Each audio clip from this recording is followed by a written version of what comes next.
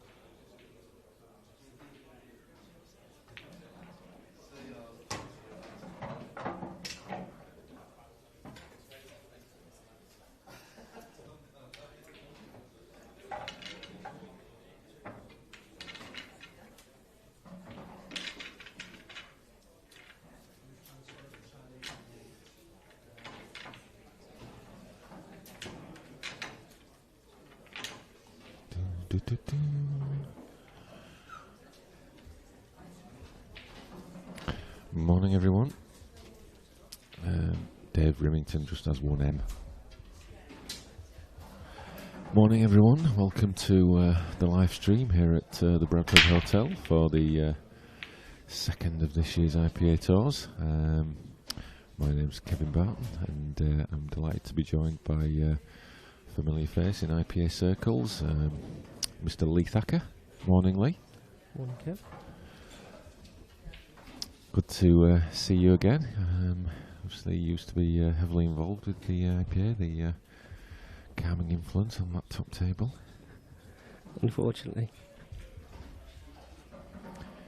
So, enjoying the weekend so far, Lee? Yeah, not too bad. Unfortunately, I'm watching more than I'm playing. Is that why you're in the commentary box? So we've got 2 full days of action coming up.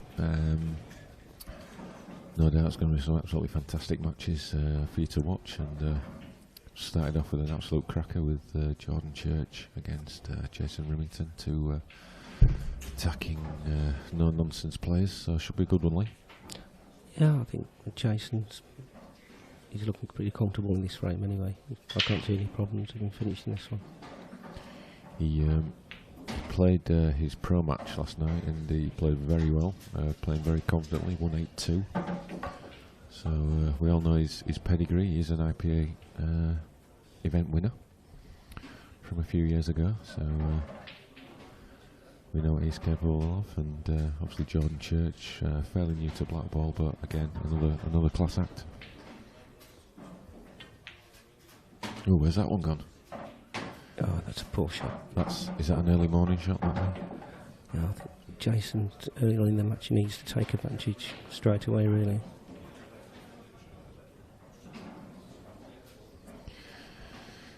So, if you're wondering why we weren't streaming yesterday, as we normally do, we have the awards on the Friday night, which the area that we use for the awards is where the streaming table goes.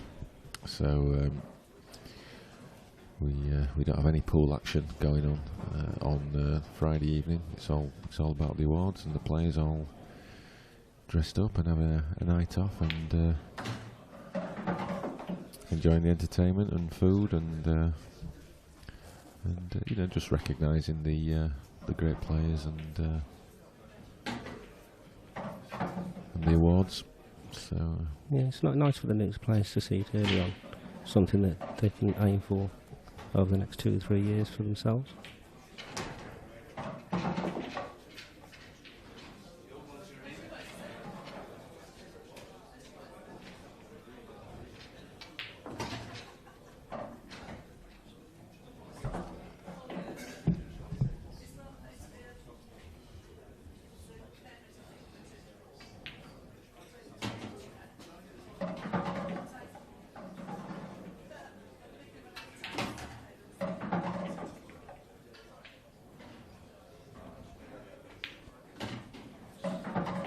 Finished by Jason.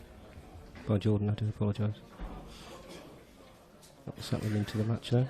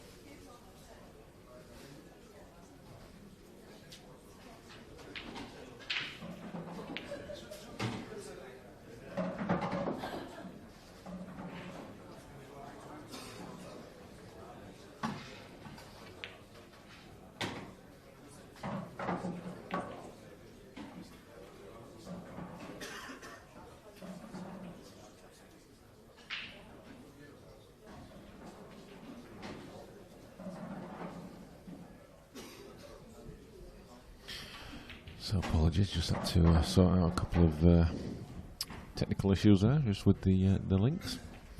So hopefully all back and running now.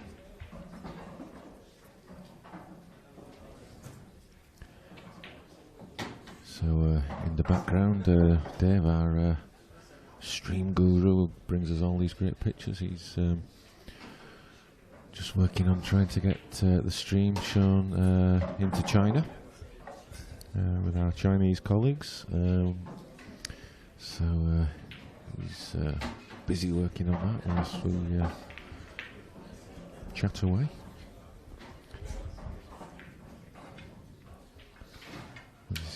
Once he's got that done, we'll ask him a few questions about it, because it's all very technical. It's a long lead over to China from here. A lot more younger faces on the tour today, isn't there? I think that's us getting older, Lee. I did notice that. I didn't want to bring that up. They're getting smaller and they're getting a lot younger. There's more and more impairments. But actually, I've just been watching an 8-year-old play. Absolutely amazing. Well, it is incredible. Both who's on the street, who's playing. He's here with his dad. He's, like you say, he's 8 years old, and he's winning frames. I mean, yeah, he did. I think was it 7-2? He lost, unfortunately. Yeah, I think he lost. But and what a nice, well-mannered kid. Yeah. Yeah. I'm not talking to him because he actually won 2 frames more than I did in my first match. So, yeah, great to see. Great to see some ladies playing as well. We've got Viv Rusko who's mixing it, Maria Lewis, and Sally Marola, who are all not afraid to have a go. Again, more people winning more frames than me. So Jordan's doing quite well early on in the match, to be fair. Jason's had one loose shot and he's had a try break, and Jordan's pounced on him twice now. Yeah, like you said, he such as the momentum swings in Blackball can be very, very quick. Yep. And especially at the elite level as well. One little slip and the frame's gone, and you might as well be thinking about the next one by then. So. Yep, so like Jason was 1-0 up, nice clearance. He was looking like going 2-0 up. He played a careless shot now. Yeah, he's gone a bit short now, isn't he? He could be 3-1 down in next 30 seconds. He should be able to drag it back off the side. He's out playing it.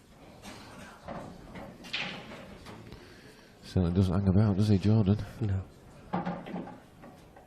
He's definitely a momentum player. Is he... has he got a train to catch or something? Is he going to spin this round of 2? No, just played it with a bit of run inside. Nicely controlled. Like I say, blink of an eye, he's turned it round from 1-0 down to 3-1 up. Yeah, 3 nice finishes in a row. Always a popular venue here at Bradford. Yes, yeah, well, with the awards being here every year as well, I think a lot of the regular tour players actually look forward to it, and I haven't been here for a bit myself. And it's always one of the events of the year that people look forward to. I think the top table like to dress up and put the dicky bows on. So don't know what you mean. And we've got one very high-profile player with us this weekend, Mark Allen, the snooker player from Ireland. Yes, yes. He's come over with his friends from Ireland, and he's playing in the event. He's won a couple of matches, quite impressive. Yeah, I think the top pros will be looking to hold their own against him, really. Not let him get a foothold. Yeah, so he's due to play at 12, so you never know. We may see him on a stream. Wow, how's that gone dry? How has that gone dry? That's 2 in a row now.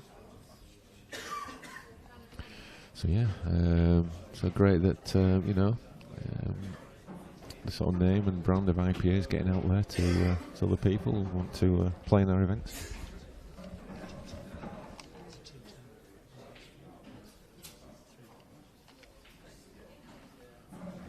Yeah, I think you'll notice the difference from a snooker tournament to Pro Pool Tour. The top players are a lot more approachable. You speak to them more. You're not segregated from the crowd as much. Everybody interacts more. So. And I mean, there is a couple of pounds difference in the prize money. Just the odd zero missing, or the decimal point in the wrong place. Yeah, they've got it in the wrong place. Yeah. But I think it's more about winning as opposed to the money when he gets to his level. Anyway, so yeah, definitely. It's the pride issue kicks in a bit more than the actual pounds. Yeah, and I had a chat with him again. What a really nice bloke to talk to. It was like I'd known him all my life, and. We had a good chat, and really enjoys Blackball. Really enjoys playing it. If you see him walking around, he's laughing and joking with the other players.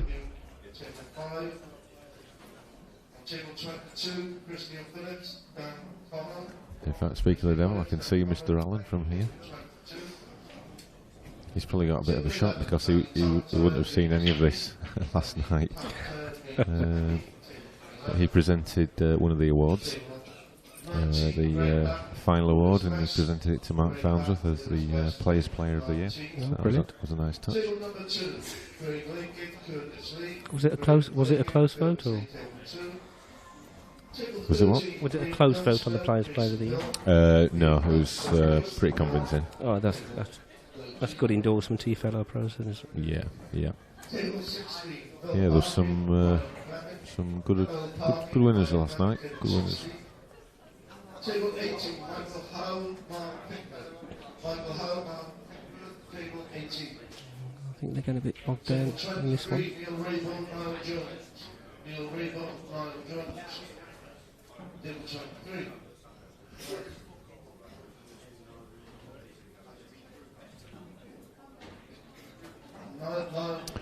Right, we're going to see if we can get you a colleague, Lee, because I need to go just have some breakfast. Okay. On table number 9. So I will unfortunately be leaving myself shortly as well. So. Table 20. Michael Rhodes, Ben Davis. Michael Rhodes, Ben Davis, table 20. Table 8. Nathan Bridges, Declan Duff. Nathan Bridges, Declan Duff. Table number 8. And table 4. Liam Penley, Simon Webb. Liam Penley, Simon Webb. Table number 4.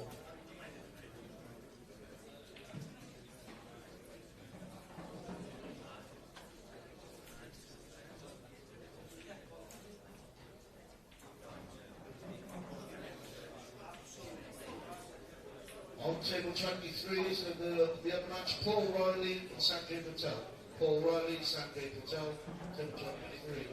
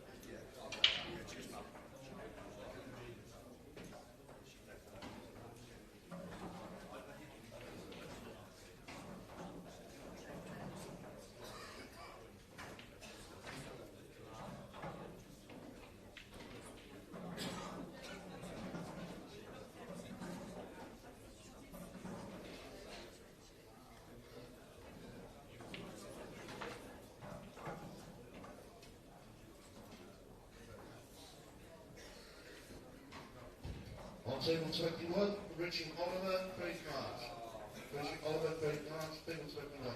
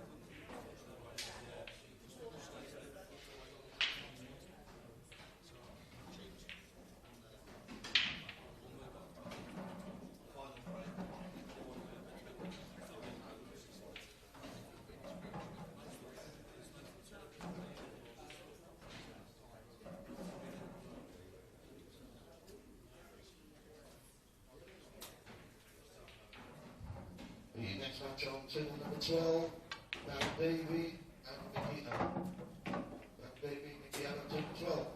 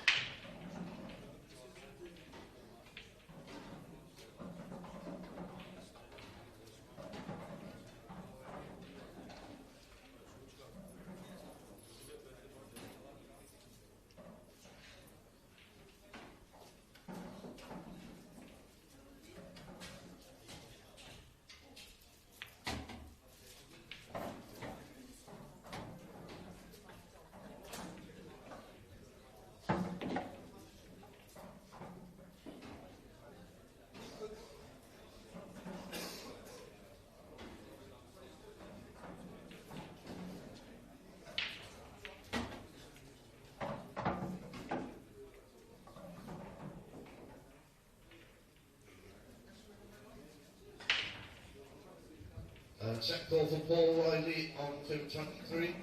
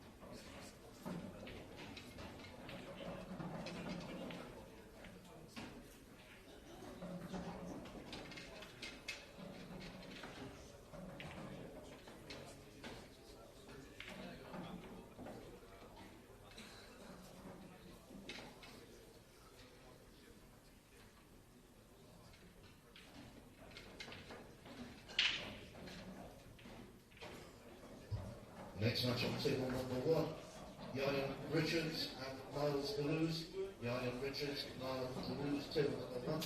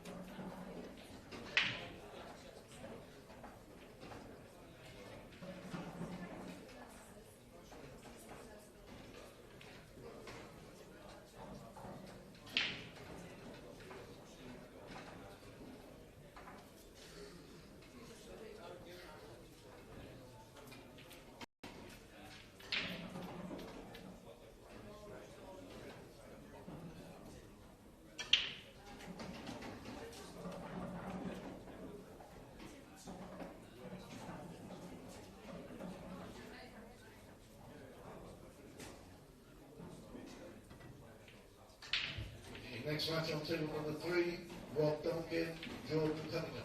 Rob Duncan, Jordan Cunningham, table number 3.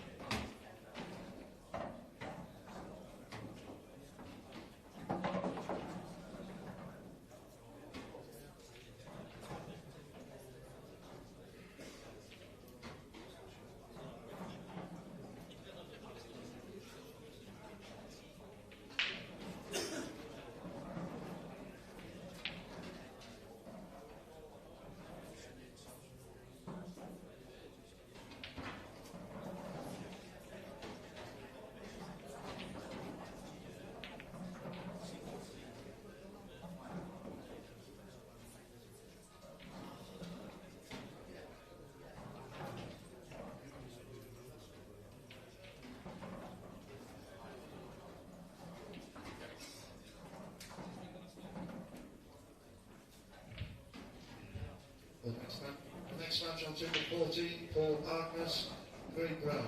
Paul Harkness, Craig Farr, table 40.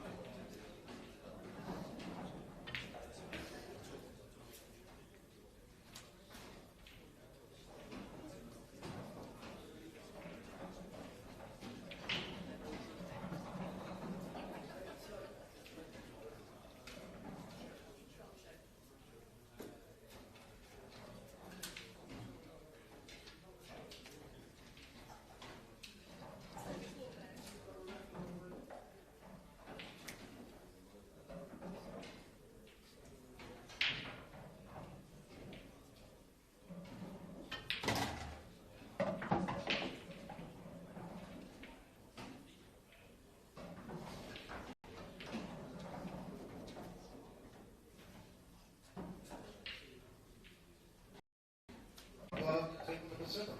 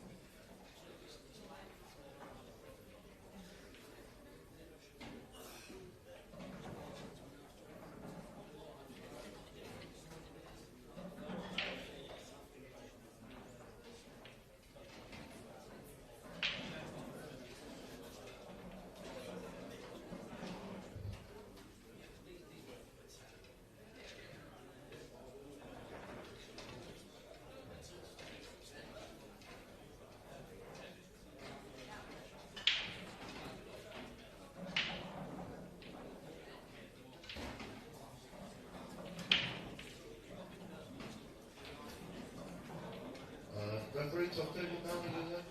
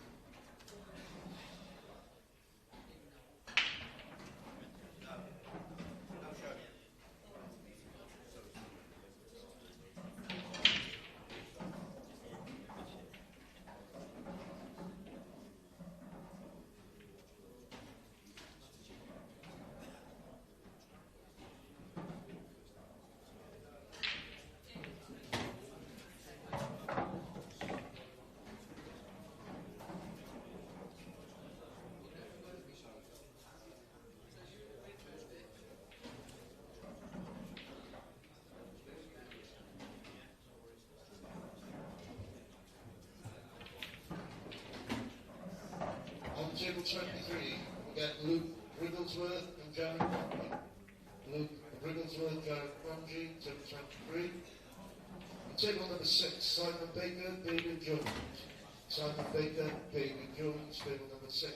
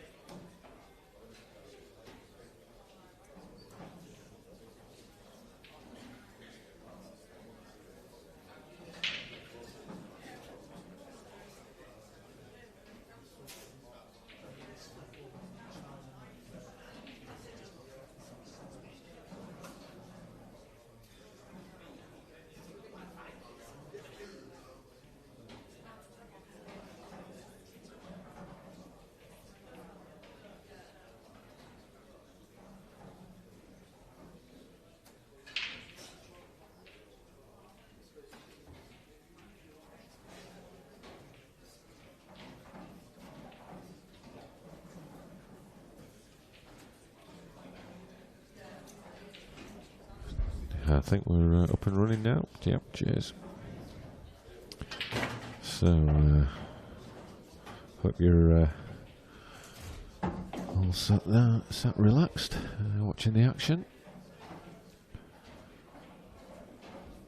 Just caught that black in the last frame from Jordan Church, where he played the white off the side rail and played the black in the corner. That could be a pivotal moment in this match.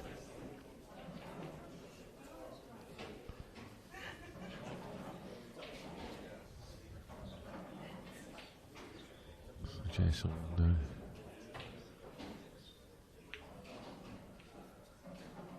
needs to find something from somewhere. Big frame this one, doesn't want to go 6-3 down.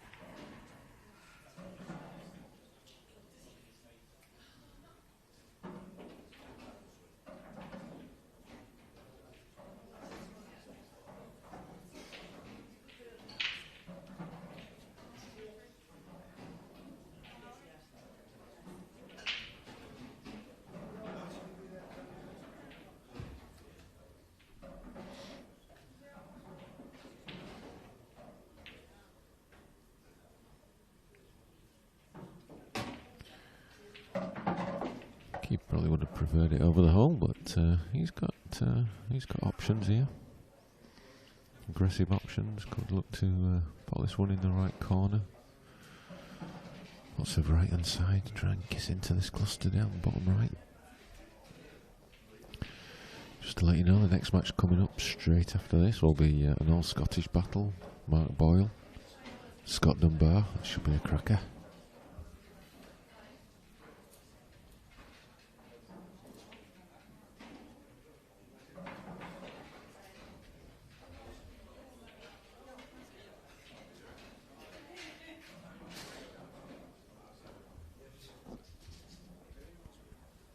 Going to be a tricky shot if that's what he's going to. If he's going to take the ultra aggressive option.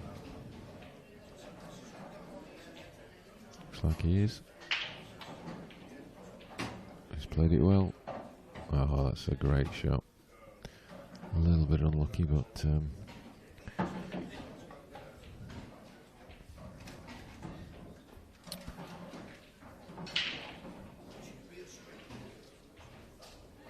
probably thinking about covering the bag, but as we know, it's not always the right shot in Blackball.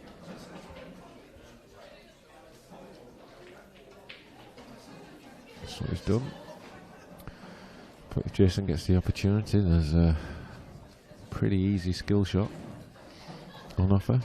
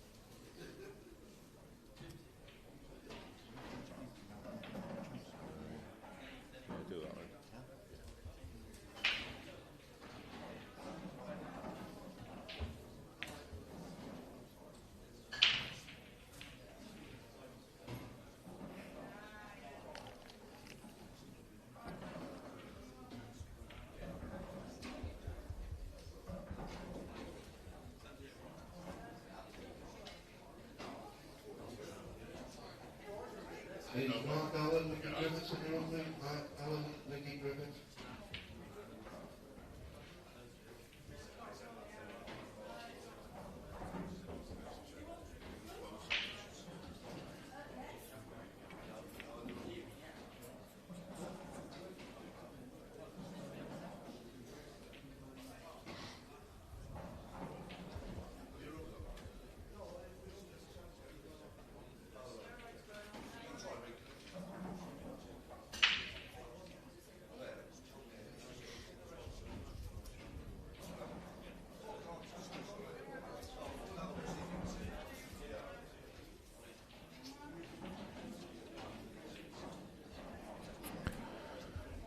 a little bit of nip and tuck on this one. Meanwhile, Dave's still beavering away with his Chinese friends, trying to work out some of the few technical issues that he's been presented with.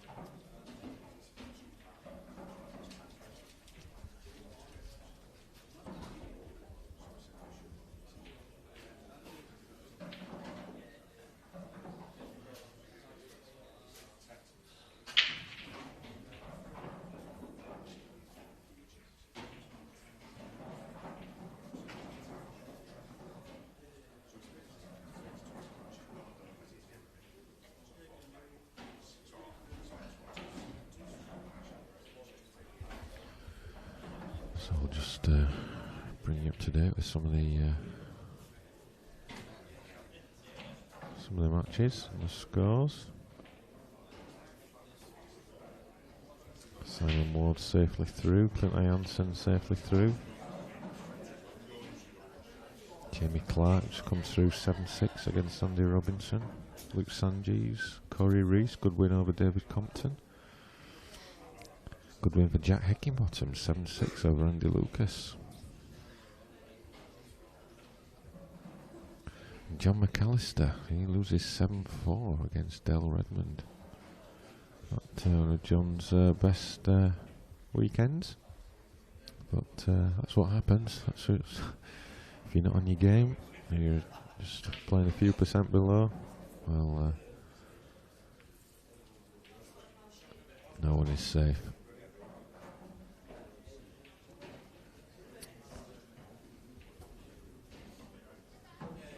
So generally the phone book, well, I say that, Frankie Mirola's just beaten Gareth Hibbert 7-5. Tremendous win for Frankie. And Sean Stebbins, no new pros, he's lost to Trevor Walton. Josh Durant, he's lost to Gary Clark. Aidan Finch, another professional, he's lost to Declan Lavery. Ian Alley, he's beaten Adam Brown, so the top half, the seeds are dropping like flies. Matty Challen, he beat Steve Thompson. Steve, another new pro for this year. Scott Ross beat Steve Wall, he's another new pro, so he's gone. Scott Gillespie beat Andrew Hughes, another pro, he's gone. It's carnage out there.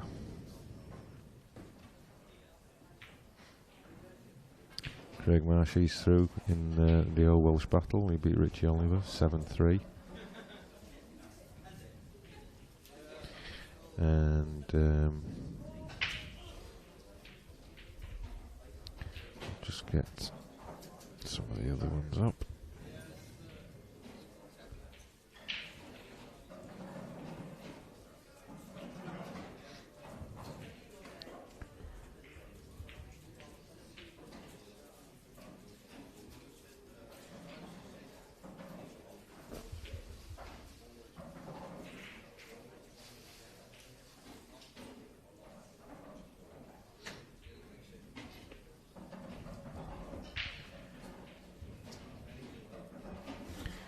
So what have we got in the last 64? Mark Farnsworth plays Andy Blurton. Mark Allen against Nicky Griffiths.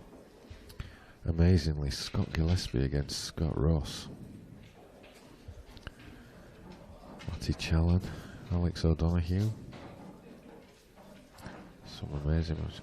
Jordan Shepherd plays Mark Shepherd.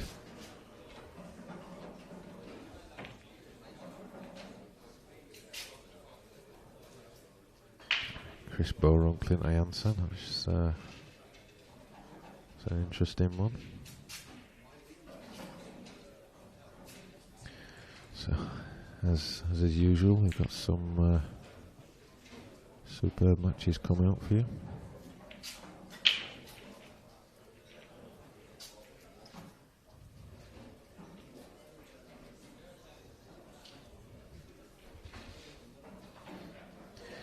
the amateur tournament that starts today as well.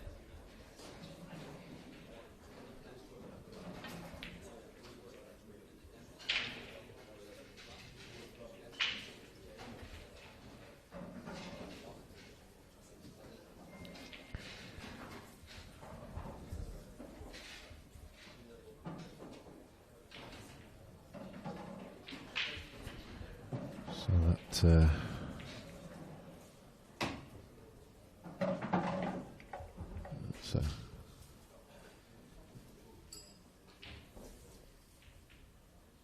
he's going to play the.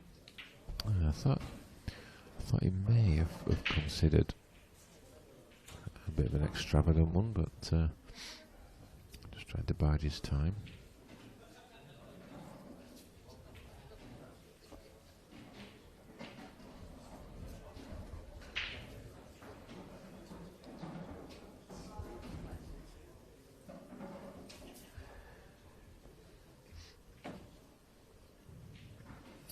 So we could potentially have a last 32 match, Mark Farnsworth versus Mark Allen. Well, that would be what we'd all want to watch.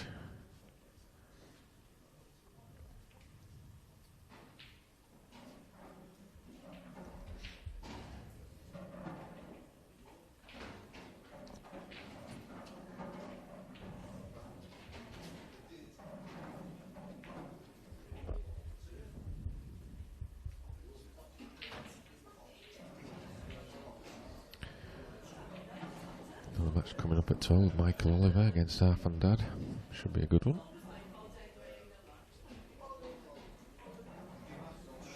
Everywhere you look, great matches.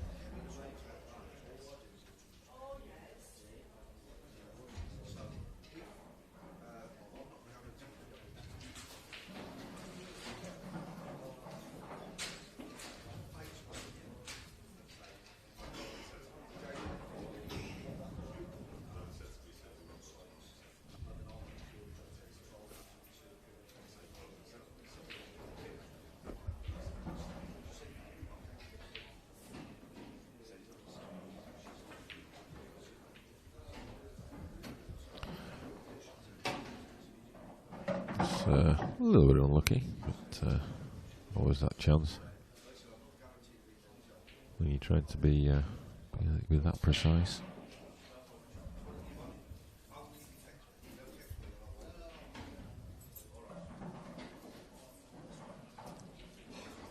Well, how about a skill shot? Screw the white back up into that top corner. Develop all the balls in one shot.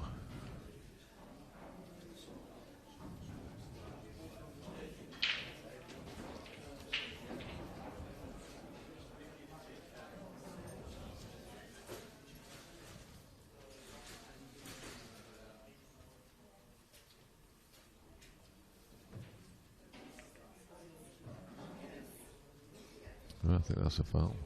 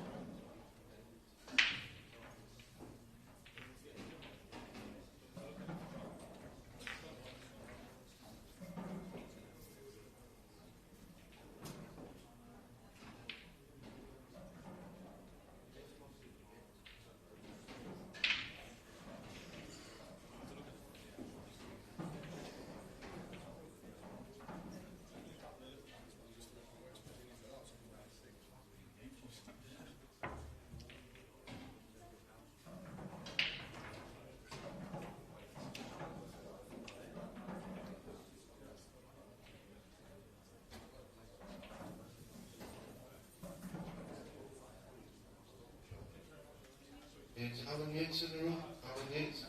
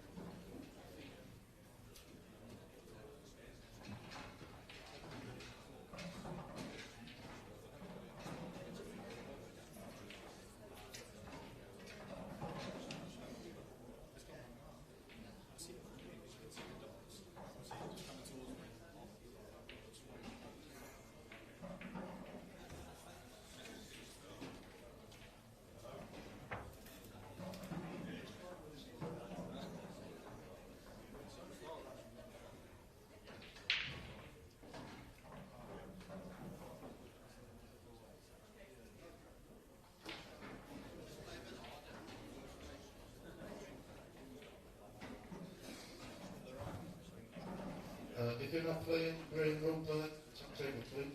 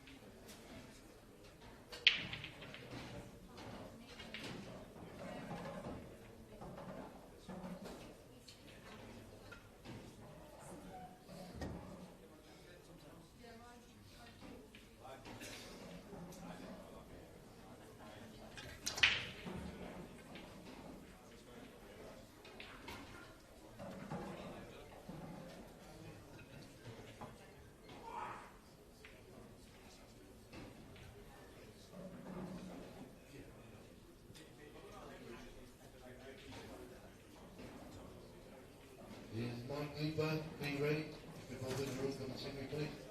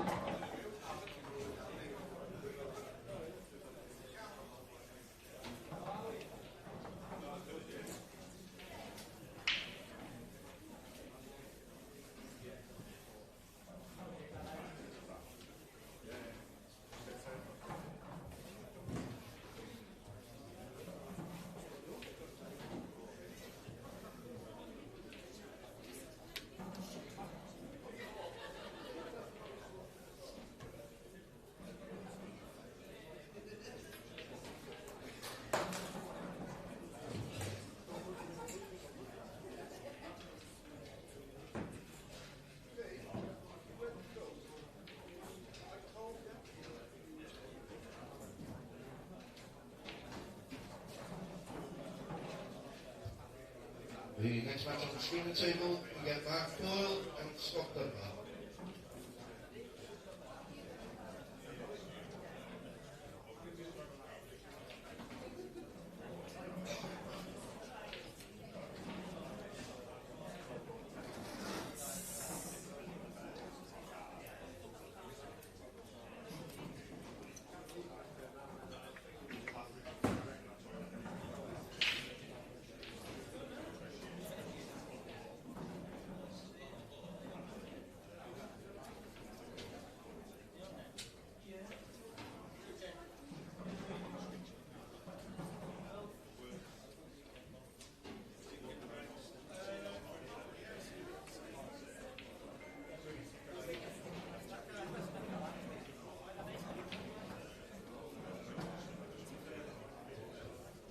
Is Graham Roper in the room, please? Graham Roper, come and see me, please.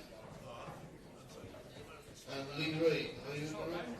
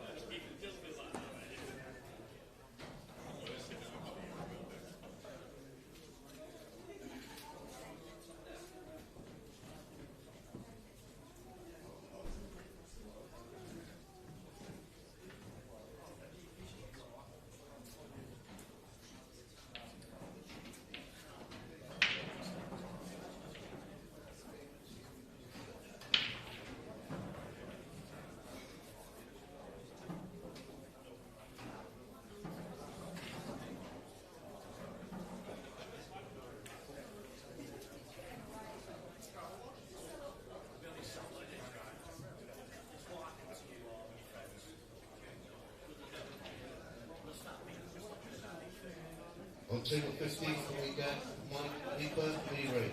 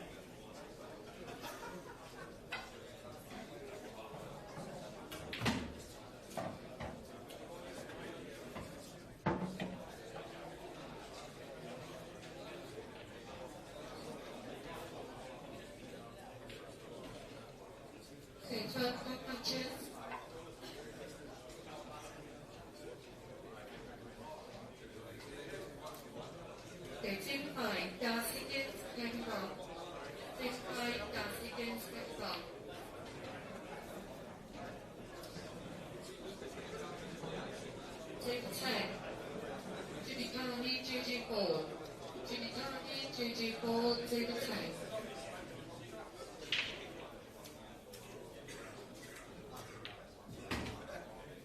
Table 17, Lee Morris and Zach Wilkinson.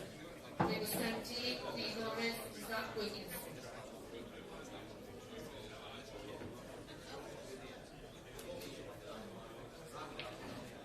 Table 18, Stephen Campbell and Mike Chappell. Stephen Campbell and Mike Chappell, table 18.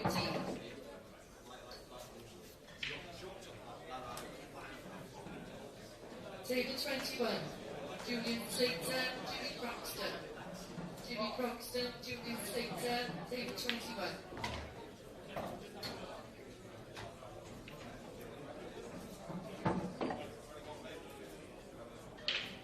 Table 3, Michael Oliver and Arvan Dart. Michael Oliver and Arvan Dart, table 3.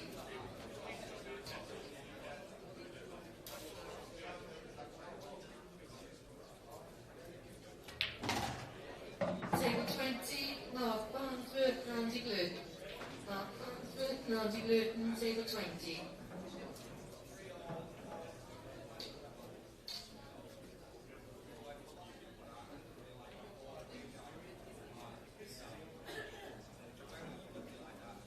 Table 9, Scott Gillespie and Scott Ross. Scott Gillespie, Scott Ross, table 9.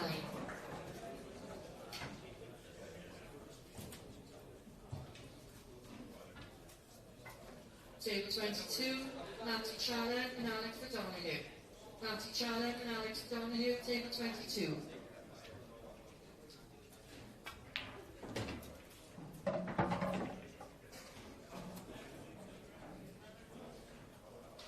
Table 23, Dan Connor and Ian Ali.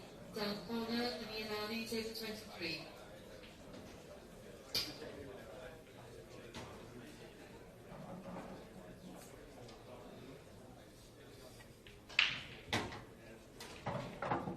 Table 19, Declan Lavery and Ross Burney.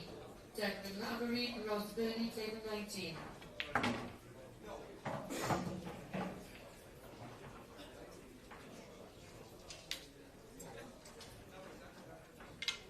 Table 2, Gary Clark and Lee Broad. Gary Clark and Lee Broad, table 2. Table 7, Trevor Walton and Frankie Marola. Trevor Walton and Frankie Marola, table 7.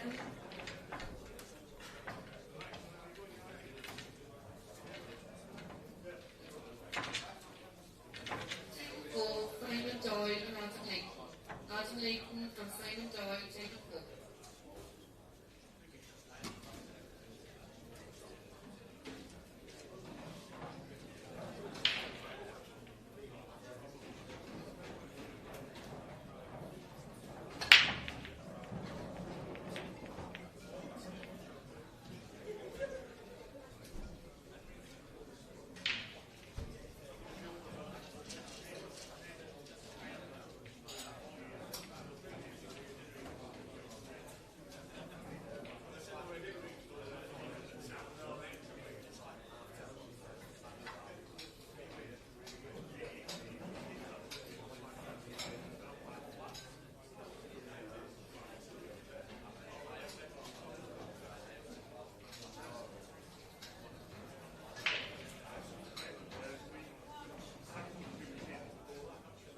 Max not to go in the room, please. Max not to go in the room.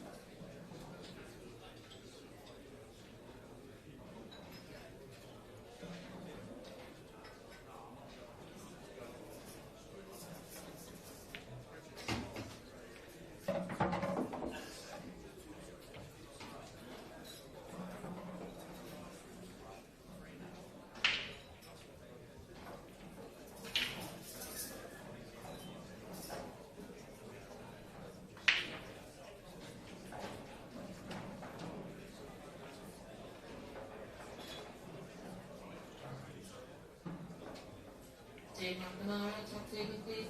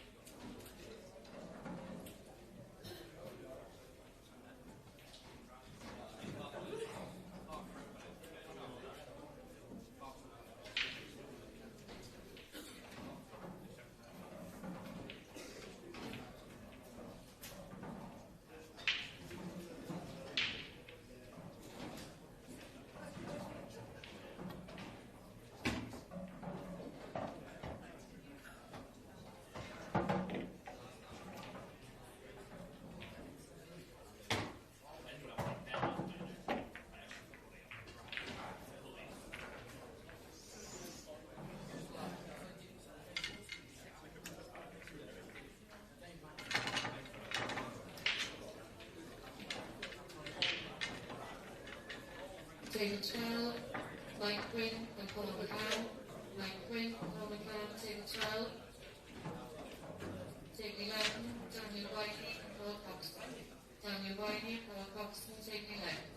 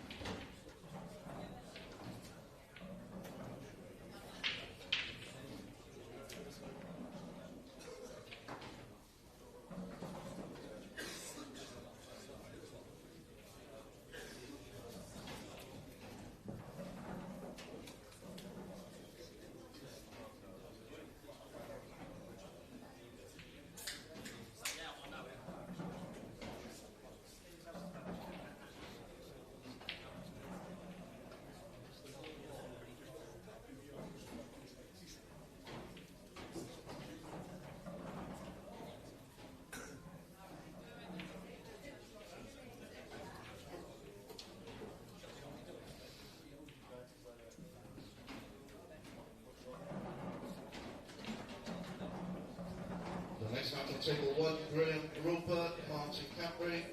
Graham Roper, Martin Cambury, table number 1. And table number 18, Ryan Clark and Paul Third. Ryan Clark, Paul Third, table number 16.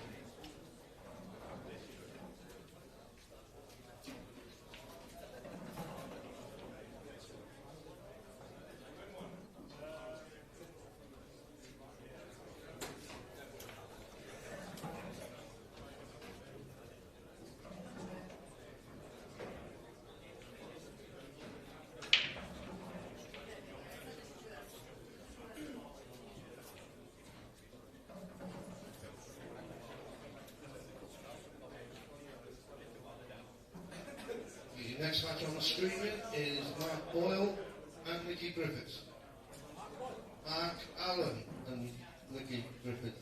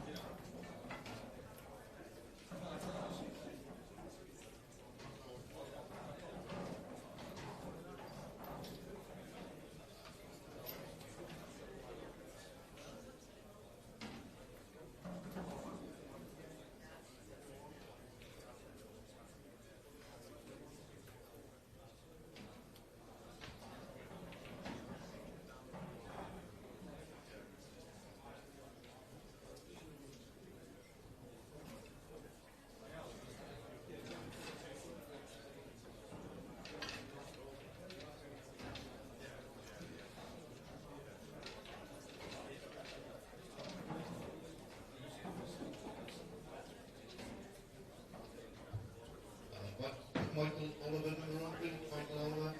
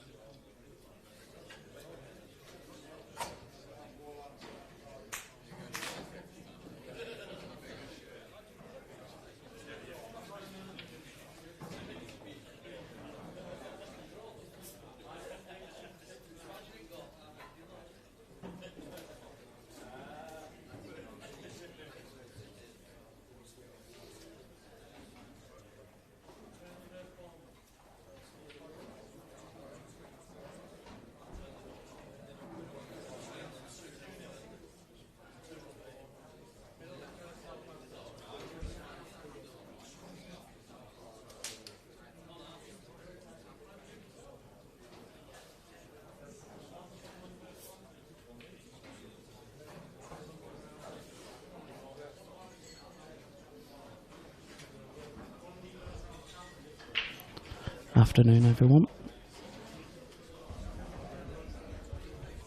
Afternoon, Finchy. Afternoon, Mr. Chambers. This should be a good game. Nicky Griffiths versus the Mark Allen, the snooker professional. Yeah, definitely. I saw Mark play yesterday. He won his match 7-0 and he didn't miss a lot, put it that way. I seen him earlier and I asked him, I said, "You any good at this game?" He said, "No." He might be fibbing. Yeah, that's another liar.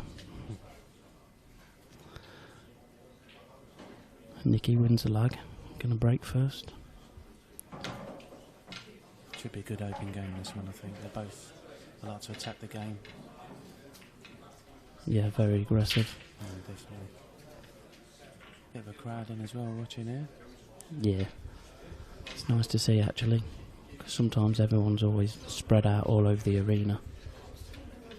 Yeah, I mean, I think a lot of people want to see Mark play pool. And Nicky's got quite a lot of Welsh contingency here as well, so hopefully there's a bit of atmosphere. Yep.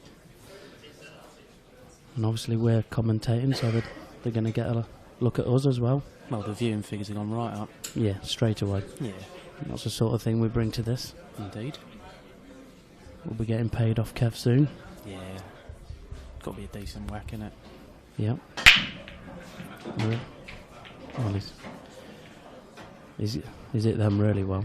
Yeah, I think a red's gone down. Yep. Just unfortunate with the white, is it really? No real easy first part. Hard to control the white as well.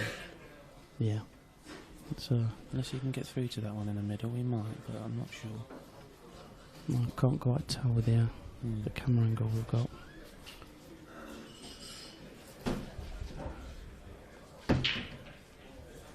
Just trying to have a look, but There's a lot of people around having a look to see, creaking their necks to see if something goes, etc. around the other side here. looking at Nicky's face, I don't think he's on anything. No. Not anything easy either. I'm not sure whether to take on a big shot or to do a containing shot, I think. Just weighing up his options at the moment. I'd probably only go for a big shot if it was a yellow. Yeah, agreed. Because there's the big shot on the red is possibly the one in the middle of the table. And you wants to use that to go into his bad red. Yeah, so containing shots the way forward there, I think, Yeah. for Nicky. Cool. Don't do anything rash, especially first frame. No. Try and get yourself in the match, especially the way Mark's been playing. Yeah. And just don't give an easy first time. No, you don't visit. want an easy start No. at all, especially against Mark. I think he'll just grow in confidence if he, just dishes the first, potentially dishes the second. All of a sudden you're chasing, and it's never easy, especially at this standard. First to 7 is relatively short. Indeed. You lose the first 2-3 frames because you're pushing the boat out. All of a sudden you're forcing yourself. You've got to win the next one. And then before you know it, you're trying too hard and making mistakes. Yeah. You can choose reds or yellows now, really. Yeah, you can take the long red to the top right. Obviously, the congestion on the left side of the table seems to be the problem area. Yeah. So if he does take the reds, then it looks like the red goes past the yellow in the left corner at the bulk end. Yeah. So you could use one of the other reds to go into it, up and down in between the two yellows. Yeah. Yeah, it definitely goes past. Yeah. You can see on camera 3. The red we're on about is near the brown spot on the snooker table. It goes past, so it's a good shot, that one is. Looks like he's going for a double on the yellow. It's a good shot. Nailed it. Now we'll take control of the frame from here. I think he'll glance off the 2 yellows and try and go get behind the black. Yeah. Yeah. Or if he wants to be a little bit more aggressive, just push onto the red on the left. Just give the chance of then the yellow can go top right. Yeah. If need be.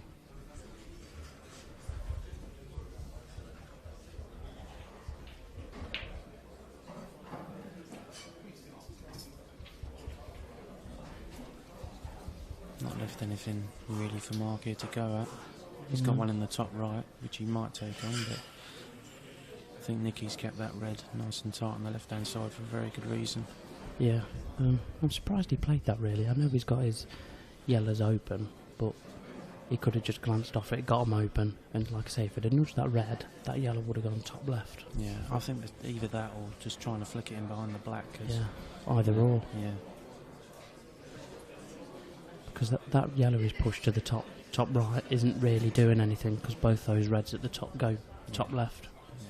I think this is exactly the first sort of frame that Nicky would have liked, because, you know, very experienced ball background in comparison to Mark, so I think any tactical frames he would potentially get the edge. Yeah, you would have thought so.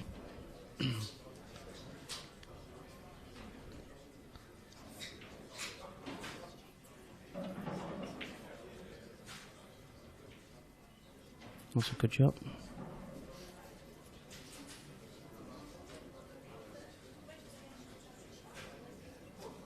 See that now Mark's played that one, and that's why I wouldn't have played the yellow up there. Yeah. Because now he's got two bad yellows, whereas before he only had the one. Yeah. And obviously puts Mark in a better position now playing that shot. So. Yeah.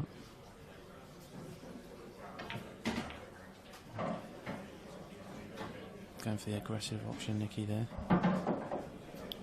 Not necessarily the right option, I don't think. I think It he was might a have tough been better shot. trying to get rid of the red near the corner pocket with the yellow, try and get control. Yeah.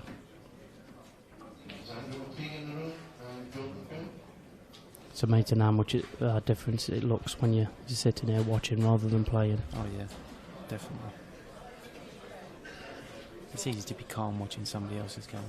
Yeah, that's true. I haven't missed a ball sitting here. No, neither have I, to be honest.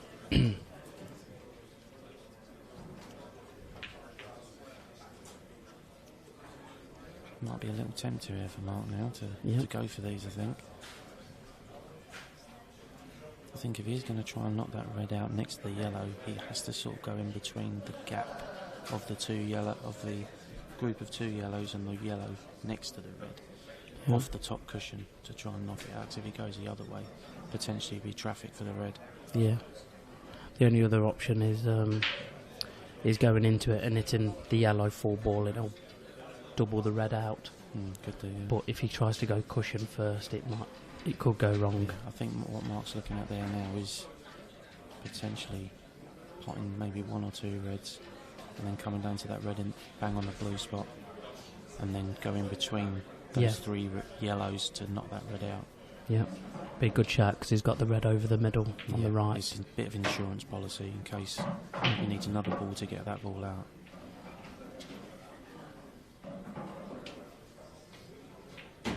I can't see Mark wanting to be in too many tactical battles anyway, to be honest. No, There's something to go for. That's a good angle. It's a good angle. And that's why it was. Yeah, that's why I think coming off the top cushion was better to try and knock it out rather than come that way. Yeah. Always potentially dangerous with traffic. I mean, he's got a plant.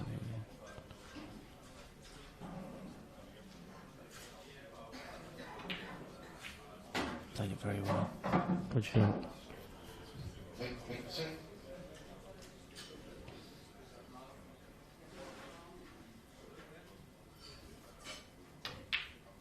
Oh. Another Mr. Griffiths.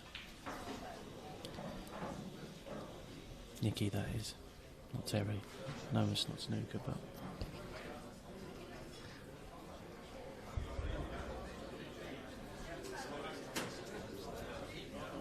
Thing is, as well, with someone like Mark Allen, we all know how good he is at snooker, but it just goes to show it's a completely different game. Oh, definitely. Definitely. A lot of people will be thinking, it has its own. Everyone will be thinking, oh, I thought he'd get that, but it is a difficult shot what he tried.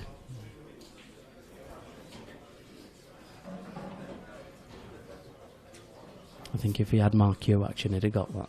Yeah, not guaranteed, John. I think he's got a little angle here on this yellow. Good. the one that he's straightest on, that he could potentially knock the other yellow out and leave the one.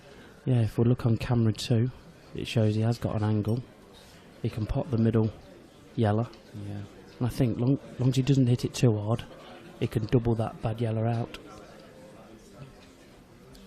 Even if he comes a little bit low, he's got the other one for insurance. Yeah. So yeah, it's definitely worth running into, I think, yeah. Just don't want to hit it too hard. No.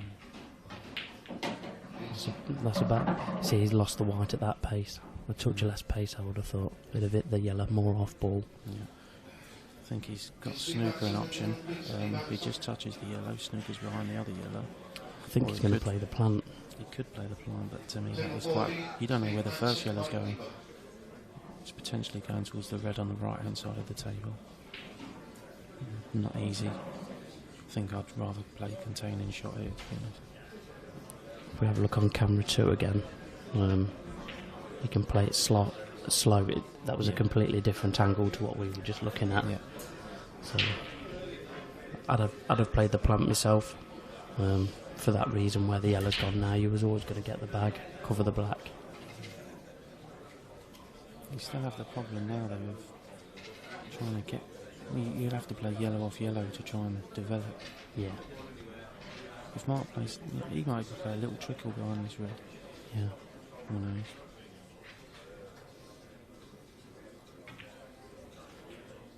That's more of a snooker style safety shot, I would say. Yeah. Were you thinking hit the right of the red and then rolling behind it? Yeah, definitely. I don't mind that shot though, because if he is going to try and develop, then having balls near middle pockets in this scenario is a pretty good idea. Yeah.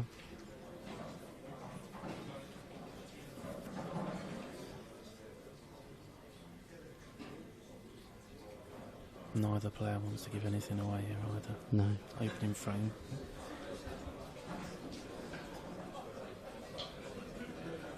It's really important to have a good solid start in these matches. Definitely, especially on the stream. I mean, Mark's obviously been in this situation many times, but in a different sport. Oh, no. And that's a plant as well. Yeah. Black on the yellow. Yeah. You'd have to say this is Mark Allen's frame now. Yeah. I'll be shocked if he doesn't get these. Yeah, I think Mark's used to having a crowd when he's playing.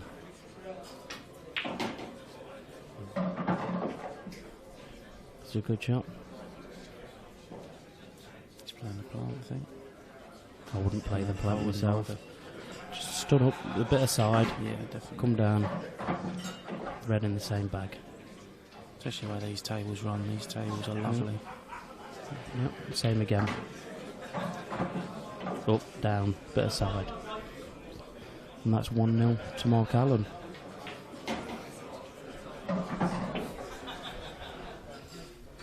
So you're enjoying the tour, Finchy? I certainly am, mate, yeah. I mean, how could you not, really?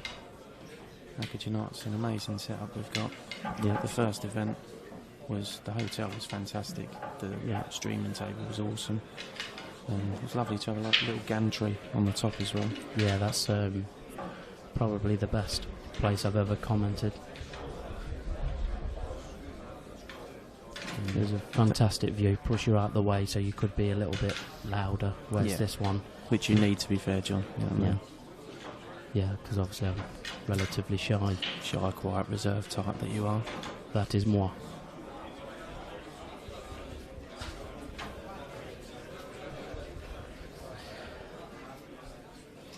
The cameraman's looking at us and saying, what are these pair of idiots doing? It's a good question, to be fair. Yeah, very good question. Yeah. So I've known each other, 18 years? Yeah. We're top bants, love. Yeah, innit? Safe. Why is he called security? Yeah, we might not be commentating too long. Especially if Kev can hear us. Where is the chairman? He was just playing a little while ago. Oh no, here he is on the left hand side. Blending in with the crowd. There's a lot of people watching now. Mark Allen to break. There's the chairman. Making sure we behave. Good luck, Kev. That's a good break. Roland, the right man to take it. That is a cracker. Yellows are the harder of the two. I think you've got to go yellows here, though, I think. Table 22. That yellow in the left, top left is blocked by... the red would be blocking the yellow. So I think if you play the yellow you're nearest to now, you can bring it... I think he is playing reds. It's that red near the black is the problem. He's trying to weigh it all up. You kind of see the clearance backwards at this point. Yeah. You're looking towards the end of the frame rather than the start. Yeah. He's looking at the balls to try and, if he's going yellows, how do I get on the black? And the one on the side rail. I think yellows is the order of the day here. Yeah. I'd have gone yellows as well. Now you've got this, you can little cannon into the yellows, nearest to the one he's going to pot. Oh no, he's gone through the gap. That's a great shot. It's a really good shot. If we look on camera too, I think he's going to be playing. Do you think he'll play to move that yellow? Or just get in behind it? Might be able to punch him behind.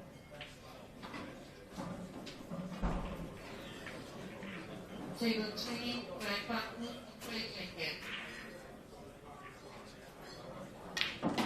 He's really Yeah, good that's a shot. good shot. Yeah. Couldn't quite tell what angle he had there. It was obviously a lot straighter than I thought. He just wants the white where the yellow is. This is the key shot for me in this room. Yeah. That's perfect. Just needs to mind his work here. Bit of traffic with the reds. Just come through the middle Yeah. of those reds. If you can get through that gap nicely, control the cue ball. So he's got a choice of two yellows. Yep. Nicely played. He's played that lovely. Just a bit of Oh. cue. Thought that'd slow up a bit That there. that white carried on. He can roll this in though. Yeah. Can even screw it. I think he's screwing it in. Yellow the same pocket. Played it well. Just go towards the red now. Yeah, could even use it just to rest on. Yep. That's nice. I know he's bridging, but you just cue this straight. It's dead Yeah. straight down the range. Nothing to do with the white, just No. make sure. Ooh. Wow. Little hand of apology there for Mark as well. That's 2-0 Mark Allen. Yeah. Any harder on that black, it would not have dropped. I'm surprised it did go, to be fair. Yeah, well, I find with this new cloth on the cushions, they slide a little bit like 9-ball cushions. And they are a little bit more forgiving when you do play slow shots like that. Yeah, it's more the pace that's got that in rather than anything else. Yeah.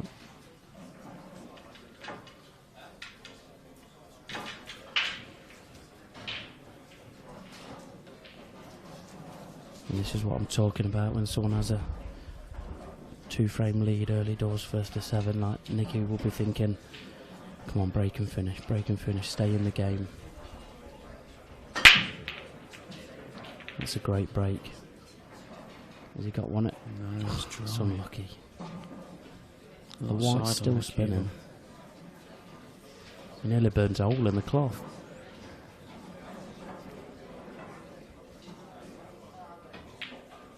Oh, I do expect him to clear these. So There's not a lot of traffic with the reds. pretty much. Pot a ball, you'll be on the other ball. Yeah. He hasn't got a lot to do.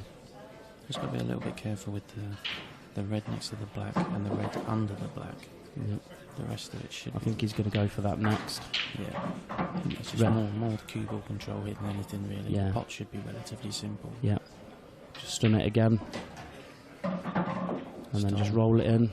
Get the gap between the yellow and black. And this is soon going to be 3-0.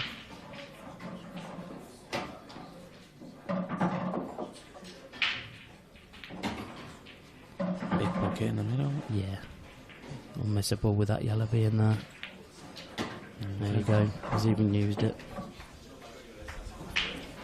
Feel sorry for Nicky there. He's had 2 good breaks and he hasn't had any joy from either of them. Yeah, Nicky's not out of this match though by a long way. I mean, yes, Mark's raced to a 3-0 lead, but first to 7, Nicky's a quality player. Yeah. He's more than capable of coming back. Yep. but already it's a big battle. Because if you look at it, he's now got to win 7-3. Yeah, of course, but I'm sure Nicky's more than capable of doing that against most players. So Yeah, definitely. just play the table. Yeah. Hopefully your luck changes a bit and try and crack on from there, really. Definitely. The break is such a lucky shot. You know, you can hit him really well like he has done and get no reward. It's As we've seen in our matches, John, I know, yeah. the break has been massive in terms of the outcome of the result. Well, yeah, I lost because of it. And, yeah. And you did as well. Yeah. Although your opponent played better than mine. I don't know, to be fair, when I come over to your table, Cole played very well. Yeah. I don't know if that was because he played well. I came over, but No. No, he did play really well. yeah. He's hammered them. See, that one could have got kicked in there, but Yeah. still on the table. He's Choice in a- of either, and that both look lovely. He's going to go yellows, but reds aren't that bad either. He's going to go yellows. Screw back for the yellow in the same bag. Oh, he's actually potted that thick. Is it too thick? But he's still okay. Yeah, these are gone, I would say. Yeah. The black passes the red. It does. If we have a look on camera 2, a little bit further down the line.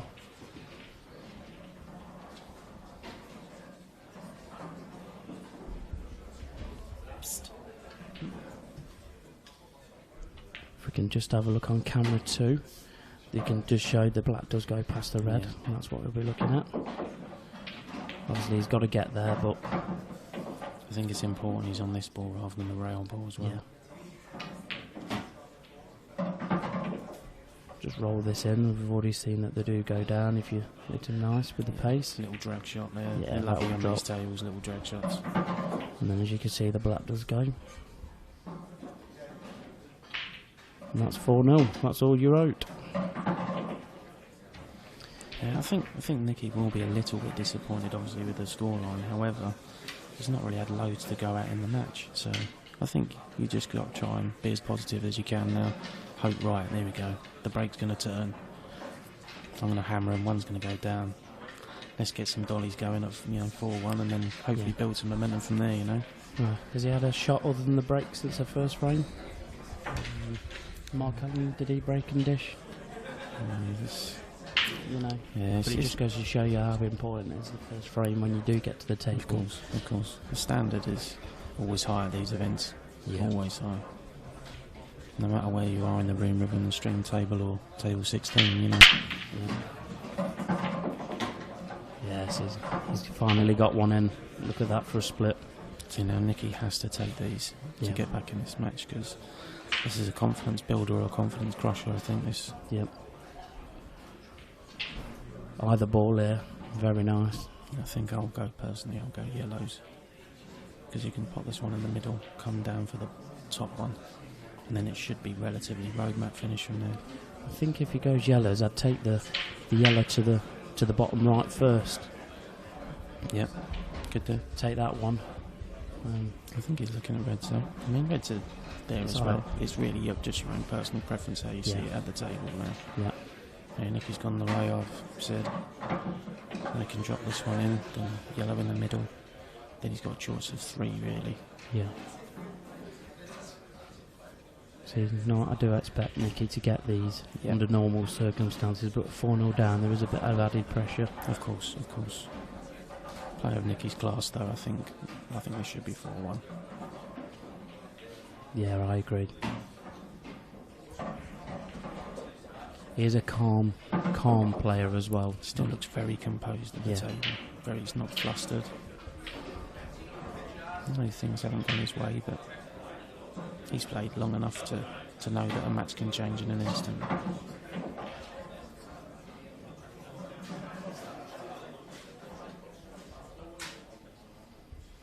Just having a quick count up, there's about 50 people standing watching this.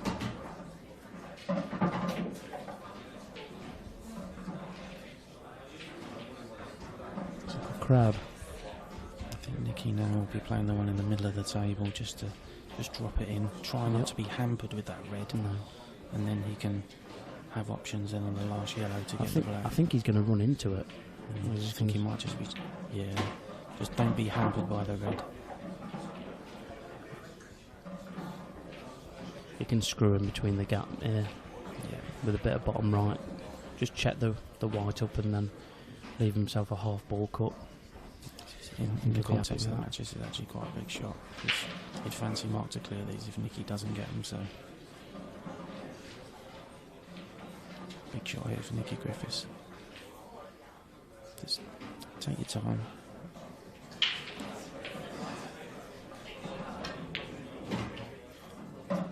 Nudge. He hasn't got into that. It's still cuttable, I think. He's still going to cut this. But that white is travelling. It is, but it's one of those you just guts or glorious. Yep. He's got to go for it. He's not going to fudge someone with one ball. I know it's a thin one. Look.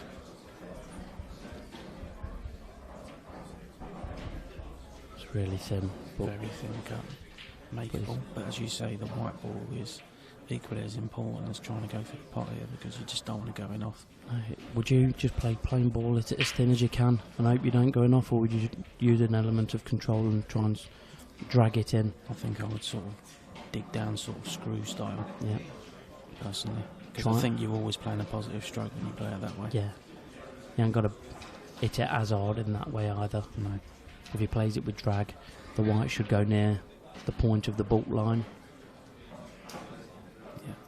Nicky's just weighing up his options here. The table is quick enough for him to... He hasn't got to lose complete control of the white, but it is going to be travelling. Could even cut it in the right hand side. Use it because that way it controls the white a little bit, so it checks it off 2 rails so it doesn't go in off. Big shot. Gone for the treble. I wouldn't have been going for that personally, but the look on his face is he's kind of resigned to losing this frame now. I think he's disgusted with himself with that yellow as well, to be honest. Oh. Not the best shot there from Mark Allen. He's Mark shaking his head. I think he was a little bit complacent then. Yeah. To be honest, I think he would have took the red he was nearest to, and then played the one bottom left corner, gone up the table for the remaining reds. Yeah.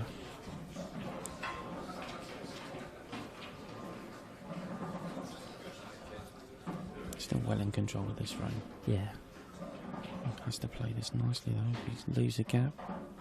And he's played that well. And he's covered going across to the right as well, so he's going up and down. Not easy.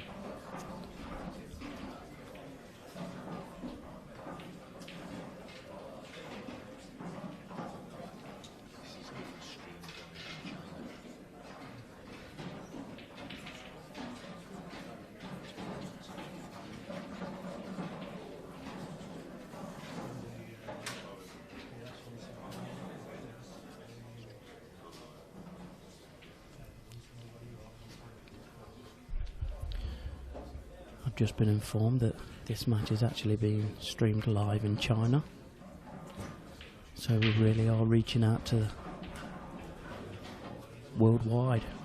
Indeed, the global market of the IPA. Yeah. It's just getting bigger, better and better. Nice. 1 free shot, 1 visit for Mark.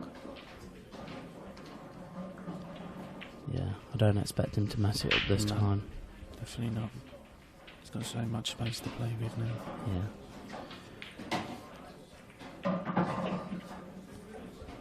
It's not the best of shots. He's got a lot of options here. I think he'll go the one middle of the table. I think he'll recover. Yeah, he recovered well. Played it well. Yeah, he had a lot of space. A, B, C, D. E, F, G.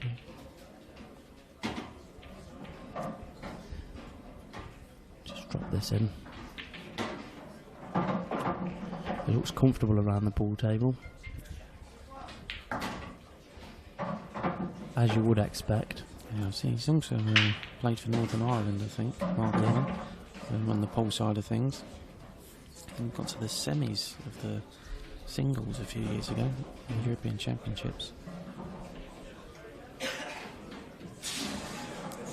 So it's a really tough ask for Nicky now. Yeah. 5-0 down. That frame was really must-win frame, and with the chance he had, you'd have expected him to get them. He would have expected to get them as well, but not being at the table for 3 frames doesn't help, and being under this pressure, like I say, 50, 60 people watching, it's not easy to perform when you do get that chance, but he won't give up. Definitely not. He still looks really focused. He does, yeah. I mean, you just have to hope that something goes for you now. Yeah. Yes, he should have cleared up last frame. He knows that. Everyone knows that. But Table 20, at the end of the day, Brian everyone knows in pool that a match can change so quickly. Yeah. Especially when you play to a high standard. Yeah, definitely. I've had a few comebacks before against good players where I look down and out, and for whatever reason it just changes. And Yeah, I think I remember you won. Was it Phil Hoskins in Yeah. Jersey? You 7-1 down and 1-8-7. yeah, You rascal. I'm like that. Yeah, so it can definitely change. It's just the fact that Mark's breaking so well, and he doesn't look like he's going to miss.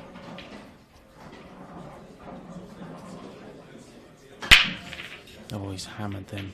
Yeah. Cue ball's gone straight up and down. One's not gone in, I'll never know. That's outrageous. But it's a chance for Nicky to get back in the match now. Yes, I'll be going reds here. And if I Definitely. can't get to that one left middle, I'd be looking at the plant top right. I definitely would play the plant first, I think, because you could also just, I think, use the yellow on the left side of the table to hold for the other reds into the left corner pocket.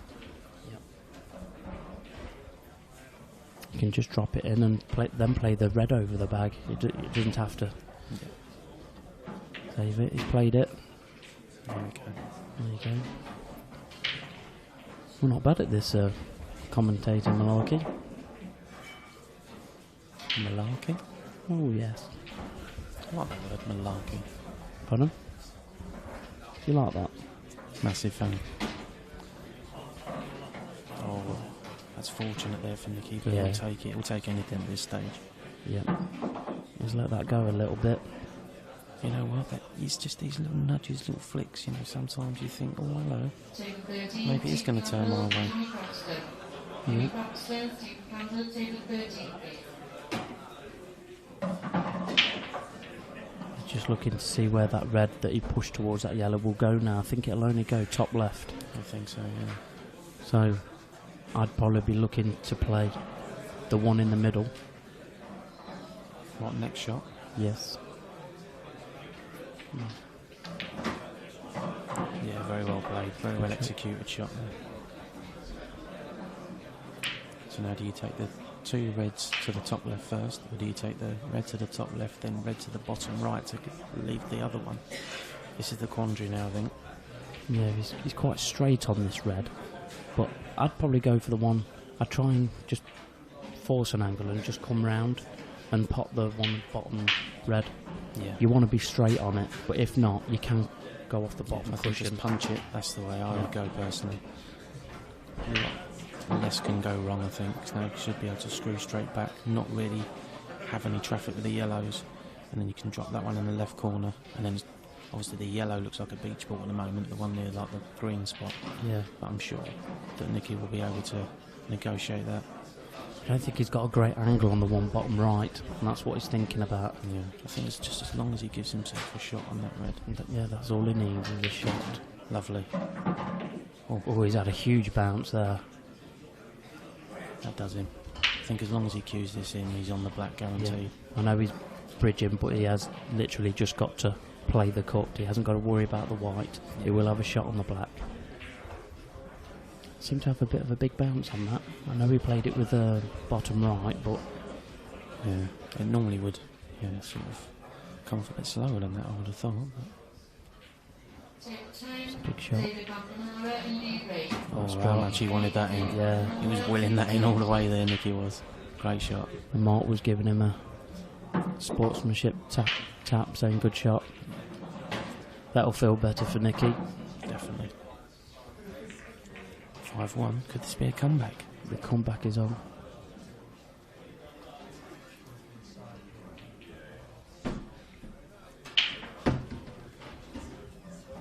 Mark Allen's gone to the bar.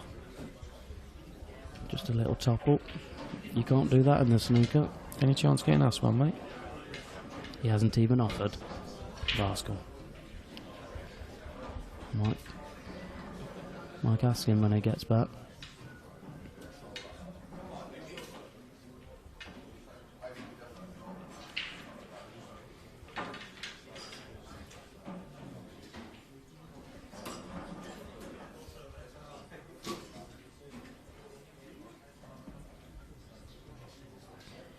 Nicky will be thinking, one good break here. Let me have a breaking dish, get it back to 5-2. I think he's moved his white ball now as well. I don't think he was happy with his previous breaks where the cue ball was. He was trying something a bit different. You have to Hammered try. them. Oh, Another dry break. Mark hammered his previous one. Well, I Nicky's think hammered he's- those. Oh, I think he's got to go yellows. it's all about the yellow near the black, isn't it? I think that goes top right. Maybe bottom Or left. bottom left. The yellow on the left cushion goes up in off the red top left bag.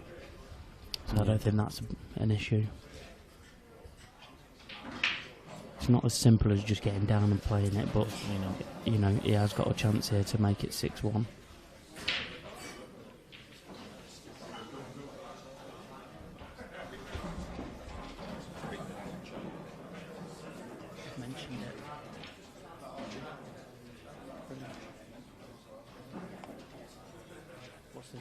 Mark's just weighing up his options here. I think he wants to go yellows. He's just really mapping his route now at the moment. I think he's going bottom left first, or maybe bottom right. I don't think the one next to the black goes straight off in the middle. I think that's a bit too much to ask for.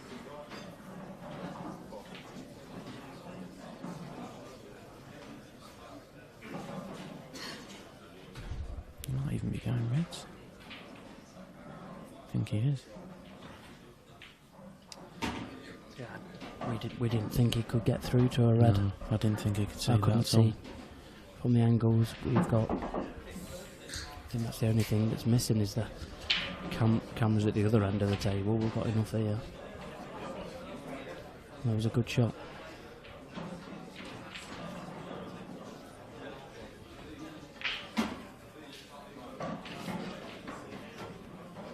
It's a good shot. He couldn't go too far with that.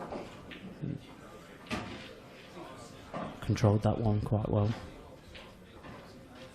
Plays a little bit aside. Yeah, just to try and hold. Yeah. Play the one in the middle pocket next. It will hold. McCarthy, okay, lovely. Oh, he won't be happy with that. I think that's why he was going to play with a bit aside, to be honest, because he'd have avoided that otherwise. He didn't play it with drag, did he? He played it with just plain ball with a touch of right hand side, but This isn't easy at all, No. especially bridging the way he is. that's close. Oh, No, it's a foul. Shot one big visit for Nicky Griffiths now. All of a sudden, chance of 5-2. Yeah, good thinking here. Getting rid of that red. Breaking his ball out. Now you fancy Nicky to clean these from there. yeah, definitely. Yellow in the middle, I think. Now. He's not Left middle. pressured to clear up either. He doesn't have to, but I think he'll go for it. Yeah.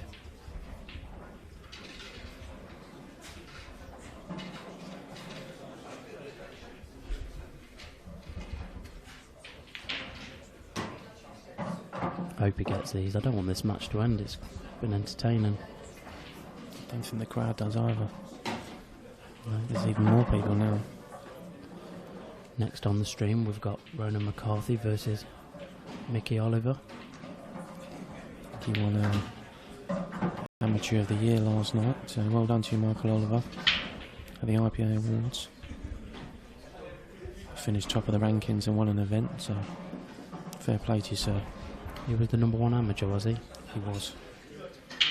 Fair play to him. It's not easy. Anybody who finishes #1 thoroughly deserves it. It's such a hard weekend to win anything.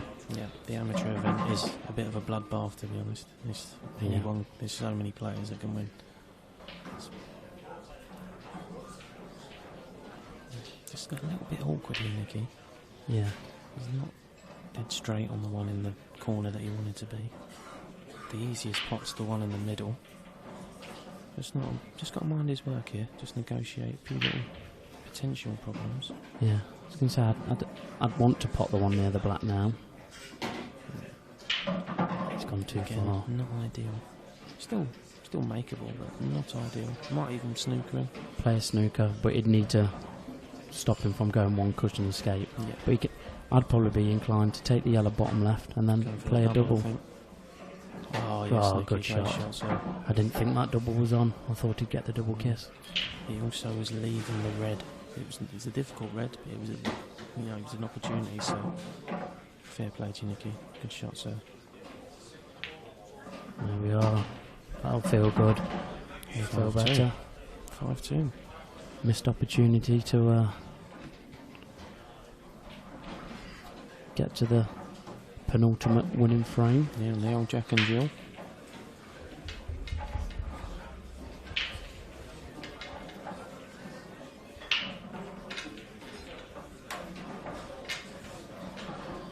Is Ronan McCarthy in the room, please?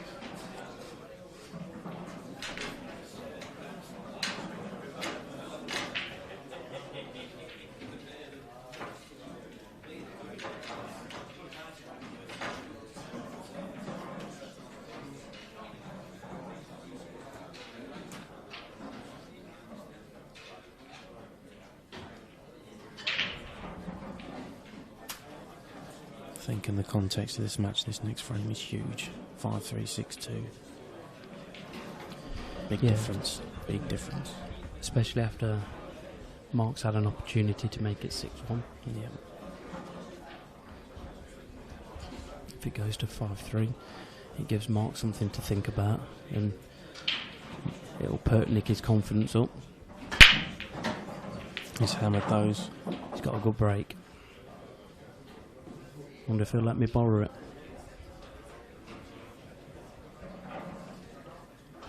He was breaking well, just not making a ball, No, which is insane, really. it happens. It does. Happens too often. Yeah.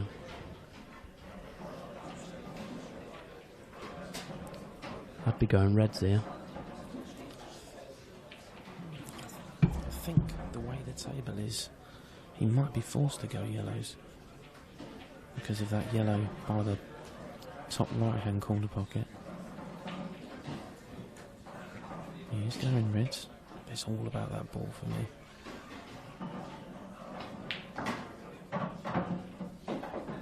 Take the red now on the left-hand side. He's still got the one under the black as well. This isn't easy by any means for No, Mark. it's not. I think he can use this now to nudge the black to free that red. Yep. Didn't need to hit it hard. Just. That's it. Could have been better. No, it still does go in the middle of that red. So this is a big shot. Oh, that's a good shot. Played it well. Do you think he'll go for the pot? I think he will. I mean, he could play the snooker. And it'll be a really hard snooker as well. He doesn't look happy at the outcome. I think he might go for the snooker. I think he's going to go for it. It's queuing. So It's a good shot. it is a good shot. This needs to be pinpoint.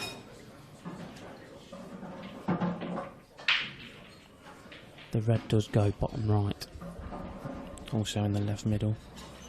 Yep. I think he'll be going for the bottom right. It is only half a bag, but it does go. Yeah, he's got Well, that's played that well. very well. That's a good shot. I think that was the way forward, to be honest, going that way. Yeah. Because it did go in the top corner as well. If you Yeah. played it a little bit harder, just give him options. And in no time at all, it is 6-2. Good clearance there from Mark. Yep. Played 2 or 3 nice shots there, Mark. But his second to last red was a great shot. Because you really do need to cue them well. You don't cue through the white properly.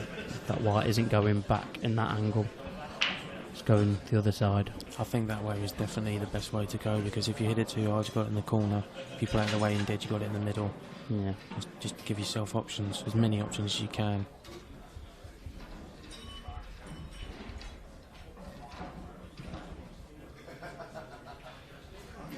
We still Nicky never trying the know. other side for the break now. He's gone middle, he's gone left, and now he's gone right. He's gone straight and off. Gone in off, and you'd say that this looks ominous. Yes. Reds or yellows, really. You could free the red on the bault line, get that out, all the reds go. I'd be going yellows here. I'd be leaving the yellow near the left middle as my last one. And then play the black bottom left. You can go either here, I think. Yeah. That makes a little difference. You can cut this down the way.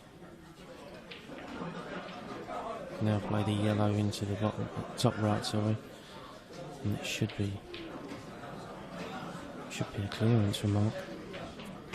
Yeah, should be game over now.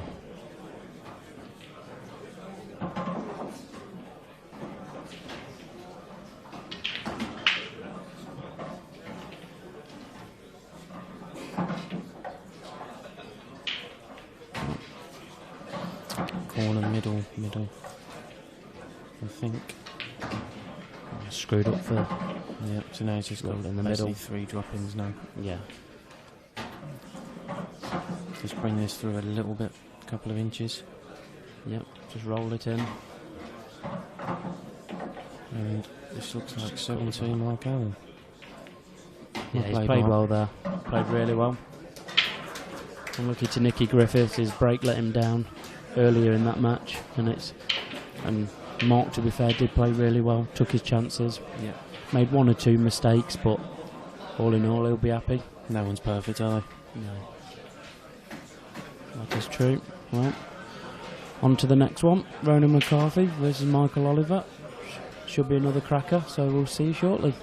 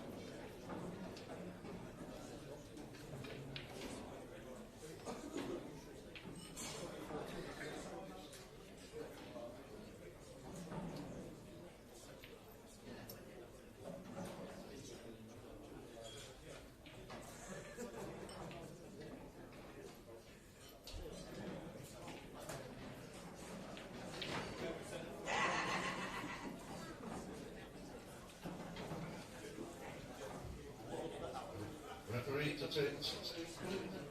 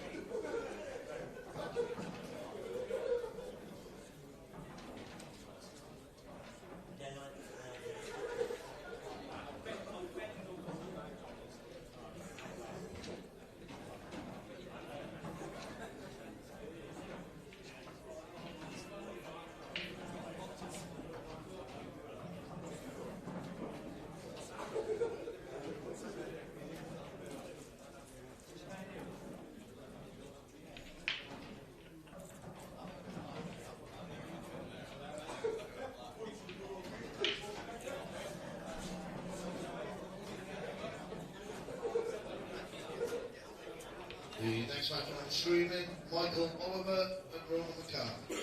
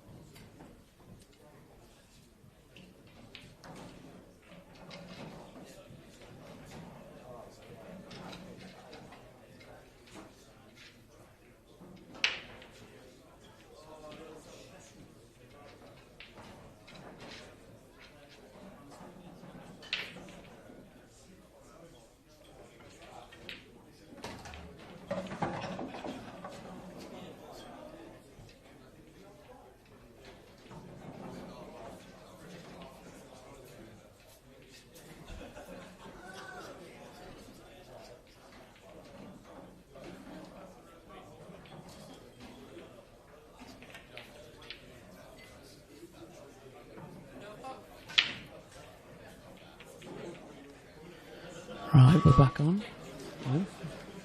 We're back on. Just had to get a quick drink at the bar. Didn't realise it was starting so quick. I heard they had a vote and they wanted us to come back on. That's what I've heard. Oh, okay, we'll take that, won't we? Yes, mate. This is another intriguing battle. Michael Oliver, amateur number 1. Did you say he won the award last year? Last night, yeah. For the last year? He did, yeah. It's very consistent last year in the amateur. Turned professional this year, owing to that. Yep. He's playing Ronan McCarthy. No introduction needed. Indeed. The legend of pool.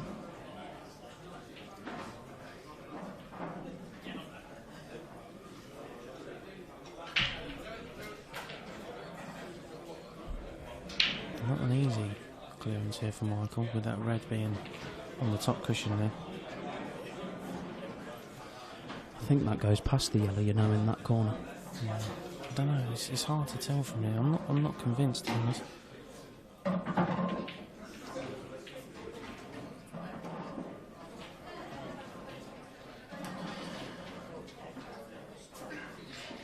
It's an intricate little clearance, this one, isn't it? Sorry, mate. I interrupted you. That's all right, sir. Just don't do it ever again. Yes, it's not a gimme, but I've got a feeling that red does go past, because he did have an opportunity then to play the red in the middle of the table into the right middle and go up for the red for the top left. So it makes me think it does go top right. I think we'll know more from this shot. Yeah. Yeah, it must go. Yeah, it might even, if it is tight, it can even use the gap, which will nudge the yellow and it will still drop. Or could take control of the pocket if it doesn't drop, so correct. The percentages are there for him. It must go. Yeah. Just got to be careful with the white ball here as well, because it will be travelling. Yep. Touch aside. Keep hold of it. Wow. I had a lot more room than I thought. Yeah. Flew in. I've got good eyes, Finch. I've got good eyes. Yeah. They're not just beautiful either, they work pretty well. They've got to be really good, Stephen, about 20 foot, Sam. That's how good they are.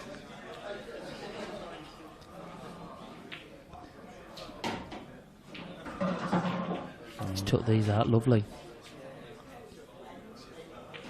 Obviously I don't know a lot about Michael, I wasn't on the tour last year, but judging by this clearance, he's another top class player. Yeah, definitely. In the World Championships, actually, I saw Michael on this table against one of my pals and county teammates, Toby Bolt, and that's a very good match. Toby just edged that one, but you could see that you can see from Michael's results last year how good a player he was consistently. Well, you don't get to number 1 on the amateur ranks for being poor, do you? Definitely. The amateur event here is such a high standard that if you're finishing number 1 after 5 events, it's a great achievement, it really is. Yeah.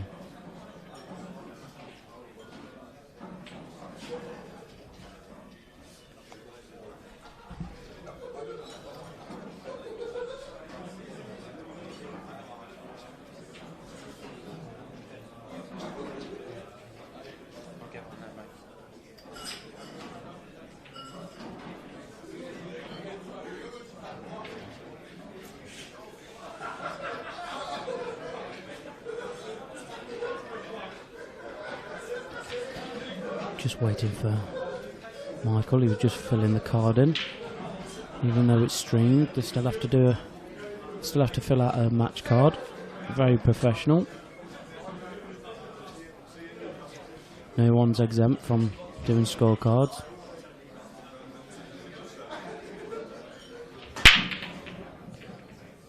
Again, hammered the break.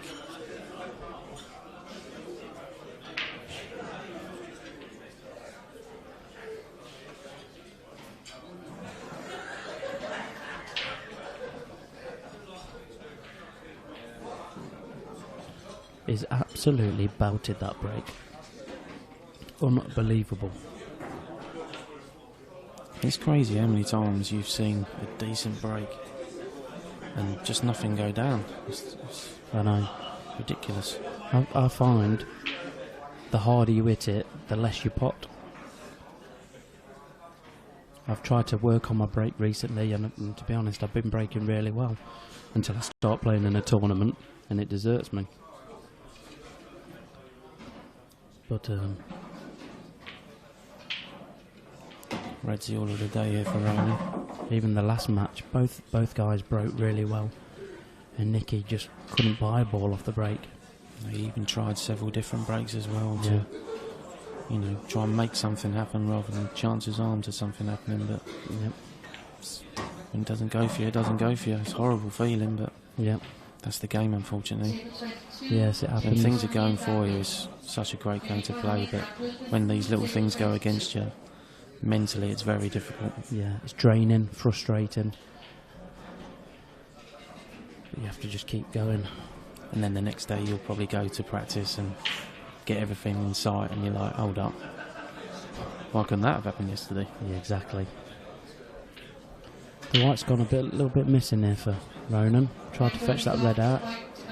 I think he can cut the red on the right and go into the yellow and then hit the yellow above the red to hold. Yeah, or you might even play to flick, like flick, Yeah. such as... Oh, it was a lot thinner than I thought. I thought he could half-ball the yellow, but clearly not. It was a good cut. Very good shot there from Ronan. Gives him a chance to get the clearance now. Still not easy, but you fancy him to get these. He's going to roll into that red near the court, into the middle. Right. He's actually been unlucky there, I mean, to play it the way in which he's played it. For that red to go on the cushion. Yeah. Would you have played it that hard? I'd have probably played it quite a bit softer, to be honest. Yeah, but I would agree with that also, but I just think he's unlucky at the outcome. I mean, he's still got the angle now to knock this off. looks like he's back doubling it. That was tricky, especially if the red was on the cushion. It just makes it that bit more difficult. If it's just off it, then it makes the double slightly easier. I think you double kiss the white. Yeah. But this is a great chance now for Michael to go 2-0 up. Yeah, he can develop his bad ball immediately. Gives himself options afterwards.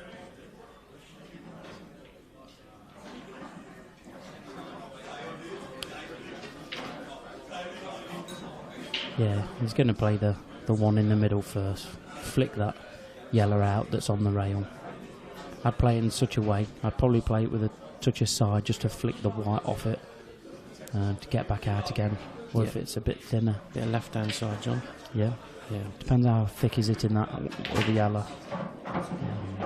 He's played right-hand side, hasn't he? Yeah, that's why I was questioning which side, to be honest, because with right-hand side, the white is only going to really stay in that area of the table. If you play with left, it comes away a bit further. Yeah. I think he's all right, though. The yellow has gone into. He can play into the top left. Yeah, you can play that top left, definitely. You can even... You could play the one in the middle. I think this one is the shot. Yeah. Especially the way this cloth grips. You see, look at the grip on the cloth there. When you cue those in, you know you've cued it as well. Yeah, he's cued that really nice. Lovely. I do believe you're mocking me, John, for my Cockney heritage. No, I'm not like that. I want my son. You say I say bar funny. Bath. That was a nice shot there from Michael. I think he's got the option now of playing this bottom right-hand corner. Yep. Bouncing the red out. And then it should be... Doesn't need to hit it hard, just run into the red. No. Any contact on that red and it is moving out of the way. Yeah, good choice of 3 yellows after that, really. There you go. He's played that very well. He's actually got into it a bit too well, I think. Yeah. I don't think he played to try and hit both. But the cloth is so responsive. Yeah. I mean, now I think he might even play the lowest yellow first, go middle. Yeah. I think that is the best way, to be honest, because you play the lowest yellow, then the yellow near the blue spot, then leave the one nearest to the pocket. But, you know, each their own on this one. No right or wrong way. Yeah. I'm with It's your you. way and somebody else's. Yeah, I'm with you on that one though. I want to have gone this way, but Yeah, I think let's just leave more travelling for the cue ball on the last shot, whereas Yeah. you want to leave it minimal, especially with the black being on the rail. yeah, if they'd left that over the middle till last, they'd have just had to pot it and just Yeah, naturally come dribble back it down. But No, just a little bit more travelling with the right here. This is when it can go wrong. well, this is the thing. If he's not dead straight, he could be quite close to the black if it is. I think he's It's all more right. weight with this shot, Yeah. isn't it? He's played it very well. Yeah, he's played it nice. A little bit high, but you know, you still fancy him to get this all day long. Yeah, I do expect him to get this.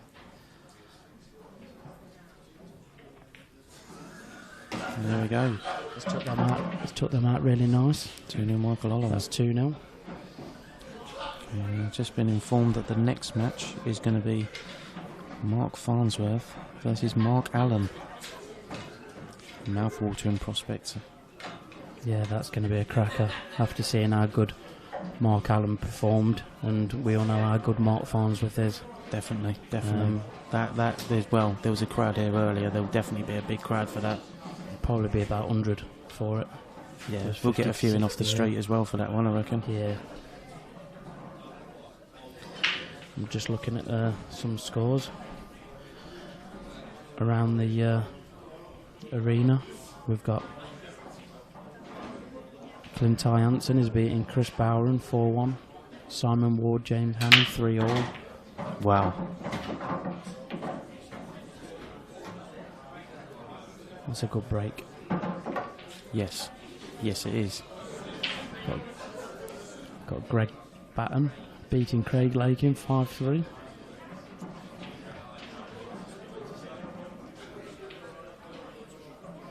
My East London teammate there, Rob Donkin, 4-2 down at the moment against the world finalist Simon Fitzsimmons. Jimmy Carney just starting against Zach Wilkinson, former East London player. Don't be deceived. Just because it's 0-0 doesn't mean he hasn't been playing for an hour. I think an hour and 10. Our good mate Jimmy Chili Con Carney.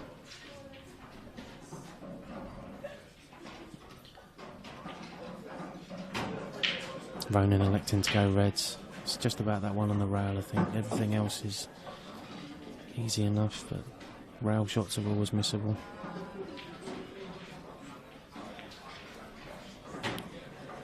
It's gone a little bit far there as well to drop that one in the middle. I think he might be forced into playing one on the left-hand side bottom pocket here. The one that's nearest to the pocket is favourite. Just makes it a little bit more awkward because it had a natural order. And he's playing the thinner one of the two. A little bit of left-hand side. Ah, lovely. Now you can play the one on the rail. Yeah, he's playing these very nice indeed.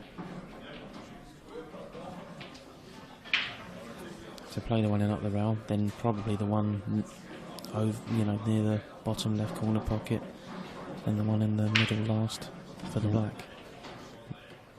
He hasn't got to do a lot with the white ball for this one. Just roll it home. There we go. Well played.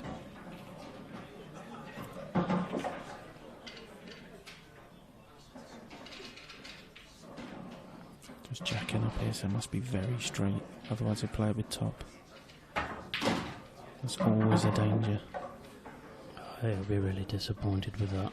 It's just that where he was so straight on the ball, you obviously couldn't top it through. So you had to jack up. You have to cue those so well to come straight back. No, he's threw it wide. He'll be really disappointed with that. Yeah. And it all really stems from not having that natural angle on the one in the middle first time. He'd have just been able to drop that one in the middle, then go the one down the rail, then leave the two bottom left. It made the clearance a lot easier. Yes, it would. I think the one on the bottom left, I don't think it was necessary for him to bring the white all the way back, though. He could have just stunned it and just took a longer pot into the middle. Yeah. I think it's one of those where you try and play it confidently and, Yeah. just trust your cueing. Yep. A little bit straight, is it? It's a little bit straight, but I think where the red is, Yeah. he can leave the white where the yellow is and take it's a free hit. Yeah, The you're leaving yellow a into the- snooker if Yeah. at the worst.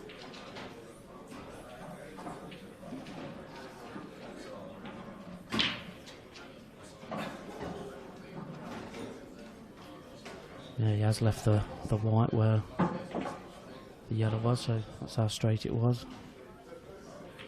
I don't expect him to miss this. Oh, and he has. The old commentators curse John Boyd. Yes. I did say it after he hit the white though. Yeah, well. Michael's just looked at him and shaking his head. He's not happy with himself. I mean, I know he's snookered, but if this welds onto the red, that's a good shot. Lovely touch. That shot was easier to play than the one Michael's got to play now.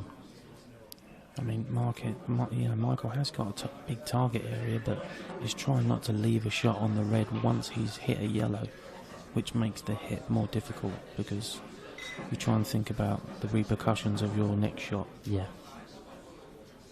I mean, he can go one cushion and try and hit the yellow foot closest to the top left bag. Yeah, If he hits it full ball, then he's should leave fine. a snooker. But the problem is, if you hit it anything left-hand side of the yellow, Yeah. you're leaving the red as a cut. Yeah, So and also there's a little bit of frustration in the shot because you know that you should have, cleared up previously. So you're like leaving yourself in a situation that you know you shouldn't be in. Which, Yeah, definitely. sometimes now this is where temperament is a really big thing in pool. Take each shot as it comes. Yeah, I don't think...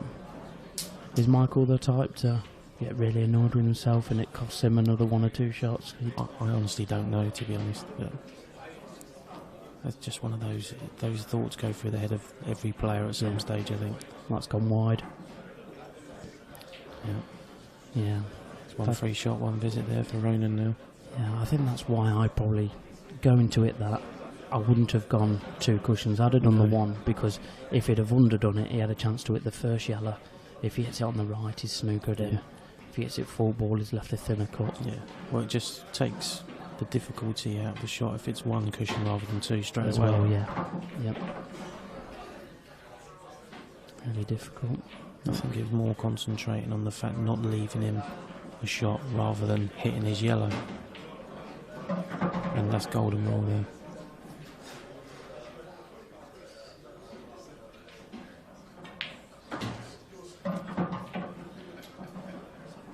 That's the frame to Ronan. That's 2-1 to Michael, I do believe. I'll just go and check the score.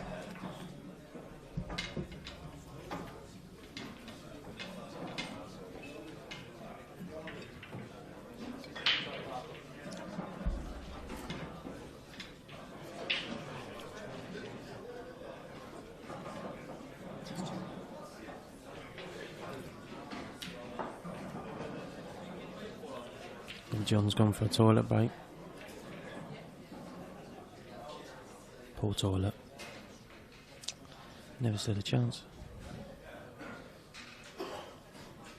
Not saying Mike Oliver's break. Wow. He's absolutely hammered those. Look at that. Is that 9 balls near the ball line?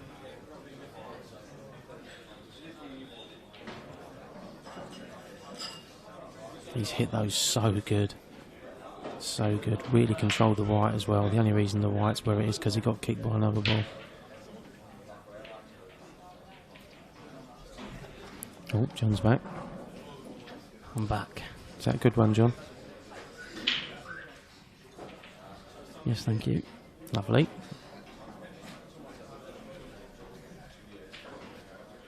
Now I've got a few mates come up from Burton.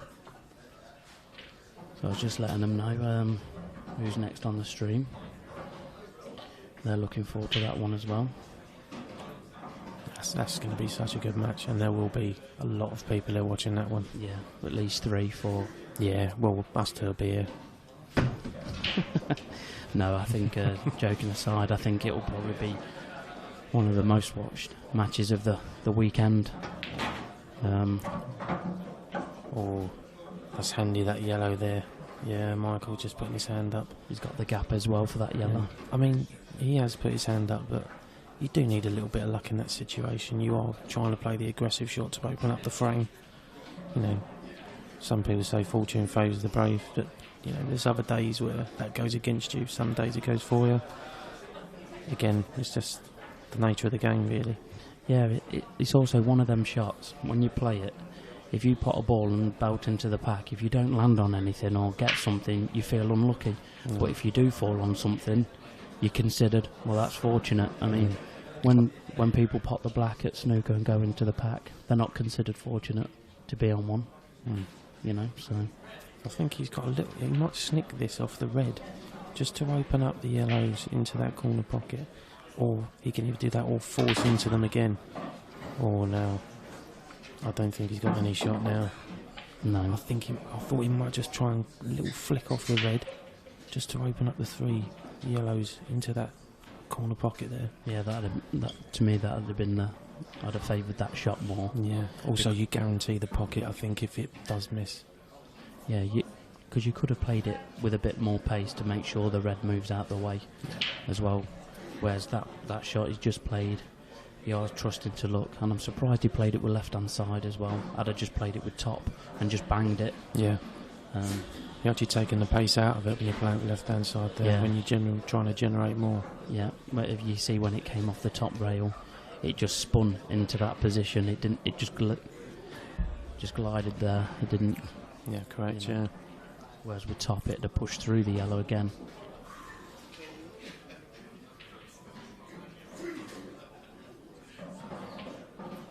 There's no real obvious shot here.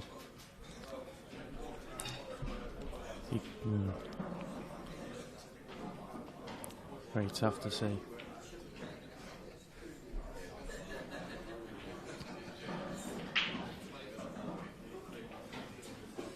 Yeah, I'm not sure what he can do with this. Can't see how close he is. It's not going to the cut. He is. Oh, that was going to be close. He didn't have a safety shot on, so... I think these reds now are there for the taking. Yeah. He's a little bit fortunate that red's covered and into the bottom right corner. Yep. Makes the clearance a little bit more difficult.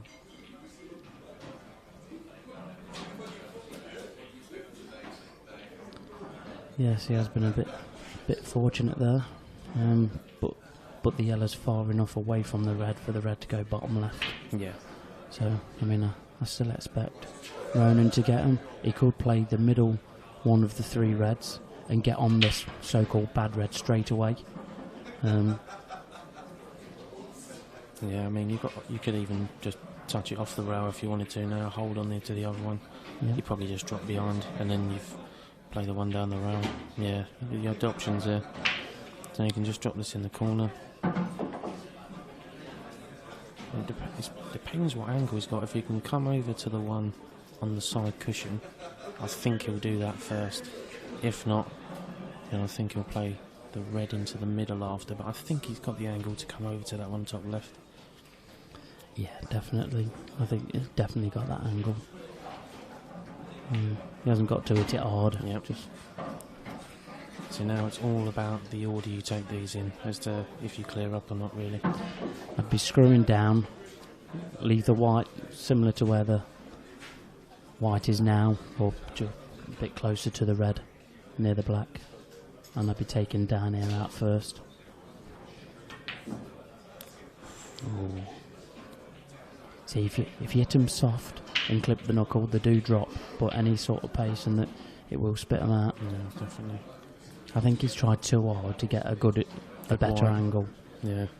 And we've already seen, because of how responsive the white is, he doesn't need to be perfect in position. He could have been an inch to the left there and still played the same shot. Yeah, agreed, yeah. This isn't easy though for Michael. No. I mean, those 2 reds up the top are fairly difficult to get on from where these other yellows are. Yep. The angle isn't great. I mean, it looks like he's screwing into the red. he could try and do that, hit that red a half ball, it will double the black out and the white will land near the bottom cushion. I'm not sure if he can trickle it and leave the white on the rail, so then he can come up naturally to the yellows. I think he was looking to see if those 2 yellows were a plant in the middle. Right.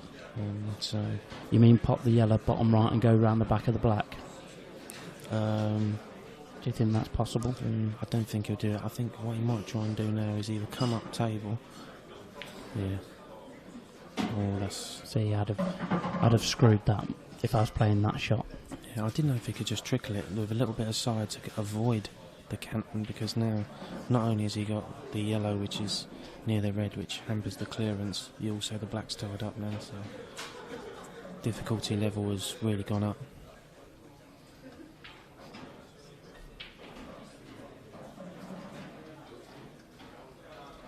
You'd have to make Ronan favourite for this frame now,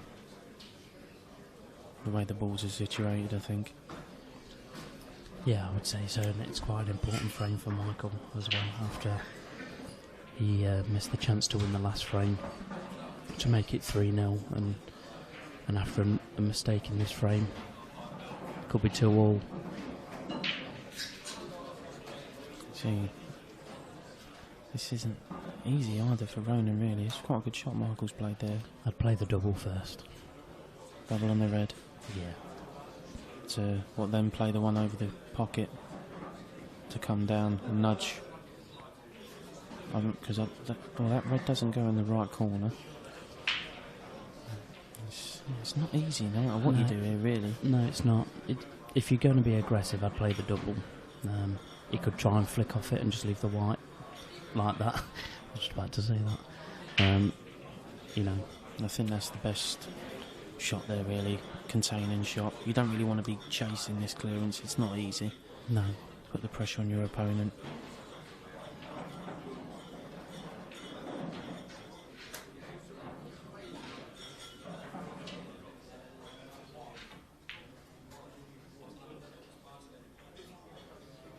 Let's play that nice.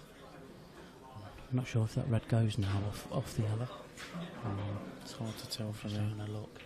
I think it does. It might. I've just had a look above the tally. Just sneak my eyes over like a meerkat. I've got no chance. I'm 4'1". You've grown. Yeah, an inch. That's just me hair.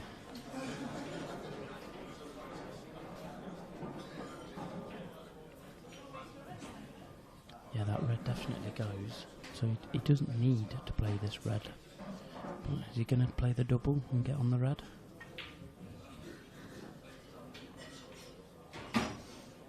I'm not sure. I think now he's just going to play a containing shot, move that red next to the black, stick the Do white in there. you think he'll still play it in a way to keep the black covered from going in, or do you think he'll play it to fetch the red out? I think he can play it in a way where you can leave the white basically where the red is, and then bring the red out so it's still covered in the corner pocket, and then it still leaves a tricky shot. He's played to open it out completely, so I don't think Michael could come cushion first and cut this yellow in, but need to be very precise with that. I don't think it's a total. I think he might be able to hit this yellow past the red on the right. I think he can either play it bottom cushion to try and cut it, or come off the side cushion and put the yellow over towards the corner pocket. Yeah. Because then if it stays, then you've covered the pocket where the black is, and if it goes, you've got a chance of clearing. Yeah, that's the shot for me. It's a difficult shot though. It's all about the pace once again. Even if you can just make that yellow a nuisance in the right area, it just makes Ronan's clearance a bit more difficult.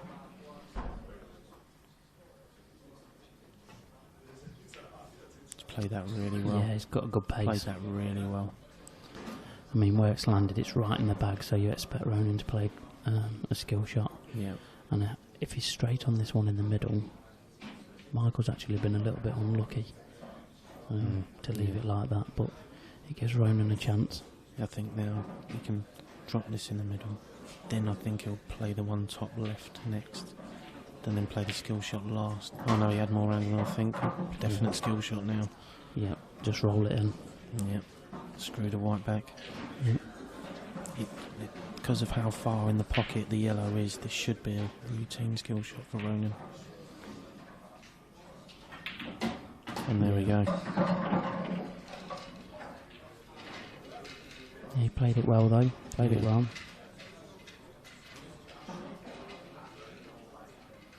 A little bit left hand side just to hold the angle for the black. Yeah, he's played that nice as well. For the black for 2-all. 2 apiece. Michael will be annoyed with himself. He's had a chance to win the last 2 frames. He's ended up losing them both. Well, Ronan's so consistent. I mean, it's over decades, not just seasons. He's been at the top for so many years now. He's just a phenomenal player.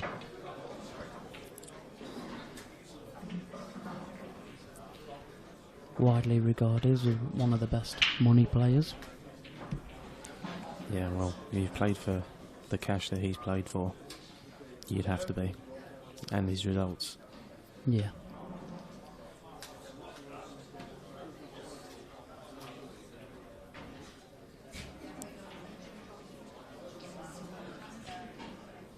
If it's anything like Ronan's last break, I'm putting my crash helmet on.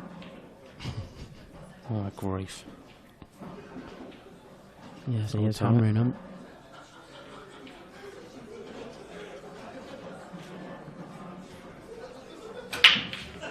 Didn't catch them as well, but made a ball. That's what it's all about. It's a nice split as well. Yeah. You take that every time. I think first glance reds. You could take yellows either way, really. You could take reds, and the first shot you could play the red in off the yellow, open the black up. You don't need to do that, but No. and then the black, you've got more of an option then, rather than just the one bag for the black. Yeah, Ronan is taking reds. He might even just drop this in naturally just to knock that other one out next to the yellow. No, he's played it off there. Yeah. Thought that yellow might hamper that one on the left hand side there, but it's just come away.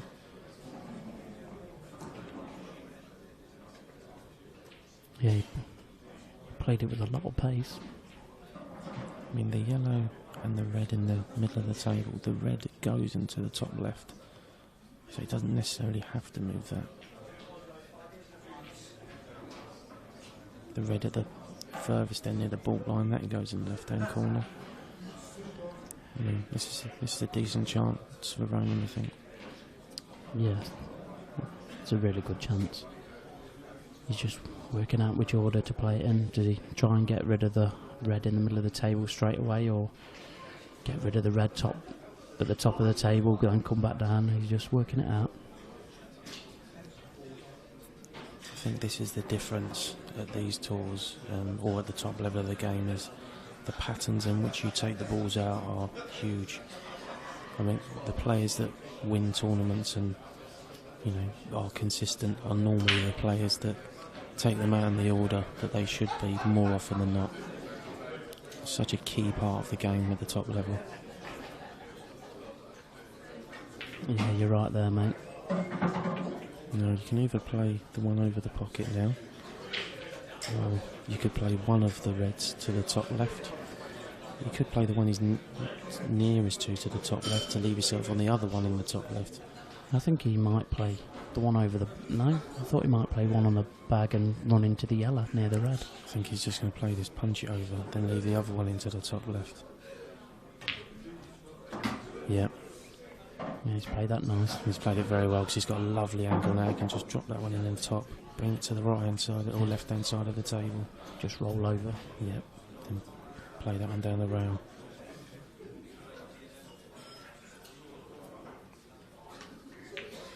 That's how far in front these boys think. Oh, not made the pot. He was trying too hard to hold for that, but he could have played it with a bit of drag and still hold it and play it with a bit more pace. He doesn't play with a lot of side or anything, Ronan? Not loads, no. No. He likes to keep it simple. Yep. Same as anyone, really. You don't really want to be playing with side unless you have to. It's been working for him all these years, so he must be doing something right. Yeah, I'll have a bit of side, me. Oh, yeah. Lovely bit of Jekyll. Stop laughing, John.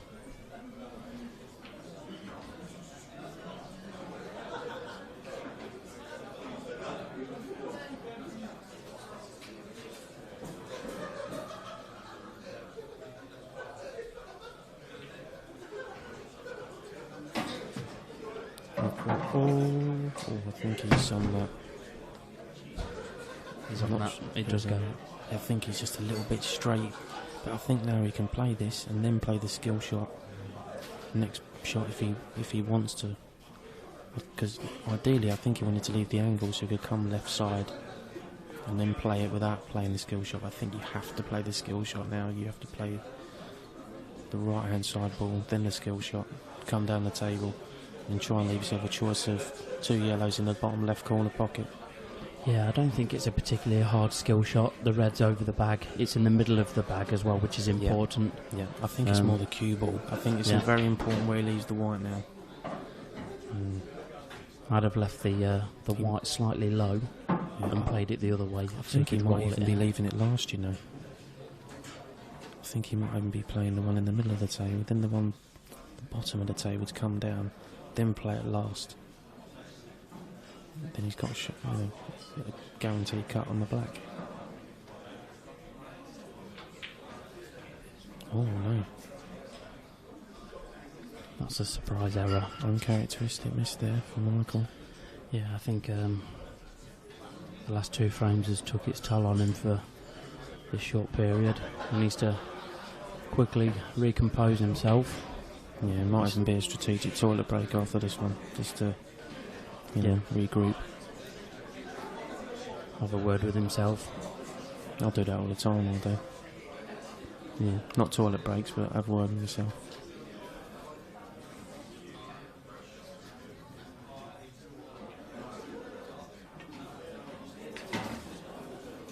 Yeah, a little bit of side there from Ronan. Leaves himself in this one and Good shot. Can follow it through. Yeah. I think he might just bring it back a little bit, to be honest. He can top spin it and sit low. It would make the next shot easier, because if he screws it, then he's got a little bit more work to do. I don't expect him to make a mistake either way. But I think what he'll play is play the screw and leave the white not far away from where it is now, because then if you leave that angle, then it's just natural to come up. Yeah. Because that red passes in the top left. Yeah. It could go either or. It depends on the angle he's got on the red. If it's dead straight, he can do either. Looks like he is screwing it in. Yeah, he's played that nice. He's actually played that too well. Too well, yeah. How well. Come back really far. He's hardly touched that. I think he's just concentrated on cueing it to guarantee getting back, but he's cued it that well, it's gone too far. He's still okay though. He can cut the ball in either the middle or the corner. He's just probably the corner. Yeah, you just worry a little bit for the cue ball, obviously where he's travelling. Yeah, you want to try and limit as much cue ball travel as possible, but I don't think you've got any choice in this scenario. You have to.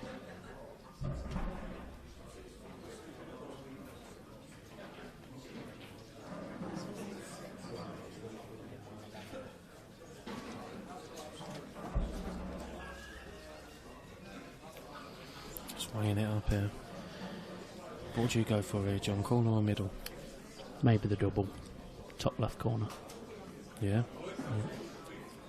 It's hard to tell, to see the angle. Yeah. But a double, you'll get the bag, cover the yellow. So drop the double, you mean? Not just drop the double in. Yeah. It depends. If he's one way or the other, I'd probably be more inclined going top left, top right. I think he might be going for a cut in the corner, to be honest. just digging down. It's such a tricky little shot, this. Yeah. I think he'll have more control if he went for it in the middle, because he knows just jacking the cue up, playing it with a bit of bottom, you're just going to screw onto the top rail. Yeah. But it's a hard shot because you're playing it blind. It's gone for the double. Oh, that's He's lovely. playing it wrong. And that's why Ronan is so good. Yep.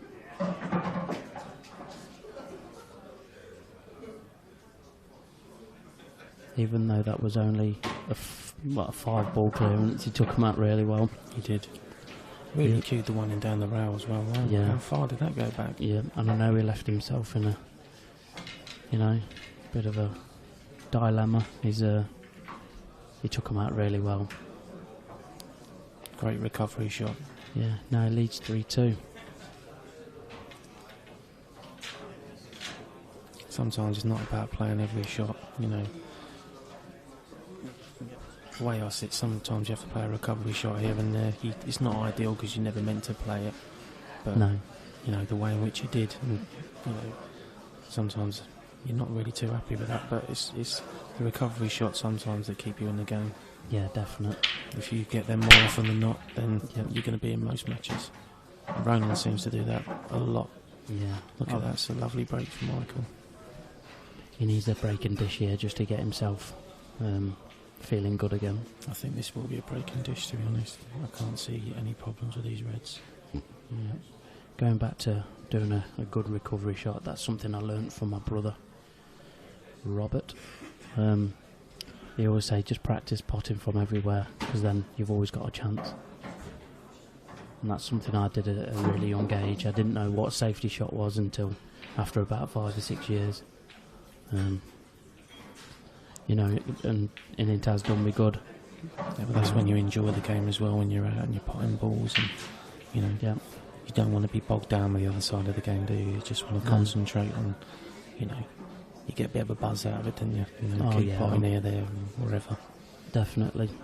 And it does help in certain situations that, if you've played a shot before, which some people might deem absolutely outrageous, because you've already done it 3-4 times in practice, you actually feel comfortable playing them in matches. 100%. And that's something I learnt from him, and it's stood me well in time.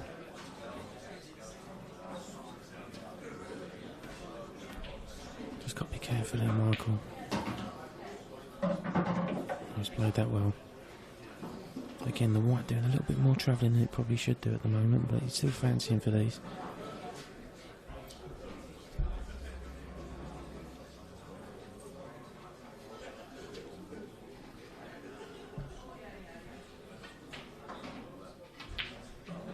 Cued that really well. So now we'll be playing the one in the middle of the table, then leaving the one bottom right hand corner, and should just dribble the black in the right middle. This is an important frame for Michael. Yeah, it's a huge frame. He's had a chance to win the last 3 frames. And he's made a couple of mistakes. Oh no, that was just complacency. Yeah. He thought that he would naturally hit the yellow, and how many times that happens, you think you can run it through and it will run into the other ball, but just that little bit of complacency there. He's been so consistent and methodical throughout this clearance. Yeah, I don't even think it entered his head that the white could go beyond the yellow. Yeah, And like you say, a bit complacent. The only plus side for him, it is one cushion. He could still pop the black into the opposite middle. Yeah, you normally get close to these, don't you? Yeah. Just make sure you find that line. Just give it a chance, that's all you need, just give it a chance. That's close. There we go. That's a good shot. Great shot, Michael Oliver. Very good. Oh, Michael relieved there to see put that dropped down to go through all on his score Yeah, sheet. I heard him slam the pen down as Yeah. well. I think he's really annoyed. Threw the pen down. This is what us pool players are like. He's just pulled out a really good shot to win the frame. But he's still shaking his head because he's still fuming about the shot he played. Yeah, and Ronan's also thinking, oh, I've got a sniff here. Yeah. Then all of a sudden, bang. Yeah, we're just looking around at some results. With some scores, you've got Simon Ward and James Hannay, 6-all. Greg Batten beat Craig Lakin, 7-6. 7-6 to Greg. Yeah. Yep. Let's have a look. Ben Davis beat Darren McVicker, 7-6. Mark Boyles through, 7-2. Dan Davis, 6-5 down to Miles Deleuze. Rob Donkin, 6-5 up against Simon Fitzsimmons. He's 4-2 down as well, Rob. Yep. Dave McNamara's just lost 7-0. That's a bit of a surprise. He looked like he was playing quite well earlier. Jimmy Carney's 4-1 up. Another good break.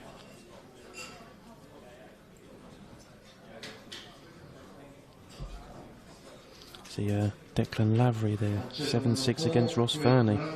He played very well against me earlier on. It doesn't surprise me he's beat Ross, to be fair. Ross is a great player, but yeah, he's playing well, the lad. Your last two matches I've watched here has been against Declan and Ross Fernie. Yeah, and got bashed both times. And Ross Fernie played out of his skin then as well. Yeah. Cheers, mate. You only lose to good performances, Finch. Well, that's not true, but I have done recently. Oh, I was trying to big you up a bit there, mate. But Yeah, well, you know, got to be honest with yourself, ain't you? correct. Poor.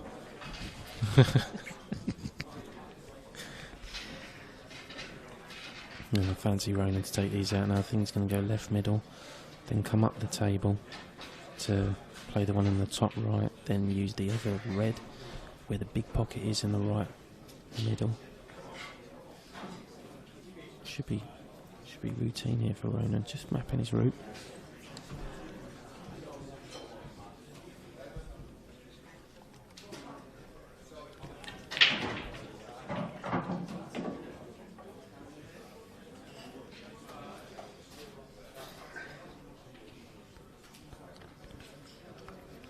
I think he's just taking this bottom red first. I can understand why. Take the bottom red first, then come down for those two reds. And leave the one nearest to the black last, I think. Yeah, nicely controlled. Yeah. I think he's learnt a bit from that shot he played in the previous frame where he lost the white a little bit. Cued it so well, didn't he? That was the Yeah. thing. You think, oh, I can't get it back that far. And break.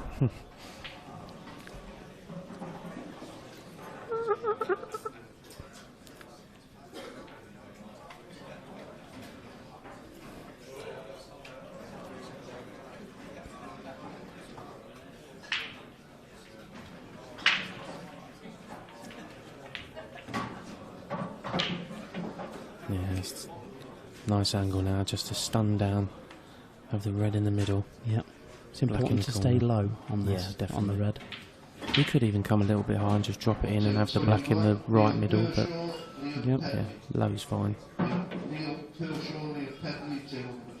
Whether you can use a cushion or not now, that's just the thing. You just screw it. Yeah, he's using the cushion. More or less Yeah. dead straight black. Yeah, I'd have used the cushion as well, to be honest. Just an up and down. Yours going to be on the black.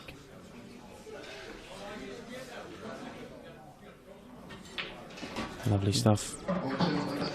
4-3 Ronan.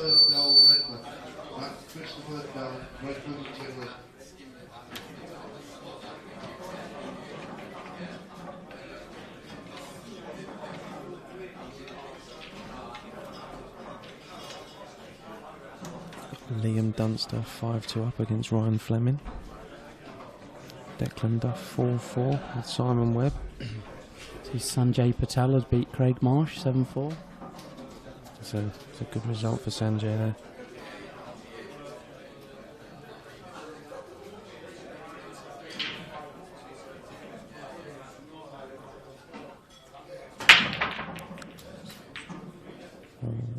dry.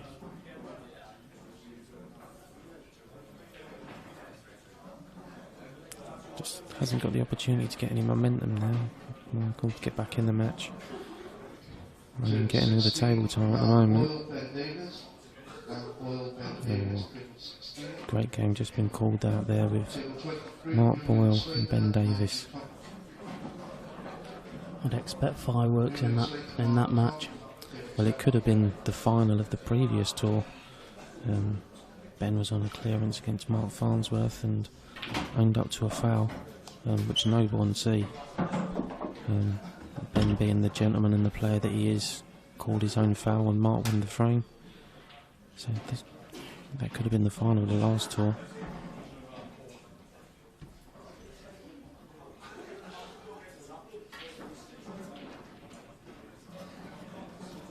Ronan just got to mind his work a little bit here, I think. Just the red and the yellow next to each other seems to be just the positional side of things. It's a bit tricky. Yeah, I'd be inclined here to...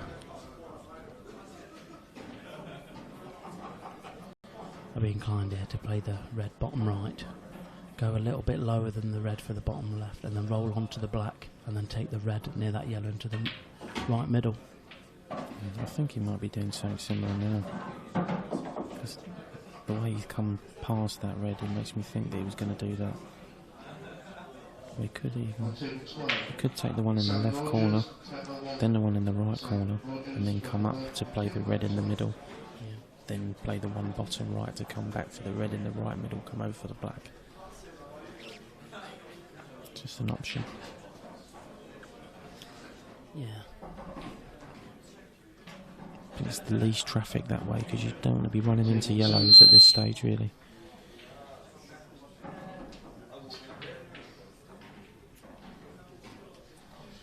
Yeah, I think I'm not sure if he came down far enough. I think he wanted to take the red to the bottom left and screw into them, or just get on that.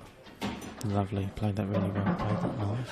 No, I'm not sure if he can punch into the yellow next to the yellow and the red. I think he can. And then if he can, then I think that's the order of play. Yeah. Just looking on camera too, it shows that he has got an angle, so he can just stun up. He doesn't even need to move that, but it's a shot that he can play. Yeah. And he'll still be on the red bottom left. Or he could even play this one now. Seeing the angle he's got there, he could even play to flick the black up. Yeah. Just playing to get on it. Yeah, that's nice. It's okay. There's nothing wrong with that. I mean, I try and pick clearances off rather than clatter into balls. Sometimes it's, I know sometimes you have to, but if you can pick them off, then that's great. Yeah, definitely.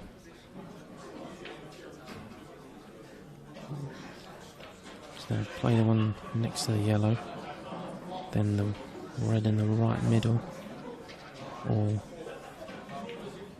Yeah, he's played that nice. so he can just drop this in, leave himself an angle on that last red set, stun him behind the black. I think what he needs to do here is leave the white level with a middle pocket knuckle. Top knuckle, if we look on camera too. Yeah, Yes. he's played that very well. Yeah. To get that angle. You don't want to flick the black. So, He's alright there, that's plenty of angle. just don't want to flick it. Lovely. That's nice. It's a good shot. Sometimes just doing the simple shots well. Yeah. We're just sitting there as well, watching this clearance. And yes, we play the game, so we know how good that clearance was, but he's made it look so simple. Because he just goes round, just plods round the table, rolls everything in, but he's played some great shots there. Again, it's just the patterns in which the top players take the balls out.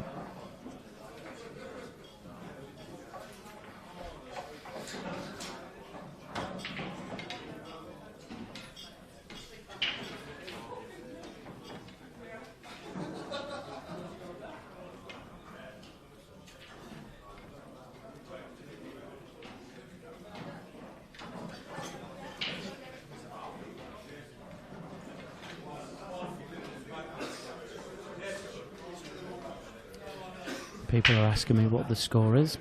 I think that's the only thing we're missing is a little digital scoreboard. Yeah.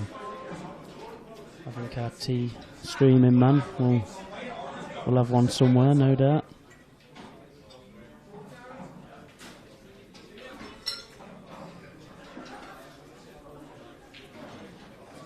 Yeah, Ronan has been hitting the brake well. If he can do that again. Yes, you feel like it's a must-win frame for Michael. He's got one in again.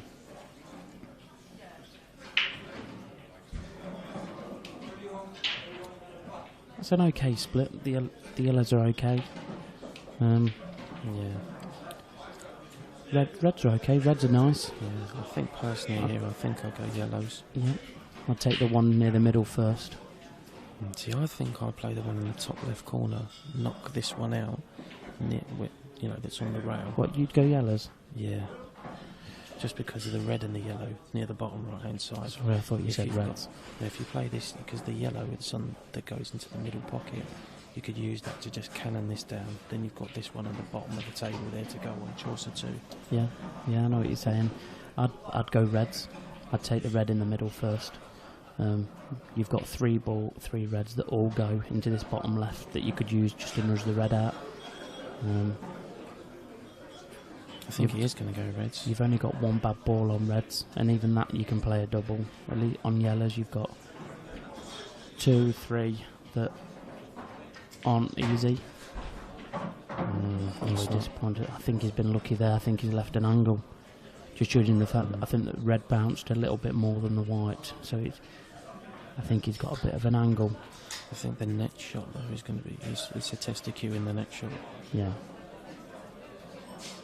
Presuming he goes for the finish. Yeah. Presume he will. If you can stun this red and get near the bulk line, he's just covered the bag. Yeah, I did think that there was an element of that there. That he could have played the containing shot. You're not leaving loads, are you? If you're... No, but you're giving your opponent a chance to come to the table. Of course. And he's on one of his bad balls straight away. This ain't easy yellow to the middle. But if he gets it, he's got a chance then to pinch the frame. It would take a very good clearance clear up for me though on yellows. I can understand why Ronan's dropped that over. I can't. You can't understand no safety shots though, do you, mate? You love it. Oh, that's a safety. Yeah, Right, that's it. right. That's I get the it one. now. I get it. Containing safety.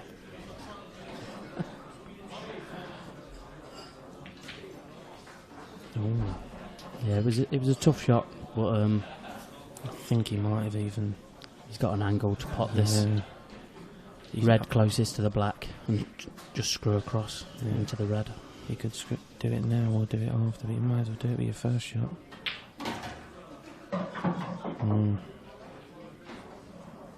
little bit unfortunate there. Yeah. Well, if he takes the one top right and just comes through the gap a little bit, if he lands in between them two yellows, that'll be perfect for the red to bring the red out. I think he's... Not sure if he'll go for it though. I think he's going to play this. See, I thought what he was going to do there was play this with a screw into the bottom right hand corner, come over to try and play the yellow in the left corner to knock the red out, but just weighing it all up now. Because these cloths are so responsive when you play it that way that you can hold that angle. Next match is table 17, I think you've got to leave the one top right, because as soon as you get rid of that, then there's a big nest over on the left hand side there to start snookering behind.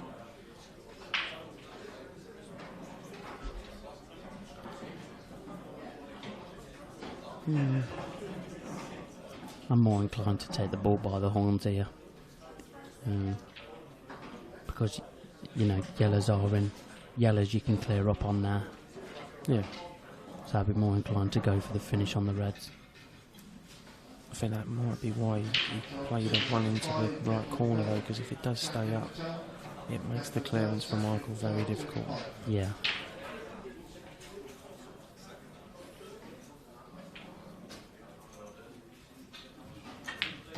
There, that's what I was saying. Oh, now he might be able to play that off the yellow in the middle. I think he'll have to take it top left. If it goes, it's hard to tell. If it goes into the top left, it might do. I think it does go. I mean, it's a really hard shot because of it's really close together. Yeah. The white's close. They're both close to a cushion, which you don't always know what reaction you'll get off the cushion to control it as well. Again, though, it's like if he can, even if he misses it and takes the pocket, it's still not the worst, you know. Yeah. If he could go cushion and then off the yellow into the middle, like you were looking at, I think that he'll have more control of the white because he can take the white over the other side of the table and the red in bottom right. Yeah. I think he's going for the one top left.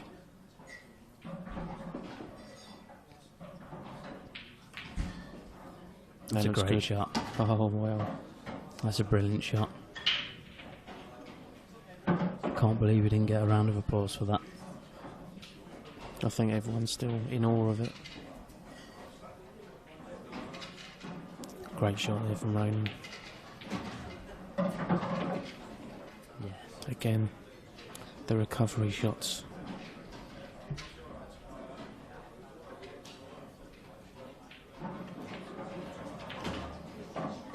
Yeah, didn't want to do anything silly there. No. Didn't want to bring the yellows into play. Just Yes, it's give yourself a shot. definite. I know it's a long black, but at least he's on it. Cued it nicely. I do expect him to get it. Yeah, straight down the bag. Top stuff from Ronan, top stuff. That's 6-3. I've got a feeling there's no way back for Michael, but you never know. You never know in this game. He'll be kicking himself with the missed chances as well. That's what I learnt the most.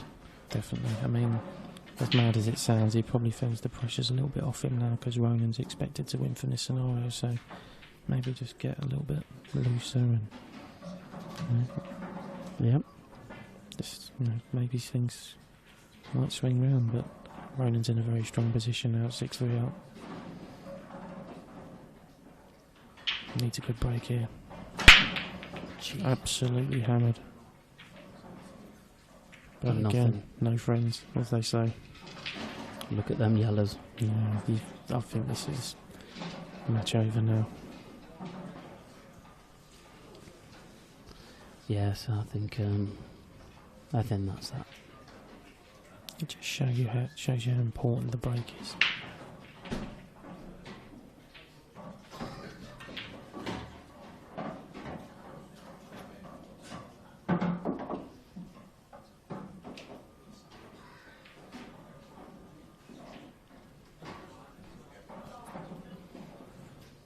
He's just having a think here. I think he'll play this one into the bottom left, then play this one bottom right, and then play the one just below the black next. The middle yellow of the three. Yeah. To the bottom left. Yeah, and we can see on camera too. He'd have liked to have rolled a little bit further with the white. But Yeah. I think he'll just play still the same middle yellow. but Yep. Punch the other yellow over towards the corner pocket. Yep. Shouldn't be a problem. He screwed it. Yep, guarantees a shot. Yep. He'll just flit round off two cushions now. Land in between the two yellows.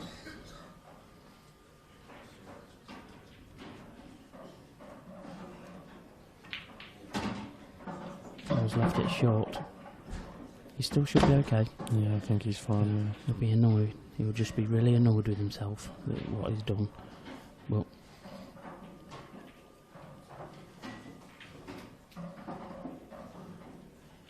I think you can play the yellow and into the bottom right. Just hit the black full ball.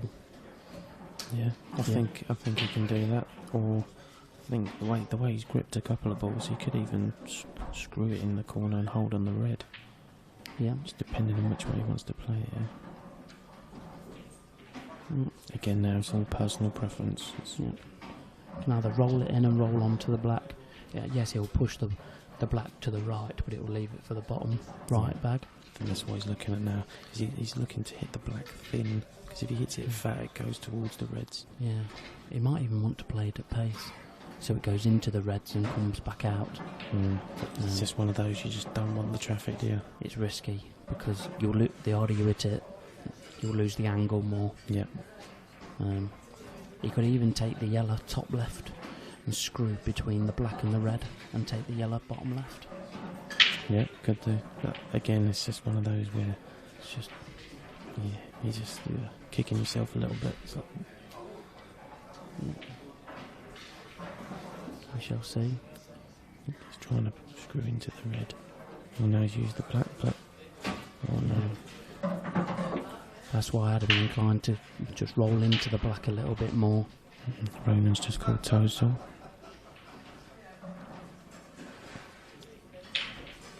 Michael just hoping for another chance. That's all you want in this scenario if you're Michael Oliver, is another chance. Yeah. Wouldn't surprise me if he cut this in the middle, to be honest, and be on the black. Or top bag. Oh, look at that. Hand of apology there from Ronan. Knew he was fortunate there, but yeah. I mean, it's not like this is a gimme, but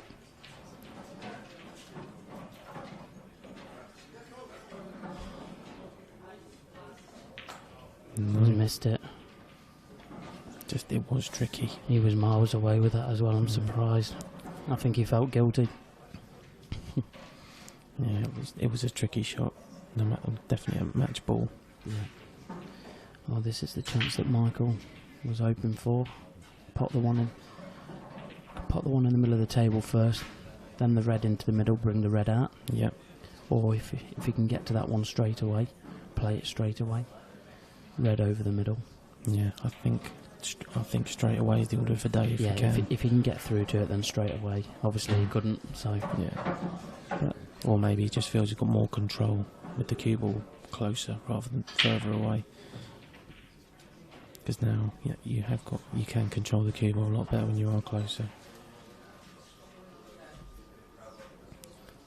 I think you could play to hit it with top and bring it straight out, or you could play to screw it and bring it out, but it's just the white you have to be careful with. He's played it well, bit of side to hold.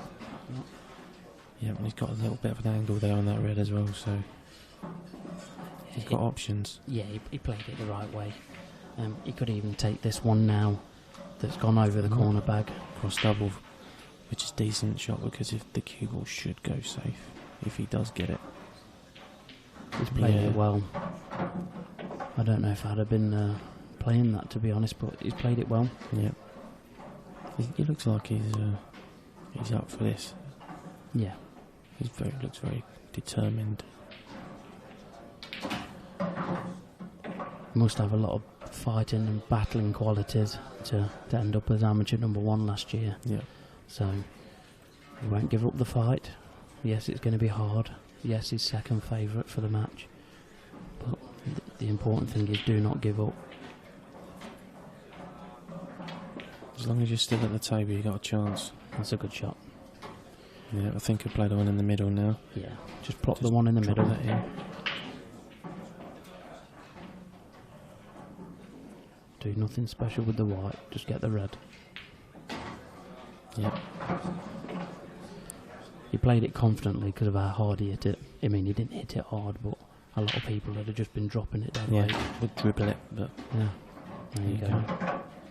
Play that nice. Did play it well. Yeah, see now you can see he's got a bit of a bounce. Yep. Roll the black in. 6-4.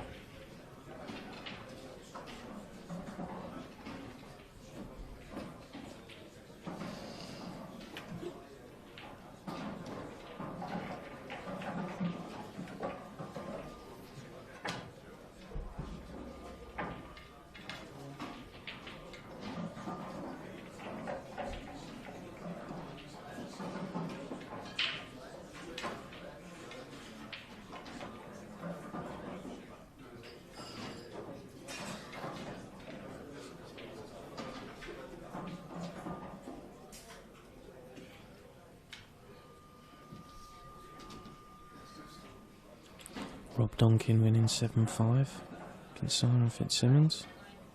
It's a good result for Rob. To beat the world finalist. Yep. I mean, Rob's quality himself. Like I say, Simon, world finalist. Getting quite a reputation for himself.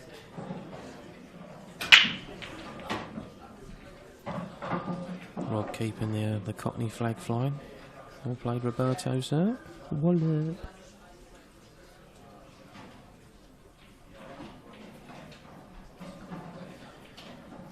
Well, he gave them a good old whack again. Indeed, But, he did. they've just gone a bit awkward. I'm not sure if he can get to that red to go left middle. That's what he'll be looking at potting. Reds are the better balls, Yeah. so If he can guarantee this first red, it makes in favour for the frame. well, he must go to the middle.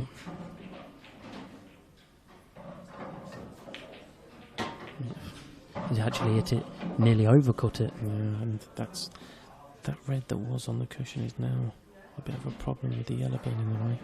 Yeah, I mean he's landed straight on the red he's next to for the bottom right. So if that's the case, he can just pot this with top. White can go middle of the table, and then he can pot the red top left that's on the baulk line and come round the gap Yeah. for the red in the same bag.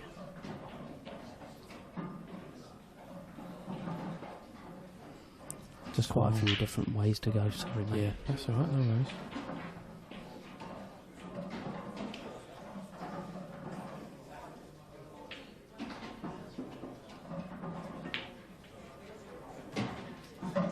It's a good shot. There's part one.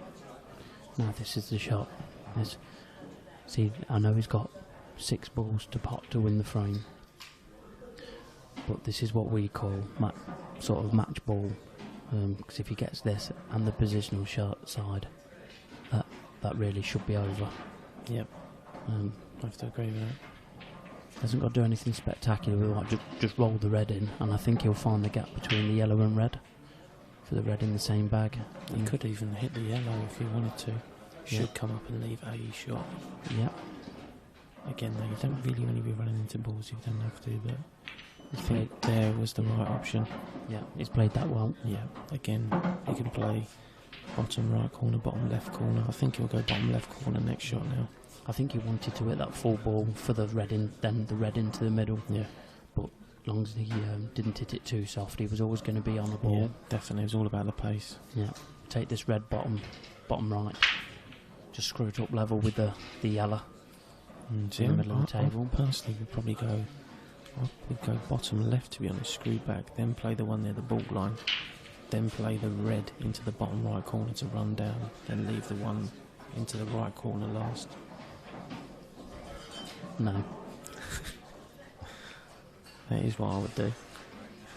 Well, attempt to do. No guarantees in this game. I'd go bottom right, top right, come round, bottom left, then bottom right. Hope everybody at home can understand that. I think he's going your way, John. Obviously, yeah. It's the right way. We'll see.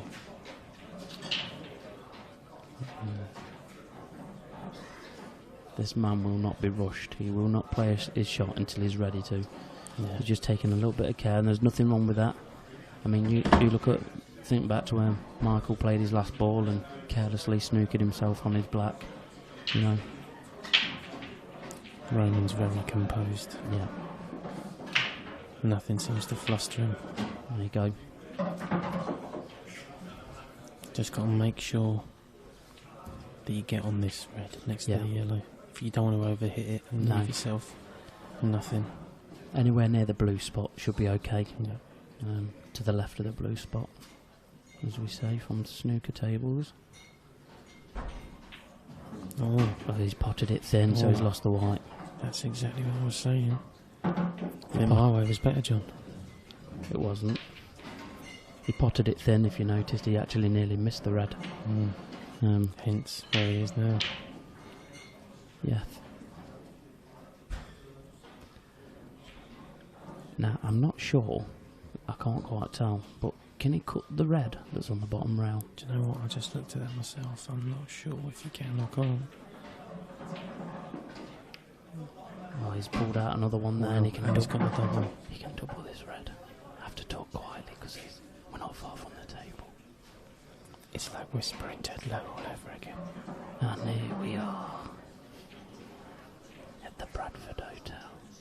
For those of you watching in black and white, the red's next to the yellow. Good old Ted Lowe. He was awesome, mate. Quality.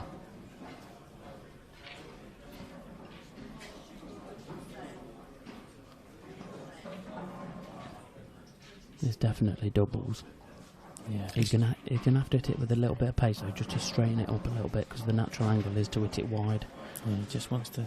He's more thinking about the cue ball here. He knows the angle for the double. He just wants to get that cue ball in the right area for himself.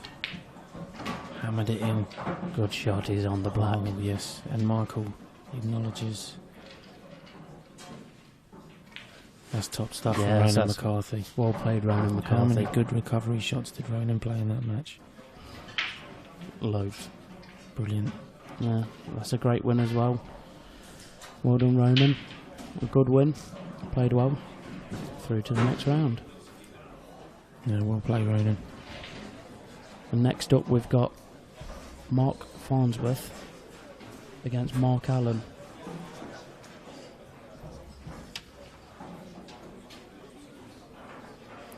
Which I'm sure will be a cracker.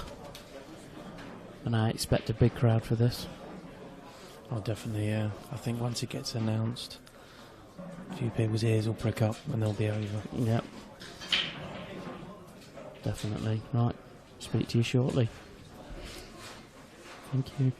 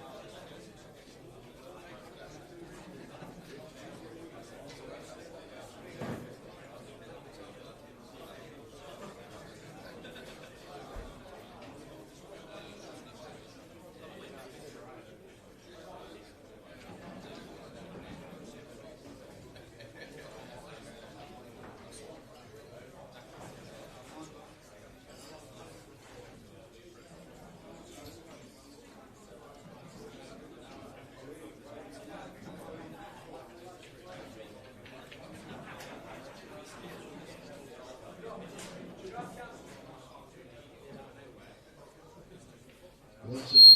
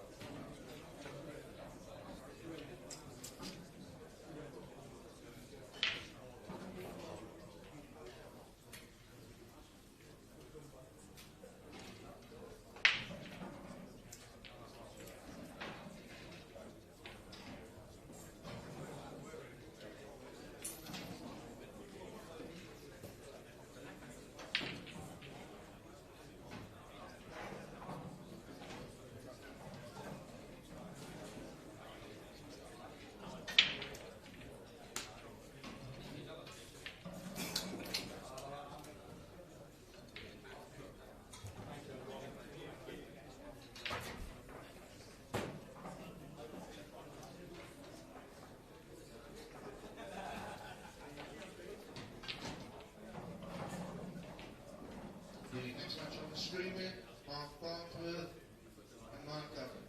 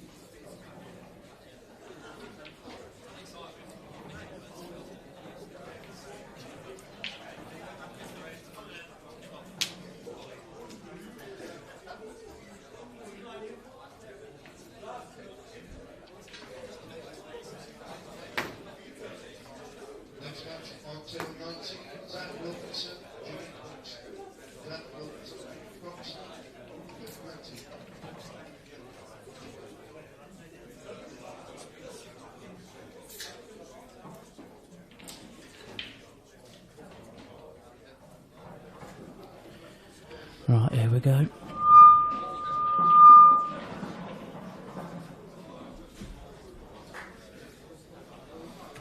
Mark Allen wins a leg. This should be an absolute cracker. If Mark Allen plays like he did in his last game, and Mark Farnsworth plays like we all know he can, it should be a very entertaining game. Yeah, I'm sure it will. I'm sure this won't disappoint at all.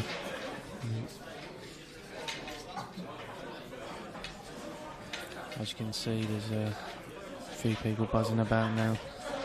Once the match got called out, everyone's getting their drinks, etc. Yep. The bar's nearly clear. People taking their seats. Yeah, it's nice to have a well-known snooker pro playing on the tour. Yeah, definitely. I know a few snooker pros down the years have played our game. Graham Dott, Matthew Stevens. Yeah. Alfie Burden. Mark Allen.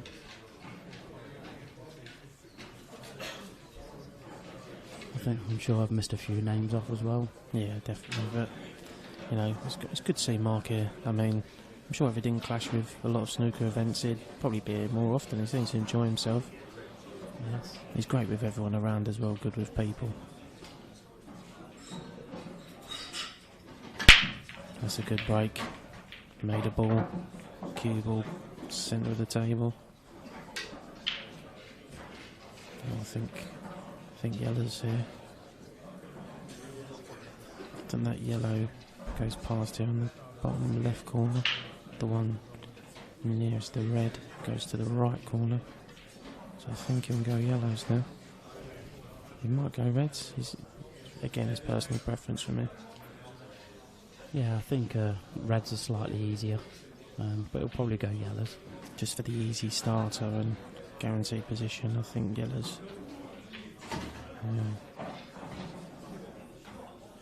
He's not hanging about. Was it that a bit too much? He's okay. He can play the one over the middle, as we can see. Yeah. He's still on it. Got to be careful he doesn't get overexcited though, because if that had rolled on half a ball, he wouldn't have been on anything. But he's not messing about. He's not going to take long about his finishes. No. I think he's got a bit of an angle just to stun across for the yellow near the red in open play. Good shot. Now, this is where you just, a bit like Ronan McCarthy in the last match, you don't want to screw too far. You just want to be prime position if possible. Yeah, that's fine. That's okay. Top that through off the red nicely. Yep. And this should be 1-0 to Mark Allen. He's not messing about.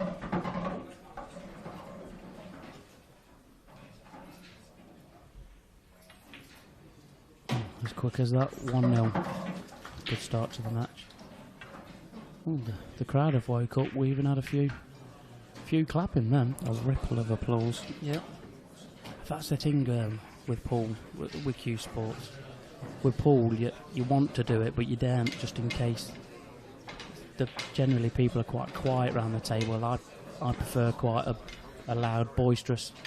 No, not you, John. Yeah. No. I like it like that.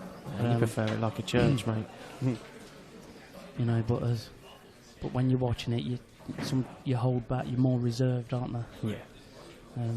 I mean, even we are here in commentary to a degree. Yeah, I think that's only because we're so close to the table. Yeah. If it was in a different room, I'd probably, speak a bit louder or give it a bit more excitement. Right, so Mark Farnsworth to break, 1-0 down. Speedy clearance from Mark Allen. Yeah, He's hit those good. it's a good split. Cue ball. Look at them reds. Just the red near the yellow. The baulk line there, past the baulk line. I think the red on the rail at the top, you can pop that and then use the one over the bag to screw into the red. Yeah, that's what I think he would do that also. Plays it with bottom left. If you hit the cushion, you're going to zip back out as well. Yeah.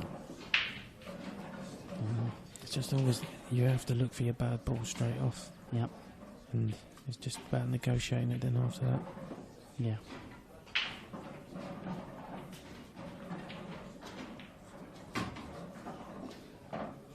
Just decided to come down table first.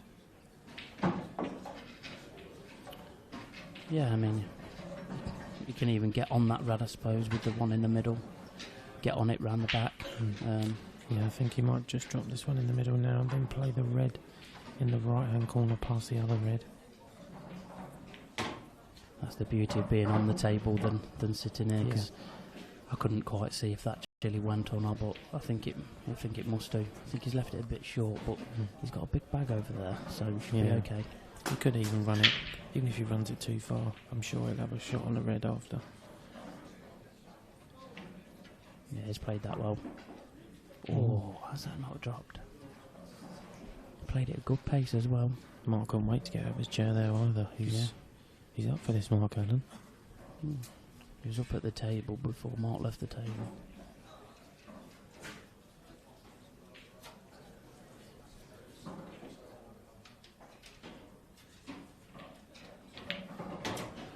Straight away, get on that bad ball. Yeah. He's left an angle as well. That's good.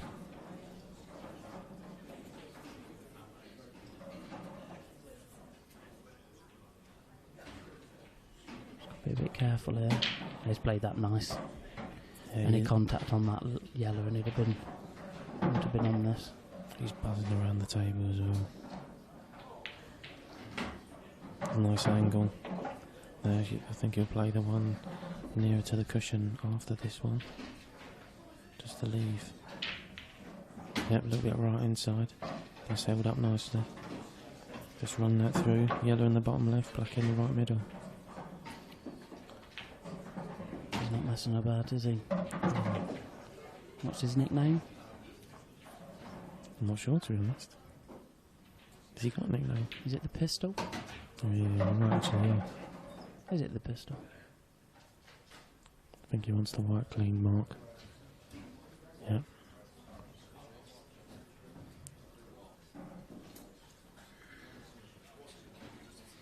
Referee just coming over to clean the cue ball. Referee Scott McMillan.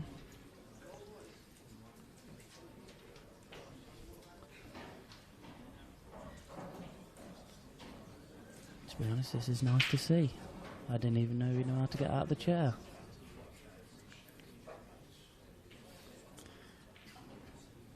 Yeah, we do have referees here. It's just where there's so many tables, you can't really dedicate a referee to every table. So we do have a situation like this, and you can just call the top table, someone come over. Yeah. He's doing a good job there. It's not easy, this, for Mark. No. It's one of them, he's got to play it with pace to move the white out of the way of the natural line. I think that's why he's taking so long on the shot. I mean, previous shots have been playing quite quickly, but I think he understands the importance of this one. Yeah. Would you go middle or corner? I personally would go middle. Same here. If he thinks he can use it at the knuckle or just miss it. He's gone corner. Oh dear. Very unfortunate there for Mark Allen. Always a danger with the cue ball travelling, but that has to be considered unfortunate there. Yeah, the white could have gone anywhere off the knuckle, Yeah. and he's found the middle bag. I think that's why I'm more inclined to have gone for the middle. Agreed. And play it with a bit of pace and just throw the white wide Yep. to avoid that, but it is still unlucky. Yeah. Just to catch it right at the point where it's going to shoot you in off. That literally could go anywhere, so to find the middle pocket is a tad unfortunate. But again, I think it came from a kick in the previous shot, so very unlucky for Mark Allen. So it's one apiece at the moment.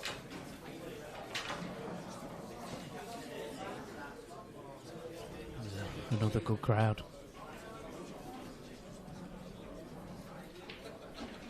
Which we did expect, to be honest. Yeah. I'm sure that even though Mark plays in front of crowds at the Crucible, etc., he gets a bit of a buzz out of a crowd like this because not everyone's quiet, you know, not everyone's statue still. It's a bit of a different environment for him, but I mean, the way he's playing and the way his demeanour around the table, he looks up for it. Yeah, it looks like he's enjoying himself here. Yeah, definitely. It's another good break. Yeah, I've noticed that Mark's also got a breaking cue. He doesn't use his snooker cue for breaking. There's a lot of the players now that have a breaking cue and a playing cue. Yeah, you yourself has a break cue? I do, yeah. Basically, a cue I did have had a very thin tip, so I didn't want to break with it. Because longevity of the cue was the main aim. I think Mark's going to take no time at all here. No, I'd probably screw back and then take the one bottom right next. Mate, yeah, you could do that, or the one in the middle next. Yeah. He's overscrewed that. Yeah, he's still got options. Yeah, he just needs to calm down a little bit. He's buzzing around the table, which is good. Just sacrificing position a bit with this, though. I mean, he's always going to be good at potting, being a snooker player. I mean, he can come round 3 cushions here and come back round for the yellow into the bottom right. Choice of 2, I think, is the way forward. There we go. He can take either or now.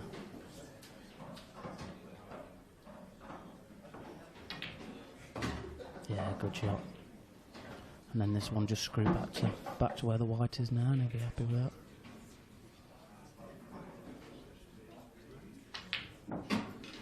Ooh, that white gets feet a little bit. And that's 2-1 Mark Allen. Probably unfortunate not to be 3-0.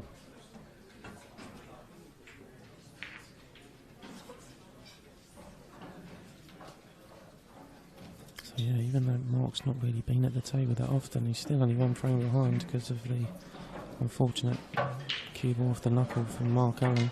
Yeah.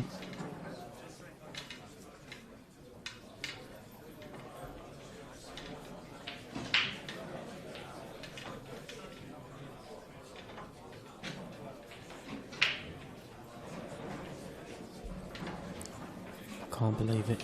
Jimmy Carney is just about to go to the bar and buy a drink.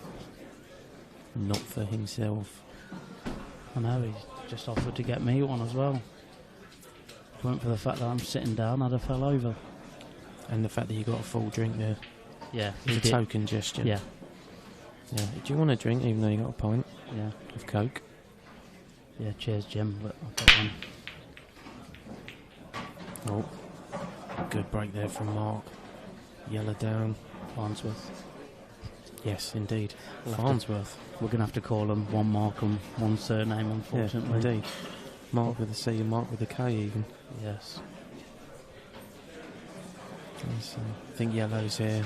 Definitely going to be the order of the day for Mark Farnsworth. Just got to be careful that one bottom of the table, near the red. The black is not easy either to guarantee position. No, it's not.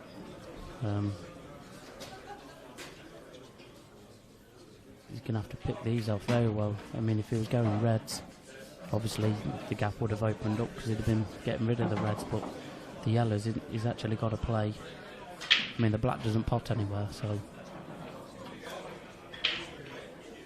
There you go. First opportunity he gets. It's a bit tricky now, though, I think, for Mark Farnsworth. Because, I mean, obviously you've got awkward queuing on the one in the middle. I think he could play a plant up the top. I mean, you have cleared the black, but it's still not easy. Still not easy to clear these. Considering he's not really had any table time either, it's all been Mark Allen, so... That's why Mark just taking a bit more time. Yeah, he's got to be a bit careful here, because he's only got to be out of position by a couple of inches, and that's chance gone. I think he's cutting this in the middle and try and get on his awkward ball now. And that is a fantastic shot. because he's got a gorgeous angle as well on that yellow. Played that really well. I believe, is he still number 1 on the tour? Yes, mate, yeah. So consistent.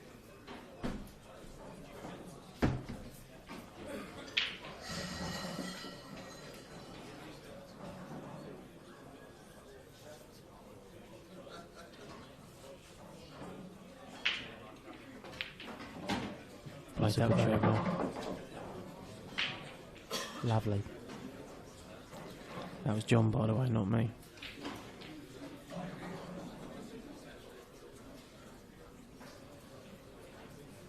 Again, he just needs to just watch what he's doing here. I mean, he could go play this right hand side, come off the side rail and aim towards the red, right of the black. Or he could just screw straight back out. He's got choices. The way he's played that, it kills it, unfortunately. I didn't know if it was even worth playing a bit of top and right hand side and then playing the yellow long. Yeah, he had choices. Yeah, you avoid the traffic that way. Yeah. I think he played the right shot, but it's just as you say, where you play with that little bit of left hand side to come out, sometimes kills the pace. Yeah. Coming down the table if you hit it a little bit thicker than intended, which I think has happened in this situation. Jimmy Carney wasn't joking, he's got you a drink. Thanks, Jim. Well done, Jimmy Carney. That's brilliant. That's hurt him. Look at him. He's gone off Absolutely sulking. seething. He's sulking. His bottom lip's just hit the floor. Why is he patting his pockets?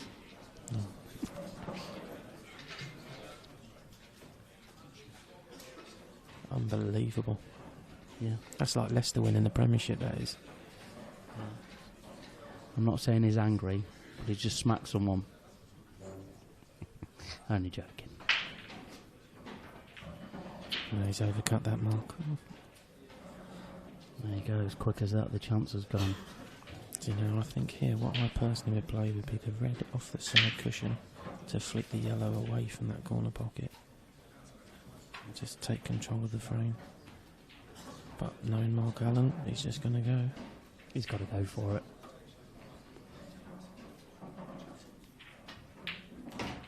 It's a good shot. Nice and controlled. Wouldn't surprise me if he plays the one bottom right with a bit of side, just to get on that red on the left hand, on the right hand side. Yeah, he could even cannon into the black if he wanted to. Yeah.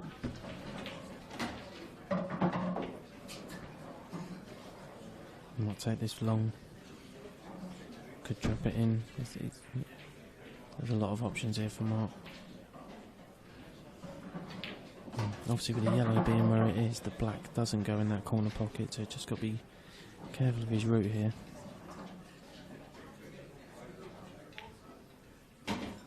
Yeah, that's a good shot. He's going to push. If he's got a slight angle, he'll just push the black out as well. I think it's quite straight. I'm not sure he's got loads of angle to do that. Well, he's still okay. He doesn't need to do that. It was just if it was there. Yeah. This isn't easy now. No. It's a bit straight on this red. Played a little bit of side. That's why it wasn't easy. He can play a really clever shot here. Just screw it back towards the left middle and snooker beyond the black. He's got quite a big gap as well. If we look on camera, I don't know what that one is. Camera 3. Yeah, if we look there, he can play the red and screw back. He's got a big margin for an area. He could even flick off it with left hand side, leave the red over the pocket and still leave the white in that area. Yeah.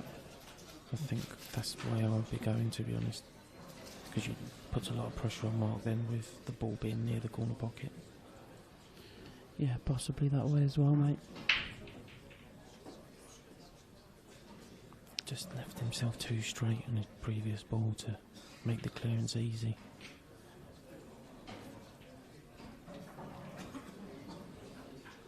Is he looking to cut this with a lot of right hand side? Is that why he's looking at? Is he looking across double full length of the table? I'm not 100% sure what he's looking at, to be perfectly honest with you. He's pointed his cue in several directions. Right, let's see what he's going to play here. No. No, it's not It's not the right shot for me. Very risky, but To me, mate, I'd have just screwed straight back, put the white near the top knuckle. The red had come down this end of the table, so he couldn't just roll in behind it either. That's a relief for Mark Farnsworth. Yeah.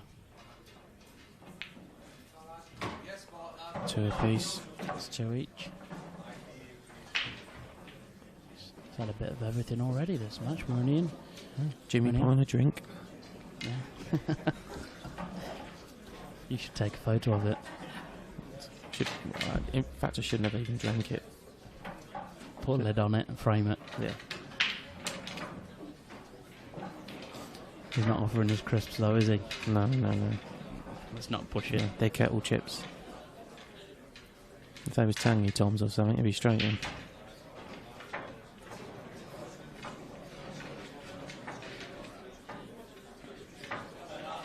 Yeah, so crowd forming now, as you can hear, bit of noise. But some people have had a few slurps as well, you know, today, so they're saying it'll get a bit noisier as the day goes on. There is a great buzz about this, well, every IPA event, but it's great to see Mark Allen here.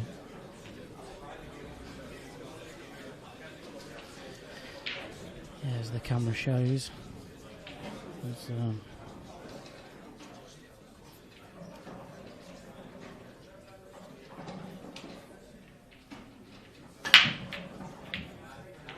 Didn't quite catch them as well as he has done previously. no. But Well, this is look at the yellows. huge for Mark Farnsworth. To be honest though, these are unmissable. Yeah, this should be 3-2 to Mark Farnsworth. Yeah. Definitely.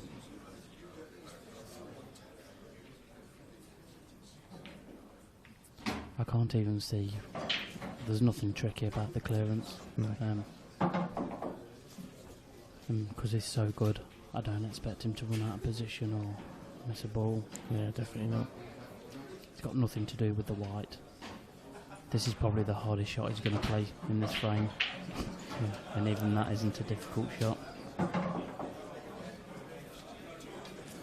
And so I think now we'll play bottom left hand corner. Then probably then take the 2 to the bottom right hand corner. Come up for the yellow near the middle. Then play the yellow in the left corner. Black in the middle. That's what I think. Just run through in between the 2 reds now. He's got options. There's loads of ways he can go. It just depends what way he sees at the table. It'd be nice when we was playing, John, if you had a little screen on the side, you know what I mean, to see which way is preferable. Yeah, definitely. Or just someone telling me what to do would be nice.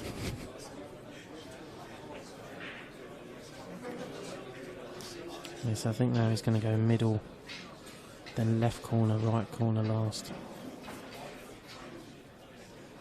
There must be at least 100 people watching this now. Without the viewers at home, of course, you know. It's, Yes, that's just in the arena. that's a bit loose from Farnsworth. Yeah, it's just rolled on an inch or two too far. He's okay, he hasn't got a lot to do with the white. He's just got to make sure the pot. I didn't expect him to leave himself a cutback in that scenario. No. Still expect him to get it. Yeah, definitely. No. You're not number 1 on the IPA for nothing. No. I think it out because it's actually a natural angle he left just to get onto this yellow, so he could just fully focus on the pot. Definitely. Positional side couldn't go wrong. Yep. And this is 3-2 Mark Farnsworth.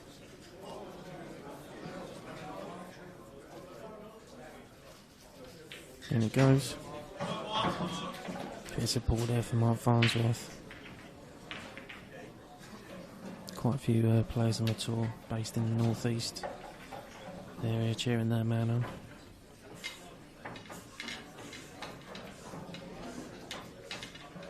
Gary Clark. Yeah, as you can see, a lot of interest in this match. Yeah, well, Mark Farnsworth is a big name in pool. 14 letters.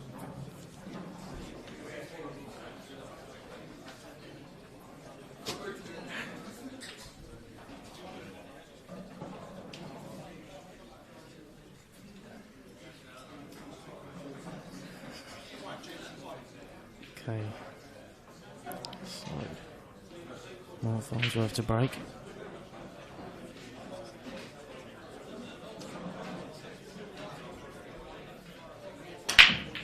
Always hit them. Just one's gone straight down the table. Oh, it's lipped.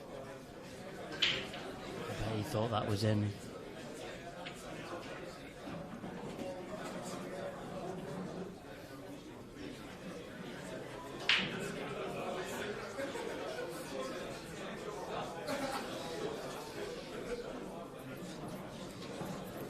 So Mark Allen, I think he's going reds here. Yeah. Red near the yellow on the right hand side near the ball line. After this one, I think. Yeah, so it's a little bit awkward, but he should be alright. He can just roll that in, and then he's got the one over the top left pocket. Yeah. So he just needs to stun this one in. Yeah. Oh, bit aside. Oh, there's a big pocket in the middle for these reds. I think that's why Mark's gone that way. I don't think he's on either of them, though. I don't think he's hit it hard enough. No. But I think that is why he went that sort of way around the clearance, but I think he's a bit finchy. what, a bit short? Bit short. I'm a lot short, mate.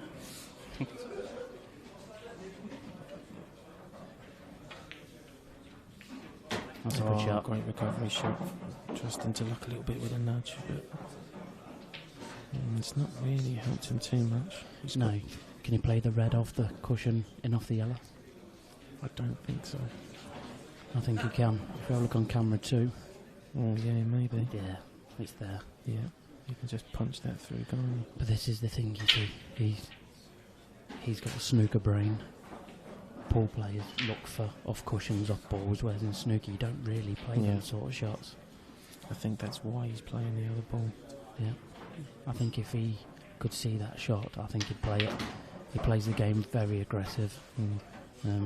Normally when you play aggressive, you start seeing them sort of shots. This is a nice angle for Mark. Yep. If he hits the red full ball, he should be okay. Yeah.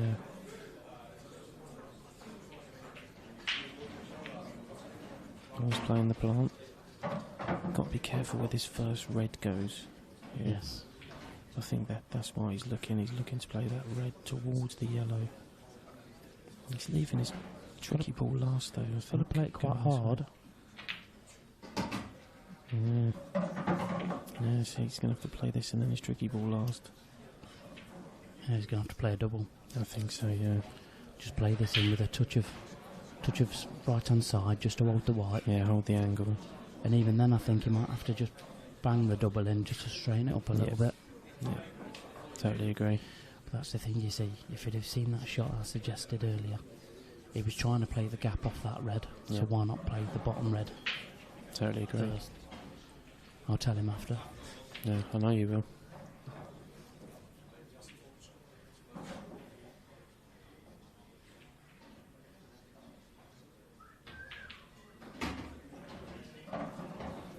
I didn't think there was any possible way he was avoiding that yellow.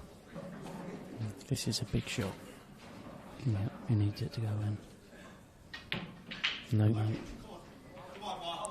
And Mark Farnsworth is a huge favourite for this frame now.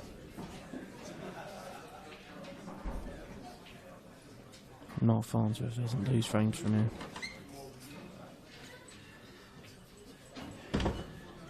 Yep, just develop your bad ball. Mark Allen has to play some rare shot to have a chance. I think he's trying to probably try and come off 3 cushions. 2 cushions and double the red into the opposite middle. I think maybe he might come 3 and come up the back of it to try and get it in the top corner. But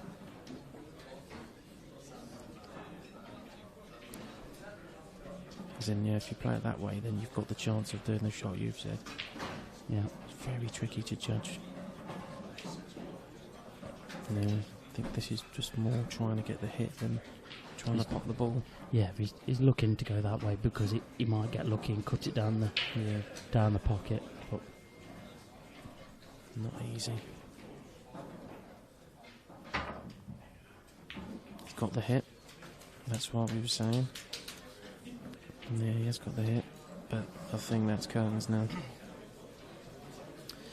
yeah, I do as well. I think Mark Farnsworth, those two balls on the right near the middle bag. Obviously one flies, the other one's a bit tighter, but he could actually play the first yellow off the second yellow and just fetch it out. I don't think he needs to do that. I think he's just play. Here we go. Now he can play the one in the middle. Just drop onto the next one. He could play it off it. Yeah. But yeah, it's just all Look preference. at camera 2. I think he'll just drop it. I know he did play it off. This is the problem. He's hit it too hard. Yeah, you need to be controlling those. I think if he'd have just dropped behind it, there was no danger he was going to put the other one anyway. Yeah. But he's still got the free ball plant. Yeah. He's still going for the finish. I still think he'll get the clearance. I think he'll play the plant. The black will move out of the way. Yeah, the plant's the shot now, I think. Yeah. Play the plant, because the way he's got the angle, the yellow should come right side of the black. So you should leave yourself a shot.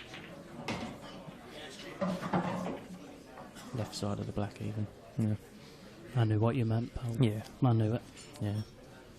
But yeah, he can take this one now over the bag. He doesn't have to. He can go top right. He can go top left. This is all just personal preference now. Yeah. Oh no, that is an uncharacteristic miss. I can't believe he's missed that, to be honest. No. Mark Allen is now thinking what's going on. Have I got a chance here? Just go to camera 1.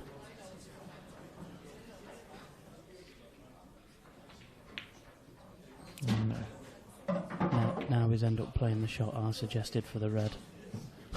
Yeah. All them shots ago. This is very difficult. Camera 2. Oh, it no, went clean. flew in. Absolutely flew in. I didn't even think that went. Well, nice 3 apiece. It's close then. A couple of frames should have gone. Yeah, it could have gone either way really. The one where Mark cut in the black and then went in off. That one there where Mark Farnsworth should have cleared up and didn't. So 3-all is probably a fair score line at present.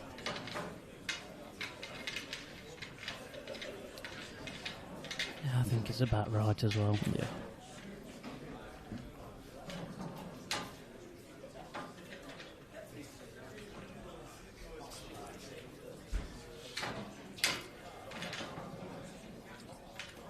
Mark Farnsworth will be kicking himself now though. Yeah, that had opened up a 2-frame lead. Yeah, that's huge. It is huge, you know. Race to 7s is, Yeah. you know, it can be a bit of a lottery. It can with the top players, can't it? Yeah, definitely. Because, you know, majority of the players in this are quite capable of reeling off.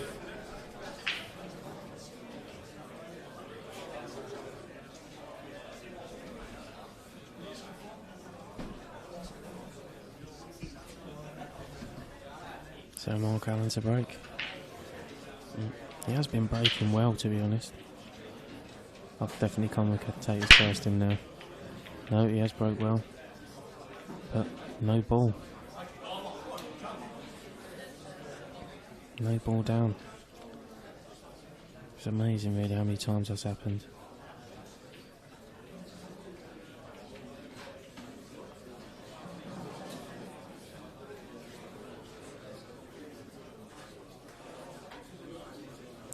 But as you've seen from the first frame with Mark Allen, if they're there and he's making a ball, he's not taking any time at all to clearing them up.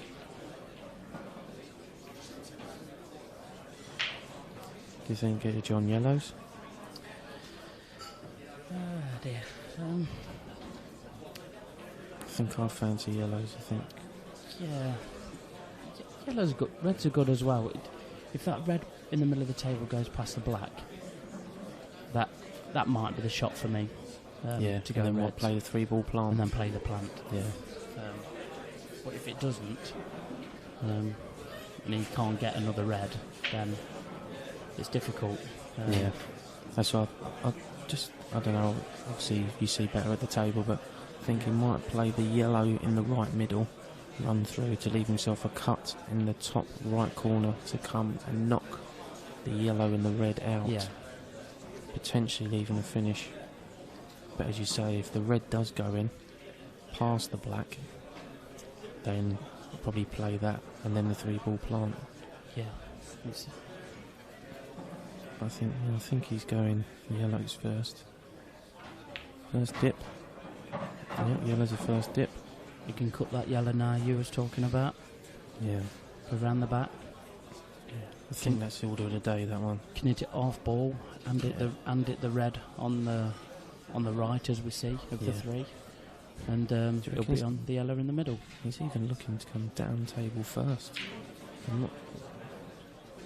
Yeah, I understand that. Get these two out the way. Yeah. Concentrate on one area afterwards. Yeah. I just think he's in a really good position here. Yeah, I agree. He wants to be on this yellow top right as thin as possible to go around the back of the red. But I get it though. I get it.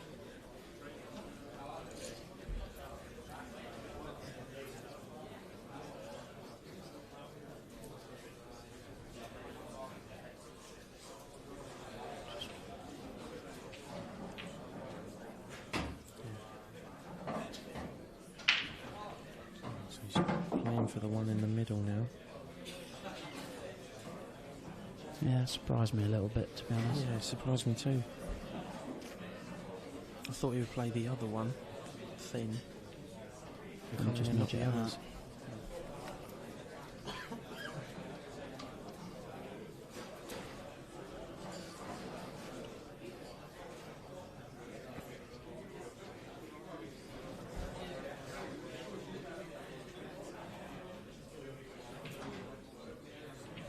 Well, this is a big shot from Mark Farnsworth. Nailed it. Great shot. Great shot. That yellow near the brown spot seems to be the problem ball at the moment. I think he'll try and get on that now.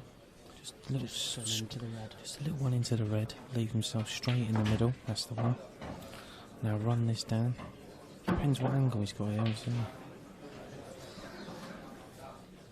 Just look and see if the yellow goes in the bottom left. If that's the case, yes it does. So he'll be running this white down to try and leave himself on that one bottom left to run through to leave himself bottom right and then black in the bottom right as well. Yeah. He's played that very well. Yeah, he's taken these out really well. Yeah, a very intricate finish. Yeah. And he's 3 balls away from making it. I think he can run this side of the red as well. I don't think he needs to run into it. But Yeah, I think if he chooses to, there's nothing wrong with that. Yep, just a little drop onto it.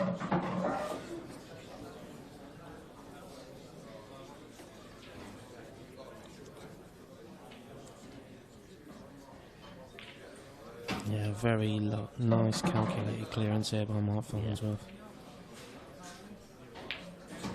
Didn't really career into many balls there, just a little flicks here and there. Pool players finish. Yeah. Just got some scores in the other games here. Ian Alley has beaten Declan Lavery 7-3. Gary Clark beating Frankie Marola 7-2. Jordan Church winning the Battle of the Jordans, beat Mr. Shepherd 7-6.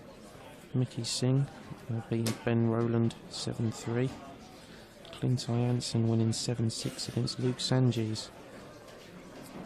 Liam Dunster winning 7-1 against Luke Wigglesworth.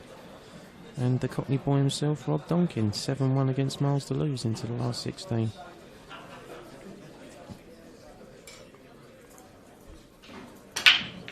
Great break from Mark Farnsworth. That cue went straight through. Look at how many balls are past the baulk line. That's ridiculous. Yep. My word. Got hold of them, John boy. Yes, he did. I'd go yellows.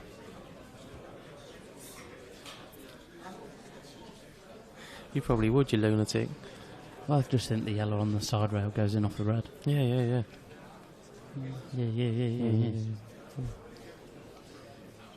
No, I think he's going to go reds. It's insane though how he's absolutely hammered those, and just looking at where they've finished.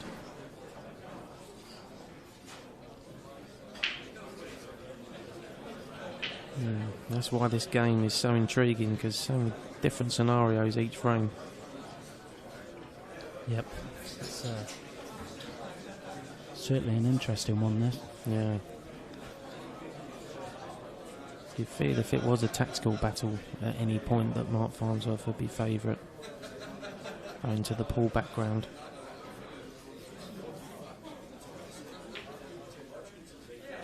Oh, That's a surprising miss. yeah, I think he was just going to take control of the frame there as well, rather than go clearance. Yep. Probably just, had he have potted that, drop the red in up towards the top right corner and just taking control of the frame, but no, Mark's got this opportunity instead.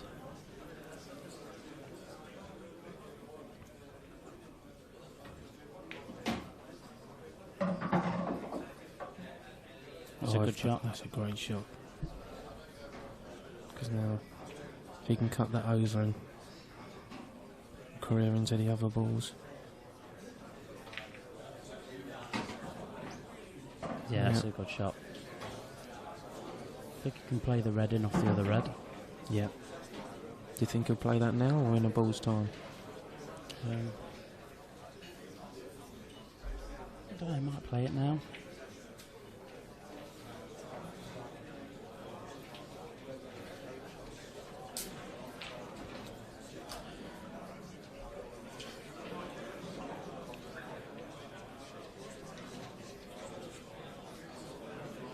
I'd be inclined to play the one in the middle now, and then play the plant first, and then play the in off next. I think he just tried the little flick then, but Yeah. you could tell by his body language he wasn't happy. That's why I'd play the one in the middle, play the straight plant, and then if you're in line, it's easier to play in off a ball. When you're Yeah. playing from an angle, it is a lot harder. Yeah, definitely. So I'd have been inclined to play it that way, but still in a good position. What would you play now? Cross double? Yeah, bang it. Cross double into the yellow. Yeah, He's played that. Oh, that's okay. Still pots. this is very difficult now for Mark Allen. He could play a 4-ball plant. Red, yellow, yellow, red.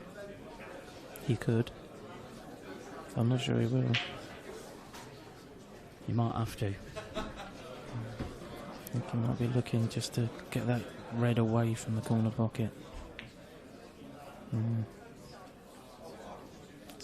See, now this sort of tactical game, you would fancy Mark Farnsworth to come into his own now. If he can just drop in behind this yellow, just make it look difficult for Mark Allen, then I'm surprised he's hit that hard. I'd have just rolled onto the red, left it over the top left, yeah, I agree. and he would have had game. Even if he'd have gone back cushion first and pushed the yellow up, Yeah, could have and gone. then it would have opened the pocket for the red. Yep. I mean, it's not bad where it's left. He can play the 4-ball plant that way. Yeah. But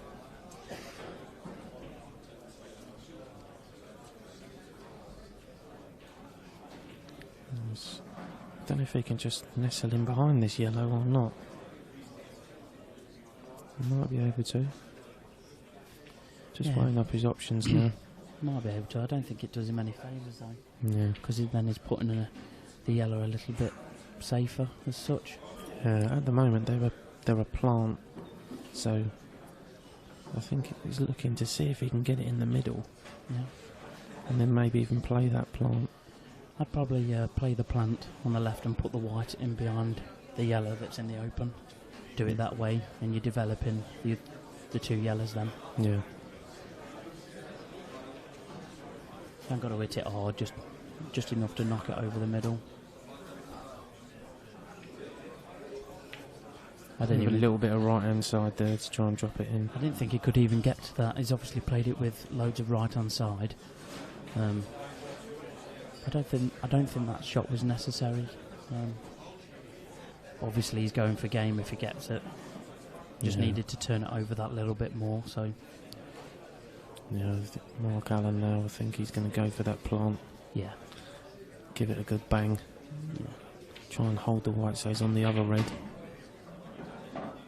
As he has done. he's played that really, Yeah, really very well. well. He's Very controlled that. Now, can he screw back on the top rail, or has he got to go forward with the white? It looks like he's going forward. Clip, clip. No, too hard. Yeah, he was hoping for a clip off the yellow, I think. He could have even played it so he left the ball, the red, into the bottom left corner and then dropped the black in the middle. Yeah.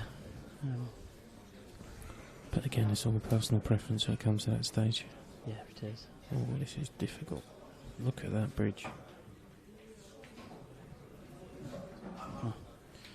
That's not a bad shot at all. I know he's going to be in trouble here, but it's better than leaving him game. Yeah, he's got his ball out in the open as well. So if he is snookered, he can come off cushions, maybe knock it in. If Mark doesn't get in behind the yellow on the left hand side, it's quite an easy up and down. Yeah, One cushion escape. yeah. It's hard to see how close the white is to the yellow as well. Yeah. He might be able to just flick it and go towards the two yellows, or go to the yellow nearest to the baulk line and stick it in behind there.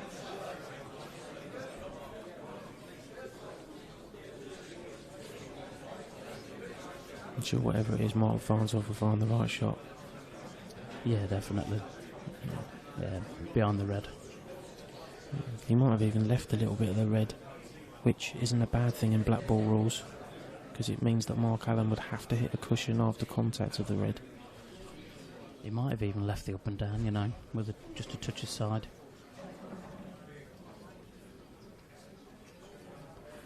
Can't quite tell from here. It's the great thing about Blackball rules. You've always got a chance. Yes.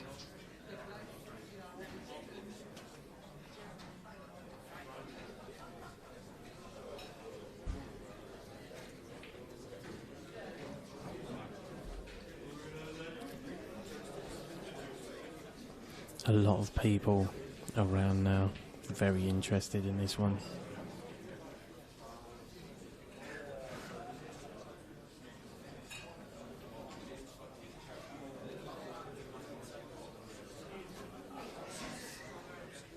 Yep. As soon as people heard our voices and wanted to come and have a look at us and listen to us, I know, yeah. and I don't blame them. No, that's it. I said, didn't mind who was playing.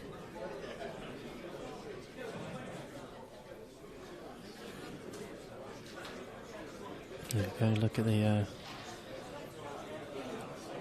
venue now. Yep. Right. What's he looking at here, Mark Allen? Bottom cushion, side cushion, off the knuckles. What's he looking at?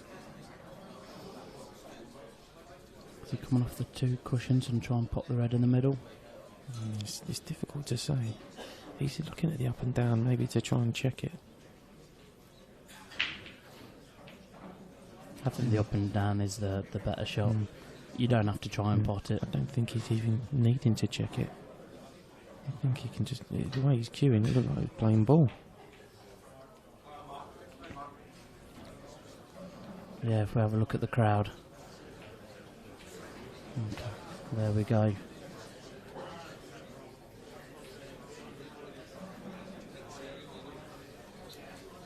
A lot of pool players prefer to stand than sit in the seats. No. I'm like that in a pub. I prefer to Yeah. stand at the bar rather than sit down. Well, I like sitting because I'm obese, so It's either that or fall down, innit? So, yeah, I'm sitting, mate. yeah, fair enough, son. Table 22, JJ Smith and Lee Becker. He hasn't really left Mark a chance to clear these. No, I think he could just get this one off Play near the the ball plant down the line. rail. He could have played the plant down the rail. If he gets it, he's got a chance of clearing. I think If not, Mark, it developed. Mark's looking at maybe potting this red off the black in the bottom right hand corner pocket. Coming off a couple of cushions, hitting it very hard. See what is he going for there? Yep. Side rail, bottom rail. Nathan Davis and Toby Boat, table 8. And then looking to actually play that red into the bottom corner pocket. I don't think that shot's on, mate. Neither do I. If he But was I think another, that's what he's looking to play. if it was another 3 or 4 inches from the rail, he could do it.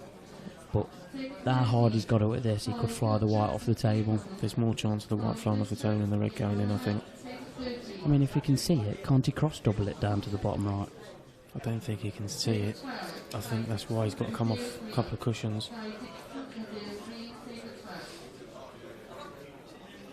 He's going to hammer it though, that is for sure. Oh, it's a good effort. That is a good effort. I thought it was a cert the white was coming off the table. It was a great effort. Yeah, it was a great effort. I think nerves got to him. Yeah. Big stage for him. Oh, First you know. time here. Yeah, it can happen to anyone, can't it? It was Not that- you, of course, John. No. I'm not like that. No.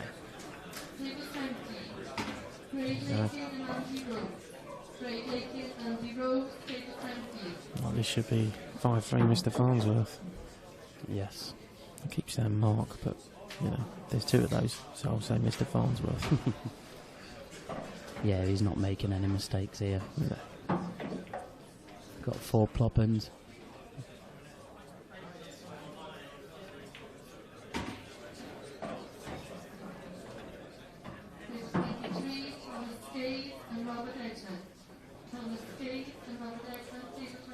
So just bring this over. Yeah, it's nice. Nice angle there, just to naturally bring the white up the table. Can play it corner or middle for the black. Entirely his choice. As his want. Yep, middle pocket. Yeah. He was never going to miss them. No. It's the thing with these top players, they don't miss easy clearances. No. And it's 5-3 Mark Farnsworth. Yep.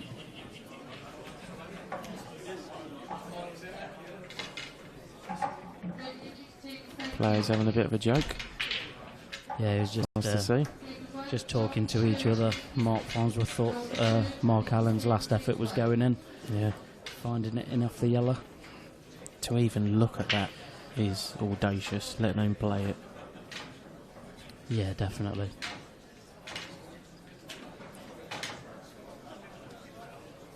He wasn't far away. Table 3, Brad B and Clint. He knew it was a big pocket as well, so if he didn't get it flush, he might have got it off the cushion, which he tried. Yep.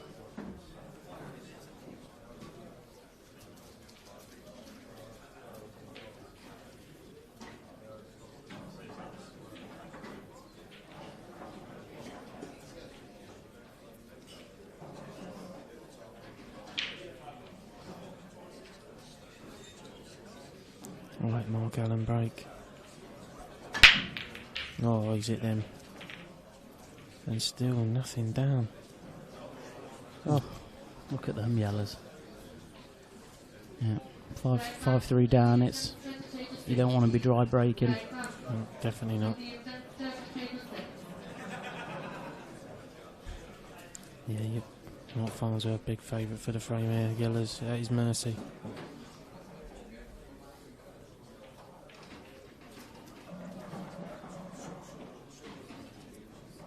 Yeah, so I mean they're all important, but this frame even more so for Mark Allen. Without a doubt. 6-3 down. If it goes to 6-3 down, he's struggling. Yeah, so even though these, it looks like a fairly routine finish, Mark Farnsworth just, composing himself, mapping his route. Yep. And a lot of players do rush into shots and clearances, but Mark never does. He always likes to try and make sure that he's got his route mapped out. Doesn't really rush into a clearance. I didn't think of that one very well, did he? No, I think he just wanted to bring it out rather than, obviously, he's gone on top of the black. What can you do? But to just bring it out a little bit to hold, and then just makes clearance a bit easier. But I don't think he needed to make it easier. Yeah, I'm not sure. I reckon he tried to just hit the yellow rather than hit the yellow past the black. But I'm with you. I don't think it was necessary. Yeah, good shot there. Good recovery. Probably play the plant now. Might play the other one, but I think plant is probably the shot for me. He's now pushed the black into a place that he could find it a bit trickier to get on later in the frame.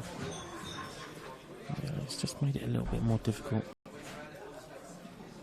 Shouldn't be a problem, but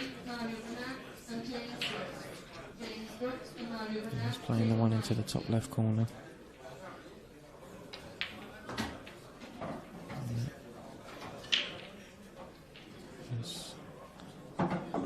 Left corner, then right corner, come down table. So maybe he doesn't have to play a plant at all that way. I can understand why he's gone this way. Yeah. He can, he's got a choice. He can drop it in, I think. Or he could even come out, same bag. Play that nice. Yeah, natural angle to come down for the bottom yellow of the two, and then he could even play the large yellow in the middle, or you've got options now. What way you want to go about the finish? Yeah, I think he'd be looking to finish slightly below the yellow on bottom right. Played that very well. Just needs a smaller bounce. That's nice. That's nice. You could even just drop this in, play the yellow in the middle. You can come in between the yellow and the black. You can even screw into the black.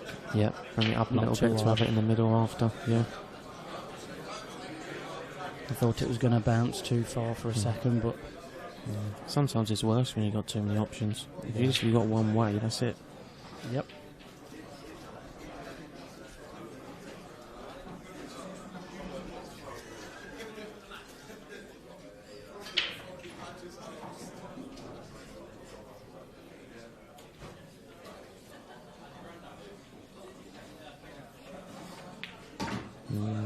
Yep. I don't know if he played to nudge the black and hold for the ball in the left corner, but he's flicked it and got it in the right corner. I think he did, mate. I think he's tried to hit it full ball, that's why he didn't hit it particularly hard. This is alright, he's only just got to roll it in. Yeah, can't see any problems there from Mark Farnsworth. It'll drop. There it is. It's a kick and a half. Oh my god. That is a kick and a half, ladies and gentlemen. That was huge. Oh my grief. That is outrageous.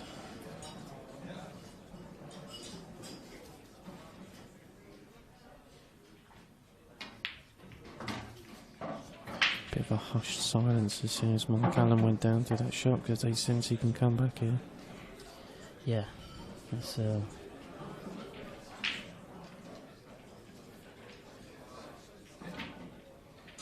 you wouldn't fancy him missing these now. No. I mean, it wasn't even a little kick. No. That was outrageous. Good shot from Mark Allen there, getting his bad ball out.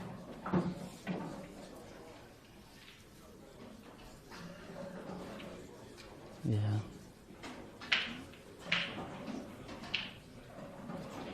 Just minding his work here. Just because the white's near the rail, he doesn't want to take liberties with the clearance. It wasn't even a little kick, was it? No. You know. You could see the way, especially the way with the striped black ball which we have in, with the Pro Cup balls, you can see he kicks a lot more with the black than other balls on the table, and you could see it as soon as he hit it. He's just landed in between these two reds. Well, I'd actually take the other one's it's natural to come round, but prefers to hammer it round, and you can't get much straighter than that.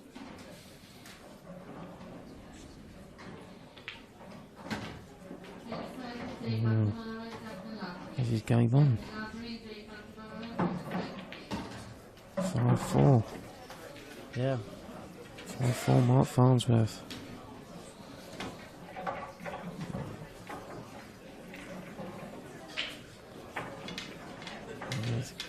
Big kick there for Mark Farnsworth down. That brought Black down the rail.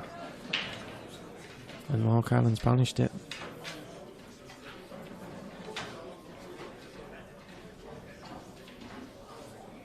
Just one or two fans just looking over, waving at us. It's a bit embarrassing sometimes, but you know, you have to give a bit back, wave back and say hello.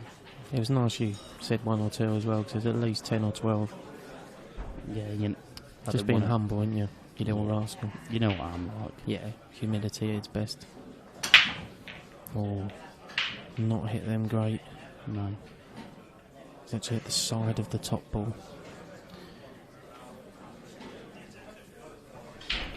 Yellows? I think yellows. I think he can get that yellow in the middle, knock the yellow and the red up the other end in the bulk area. I'd be hitting this quite hard. Yeah. Yeah, definitely. You just want to try and hit left side of that yellow or behind as he's looked. Yeah, go from behind with a touch of right hand side. Or you might even get away with just top spin. Yeah, you just don't want to hit the right hand side of it so it takes the in off. Yeah. I think he's got a good angle as well. Yeah, I think so. I've looked from camera too. Looks good. Oh, Mark's just gone in the way. Playing a bit right hand side, I think, off the top cushion, but no, too much side, not enough top. Yeah, it just throws it wide. wide. That's right. Just straightened it up a bit with the side. If you'd played it with top and side, it would have brought it cushion first, not the yellow out. I don't suppose Mark Allen plays on these cloths a lot either, so does react slightly different. He's played that so That's well. A brilliant shot.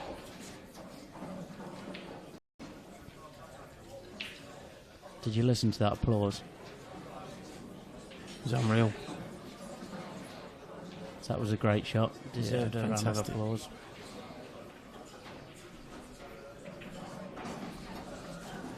Maybe everyone's checking their football bets. It's about that sort of time on a Saturday, I think. Yes, it is. Didn't do one today myself. No, I didn't either. Right, so drop this one in the middle. Yeah, so now, if he's on this one, under the red, I still don't think he takes it. I think he takes the other one, the left of the three, and then plays that one. But we'll see. We go to camera 3. So you can see the angle. Yeah. It's a bit tricky. Yeah, I didn't like that shot. It's just about avoiding that red. Yeah. It was a bit tricky the way he played it. In fact, he was on that other yellow, so he could have played that. Could have played the middle one. Yeah, and So the screwed three. in up to the red next to it, and then he'd had a choice of yellows. Yeah. He could have done all sorts with that. He could have rolled it through, then took that yellow that he's just potted into the middle, just top it through. Yeah. So I'm surprised he didn't get enough action on the white ball there. He might have took it for a little bit for granted that he was getting back out. Yeah, I think he more stunned it rather than screwed it. Yeah. If he screwed it to come out further.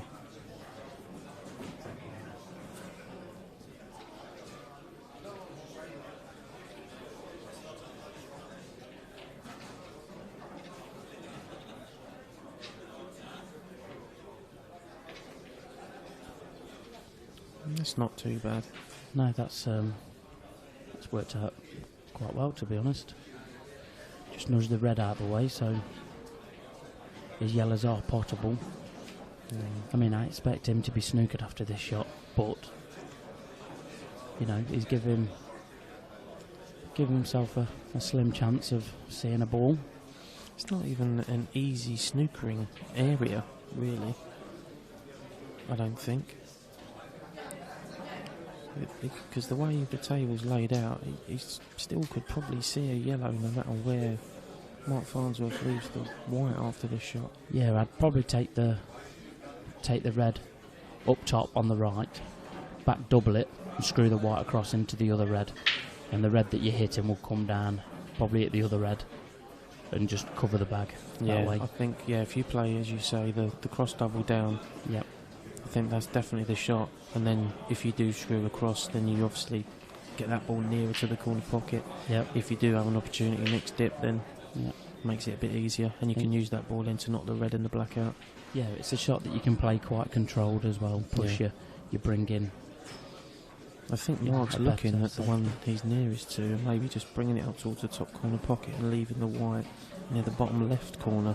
Yeah, that's a possibility. Because again, it's a trickier ball for the clearance.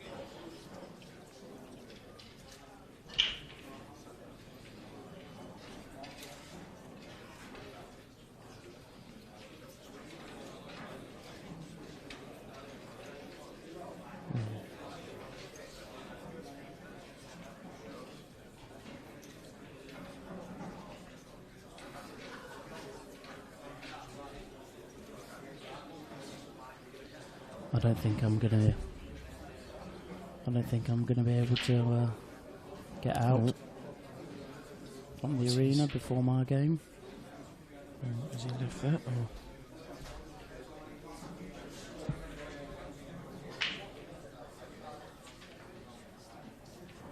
Has he left this?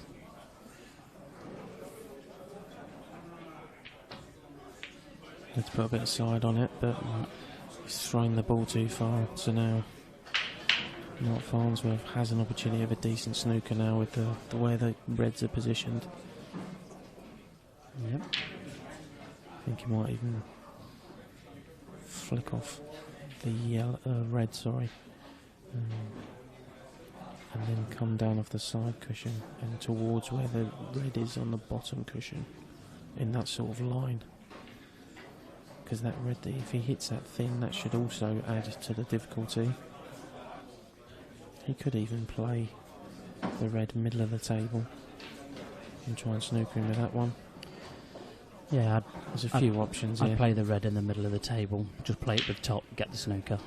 I won't be trying to flick off balls and Yeah, it's all about getting the snooker. you flick off this ball that's just on the left hand side of the table and you go up. It's a big area to clip the knuckle. There's a few options here. I'd go my option. Yeah, of course you would.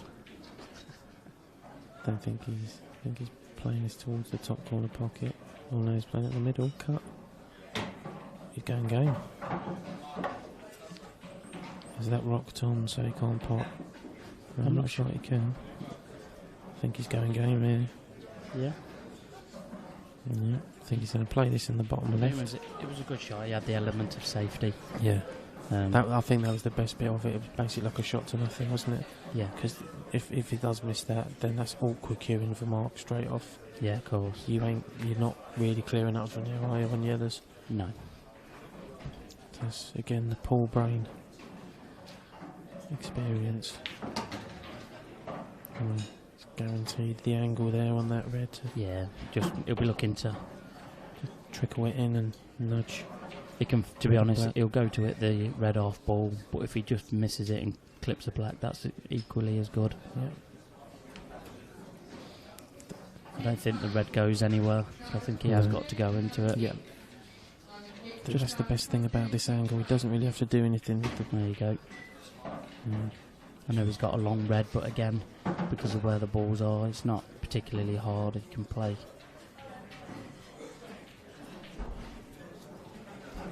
He can play it in a way he's not going to leave anything. But he's not going to think like that. He's going to think, I'm getting this in. Yeah. That was a lot straighter than I thought. So you can either take the top one first or the one, well, it's either top left or bottom right here really, whatever your preference is. can go either way. Ideally, you wouldn't leave top left last because it's easier for the black, but you could even take it now. Then play the one bottom right and then just clip the one in the left corner, swing it round for the black in the middle. Yeah, I'd be going top left first, bottom right, and then just play the red bottom left. Bit of top, come off 2 cushions. Yeah.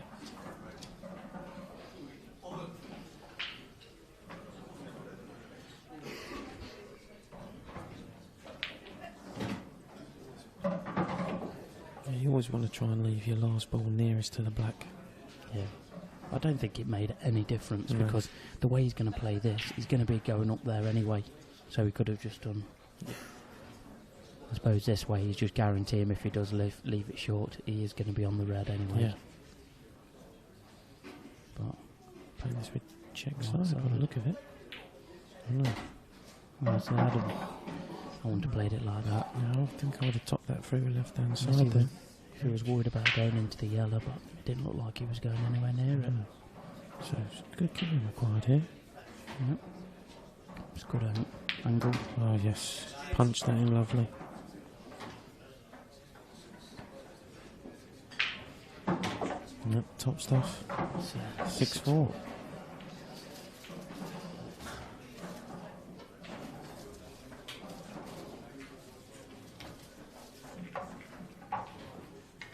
So uphill task here now for Mark Allen. Does potentially have 2 breaks. Yes, he'll be over for a break and dish here. Just put the pressure on a little bit. Yeah, definitely.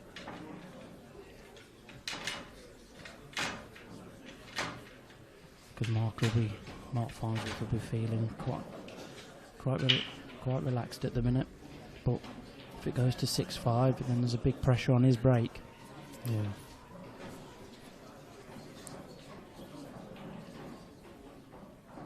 Mark Allen will be hoping for a break similar to the first frame.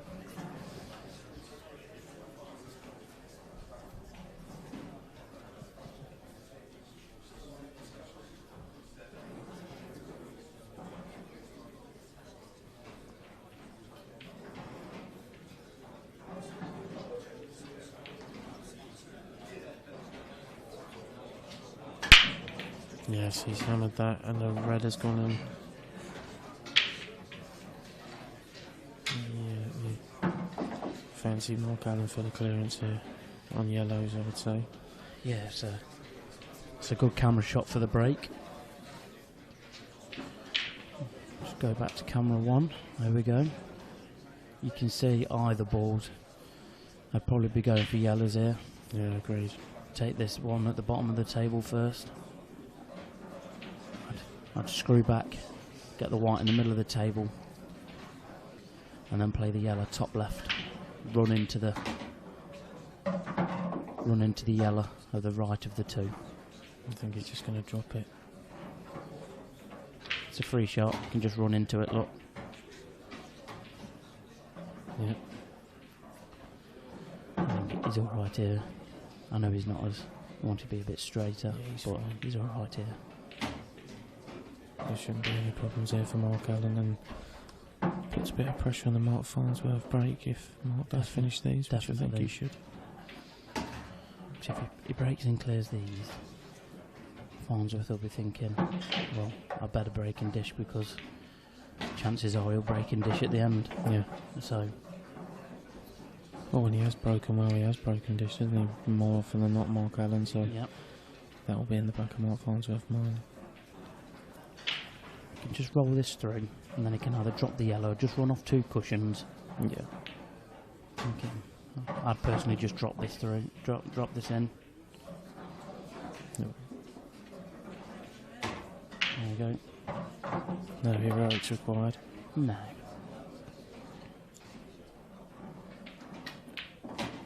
There you go. Just what he needed.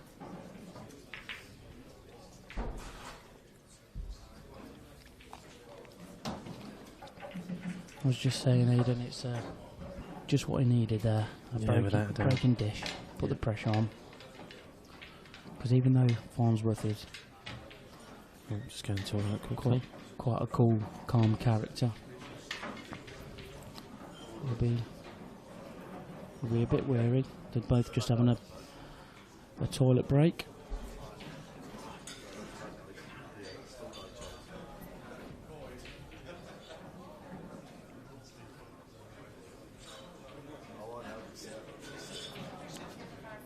Maybe they get a wriggle on the Arsenal one at half-5.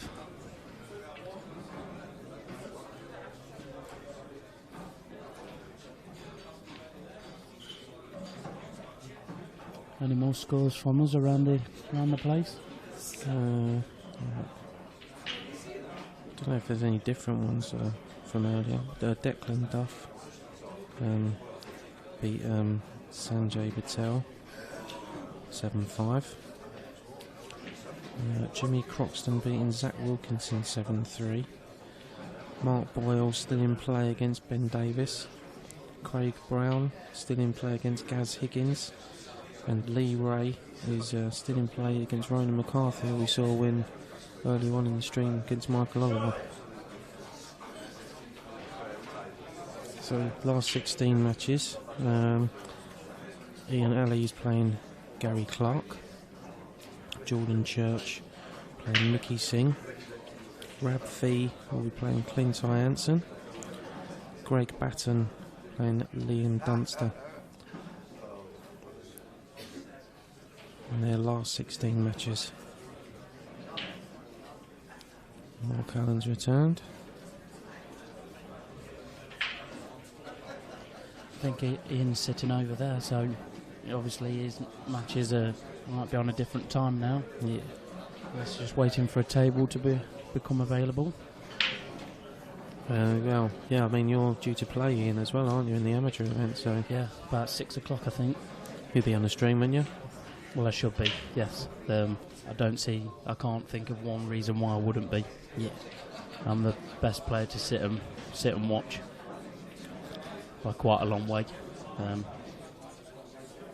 So if I'm not on the stream, they might as well not bother having one.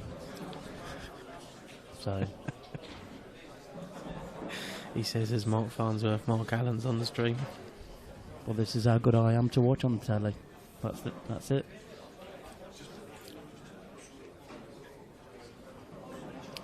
Just keeping it real, people. Just keeping it real. You're freezing. Yeah, I know. Bloody hell. It's because I've not ate since breakfast. Get off.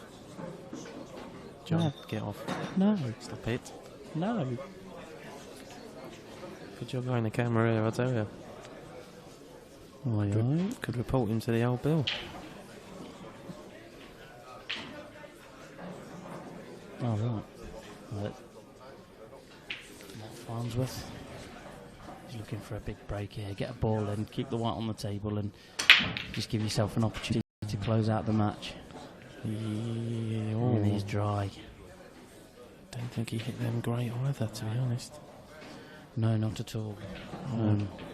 Mark Allen would love to go yellows here, but the first ball is not easy. He might have to do a 3-ball plant for the middle. He's got a yellow top right bag, yellow in the middle of the table. Yeah. I mean, he's not going to be worried about queuing one of those in. If he queued in long reds at the Crucible. No, that's true. I mean, reds are okay too. You've got an easier red to start with. The Yeah. bottom red of the two in the middle of the table. Bottom one goes in the bottom right. So there is options. Yeah. He's probably just cursing his luck a little bit that he isn't on an easier yellow, because having two of them over pockets and not being able to see either isn't the best run of form. But it looks like it's going for the 3-ball plant. Just lining it up. Any contact on that yellow near the middle bag, and it Should drop. should drop. Yeah. Big shot.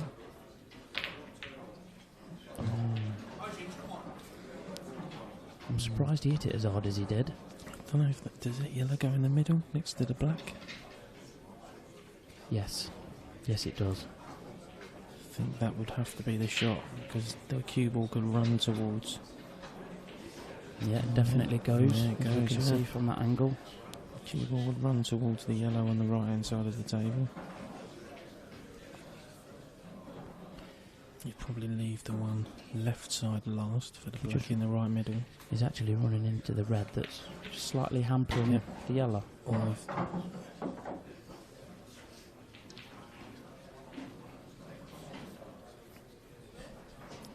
yeah, it's just gone a bit awkward.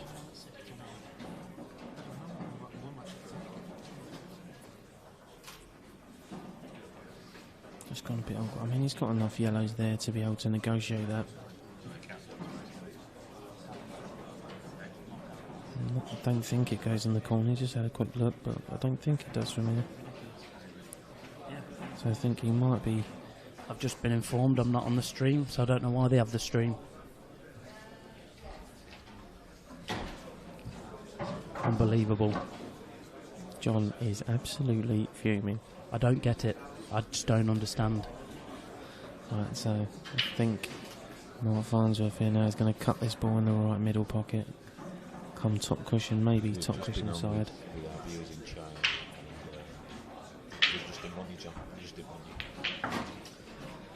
Yeah, great shot, Mark. That's a frame winner. Don't believe that for 1 second, Kev.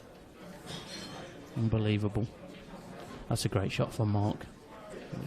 I fully expect him to get the clearance now. The problem is the black, because it's not easy to get on it, but you think that if you leave the one on the left side, near the bottom left corner pocket last, then you should be able to get onto the black in the left middle. I think he's going to stun this in, get the white, just stun it down a little bit, 2-3 inches, then cut the yellow into the middle and roll onto the red out of the way, and the black will go right middle. Good there, yeah. All depends on the angle he's got. There you go. Bit straight. Oh, he's gone too far. I think that is where you played. Yeah. Just done a little grimace there, just that he'd run too far, but I think it's still okay. I think it does still go in the left middle. Camera 3 would suggest it does, as you can see, so Yep. I don't think there is a real problem at all. As long as ball's not lost. yeah, as long as he gets on that ball bottom left last, Yep. just clips it in to leave a nice angle to come round. Yeah, I'm definitely. sure this will be 7-5 to Mark Farnsworth. He'll play the one in the middle now, Yeah. then the corner, top left, and just leave the white, just in level with the yellow on the left. Yeah. Near the, I don't know, in between the middle pockets. Yeah. Then you can even drift it over or stun it across, depending on whatever you Screw it or just roll it in. Yeah. He's taking his time. I don't blame him because this is for the match. Yeah, of course. I think it's best to leave a thin snick on balls over pockets rather than try and screw out. Because screwing out, sometimes you can slightly misjudge it. I think that's what he's looking at. Not this yellow, it's the next yellow over the pocket, where he wants that cue ball. He could even play the top left first, run down and come near the middle bag for the yellow into the right middle. And then he can get the white exactly where he wants it to be for his last ball. But yeah, I think I'd be playing middle, top left corner, then leave. You're guaranteed to leave yourself an angle. Yeah, just depends which angle. Then you should be able to get on that one in black in the middle. Yeah, definitely, mate. No, he is going John's way.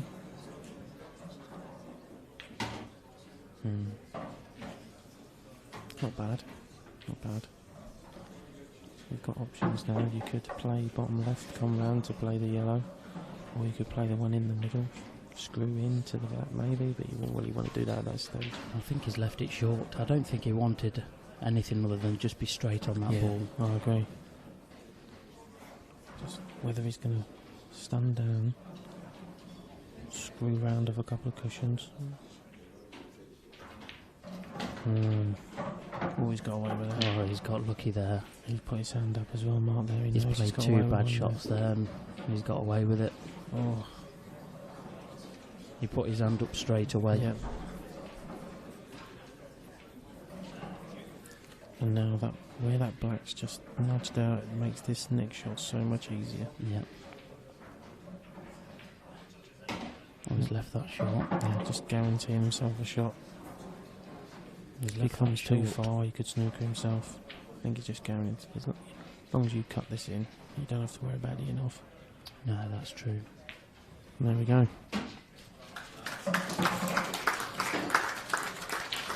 Gentleman there, Mark Allen, and well done, Mark Farnsworth, winning 7 frames to 5. Yeah, it was a great match to watch. Played in good spirit too, having a bit of a laugh and a joke, etc. Yeah, it was really enjoyable to watch and commentate on. So we'll speak to you again soon. Bye for now. TTFN.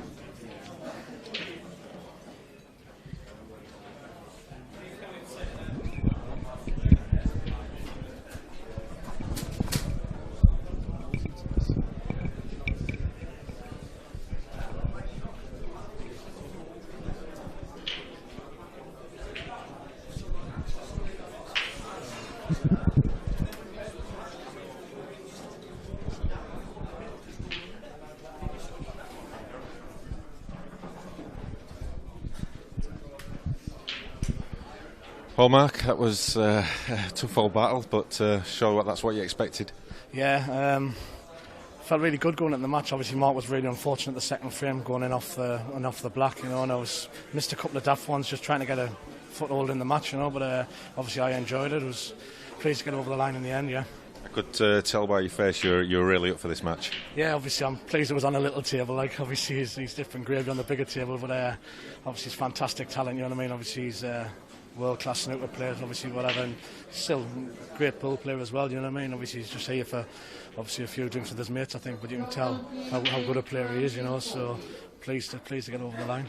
Yeah, and hopefully he'll stay at the snooker and not trouble us on the tour. No, obviously it's great having him here, you know what I mean? Obviously it's great for the IPA having obviously players of Mark's stature in the tournament, you know, so obviously I'm happy. He's a great lad as well. Obviously he's been brilliant. Everybody who's asked to obviously speak to him and all the rest of it, he couldn't have been more welcoming, you know what I mean? So over the moon for obviously like Mark come to the tournaments, you know what I mean? Obviously the more the merrier, you know. Delighted to get the win though, so happy days. Okay, well, we better let you get off because you've got another match probably coming up pretty soon, so good luck for the rest of the tournament. Cheers, Kev. Mark, unlucky, but you know, enjoyed your experience so far. Yeah, it's been a lot of fun. Like, you know, came here. People expect the world of me, like, because I'm sort of half decent at snooker, but you know, I don't play a lot of pool, and you know, I come here and I go for everything, and I don't know any tactics, but you know, like, that's what caught me out today. I don't think I missed many pots in the whole tournament. Never mind that match, and just like up against the very best, like Mark is. You know, you need to know the tactics and stuff too, and you know, it's not all about potting. If you're breaking well, it's an easy game, but there's a lot more to it than that. And you know, I'd be the first to admit I wasn't a fan of pool a lot of years ago, but I've played a bit more of it in recent years, and you know, there's a lot more to it than people think. And you know, I'll be the first to hold my hand up and say like I was wrong about that. And look, it's great fun. You know, I've been really well looked after. The hospitality's been great. I've got good support here as well, considering I'm probably a traitor coming across from the snooker world, but look, I'm just happy to be part of the event. You know, these tournaments are run so well. My friends come over. They've been coming over for a few years now. They talk about how well the place is run, and they talk very highly of yourself and your team. I'm just happy to be part of it. You know, it's great. Well, we pay them to say that, of course. Well, they paid me to say it as well, but no, seriously, like he's doing a really good job with what you have there. Like, and you know, hopefully we talked yesterday. Hopefully you can get a few things in place to make the game bigger, because Blackball pool is really, really taking off, and you know, like it's going from strength to strength, and you know, if I'm a very, very small part of that, then I'm happy. Well, we've absolutely really appreciated you being here, and it's been, you know, I know all the guys here have been really excited to watch you. You can tell by the big crowd that was here. It was really good atmosphere. Just tell us a little bit about, you know, your pool history. You know, is it, you know, what I know you say you don't play much, but I know you've been seeing some of the big comps over in Ireland. Yeah, I got asked as a wild card to play for the Northern Ireland B1s in Killarney at the Nations Cup, I think it was, and I loved every minute of it. One frame pool. It's nerve-wracking. It is nerve-wracking. You know, people think just because I play snooker on TV, I'm going to be acclimatised to that, but it's a completely different type of pressure when you're playing for a team. And one frame pool, anything can happen. So, look, I loved every minute of that. I've played in the Northern Ireland Championships twice. I've lost to Gary Clark and Ronan McCarthy. So, you know, it's taking the top players to beat me. You know, but as I say, to win one of these events, you need more than just potting. But no, I'll keep playing now and again. We run club competitions in the snooker club that I'm from. Play the odd pool tournament here and there, and I do play in them as much as I can. I love the atmosphere away from the actual matches, because you don't get that in snooker. The banter and the crack that all the lads have here, you don't get that in snooker at all. So, as I say, I'm just happy to be part of it, and hopefully more to come in the future. Brilliant. So we might see you again. Possibly, if I've got a free week. No, as I say, as you know, I was only coming here for a few friends and have a few days off and let the hair down, really. But look, I'm very happy to be part of the event. If I get the opportunity again in the future, I'll definitely not turn it down. So just a final question on the sort of conditions. Have you ever played on this cloth before? Yeah, we got Rab Fee is actually the manager of our club. You know Rab anyway, and he got a blue cloth just before his first IPA event. We've played on it a bit. It's completely different to what we normally play on. It's so nice, and obviously the main table here was playing that little bit faster with the extra lights and stuff. So yeah, great setup, and to be honest, you've done an unbelievable job to get all these tables level. I haven't seen a ball roll off at all. Maybe World Snooker could learn a thing or two from you. Well, yeah, we've got a good team, we must admit, behind it. But just on behalf of everyone involved with the IPA, Mark, I'd just like to thank you for coming. Thank you for entertaining us all. It's been fantastic, and I hope we see you again soon. Yeah, anytime. Thanks a lot, Mark. Cheers, mate. Thanks a lot. So, well, that was a great match there. Matt Farnsworth just showing why he's the pro number one, and great to see Mark Allen here enjoying himself and playing the sort of pool that some of us can only dream of. So the next match will be on in 2 or 3 minutes' time. So thanks a lot for your time, and we'll see you again in a few minutes.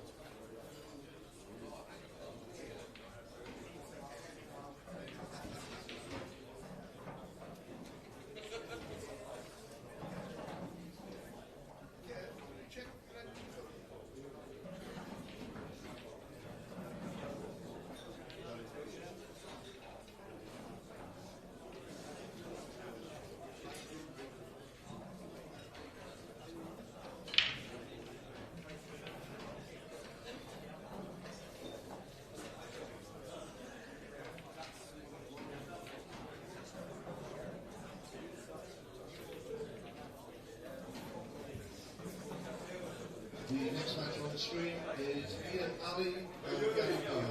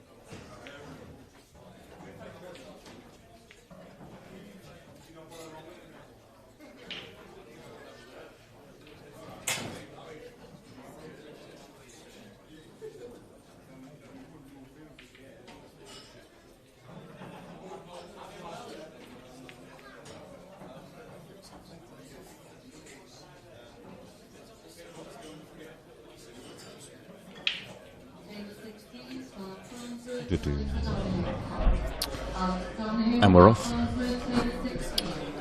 We're off. Yeah.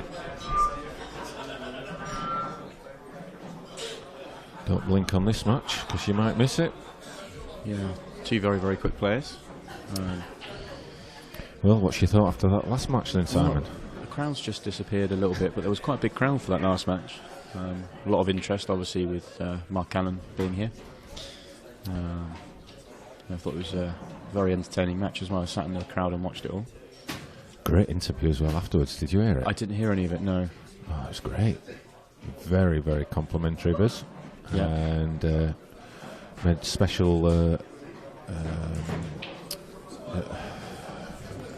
So what I'm looking for, special mention of how level the tables were, and said World Snooker could learn one or two things from us. Oh wow, that's a big statement. So yeah. So Barry, if you need me contact details, you can. I think he wants Louis' contact details. Yeah, no, he's very complimentary. He's really enjoyed his time here. Obviously, still in the amateur event, so we could well be seeing him tomorrow as well. Yeah. But what a refreshing guy. He's. Yeah, I've seen him at a couple of international events. I think we played against him when I played against Northern Ireland, and he's just really good for the tournament then and now as well. So. And he also said that he's sort of been he's changed his mind about pool. He realises now just how difficult it is. Yeah. He's probably like a lot of people think it's it's easy, but he's fully respectful of the game and the top players and just why they are the top players. So I think we'll try and edit that interview, Dave, at some point and get that on YouTube separately if we can. That'd be really good. Yeah, what a nice kid. Yeah, couldn't agree more. So as tends to happen after one game to the next game, the crowd does disappear, but I expect this will build as this match reaches a climax. This is may not have the big name of Mark Allen, but this is no less an entertaining match. Two very, very attacking players and great players to watch as well. And that match, like all today's action, is being streamed in China through our partners at Joy, and they're taking the pictures through an app called Pool Live, and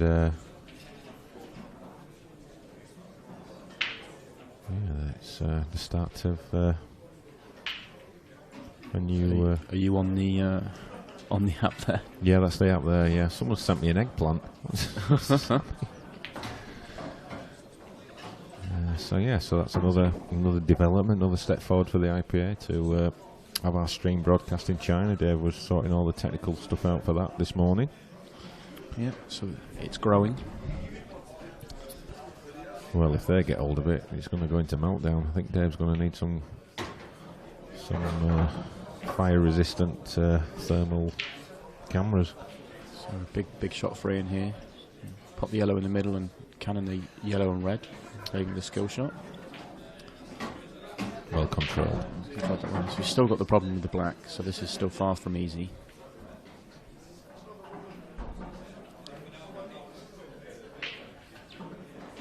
Very difficult to see how he can get on that black.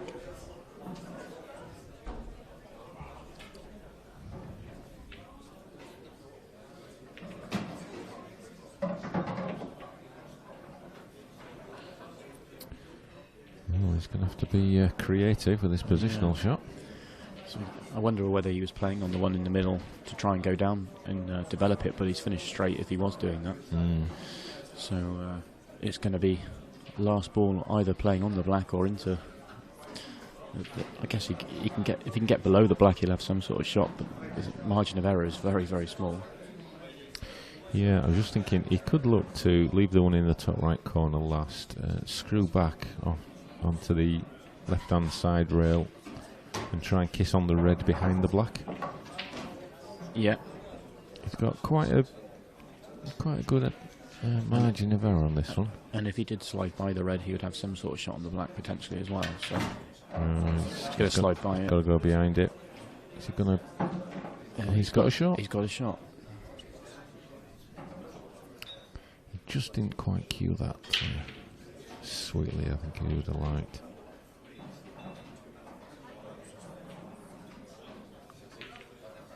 It's on its way. It looks good. Is it gonna? Oh.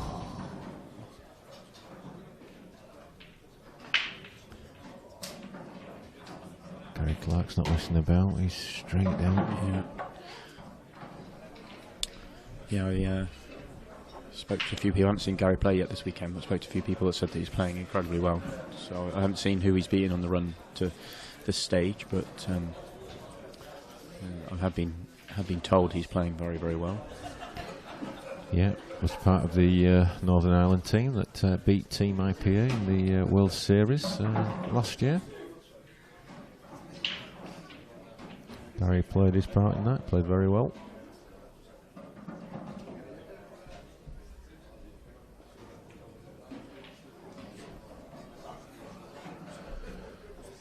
Oh, lattes are here.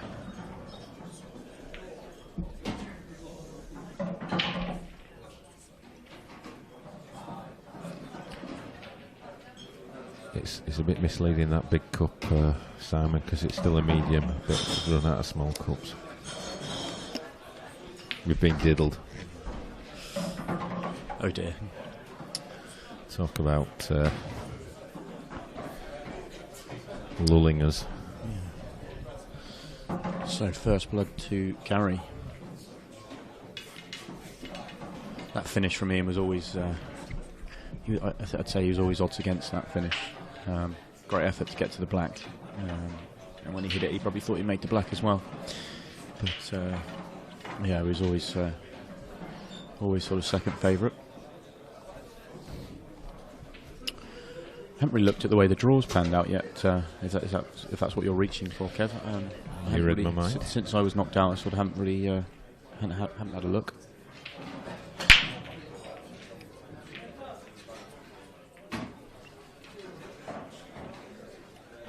It's a good break from Ian. Good split. So, how's the last 16 looking? We've got Mark Farnsworth against Alex O'Donoghue. We've got the match in front of us, Ian Alley, Gary Clark. Jordan Church against Mickey Singh. Rab Fee against Clint Jansen. Greg Barton against Liam Dunster. Mark Boyle, Declan Duff. Rob Donkin, Craig Brown, and Jimmy Croxton awaits the winner of Lee Ray and Ronan McCarthy. So some new names in there. Yeah, there's a lot of big names fallen already, but there is a lot of depth in this tour. What price a Farnsworth Boyle final again? Yeah, that can happen. I think that's I'd say fairly short. So Boyle beat Ben Davis 7-4 in the last round.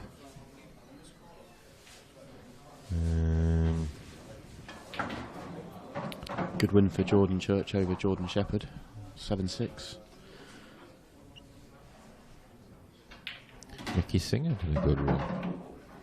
Alex O'Donoghue, good win over Scott Gillespie, 7-5. Scott, one of the top players from Scotland. Yeah, Jordan Church beat Sheppy 7-6. Did you say Liam Dunster's still in? Yep. Yeah. I'm convinced that Liam's going to break through and win a tournament this year. So he had a deciding frame loss last night in the professional event, but he's still fighting his way through this event. Yeah, that was a tense affair against Gavin Robinson. I was playing on the next table. It was, edge of your seat stuff, that one. Yeah. So yes, it's all bubbling up nicely. Gary looks pretty good for a 2-0 lead now. He probably wanted to be a fraction straighter on this yellow. He's going away from the other yellow. He doesn't want to leave too much angle.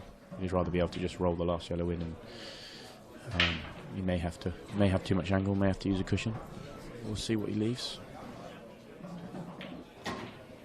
Oh, he's gone because of that. He looks like he's gone for it in the corner. Bit between here.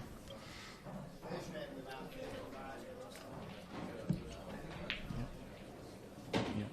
Just accepted a slightly black from slightly more distance, but shouldn't be a problem.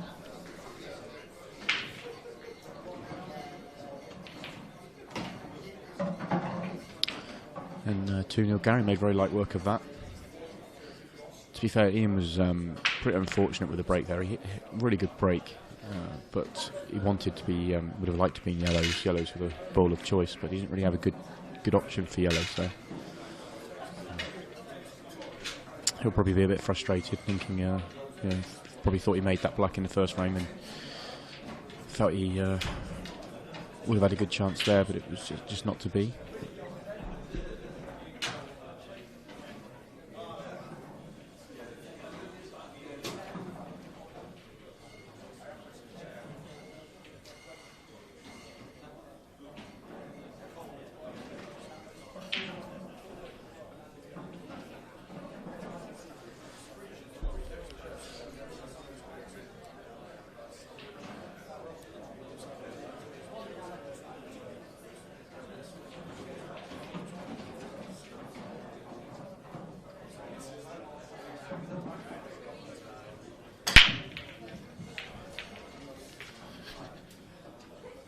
Just managed to get Mark Pickworth to go around and update the scores.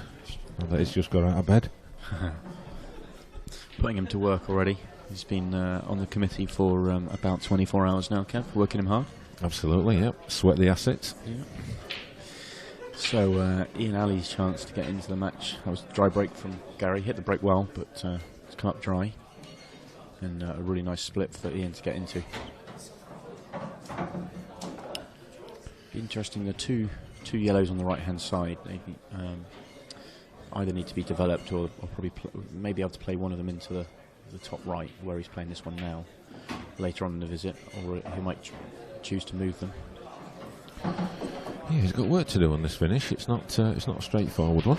Yeah, I think he's okay because he take this one in the middle and then go for the one down the left rail. Though that's bad. That's not good. He's gone too far. If he was straight on that, he probably would have had a fairly simple pattern. Obviously, he's still got to make the balls, but now he's got some work. Can he kiss the yellow, the red, and still come down the table? Maybe. He's like got the that. pot. Yeah, he's played that well. But this needs. This is now tricky. As I said at the start of the visit, those two yellows, they do go to the top right, but they're the only pockets they do go to. So he needs to play this with quite a bit of side and quite slowly if he wants to hold for that shot. Yeah. Yes. He's called touching ball. Not sure that helps him too much. Yeah, can he improvise something? I think Clint Jansen has just handed his scorecard in, so I think he's in the quarters now. Yeah, I think Clint's probably due. It's been a few tournaments since we've seen him in a final. Yes, he's had. He was the pro number one, of course, at the end of last year. Yep. And of course, he is the fans' favourite. He is the fans' favourite. 3 years on the trot. Yes. And what a record number of votes we had for the fans' player of the year. So thanks to all those that voted. There was just under 2,000, which is a lot more than last year's. Yeah. And best part of 30% voted for Clint as well, I believe. Yeah, just under 30%. So I'm guessing he's got quite a big family. Yes, or somebody who knows how to rig our system and multi-vote. But no, it was all fair, and he's a popular guy. It's a great shot from Ian. He's not out of the woods yet, though. This yellow's tricky, and it doesn't provide any position on the black. So a lot of work here.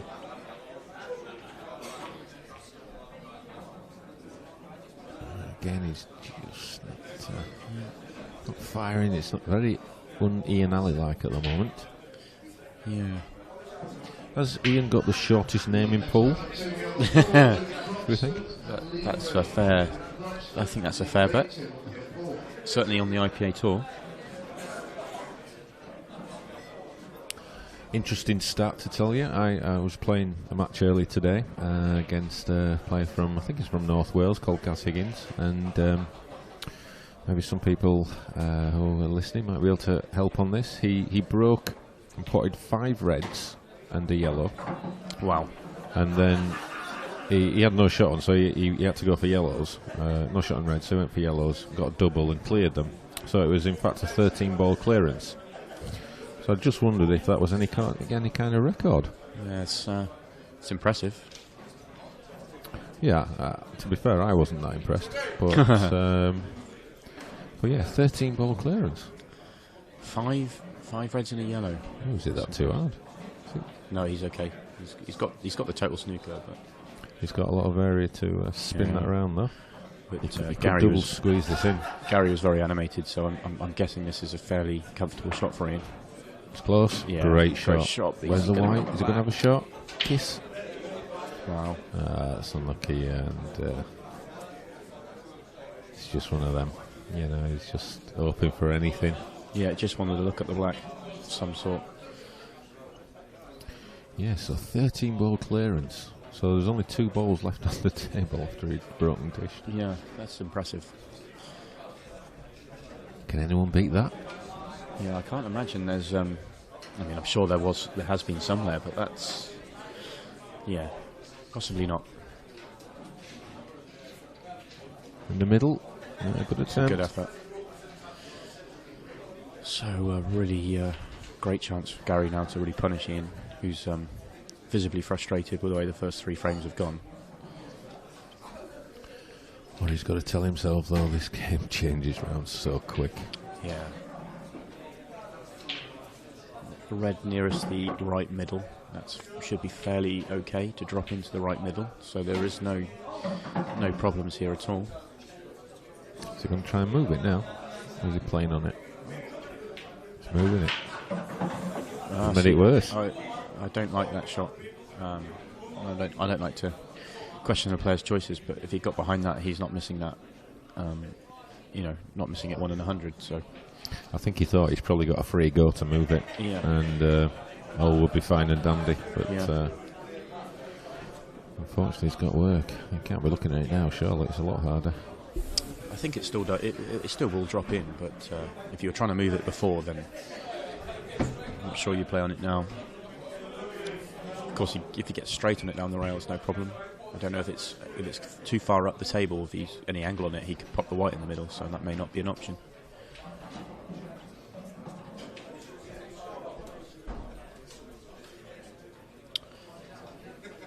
So how's the schedule going today, Kev? Are we what time are we looking for a final? Are we ahead of schedule, on schedule?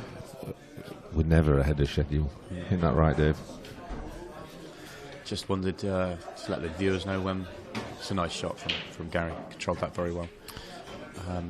When we'd anticipate a final tonight.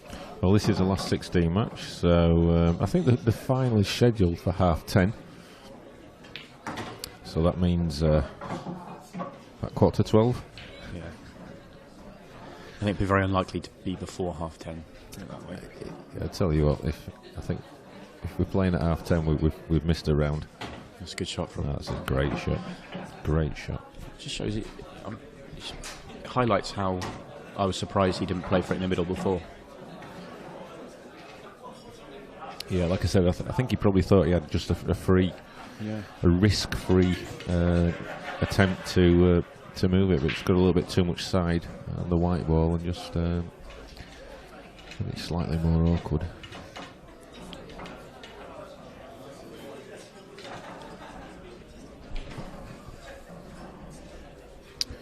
So I think it's been a pretty good event so far, isn't it? It's lots of shocks, some great play. Yeah, I'm not sure I'd call them shocks anymore. I think there's just the high standard of the room is incredible, really. More frustration and pain for Ian. Yeah, he's left yellow's looking very, very nice. Just trying to see where his problems are. It may be worth him taking this one in the middle first shot. Depends how confident he's feeling. If the yellow, the furthest in from the 3 goes into the left middle comfortably now, then pop that in and come back for the one on the top rail.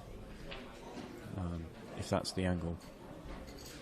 Obviously he's got the one to the top right corner on the yellows if he wants, but it would just make the finish very easy if it would open everything up, this one shot.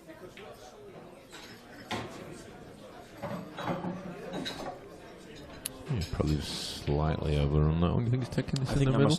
I think that must have been fairly tight for him to play the position that way.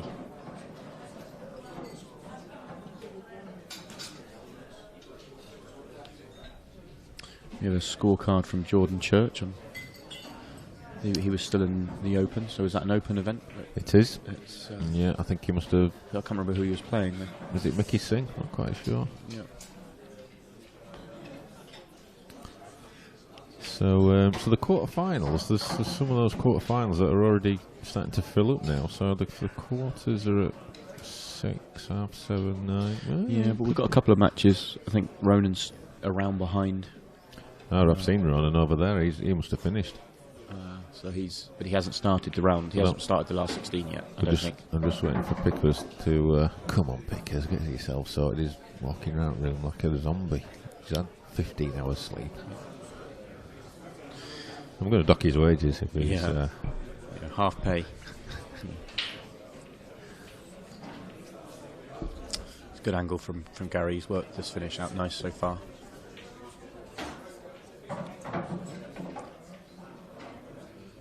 It's still tricky. If he plays for the one on the top round now, then he needs to make sure he doesn't finish straight. He could take either of the side yellows to go. That red that's sort of in the on the brown spot, if you like, is probably causing a little bit of a problem. Yeah, but he's got past that red, so he's absolutely fine. Probably just screw across the face of this yellow now. Doesn't want to be straight, just a little bit of angle on it, and should be okay. It's absolutely perfect.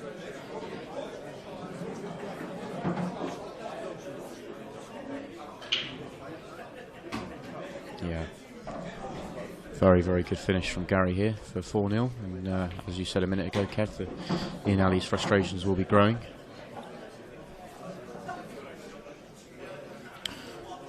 Yeah. Okay, so we have got some of the updated scores that we can bring you now. So the two results we have in so far are Jordan Church 7-4 victory over Mickey Singh, and Clint Jansen 7-4 over Rab Fee, and they will meet each other in the quarterfinals, and they were the World Doubles partners that won the World Doubles. So that's an interesting match. On the rest of the last 16s that are in action, Alex O'Donoghue is 2-1 up over Mark Farnsworth. Obviously, Gary Clark and Ian Ali, the match we're watching now, is 4-0. Greg Batten is 4-2 up on Liam Dunster. Mark Boyle is 1-0 over Declan Duff.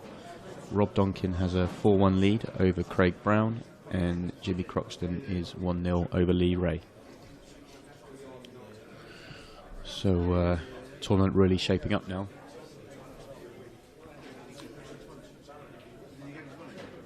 Top half of the draw is Jordan Church versus Clint Jansen. The winner of that will play the other quarter, which is Mark Farnsworth, Alex O'Donoghue, Ian Ali and Gary Clark. So that's the top half.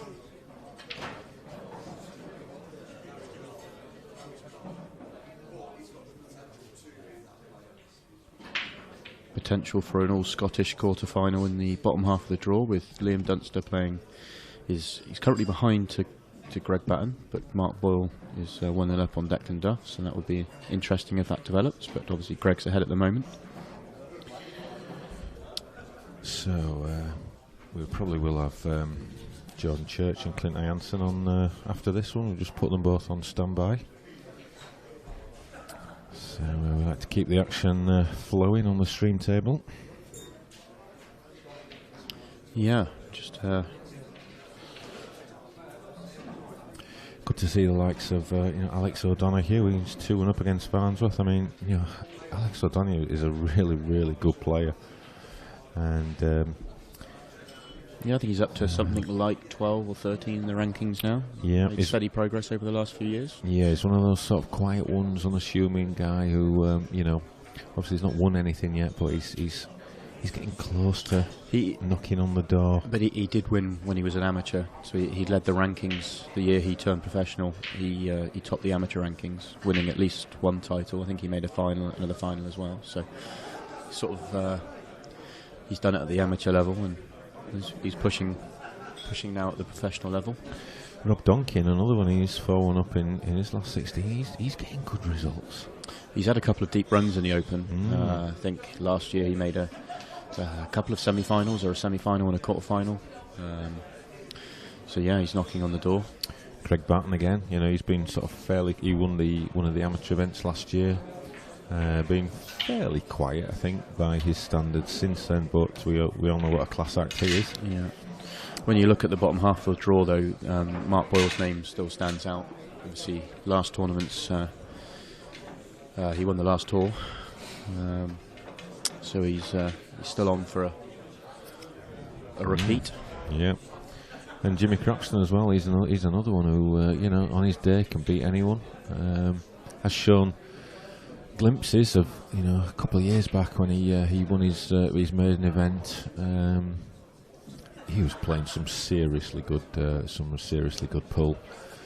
Went off the boil a little bit, but I think there's been some signs in the past sort of 3 or 4 months that he's getting close to those levels again. I think back end of last season his form seemed to pick up.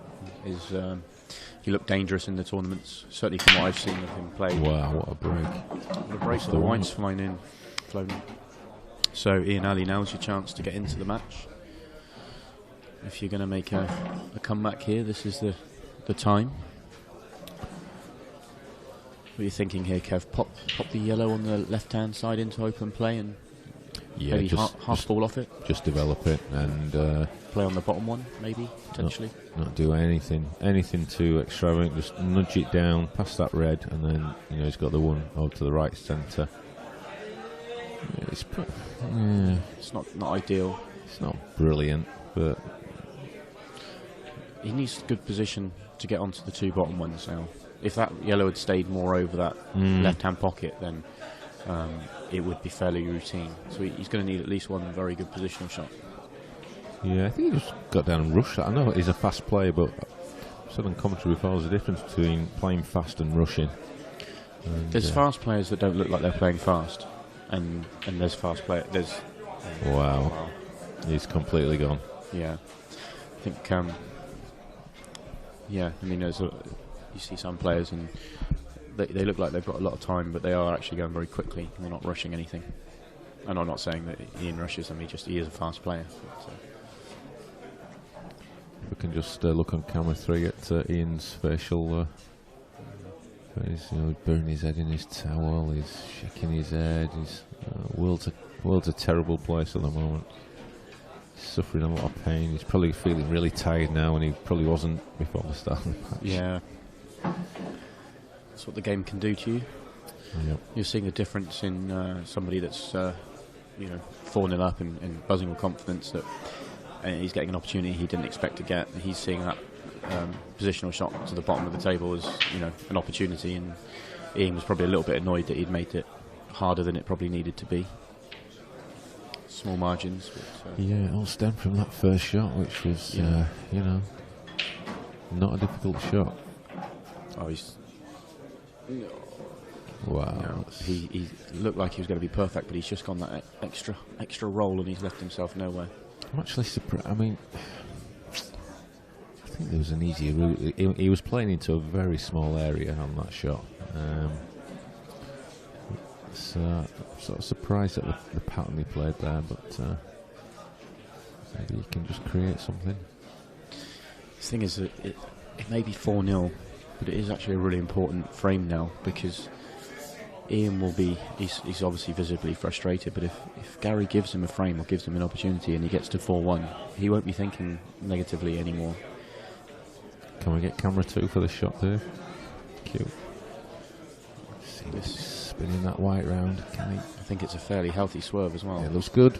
Oh, he's played that brilliantly. Great shot. It's all falling into place for Gary Clark.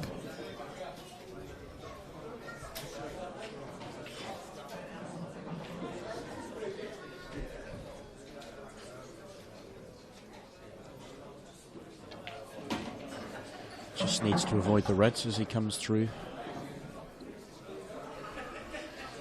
Looks fairly natural. Just doesn't want to cannon either of them. Yeah, it's a little bit. No problem. Oh, it's just right. He just had that hit that a little bit thinner than he planned. Should be okay, but it's missable. Straight in the middle of the pocket. More pain for Ian Ali. More pain for Ian, yeah. He needs to change the momentum if he wants to get into this match. Needs a good break and a run, and run out to get going. 5-0. You've seen many big comebacks on the stream. You see some in the arena. But I can't remember the last time we had a big 5-0 or 6-0 comeback to win 7-6 or anything like that. Can't remember one. I always remember the one from Landing Drodwells. Jack Whelan and Shirtgate. Yeah, Shirtgate. Yeah, I remember that one. I always remember that one, yeah. Yeah, I don't think that was. I think it was something like 6-2. Was it? Come back to lose 7-6. Something like that. Great break. And it's not a great table, but he hit the break well there. But he's at the table, and you can't ask for any more than that. So he's going to want yellows. 3-ball plan. Or can he hit that off the rail? It's just not well, that's what happens. Yeah. On another day, if he's flying, that just stays over in open play, and he mops him up in about 45 seconds. And now he's got a yellow that doesn't go, and he's got no ammunition to get to it. Yep. All the balls are at the other end of the table. So he's just letting his arm run free now. He's not holding back. At 5-0 down, he's throwing caution to the wind. Yeah, I think the shot probably is to cover the top right-hand bag here, but I don't think he's going to do that. He's never covered a bag in his life. No. Well, to be fair, he did when he partnered me at doubles. he learnt a new game when he played with me. It's Scotch doubles, so you can't just play snookers and let him do the work. Yeah. It was a learning experience for him.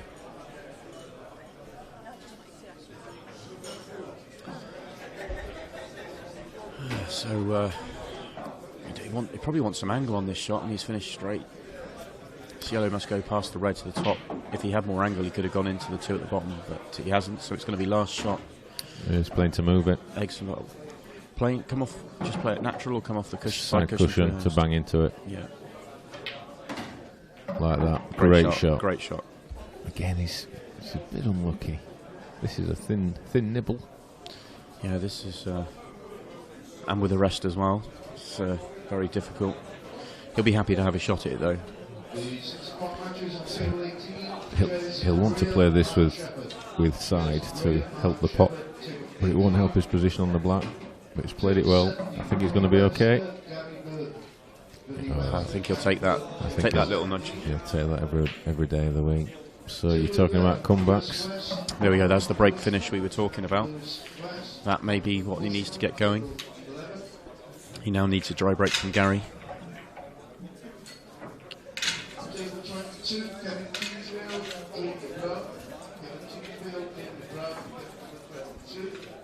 He's got to keep him away from 6 as long as possible. If he can get another couple before he gets to 6, then as we know, it's all to play for still. See on Gary's back there, Red Sports Lounge. That's his club, I believe. I think he opened it up within the last 6 months. Not been over myself, but been told it's a very nice club.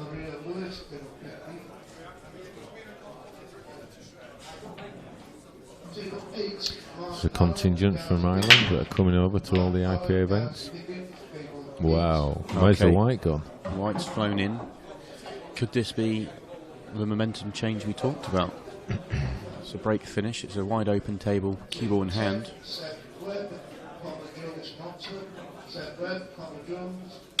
are you doing here, Kev?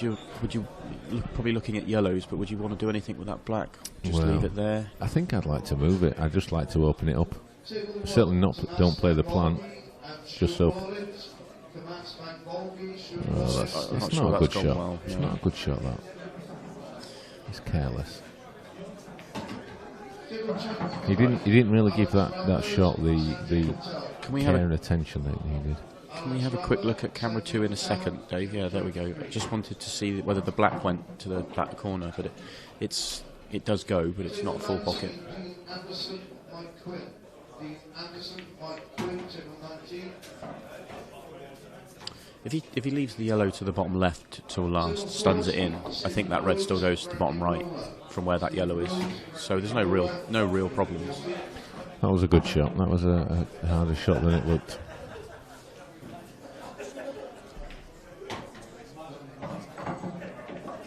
Yeah, so if he finishes straight on this yellow, he should just stun it in and he should be fine.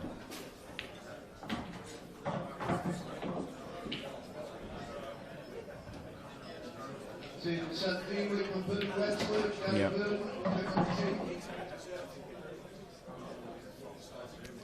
Oh, quick as a flash, 5-2. That's one thing with being a quick player like Ian, is the fact that 5-0 can very, very quickly become 5-2, 5-3. Big break here, and all of a sudden we're 5-3, and probably 5 minutes ago it was 5-0. That includes racking time as well. So. Yeah, he does that quick as well.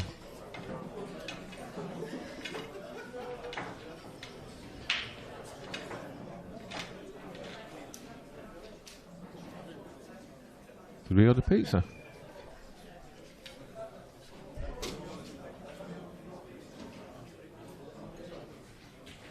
Oh, I thought David bought us all pizza then. I thought our luck was in then. Stop that, man. Didn't look like he caught the break as well as he normally does there. Didn't quite catch that one.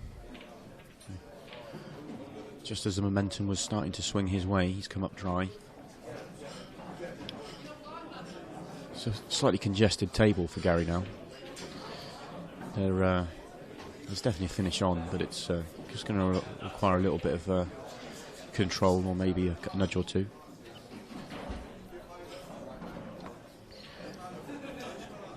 It smelled nice, that pizza, didn't it?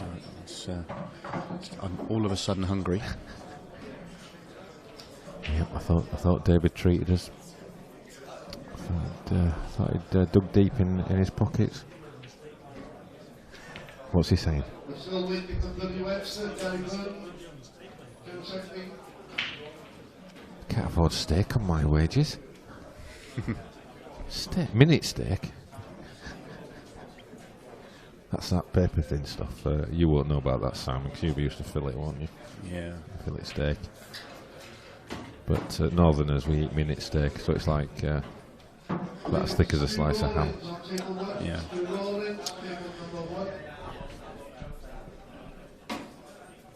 As we were all that talk of food, I missed what Gary did. I don't know how he's look up in Ian's at the table with a good chance as well. So that red down the left rail, possibly last ball. Yeah, definitely last ball. It's going to be the key if he gets that far. I think this goes to the top left, one he's nearest to, but it's not ideal. Tough positional shot now. Screwing back off the bottom rail. Yeah, we could have done with getting a little more into that one. Yeah. So now he's the one on the left rail is now his next ball after this one.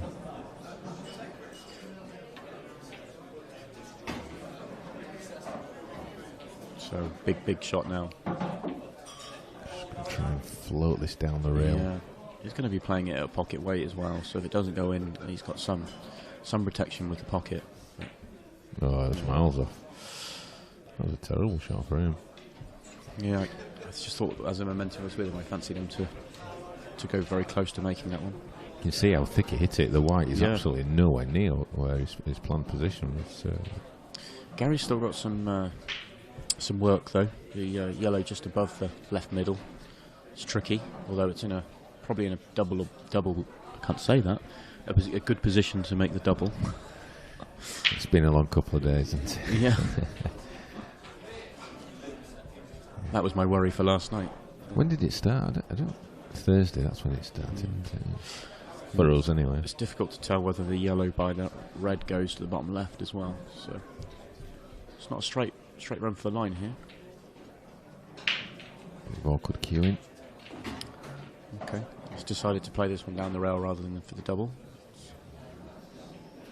Yeah, he's probably going to screw this back a little bit, just build in a little bit of safety, so that if he misses it, he'll leave Ian snookered.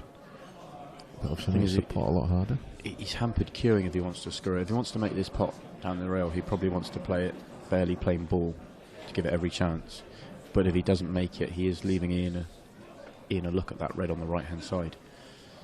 So he wouldn't surprise me if he finds a different shot now. I just think he's odds against if he tries to stun this or screw it back at all, being hampered queuing.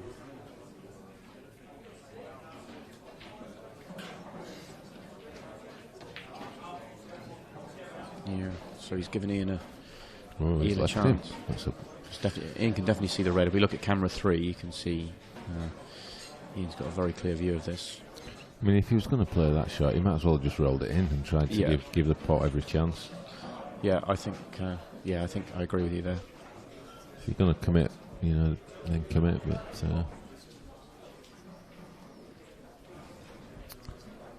anyway, he's back at the table.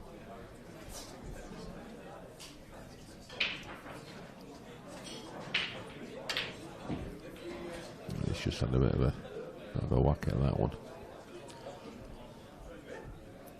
So he needs a good positional shot here. Can he flick? Oh, I can flick this one in.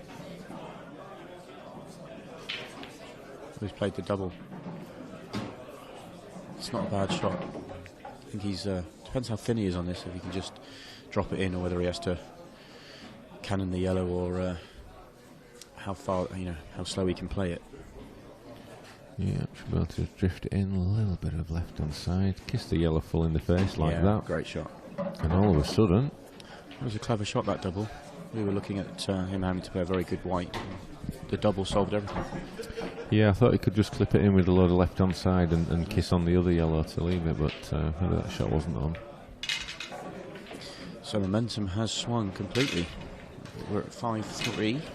So this now becomes a massive frame because it's one break of serve, as it were. Yeah, it's 5-3, but Gary's had some chances to get to 6 already. So, yeah, his last 2 breaks, Gary has gone in off. So, first thing he wants to do is keep the white on the table.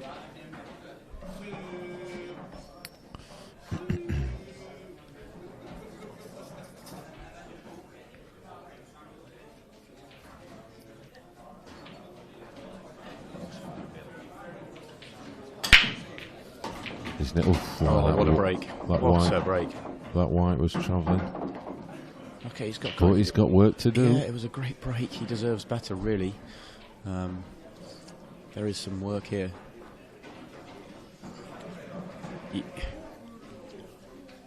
There isn't an easy finish either set.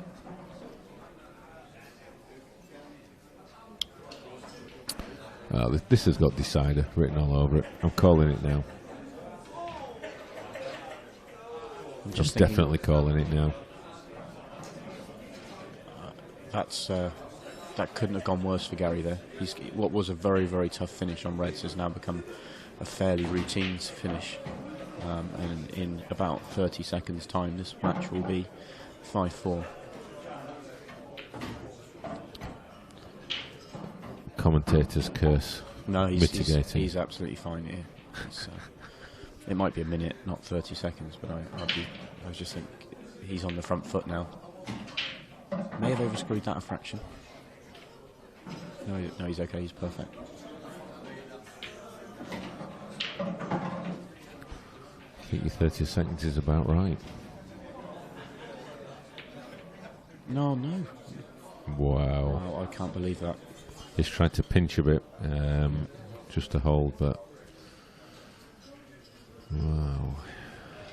I told you, commentator's curse. I'm sorry, Ian. I will apologise to you later. You should know by now. Yeah. Ian's got some work though. Gary's got some work still. Those 2 yellows don't plant into the right middle. And I'm not sure whether the outside one goes down the rail, and the inside one's hard to get on down the rail. So it's very difficult to see what he can do with those. Maybe have to go into them now. Got in too much side. He's trying to go into that little cluster then. But, too much. Yeah. Too much right hand side.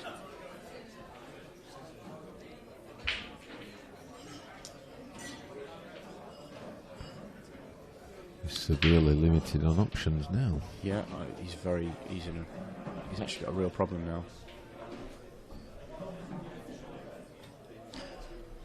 It's hard to see how he can get somewhere. The angle of the yellow that's in the open is not ideal. He can't get to that little cluster.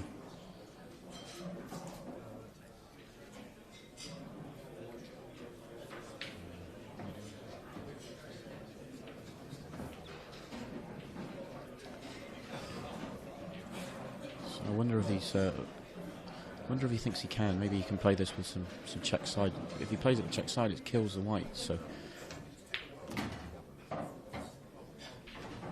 no, maybe the outside yellow did go.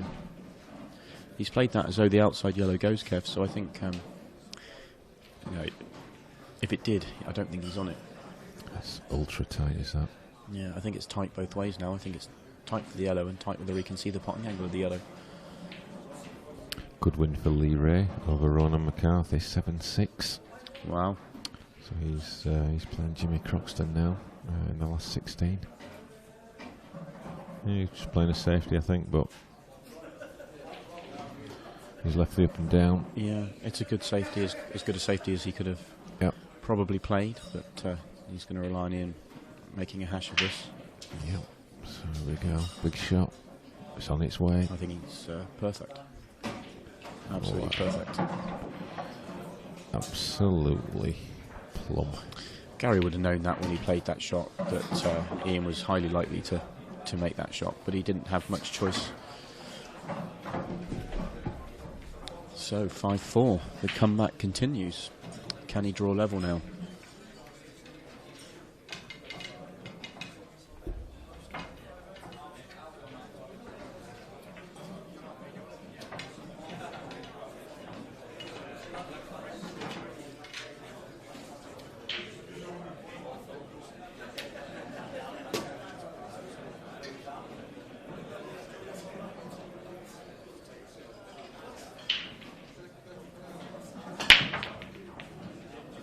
Massive break again. See how the previous break I said I don't think he caught it very well, and they didn't really ping open that. He just absolutely has got that so square on the nose that they just absolutely pinged open. And if that red that he's about to play now, which must goes, then this is as a good an opportunity as you could ever wish for from the break to go 5-5. What a break that was.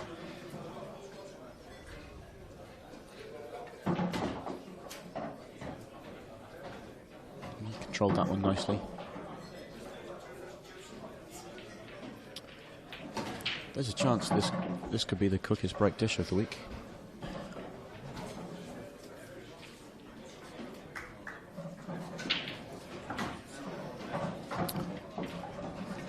Gary concedes. Well. Yeah. What a match. I'd like to get the time on that break finish. That was very, very quick. Never a big fan of seeing that, to be honest with you. I know Ian would have made that black 1,000 out of 1,000. I'm just not a fan of seeing those sort of concessions. Well, that's a bit harsh. I mean, it was. I know. I'm not saying. Garrett. It's one of the things that players do. You see it a lot. Certainly in, not so much on the stream, but certainly in smaller tournaments and things. But just a personal thing. I'm not having a dig at Gary in any way there. It's a fairly common thing that happened there. I think if it had been 5-0 or 5-1, he wouldn't. But probably where his mental state is at the moment, seeing a 5-0 lead evaporate to 5-all, he's probably thought, I'm just happy. Let's get on with it. Yeah. And both players have left the room. So Rob Donkin has come to the top table. I'm assuming he won. because he was up. Yeah, he Oh, just giving us the smiling. thumbs up, Yeah, and he's smiling. Little So. smile, yeah. Yeah. Likes a little smile, does Rob, doesn't he? You see players walking through the. Sorry. I haven't a clue what he's saying.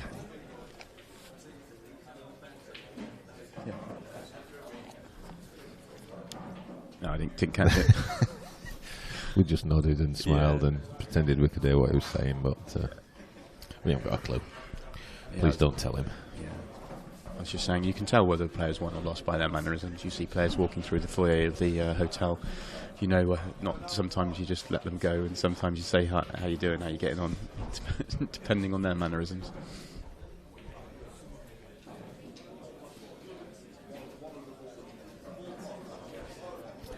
So as well as the open event today, we've got the amateur events now in full swing. A lot of matches in the outer arena, not just the open matches. We'll keep you updated on that. Probably more of that tomorrow rather than today. Just see out the corner of my eye that Mark Allen's now playing in the amateur event. On one of the outer tables. One of the outer tables, probably taking a little following with him.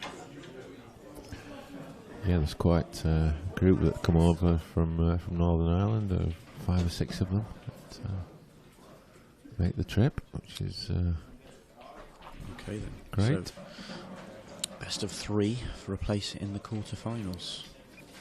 Would you put Ian as favourite, even though Gary's got 2 breaks because of the way the match has gone? Well, you would now. You see it so many times. So somebody gets a lead, the other person comes back, and then the person who had the lead initially then just runs out with the match. So pressure swings. Yes. So we sort of said earlier where Ian was letting his arm go, and he's back. But big first shot here. But getting that frame to be ahead is always a challenge.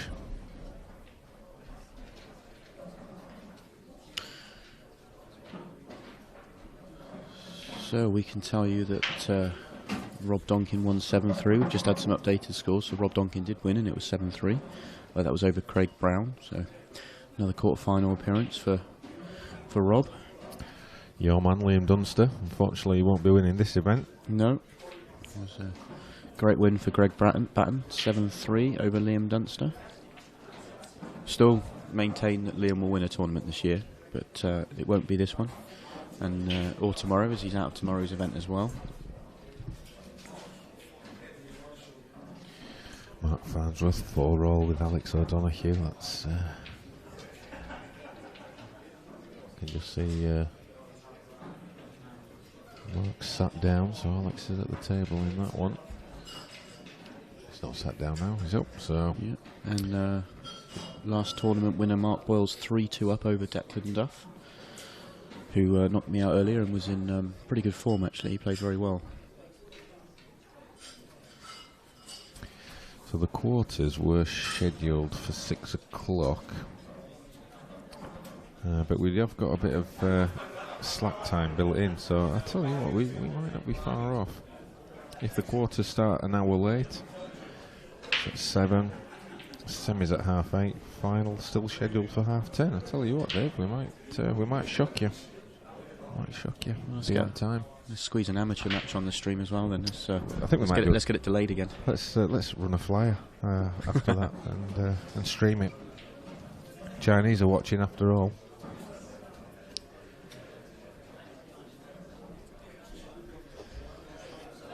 So I feel like little safety battle going on here.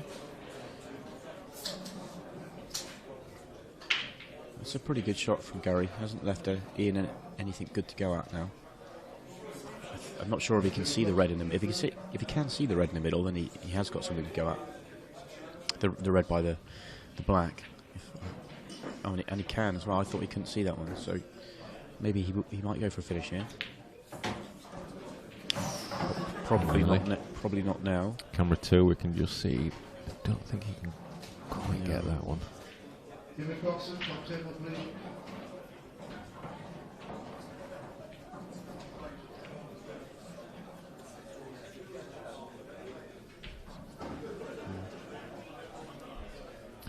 So the quarter-final is looking like the winner of Mark Farnsworth, Alex O'Donoghue will play the winner of this match. Jordan Church will play Clint Jansen, and that's coming up on the stream straight after this match. Greg Batten will play the winner of Mark Boyle and Declan Duff.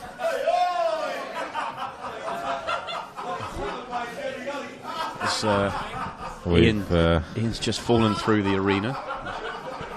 I'm not sure exactly how that happened, but there'll be a couple of minutes while they sort this out. Louis there on hand. He's going to rebuild the arena. Can we get a slow-mo of that, Dave?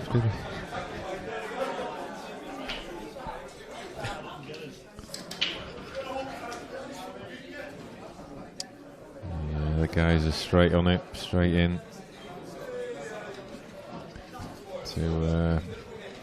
to build it back up. Well, that's a first. Meanwhile, the last 16 matches still going on. With, I think it's probably to a point where we can solve that after the match now. All back. Tickety boo. That's a nice shot from Gary. Ian can only see one red, and I don't think it goes anywhere. Don't think it goes to the top left. It doesn't go into the middle. No, I think that camera shows it clearly. So, a very good shot from Gary. It looks like all his yellows now go as well. So, quite a bit of pressure on Ian in this next shot. He needs to find something either quite creative or find a safe place on the table. Very tricky.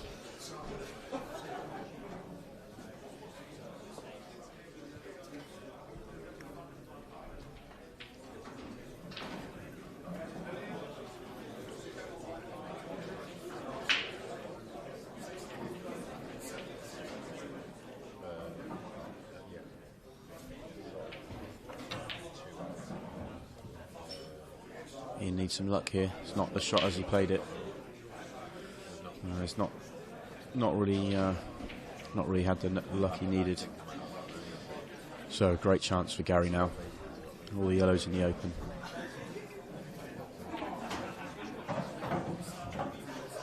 Next one for team number 7, Craig Brown and Simon Boyle. Craig Brown and Simon Boyle, team number 7.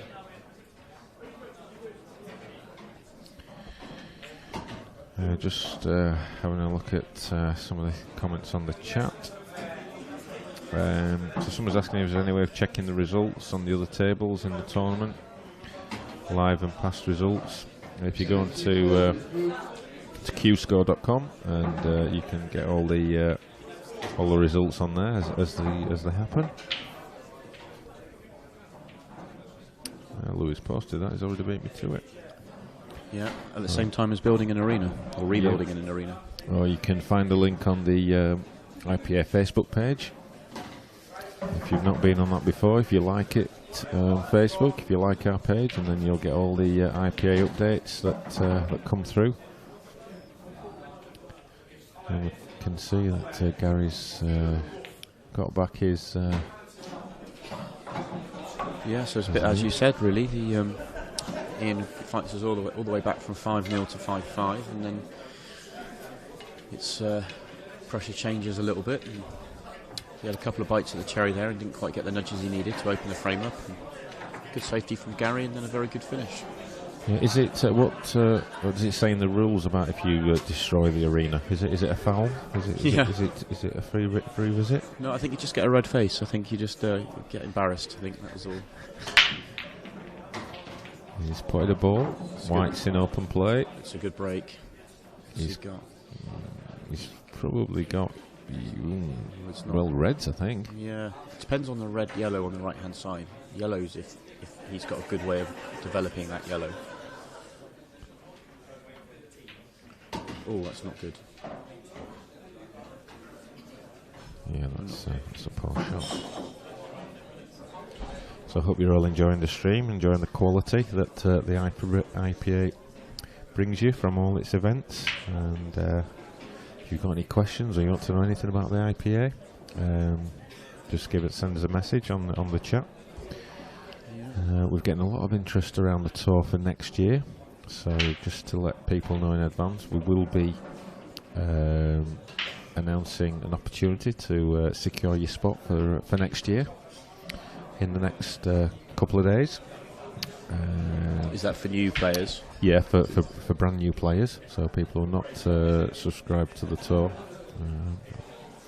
So if that's you're one of those players that you fancy giving it a go against these guys, you fancy getting on the stream and playing the likes of Mark Farnsworth and maybe Mark Allen, well, there's only one place that's going to happen. So yeah, watch out for details of that coming soon.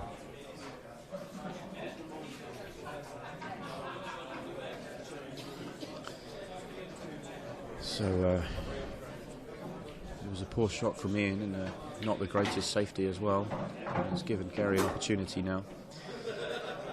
It's not a great opportunity. He's got that red-yellow on the right-hand side. It's difficult to see whether that red goes. If it doesn't, then he needs to move that. Those two reds can be made into a plant. It's less of a problem. So the most immediate problem is going to be the red-yellow on the right-hand side. And of course he's got another one at the top of the table on the rail as well. So this is a tough shot because he'll be leaving a good opportunity. I just thought he was going to play the pot then, but he's just played the safety. But that hasn't left it very safe. So interesting choice of shot he's gone for there.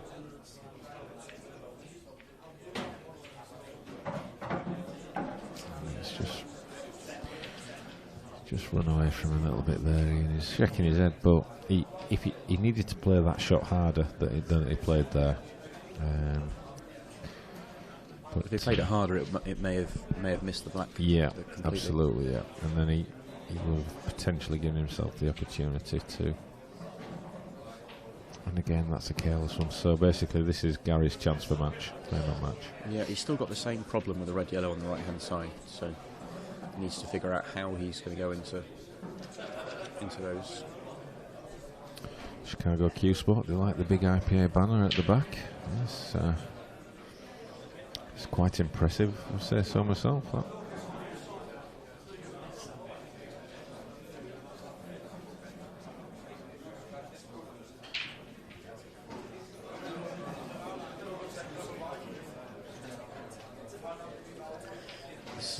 It's difficult to see how Gary can go about developing his red and yellow on the right hand side.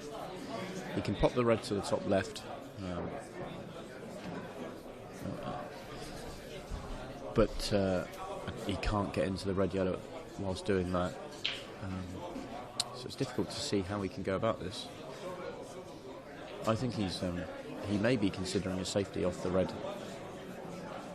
I'm wondering if he bumped the red full in the face, the red and yellow together, so that it just popped on and off the cushion and left the white where the red is, he won't be leaving anything. And then next visit, he'll be thinking he'll have an opportunity. Right, well, it's crunch time now for Ian.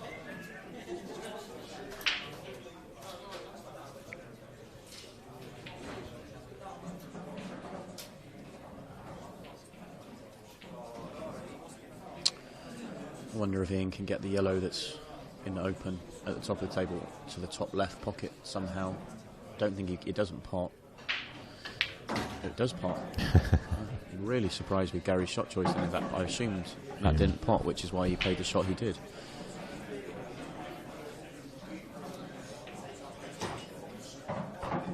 Yeah, it's a good shot. He knows he's got a big bag, bottom corner. Yeah. So need to make sure this white doesn't go in the middle bag. It's going to be close. He used the big bag, but it's going to be. Is he going to play on the double on the last yellow then? Yellow on the side rail. It's difficult to get on it down the rail. Yeah, I think he's going to have to do. And that black's not easy to get on.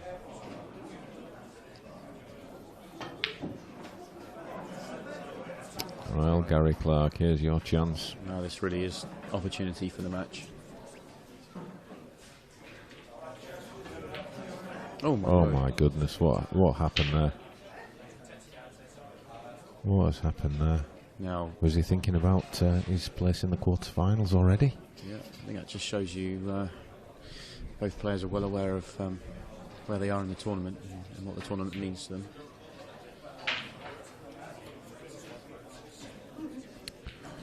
Well, that wasn't. It's not the worst lead from Ian, considering he missed the double, but it's still a great chance for Gary. Whoa, what's going on? What's happened to Gary Clark? Has he left the building? That's two very, very bizarre shots he's just played.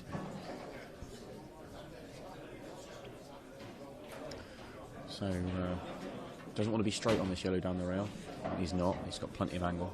So. He has got plenty of angle as well. I think that's run on 3 inches further than he would have liked. But it's just natural to make the pot. You're on the black. So he's missed it. He's missed it by a mile. What's going on? Well, you can feel the tension out there. There's a lot at stake for these guys. What's worse is I think Gary can now play the red past the yellow, or maybe even off the yellow.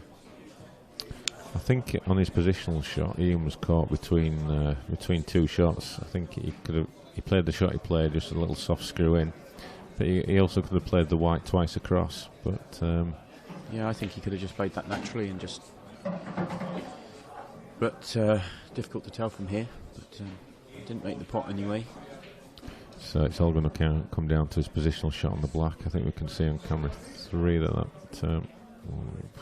don't. Tight. It may just drop in, but you probably don't want to play on it. Wonder if he could move it now. Screw back cushion first, hit the black. Oh my goodness, he's snookered himself. Oh, what's... no, he's got a plant. He can see the far right, the top one, yeah. So. But it's not. This is is not a gimme plant. This is a lot harder than the 2 balls he's just missed. He's played that very well. Is he snooked himself again? No. The tension out there, you can feel. I'm not sure the black still goes past the yellow, so he's going to need to get the white to the right-hand side of the table, I think, which is slightly harder. Where's that white going? Where's that white going? It's in. It's gone in. My goodness me, what is going on in this match?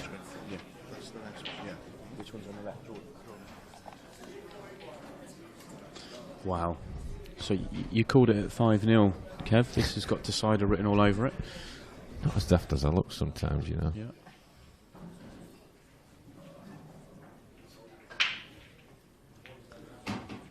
Oh, that only just wobbled in. It's amazing how quiet the room's just dropped as well. Where's that white going? My goodness me. What is going on? Well, I think we need to get the lottery numbers on tonight, because I called this match. I said that it was going to go to the decider. I certainly didn't expect it to get to a decider in this fashion. But, No, and whichever player loses this match is going to be so angry with themselves. But yeah, you've hit the nail on the head. It's about the pressure and what it means. Big break. There's nothing in. There's a yellow going. There's a yellow going in, but he's got absolutely nothing to go at. That is a deciding frame split if ever you saw one. That's this frame's got mileage. There's going to be a few more twists and turns, I think. Oh yeah.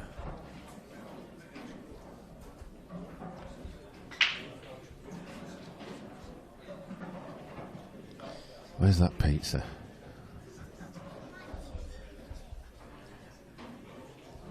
Don't think it'd be very professional for us to start jumping on pizza in the deciding frame, would it? No.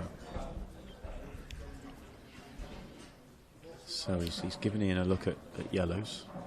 He's got an option of a yellow into the left middle if he wants it. Yeah, I think he's going to. Surely he's going to put a ball. Oh, maybe he hasn't got a yellow. Well, I'm surprised at that.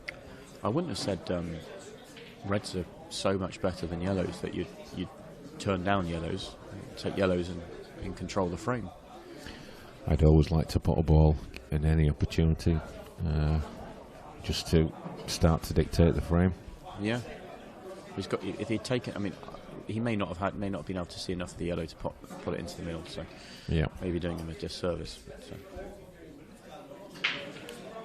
But, I don't mind yellows really. You've got the bottom left, a little bit of control, so you can start to, like I say, if you could take yellows, you could start to dictate. Same thing with reds as well. He's taking a ball, so he's taking the red. Yeah. Okay. So the frame starts now. Can he play this red off the yellow? Or will he play that aggressive to open up? He might. No, safe. He's tapping over. I think that's the right choice as well. That's a good shot. The backhand, if he'd done that, there's still no finish on, so gain the control. All these safety shots that you've seen Ian played are what he learnt from me when we played doubles together. Yeah, you've in the World Championships. Absolutely added to his game. Giving him a new dimension I wondered whether Gary was going to try and get that yellow across to the other side of the table. Chose not to. Can he sneak it in now? Does camera 2 shows that it probably doesn't. No. So that pocket is he can't do a lot with that. He doesn't really want to. I don't think he wants to move the yellow by the red in the middle of the table either. Yeah, I think I'll be getting the white up in the long grass, but he's got to be careful because Ian's going to be going for game soon. Yeah. Well, that's not too bad. In fact, that's turned out very, very good. Settle for that. Yeah.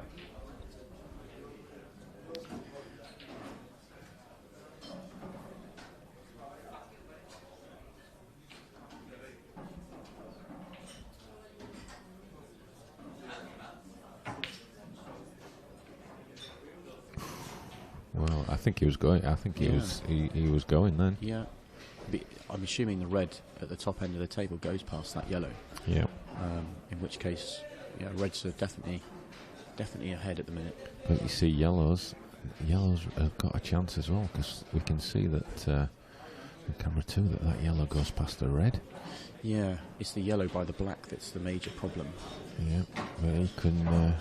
But in moving this, it makes reds. If he tries to move the yellow by the black and doesn't get the shot as he plays it, then reds become favourite. So big shot here. Looks like he's going to pop the yellow to the bottom left and go across and fly into the. Do you think, or is he looking at yellow onto cushion to bring the red over here? Or cushion to get in front of it like that? No, yeah, you could see what he was playing. Yeah, I think he was just playing the double plant. Yeah, but had it gone, it would have been a great opportunity. But now it hasn't. Great chance for Ian. Yeah, can he hold himself together? Oh, he had a little jab at that one. Do you see his elbow come round then? Yeah. There's some tension out there. It's finished okay though. So whatever happens now, both players have had a good chance to win the match. Can Ian take his? So are you leaving the red to the right next to the black as your last ball? So you just need to play a good positional shot from the one to the top left. If he's straight, it's not ideal. Looks pretty good. Looks pretty good. Just going to screw this back about a foot. Okay, yeah. He would have wanted just a fraction more angle. Some on that. pressure on this one. Yeah, natural white though. He's just got to make the pot. It's there. It's there. Great shot, Ian Ali. Great comeback from 5-0 down. He's won the match 7-6. Yeah, it was a great comeback performance. Very entertaining match as well. Had a bit of everything. That was brilliant. And after that 12th frame, my goodness me, that was just some phenomenal tension. So next up, our first of our quarter-final matches between Clint Jansen, the fans' favourite, and Jordan Church. They are doubles partners as well. They won the world doubles, so adds an extra bit of spice to the match. That will be up, I would imagine, in about 5 minutes. So we'll pick up commentary when they come out.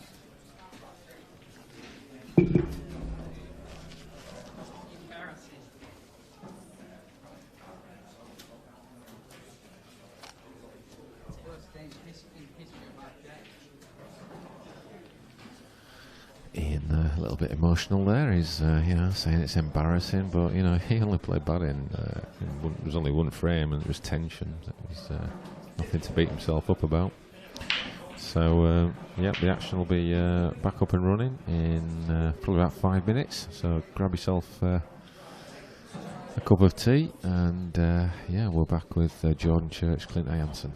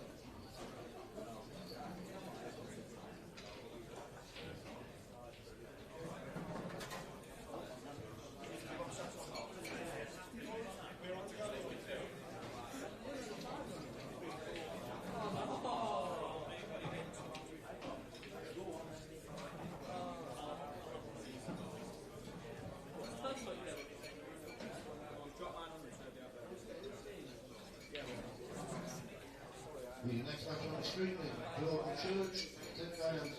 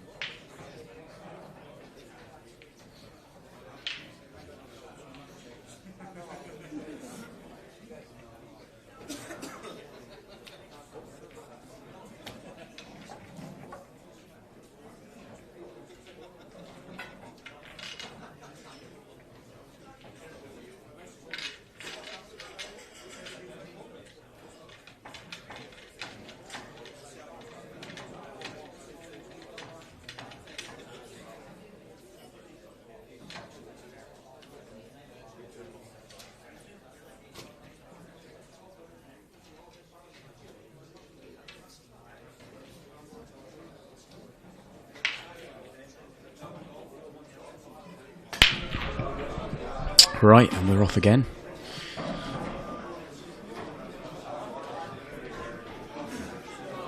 Let's get feedback.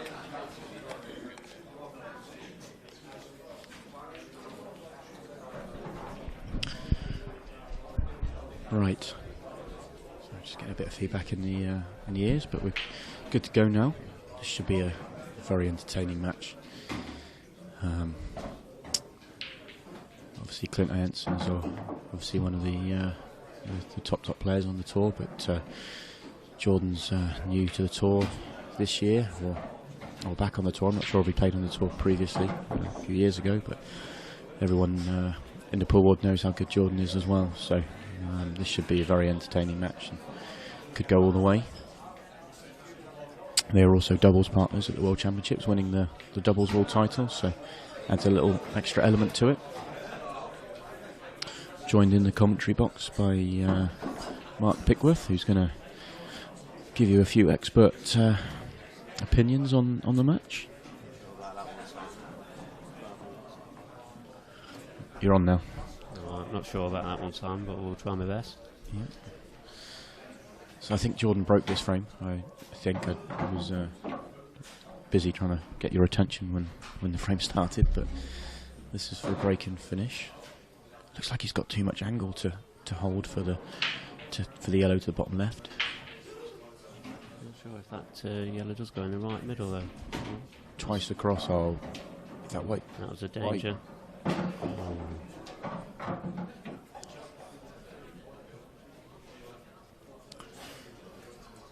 So he's one roll away from going 1-0 up, or one roll less, and he'd gone 1-0 up. And it's now Clint's first chance. So he's got his free shot. Does he need to do anything with the balls on the bottom left or bottom right pocket? The bottom right pocket, probably the two that's together. That's probably the ones that he'll be aiming at first.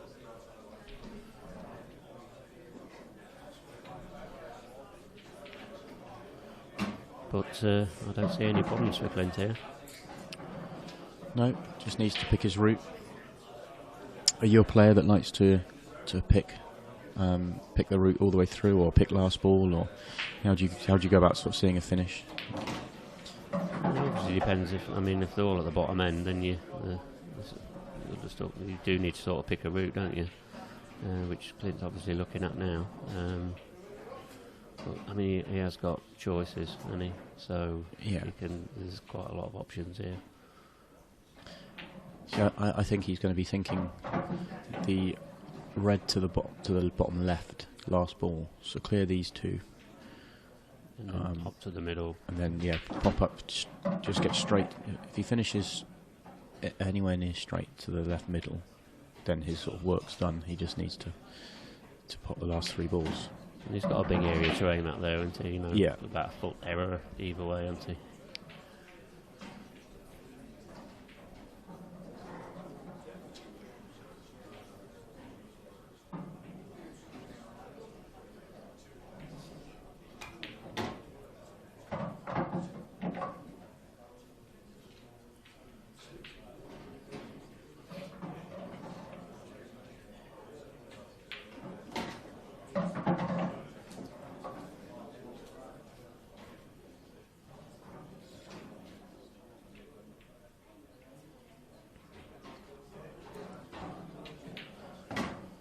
So nicely done from Clint. It was, I think Jordan would have known when he went in off there that he was very, very unlikely to get another shot in the frame, but still got to pop the balls and work your way through it, and Clint did that well, so he's up and running.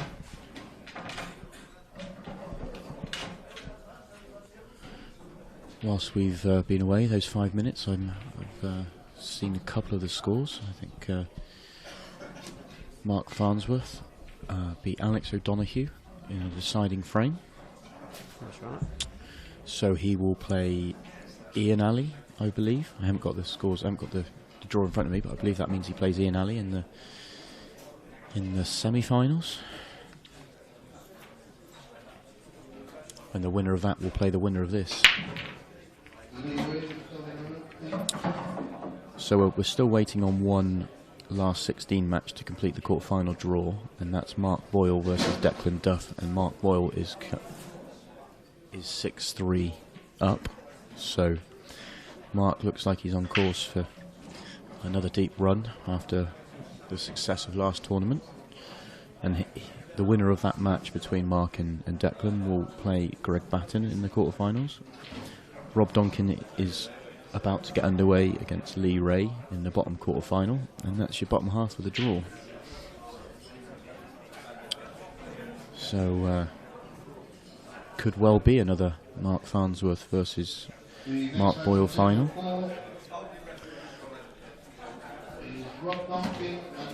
Oof. That was a dangerous shot from Clint. Yeah, he was a whisker away from losing the frame by popping the black there. Yeah, I think he obviously played the cannon onto the reds, didn't he? So, but again, if you did have, he sort of finished nowhere there. Yeah, I can't see an aggressive shot for him.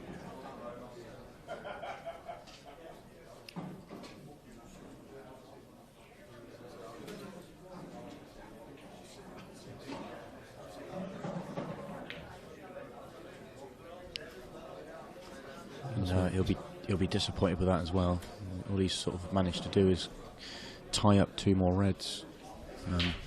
May not have left Jordan a straightforward chance, but he's made reds worse and yellows aren't too bad.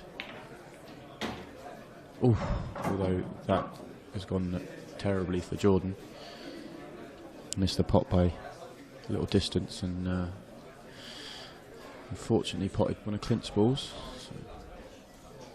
And Clint will be disappointed now when he have to tie up after his last shot. Yeah, that red. If that last shot had gone well for Clint, he'd have a red over the bottom left pocket now and just have that one ball on the bottom rail, and this would be a fairly routine finish for him, but he's going to have to come up with a really good first shot now. Obviously, he has got a free shot, first shot.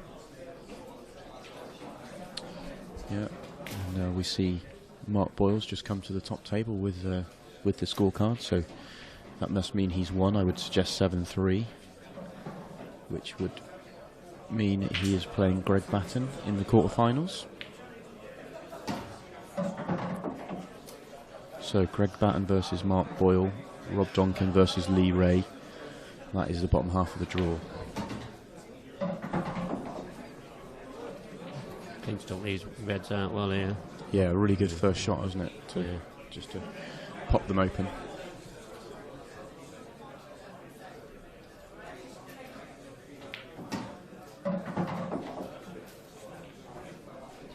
I like watching Jordan play.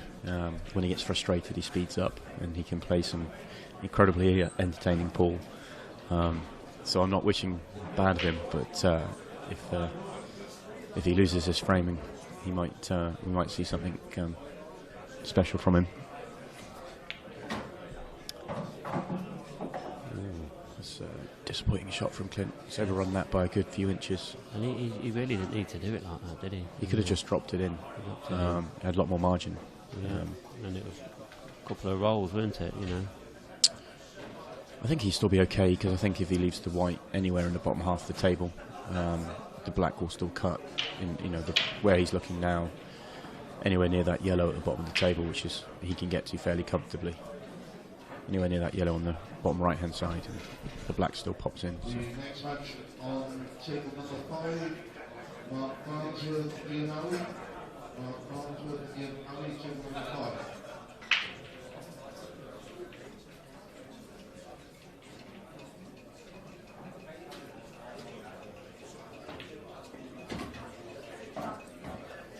Nicely controlled shot.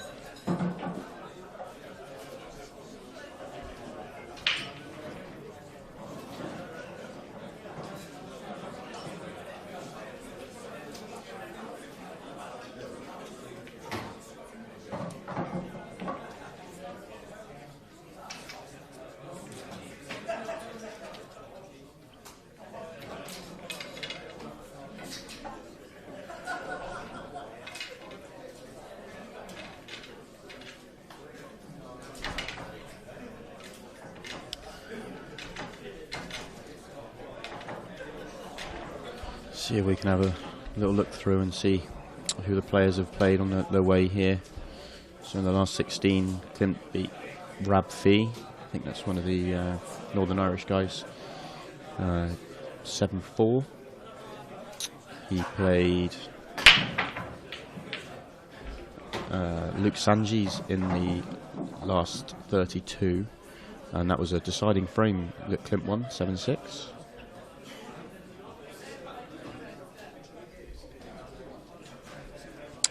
You beat Chris Boron 7-2 in the last 64, and Owen Ellis 7-2 in the 128. So that was Clint's run to this stage. I'll give you Jordan shortly.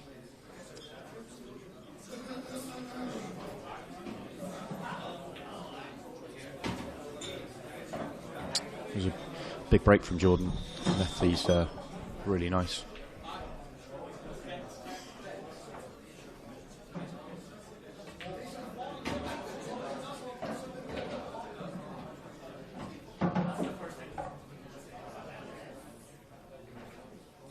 This is tricky. This could go wrong. Oh dear. I think it has. I think it has. I think camera 3 shows the problem. It's left him welded on that red, left him no shot. It's a great effort. It's a great shot. It's a great shot. He'll still be disappointed even with that great shot at the end there. That if he can see that yellow, it's frame over. Yeah, because he's going to lose control of this frame now, isn't he? Yeah. With most of his yellows gone. I know there's quite a few balls of Clint sort of touching the cushion, but yeah, there's just nothing that says Clint has to clear these up in one visit. He's now got control of the frame.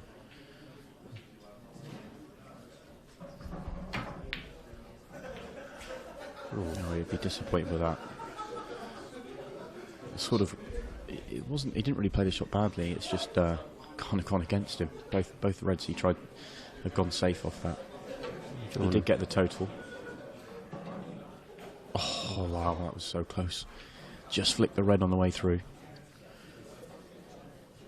But that's better for Jordan because the yellow's obviously nearer the bag. I'm not sure if Clint's got a shot to try and get this yellow away from there. No, he may feel he's forced to actually pop the yellow. Yeah. The next match will take 3 Greg Flat. And for me, I think Clint's actually second favour this frame. Yeah, it's a rare occasion, I think, when you've got all your balls and your opponent's got one, and you've got cue ball in hand. But Clint's got a lot of work here. He's got 1, 2, 3, 4, 5 balls on the rail. They're all awkward as well. There's probably a pot and snooker somewhere, or developing snooker. I don't think he's going to pot too many balls here. He is looking at playing the one above the middle pocket on the right hand side. He was looking to see if he could play that down the rail, off the yellow.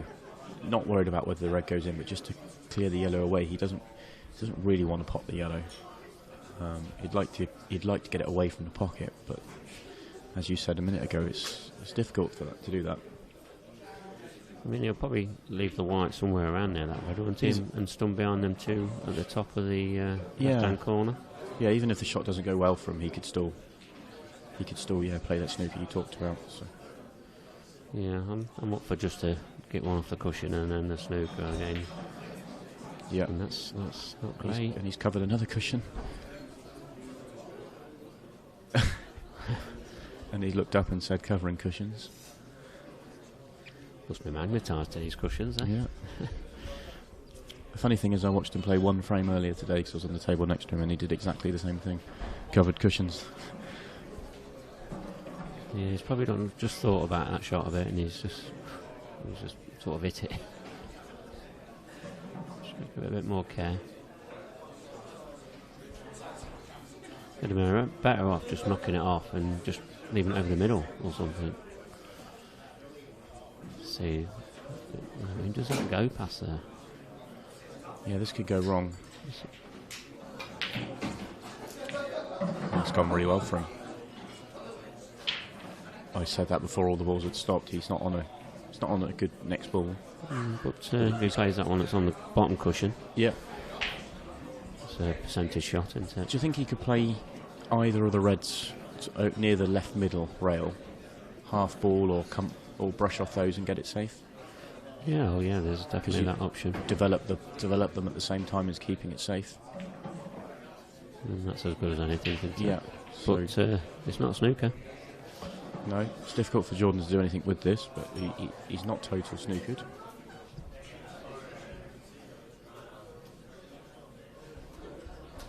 But Clint's reds here are not givers. No, he's still got a problem or two. So Jordan needs to decide whether he can come up with anything aggressive. I wonder if he can see enough for a double to the top left. I think, or whether the reds are in the way. The red in the middle of the table's in the way. Yeah, I think the red's in the way. So there's more chance of a treble, and that's a great shot. He's played the treble. What a great shot! That's a fantastic shot. Yeah, but you know, but it was another poor shot for Clint. You know, he should have been getting a snooker there. Yeah, he still wouldn't have expected that though. That was special. That really was. That's and a better one. That's a great black as well. Dave, are we keeping a shot of the year book? No. We should start one. That's definitely up for a start there. So Clint's just popped out the room. So while he's doing that, I will, until he comes back, I'll let you know, run through Jordan's route to this stage. So in the last 16, he beat Mickey Singh 7-4. He had a great win over Jordan Shepherd in the last 32. That was 7-6, so a deciding frame. He played Andrew McKee in the round before that, and that was 7-2 to Jordan.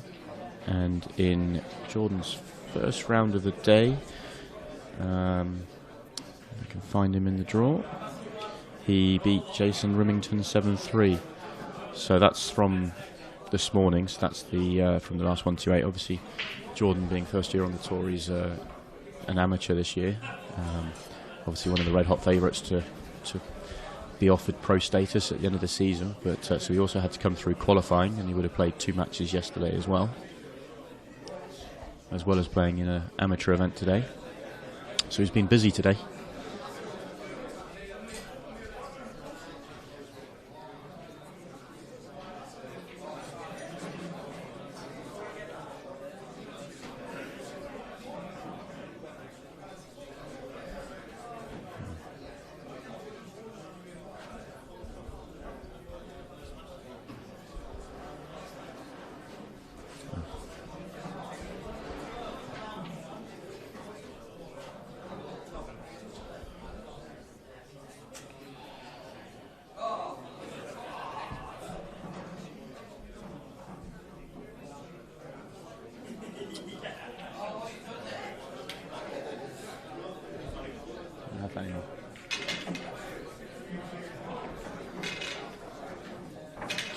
Yeah, so we were just saying that Jordan, before the season started, would have been one of the red hot favourites for being offered pro status, and I've just checked out the rankings.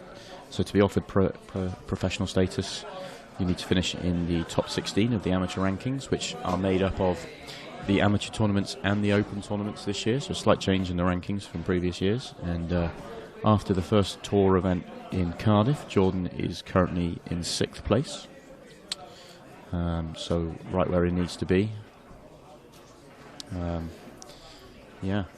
Mark Boyle's obviously top of that list, having won the open event in Cardiff and was the runner-up in the amateur event, so and he's obviously going deep again in the quarterfinals today, so suspect he's the man to beat in the amateur rankings this year. But Jordan's definitely one of the guys. Just looking down the top of the amateur rankings, you've got Mark Boyle at the top. But with the guys that are still in this event, we've got Ian Alley. He's tied 6th with Jordan. Simon Simons is tied with Jordan and Ian as well in 6th place. Obviously the World Championship runner-up. So some great players in the. There's just so many great players in the amateur list. I could go on and on and on. But, it's going to be a tough battle to see who finishes in that top 16.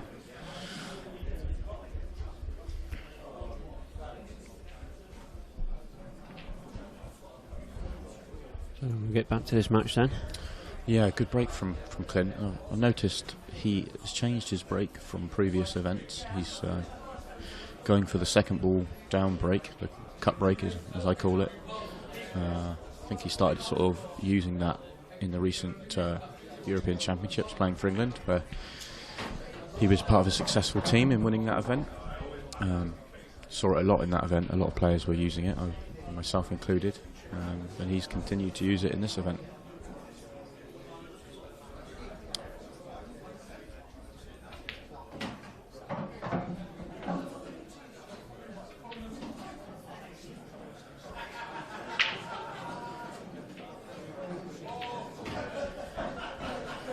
Looks to be making very light work of this finish. It was a nice split, wasn't it? Really Yellow's nice. on the left and red's on the right. It was Really nice split, just has to work his way through it. Yeah, it was a very pretty break, wasn't it? Yeah.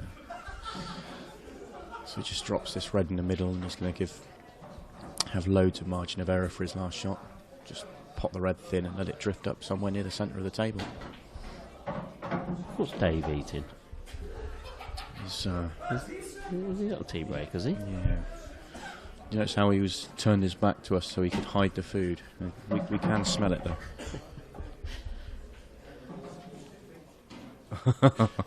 It points out that it's very well burnt as well. Must have been done on a barbecue, Dave, wasn't it? So very good break finish from Clint. So hasn't let that great shot from Jordan affect him. Good temperament, Clint. One of the best temperaments on the tour. Yeah, yeah. I mean, when he sort of gets a shot that goes wrong or it's not in that perfect position, he gets himself mad. He gets himself rallied up, and you think you've probably got him, but the next thing he absolutely hits the middle of the bag every time with his next shot, and it gets right back into position. Yeah, That's one of the strengths about Clint. He definitely shows his frustration. Yeah. Doesn't get angry as in punching the table or anything like that. Shows emotion. You can see the emotion on his face and his mannerisms, but he never ever lets that. Or I've never seen him let that go into his next shot. Plays every shot with complete focus. Good break from Jordan. Yeah. No one's been shot in the room. That's just Jordan's big break. So do you think that yellow at the top goes past? It's irrelevant, he's going reds anyway. So does the red at the top of the table go past? Oh. It's not gone well for him. Well, in the top left, you mean? Is that the one? Well, does it go to the top left or the top right? Definitely not go top right, I don't think. But, so he's looking at it top left, maybe able to make it off the yellow. So if he can pop this down the railing and just run through a fraction. Like that. Not perfect, is it? I don't think. It looks like he'll be going into the yellow, so positional side of this shot is tricky. And he may be having to play this off the yellow as well, which just adds to the... Got to be careful here. And does that get red past the yellow? I think the red passes, but I'm wondering whether the yellow's come far enough away from the pocket to make it so it's not a massive bag. You'd have to miss it by... Maybe if he missed it by further, it might have more chance. Oh, look at this. Oh, what a shot. What a great shot. Well, not that yellow, those not help things, does it? Just going next to the black, but... The shots aren't quite going for him. He's playing some great shots, and they're just little flicks are going against him in this visit. It's still the black still goes to the top right. I don't think he needs to risk moving the black. But with the balls all sort of crunch around the black, it makes this clearance a bit more. But if he screws back off the one he's nearest to now and finishes straight on the one above the black to the bottom left and just drops it through, he should be able to leave himself straight to the top right corner without any trouble at all. Yeah, black goes top right, so yeah.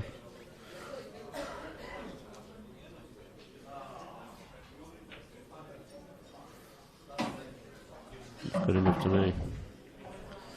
Yeah, just doesn't want to overscrew it or anything. Just stun it in, inch cut, let the white come back about an inch. About there.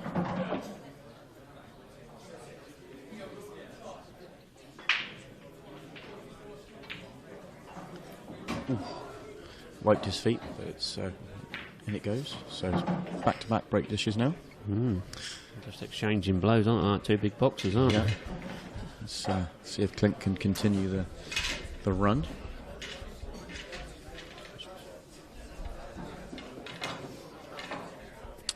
So we were talking about the amateur rankings, and we said that Jordan is currently 6th, and that's going to improve with this run today.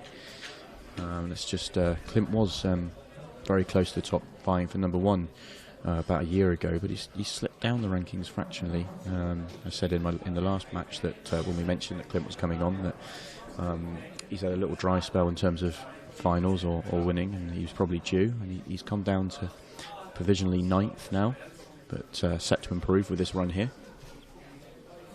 Too good a player to be kept out the winners' circle for long. But I could say that about 16 to 20 of the players on the tour at least. Well, that's a tough score now, so you've got to earn your points and you've got to be consistent to stay at the top of the rankings, haven't you? That's another great break from Clint. Yeah, this is... There is choices, but... I mean, he's going to go reds, but yellows aren't the worst either, but he's going to go reds. If he goes yellows, he's got a problem with one yellow, and that's the yellow he's nearest to. If he goes reds, then those two at the top right, I don't know whether the bottom one of the two at the top goes, which means he just needs to be careful with his position when he goes up for that, which he may be doing now.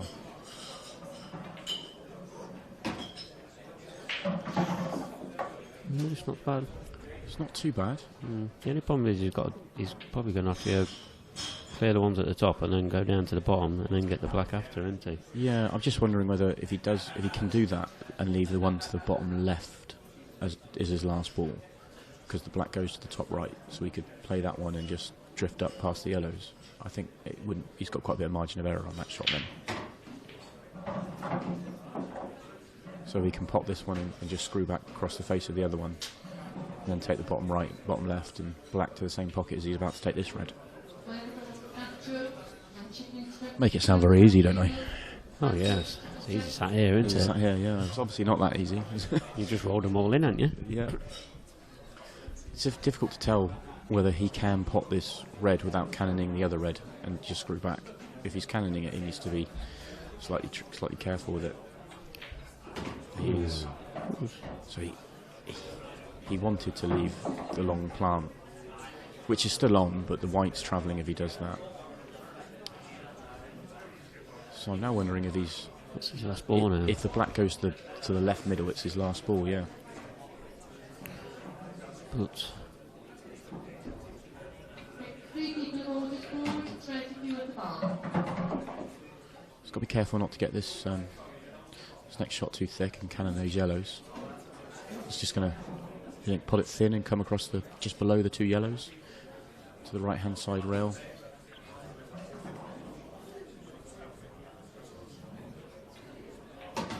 There we go. Just needs a bit of composure now, don't he? Just yeah. I mean, he'd like a bit of it. He's got an angle. He would have liked an inch more. He would like that to have bounced off an inch just so it's straight. Because if it's straight, he can just stun it in nicely. I mean, he still can, but it's, it's just a fraction trickier than it would have been if he'd had an extra inch on that.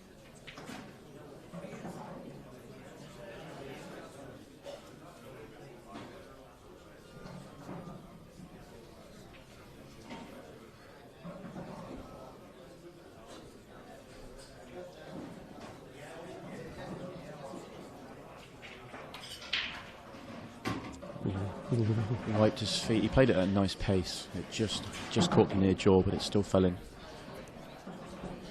These two just keep bashing each other up, don't There they? we go. Yeah. So this is that's 3 of those on the trot. 3 break finishes on the trot. Run continues. So we're at 3-2. Is it 4-2? 4-2. Yeah, it's just gone 4-2. Yeah.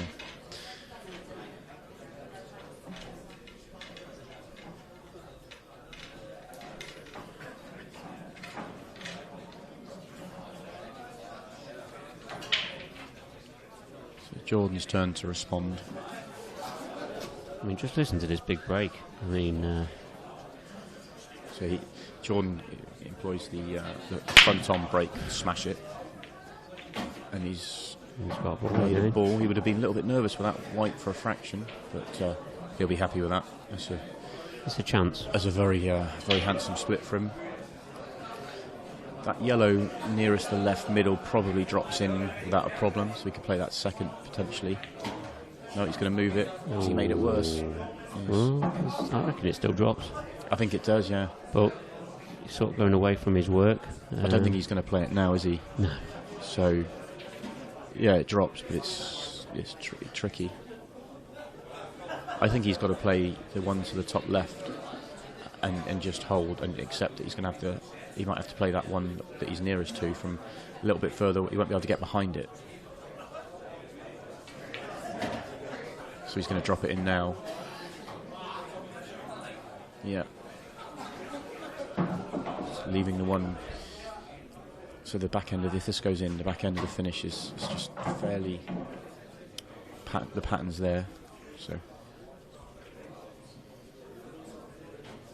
Just wants to be straight on this. The red nearest the black.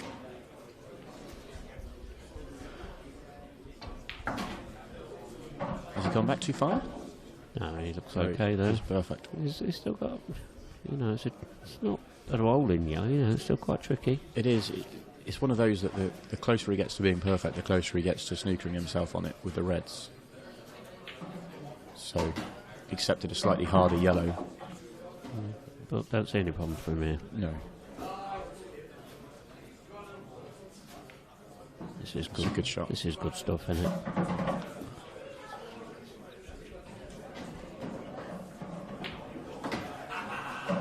So 4 on the trot, and it's 4-3. You're being treated here. Absolutely.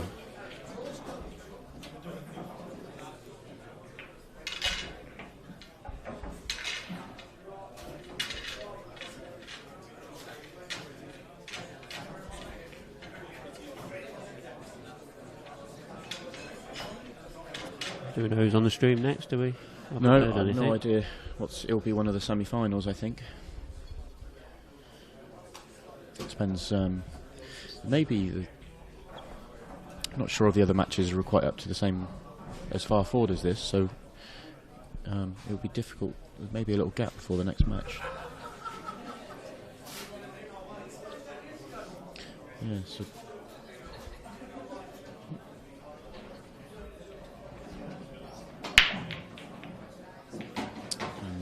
another great break from Clint. He's got that cut break going brilliantly. We'll try and get some updates on some of these matches. So yeah. Mark's just gonna just do a quick tour of the room. Go and see the other 3 quarterfinals that are in action. Leave me to talk you through this. This is the hardest. We've just had 4 break finishes on the trot, and this would be by far the hardest.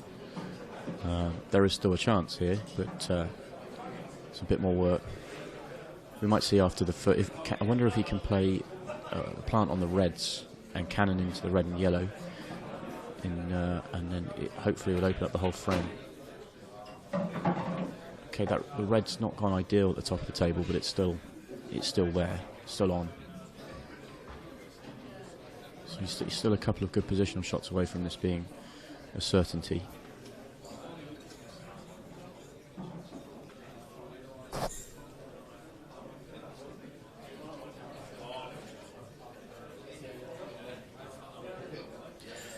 I wonder, it looks like he's got an angle that he's playing one to the top right. If he can either stun off the top cushion or stun him across the face. to get on the awkwardest, no, the most awkward red, but, which is what he tried. But just going by his mannerisms, I don't think he's on this red at the top of the table. No, he's given it a good look, but I'm not sure. I think he's trying to convince himself that it does. He's got. I think he can see the red nearest the bottom cushion and pop that. So he's still got a chance here.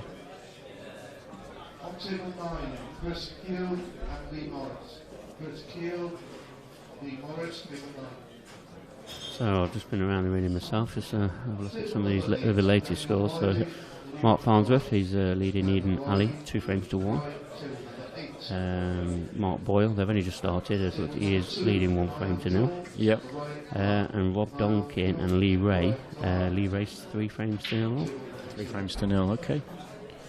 So we may, this match is a little bit ahead of the others, so potentially the winner of this versus the winner of Mark Farnsworth and Ian Ali is the next match, because the bottom half of the draw is a little bit further behind. But we'll wait and see how the matches pan out, because some of those might be 7-0 or 7-1 and speed up, but yeah. I mean, not too far behind, are they? No, we're okay, we're on schedule, we're fine. It's just whether this match finishes before the others. There may be a little 20-minute gap or something. So since I've been gone then, we had a dry break? No, so Clint made a ball off the break, and his first shot he tried to develop the awkward ball in the middle of the table, which he did. But it cannoned up to the top of the table, and he's played on it, and he's overran position by half a roll, and he's now where he is now. He was trying to play on the one at the top, and he's just gone out half a roll too far, which means he's now awkward. Now, I'm not sure if he can see the one at the bottom of the table enough to pot it. The fact that he's taken this long to decide and still trying to play the one at the top, I would suggest maybe he can't see the one at the bottom of the table to pot it. Because he could take, if he could take that one, he would still have a finish on that way. It's what he's going for. I think this is tight. He's going to have to play it with side, but I'm not so sure it's on. And it's a tough shot, obviously, because of the distance. In the background there, as we're on the wide shot, you can see Clint's family. They travel to most of the events with Clint.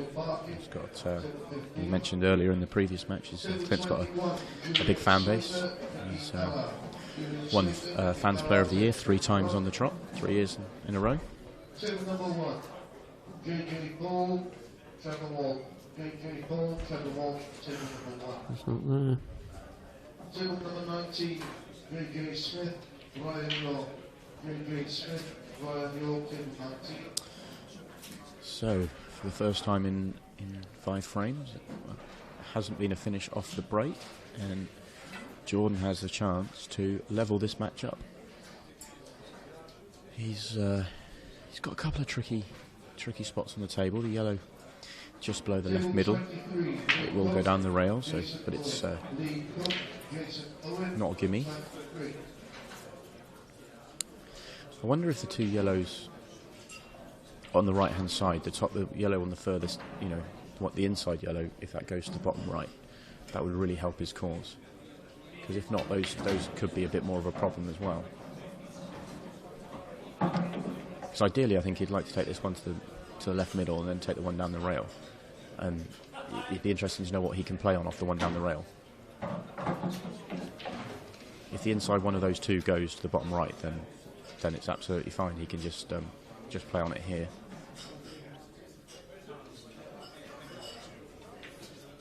And I don't think it did, which is why he had to play it with some running side to try and get on it in the middle.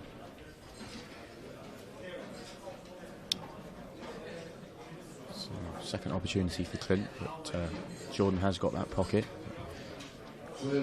Might be primed for a combination shot, red onto yellow, and the red follows it in.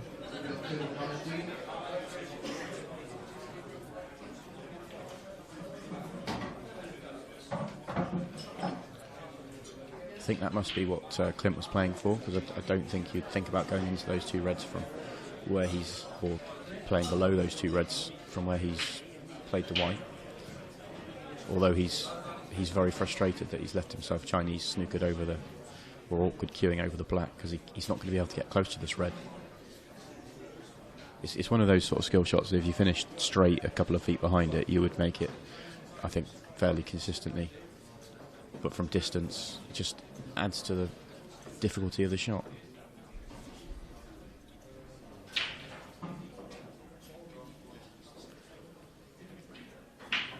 I think he's still going to play that. Just make this pocket weight and leave himself straight on the combination shot.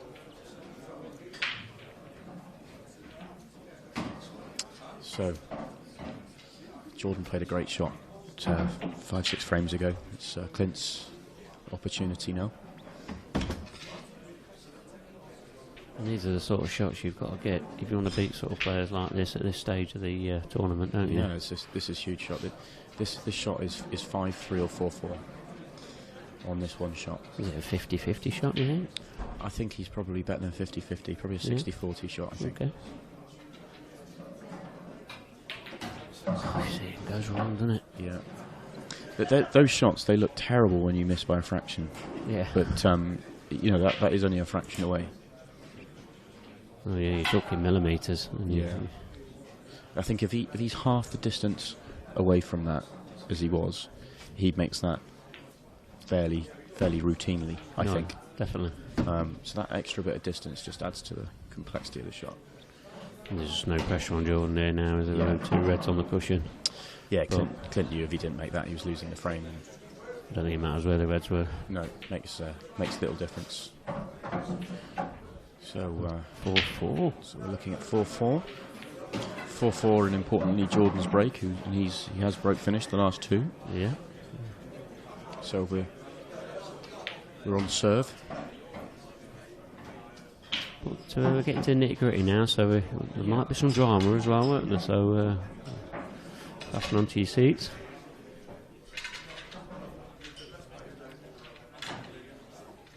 We do like drama when we're commentating as well, don't we? Yeah, another deciding frame coming up, potentially. I think the last match was a deciding frame. The match before that was a 7-5 and an exciting one as well. So we do like a bit of drama on the screen.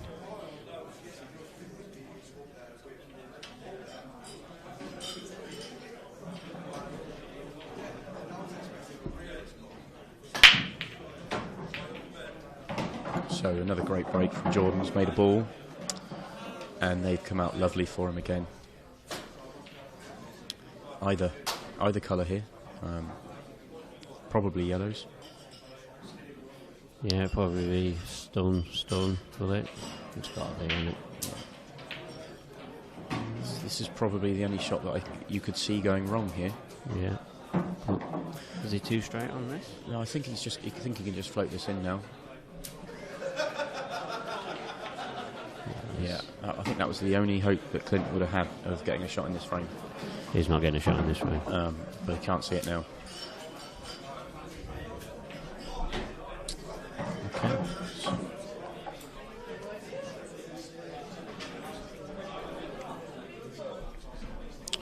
So whilst Jordan, after this frame, and once Jordan has mopped up these balls like we fully expect him to do, this although I'm a little, just that shot he's just played, I'm a little surprised he's gone this way. I thought he'd leave this ball to his last ball and try and get straight on the other one. But not that it made any difference. It was very, no problem either way. Yeah, he had options, didn't he? So yeah. He's just punching him in now, isn't he? So yeah. He's, So a third break finish on the trot, and to go back ahead, 5-4. Okay, so we've had a couple of updates. I think we've updated 2 frames actually. Mark Farnsworth has gone 3-1 up over Ian Alley. Mark Boyle is now 2-0 up over Greg Batten, and Lee Ray is still 3-0 up over Rob Duncan. So Kev came over with a big update, and unfortunately there was very little updated, but we're trying to keep you up to date with the other matches as best we can. I mean, one good thing about the updates, all these tables are playing together, so you can get all 3 scores within sort of seconds. Yeah. Okay, so can Clint respond? He needs this one. Because if not, you just see this match just falling away from him. Has he got a ball? No, he's dry. No. Momentum. Wow. But this, the way they've come out, though. Yes. There's a bit of developing to do if... Yeah, this tricky finish. There's problems in a few places. I think he's going to take reds. What do you play then? This top red in the right hand corner first, top right, and then hopefully, play to cannon the one on the left middle. If you could play, if that shot's on, that's not a bad option. You could take the one to the bottom right to get yourself reds, and then play a containing shot of some sort. Yeah, we don't have to do it yet, but that's got to be... Because he's got 3 reds that don't go anywhere now. I wonder if the red in the middle of the table, nearest the black, goes past the black and off the yellow into the middle. Not sure what good that would be, but... Well, he's making one, he's clearing one. I wonder if he can play it at pace. If that shot's on, he could play that with a lot of pace, and that yellow would go down and potentially dislodge the red below it. And then he's only got 1 red that doesn't go. But it doesn't look on from the main shot, from the camera angle we've got, but I think that's what he's played on. Yeah, and the 2 yellows that's sort of close to the left middle, there's not that much room for error there, is there, for that red to come off, bounce off one yellow and then go through them other 2 as well. Yeah, I think this is what he's playing. I think he's playing red off yellow. Yeah. So I wonder if maybe he's playing it off. I think he's playing it off the yellow it's nearest to, not the one nearest the pocket, I think. I thought he was going to play it off the one below the black, but again, probably can't get to it, can he? No, I wonder whether he could get to the one nearest, or second nearest the pocket, but I think he's playing this off. Yeah, he's playing it off the red it's nearest to. Wow, he's that's made it clean. He was hoping to make it off the big bag, off the yellow to open up the red as well.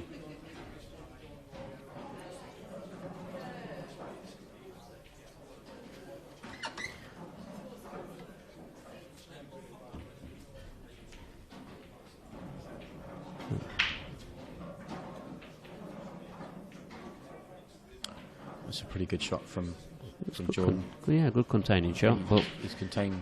He's not for this visit. Yeah, I mean Clint's only got to hit this. He's not under any pressure, is he? So no, but he's still got problems everywhere. But so's Jordan. It's going to be interesting to see how this little safety battle unfolds.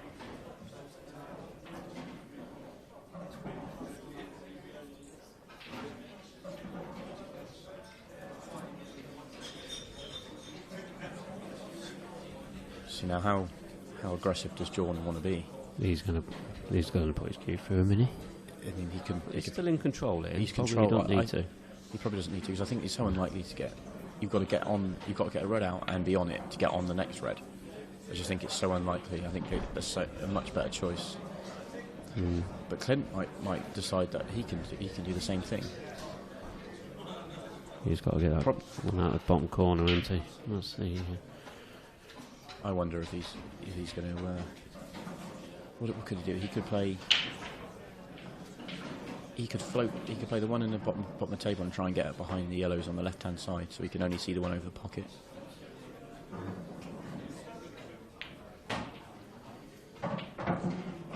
He was playing. If he had had an extra 3-4 inches on that, he would have played the yellow to the middle, trying to pop the red over the bottom left. I think that's what he was playing on. He's just come up a fraction short. I think he's going to go into his own yellows now off this pot. Oh no, he's thinner than I thought. But he'll be happy with that. That's not too bad. Yeah, because he's only left in the one over the corner, unless he has got a thin snip, has he? But he's developed one of his awkward yellows, and he's put the other one into a position where it's a bit easier to develop, or that he can get on it. So although if that yellow had fallen, he'd have probably won the frame off it, but he's progressed his position.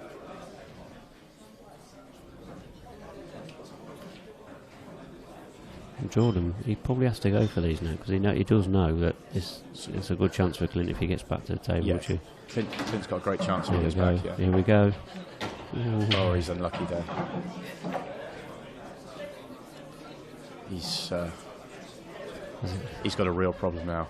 Yellows have become huge favourites. Still shot reverse double? I don't think the reverse double's on, and it's too close. Yeah, I don't think that's on. Skill shot's on, but that's tough. Chinese over the yellow. Wonder if he can play as a containing shot, thin off his red, cannon the yellow, and try and put that yellow next to the black. It's all right. Yeah, that's safe. It's risky. It'll cost him the frame if it doesn't go right. It'll cost him the frame if it doesn't go right. But I can't see an aggressive shot. And if you're not doing that, how do you play safe? Yeah. Is there a safe spot on the table? Probably not. Yeah, it's got to just work out whatever he does, if it doesn't go incredibly well, he's going to lose the frame off it. Do you know what? He was behind that, and that red was tracking to the corner then. He knew that was in, and it double kissed the yellow. The touching ball. And does the red cover the yellow in the middle of the table? Yeah. If it's touching ball, then he can play red onto yellow, so it's no problem. If it's not touching ball, then he may have had a nice touch here, Jordan. It's not touching. It's not touching. Well, he can pot the yellow he's nearest to, so either way, it was not too much of a problem.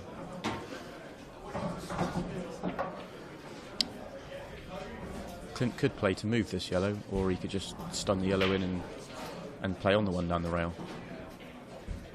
They'll definitely move it. Has this gone wrong? No, it's okay. No, he's come out okay. He could move the other yellow if he wanted to as well. He could play the yellow nearest the left-hand side rail and just bump that one out if he wanted to. I'm not sure it's necessary, but if he wants to, I think it's probably not worth the risk, is it?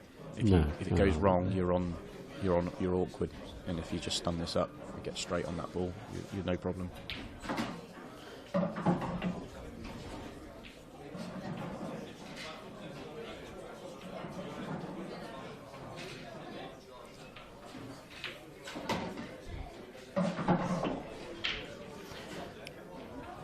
Not the angle he wanted, but shouldn't have a problem. He should just top this one through, cue it good.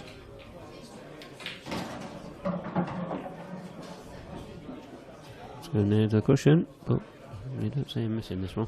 No.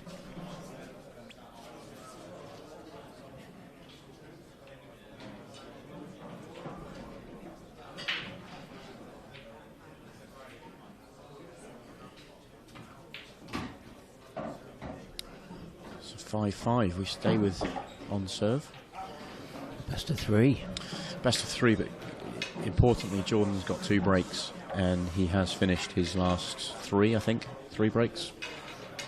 So, yeah, definitely advantage Jordan the way his break's going, because they've not just been 3 finishes, they've been 3, fairly, I don't want to say simple, because it's never simple, but they were just great splits that he would have backed himself every day to knock in.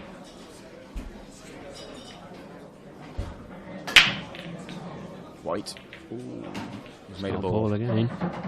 He's made a ball, and okay, he's got a bit more work than previous finishes, but he's got a chance. First glance, the yellow. He's going to go yellows, I think. First glance. Not sure he's got a red on.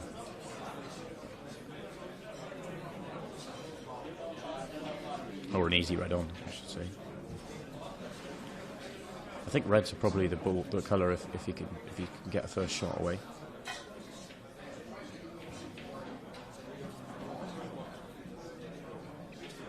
It is yellows. So he's got the yellow below the red on the top left of the table as a stumbling block. He's just moved the yellow onto the rail, which has just made it trickier, and the yellow below the black, which I'm sure goes from the right angle. He's got balls to move that red though, so you know he could roll the one on the top right, then obviously the one on the top cushion, top left. So this is where he's going to move the red. Move the red now. Yeah. Leave yourself on the yellow in the middle of the table. Yeah. But what about the yellow near the black? I think from the right angle it goes. I think it's fine. If you look at, after this shot, we'll have a little look at camera 3. Yeah, so we can have a quick look at camera 3. You can see that black from the right angle. It's he's actually got plenty of room for that. So it's going to be all about how he gets on and plays the yellow down the rail. And he's really good on it. So. He's going to be playing his next shot from the rail. I think. I don't think he's going to bump this off much. But he'll only have to, if he gets the right angle, he's only got to pop the yellow and just follow it through for the black in the left middle.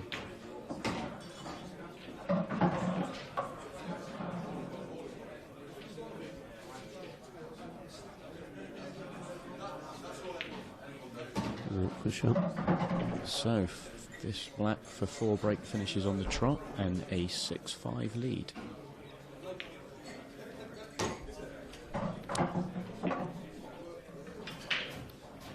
And Clint needs to respond again. This match has been of such a high quality that it may be won or lost on that skill shot that Clint attempted. Yeah, it was an important part of the match, wasn't it? It was. So we said at the time 5-3 or 4-4, 5-3 to Clint or 4-4 on one shot, and it went against Clint.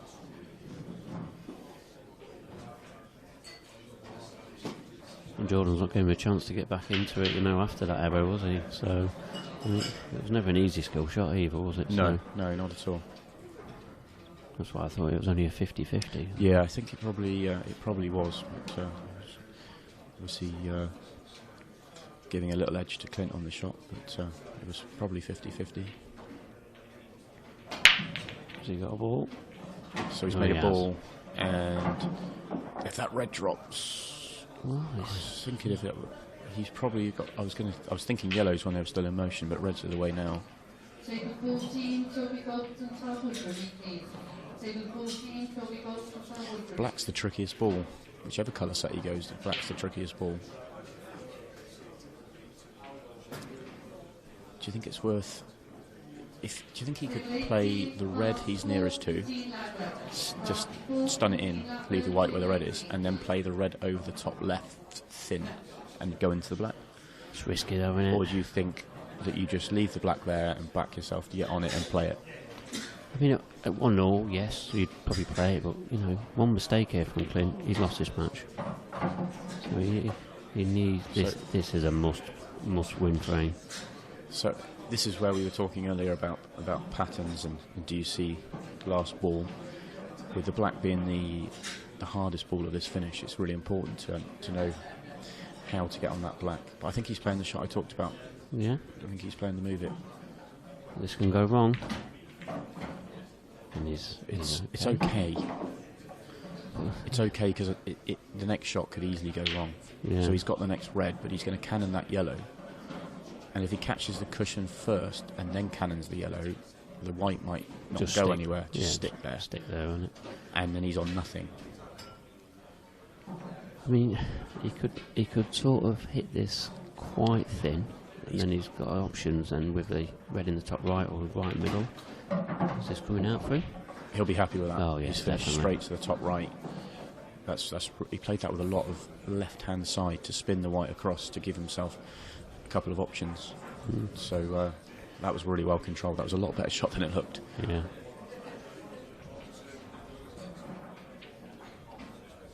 I'm a little surprised he's playing. He's looking at that one. I thought the one to the top right would give him more control. Yeah.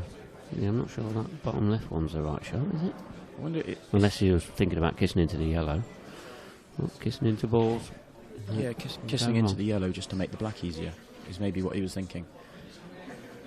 Which is still an option. Yeah, if he kissed into that yellow full ball, it would nudge it right out the way and he would be fine. For me, this is a percentage shot. I think that's the shot, but he still hit the same nudge because the black that looks really quite subtle on the screen, but by moving that 3 inches to the left, it's made that black almost unmissable. He's still got a bit of trickiness there. I mean, he's going to play this in the right middle, and then he's obviously got to go downstairs round the angles, would you? Yeah, I think play this into the right middle, and then I think he's going to play the one to the bottom left now. He's got to, yeah. And then he just needs to negotiate a good white. Just spin it round 2 cushions. That's where he wants to be. Yeah. Just needs to I think he may have to play this with a tracer right-hand side. Left-hand side, I should say. This is a percentage shot, I think, for me.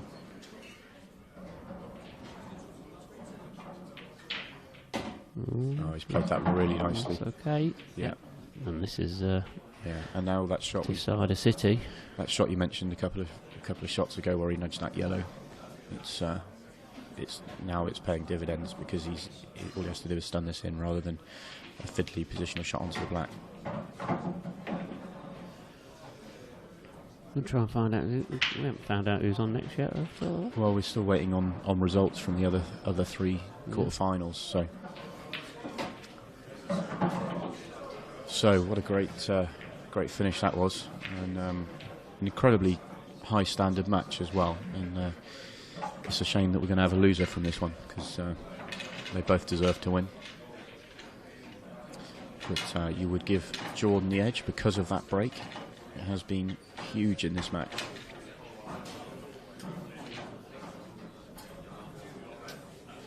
It's just about controlling the white here, isn't it? This is what he wants, really. He's shown good control on the whites with his previous breaks, hasn't he? So here we go, big moments. Big break. There's the white. He's made a ball. In again. He's made a ball, and reds have come out like a dream. Clint's face, he's just looked over to his I think his fans. Clinton is, I wouldn't say he's given up, but he's not expecting a shot. But these reds are open, aren't they? These reds are, I mean, that's break. Give himself that break was ridiculous again. And just for added insurance, nudging a yellow onto another yellow, leaving it even more awkward. Not that he needs that safety blanket. These reds are absolutely as you would want them. Yeah, there's not been much safety in this match. There's been some big breaks. And then this red goes into the left middle, so yeah, I mean it would be just seen. It would be an incredible mistake from now, I think, for him not to, even with the pressure of it being a deciding frame. We had options as well, so yeah, just wondering which way he's going to go. Red blows the black. Stun off the cushion. Does that mean that his last ball's going to be the ball red to the top right? So just could go wrong. Oh, he's not happy with that. He's feeling it a bit, I think. He's given Clint the faintest bit of hope here. Yeah. It's just a fraction of hope. He's feeling it. I think there's some pressure out there as well. So this is a slightly awkward queuing. Yeah. Oh, he's back in prime position. He's played that so well. Still back. He's perfect. Absolutely. He's played well to get back into that. Yeah, hasn't he? I mean, he's finished the match with 5 break finishes. And yeah. Thoroughly deserves his win. What a great match. Well played to both players. And Jordan advances. So at this stage, I don't know what's going to happen with the stream. My guess is that we will bring you a semi-final as soon as a semi-final is available. Mark's just going to, if you want to hang on, Mark is just going to pop up to the top table and speak to the tournament director and see what is happening, and we can let you know.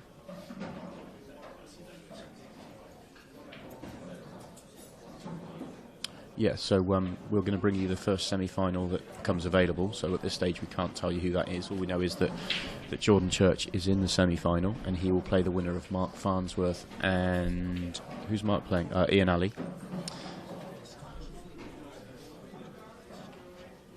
Okay, we're also going to bring you the scores before we go as well. So, yeah, Jordan Church versus the winner of Mark Farnsworth and Ian Alley.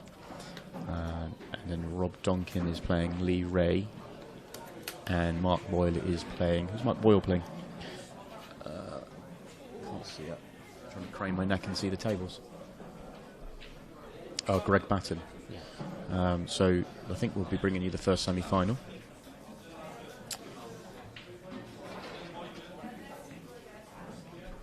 Just looking at the earliest scores, I would suggest that's probably going to be the Jordan Church will be straight back on. Yeah, so Mark Farnsworth's currently 5-3 up on Ian Alley. Mark Boyle's 6-0 up on Greg Batten, and Lee Ray is 5-1 up on Rob Donkin. So it's going to be close to see which way that finishes. So it might be, could be Mark Boyle versus Lee Ray.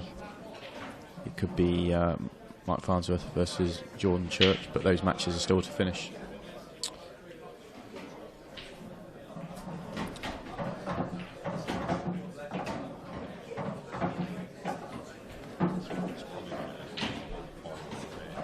Okay, so provisionally, still to be confirmed, if Mark Boyle and Lee Ray, who are both Mark Boyle's 6-0 up and Lee Ray's 5-1 up, if those matches finish shortly, as they have potential to do, then we'll bring you that semi-final. But stay tuned, because I would suggest we're probably 15-20 minutes away at the earliest for our next match. But yeah, stay tuned, and we'll pick up commentary when they come back.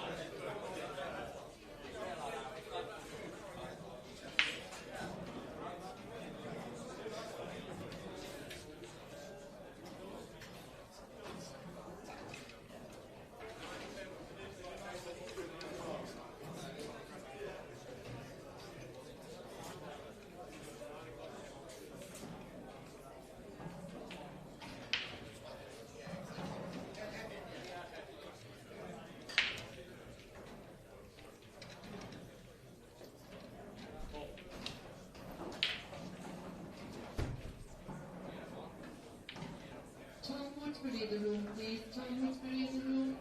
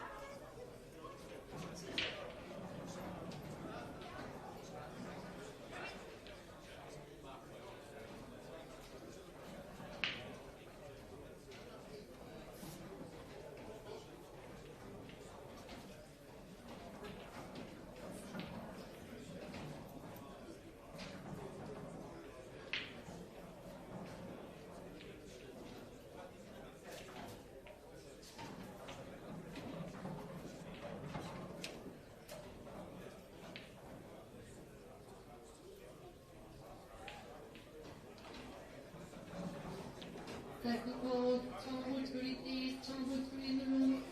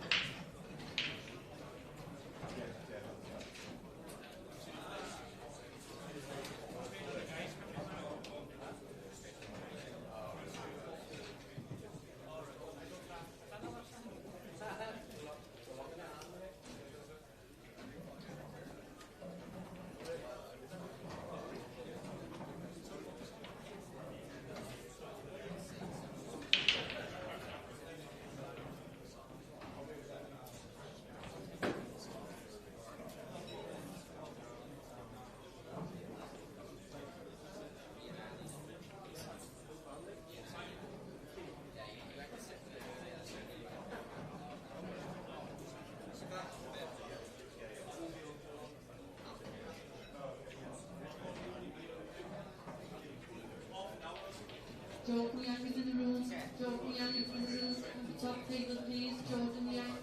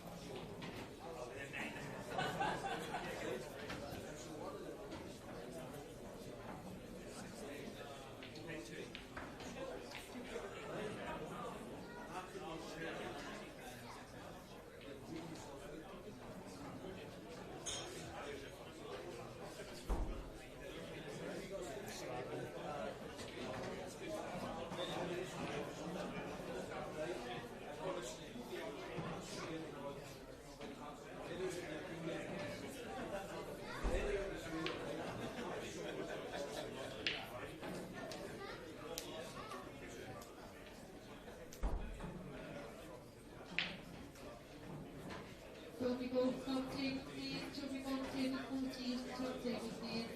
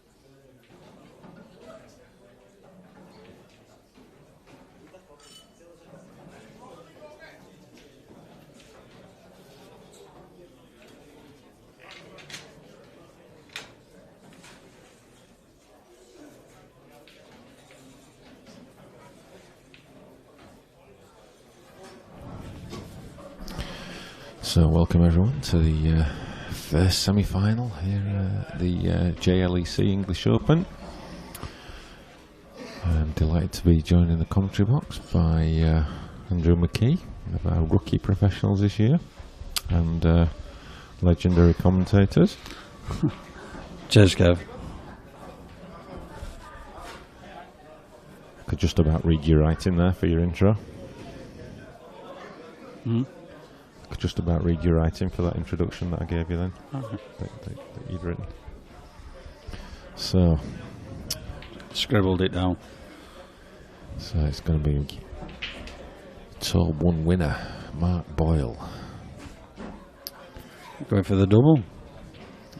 Yep, he's lining up against Lee Ray, which is his biggest ever IPA match to date. on a superb run of form. Don't know much about Lee, to be honest. But yeah, any player that gets to this stage of the tournament has got to be playing well. Yeah, he's beaten some good players.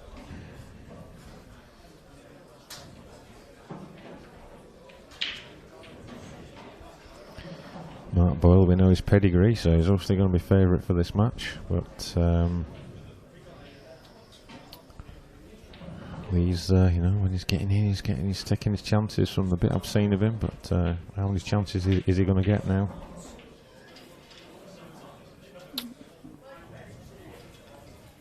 Well, just a containing safety there, I think, from Mark. I don't think I think he'd have liked to have taken yellows, but didn't have a shot on. So, just giving...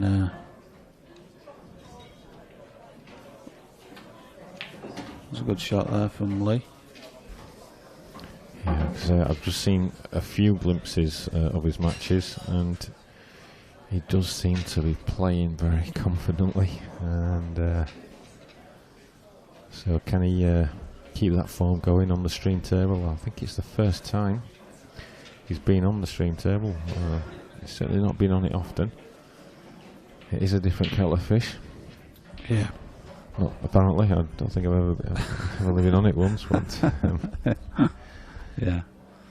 But we don't get luxuries like that, Kev. No, we don't know the right people. That's right. But that's come out nice. Yeah.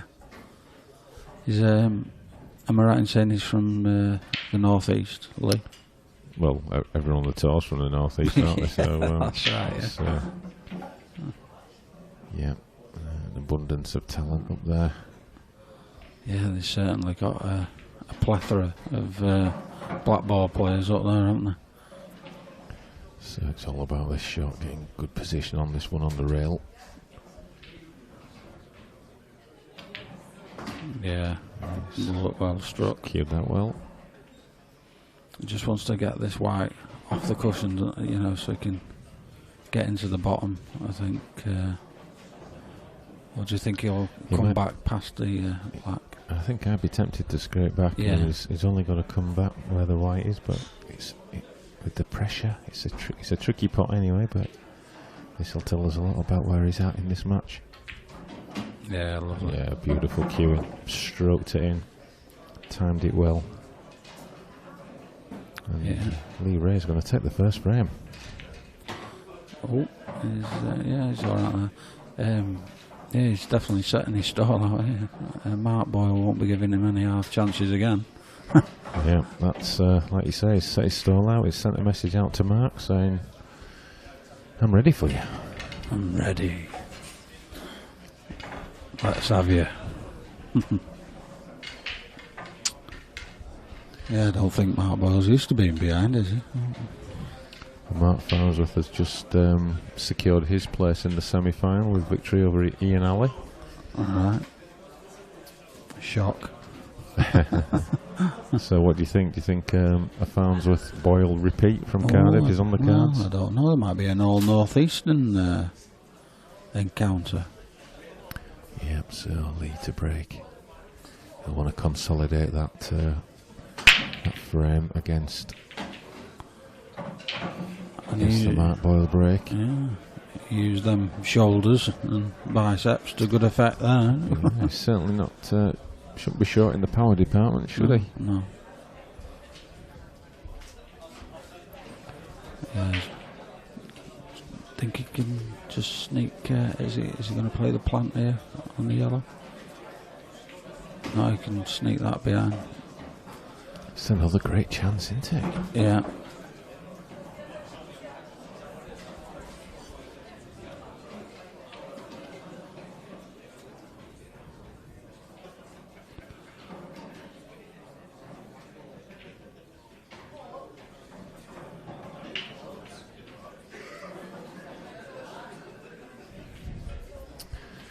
Tom Kay, he's not a fan of the commentators. Well, Tom, you turn the volume down, son. It's not a problem.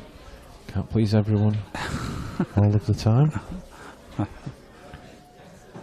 Yeah, there's always. Go watch Britain's Got Talent if you I want. was going to say, yeah.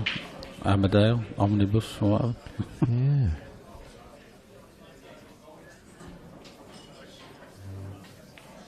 Oh, has he left that short? Yeah, it's not cute, that one. Yeah. That's a good chance. Yeah, it was a good chance. But he's, I don't think he's left Mark a great deal. He might have a half chance plant up into the top right corner. But, I don't think he can get past the yellow he's next to take the one up the cushion. But,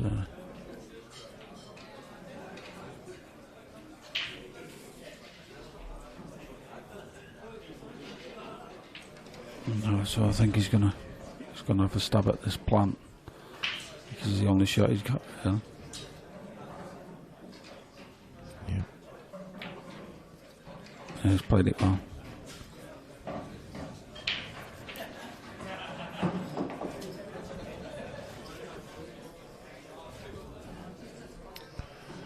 So it's building up nicely to the final tonight, which is scheduled for 10:30, and as it stands, we're on track for that. Yeah. Which is highly unusual. Yeah, considering we had the awards last night and it's all going to plan. Yeah.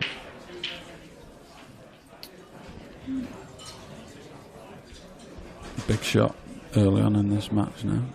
Yeah, I think he's going for it because he knows that he's not going to leave anything if he misses, which he has done. Yeah, he's not left a great deal, I don't think. He does have a lot of body movement, Mark, doesn't he, when he plays his shot? He's not your sort of archetype, to still play the shot. Yeah, yeah. He does get his body into the shot. And he's got a snooker background as well, Mark, hasn't he? I believe. Yeah, he's one of those really gifted players that anything with a cue in his hand is going to be good at. Yeah. Oh, that's unlucky. It's not too bad, isn't that? He's got a certain amount of control. At least he's asking the questions. Yeah. Just wondering if the yellow on the dead centre of the table, whether he could flick that into the middle and bring his white back down.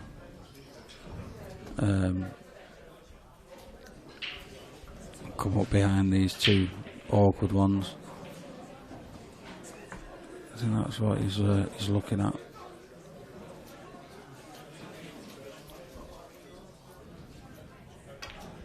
Yeah, he's tried to make something happen there, and it's not. I think he's developed one, hasn't he? Yeah.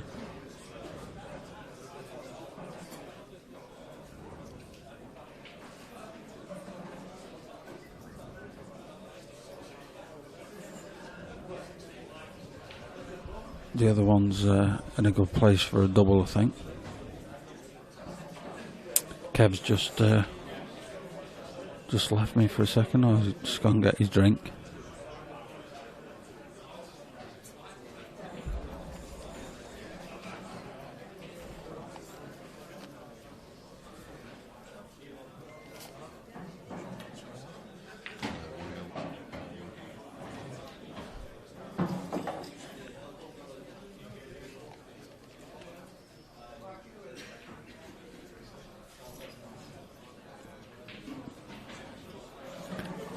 So he'd probably be looking to take this into top right and just float back down somewhere around the middle of the table. That's just about okay.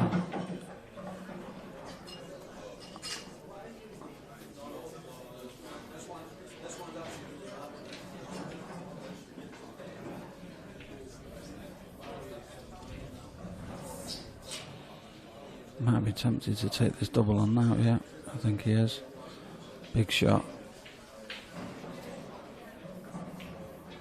And that looks good. Oh, he's lost the white. White's in.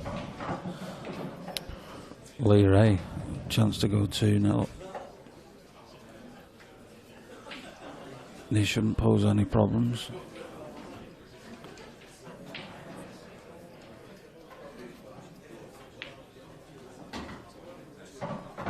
Just simple drop-ins there for a nice 2-0 lead.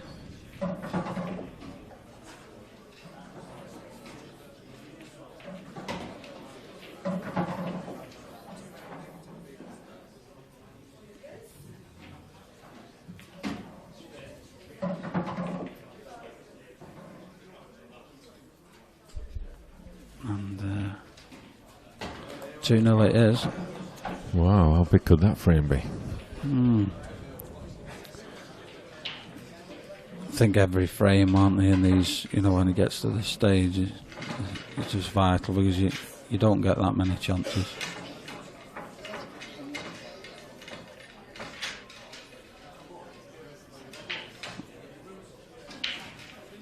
I don't think Mark will be too worried yet, but he'd like to get his own first frame on the board.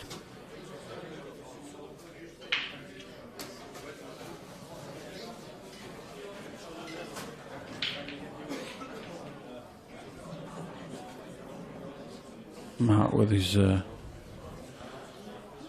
cut break, he seems to use to a good effect. Made a couple of balls out, and they've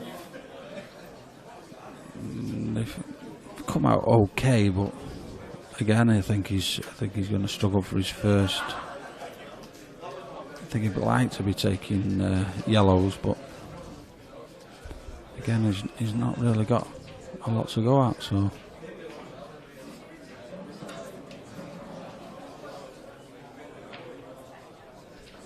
He might be forced into taking reds here, I think. Yeah, just things not quite going his way at the moment. Oh, he wants that to slow up. Yeah, just slowed up. Now, the two balls that he's closest to, he ideally wants to use one to develop the other, but he's got the wrong angle here, so he might have to go back up the table here, and it's hard to see how he can develop that ball. He might just leave it because at the moment it's stopping Lee from taking out his finish, so I think you might just see maybe a safety here.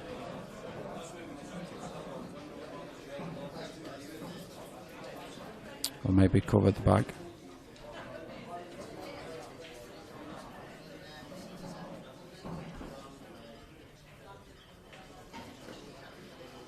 Yeah, it looks like he's just trying to tie the black up, which he hasn't done, but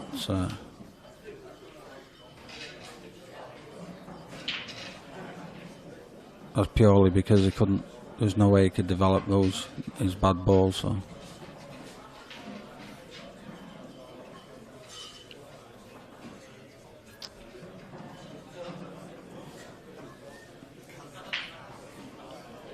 Are you on there, Kev? Snapchat?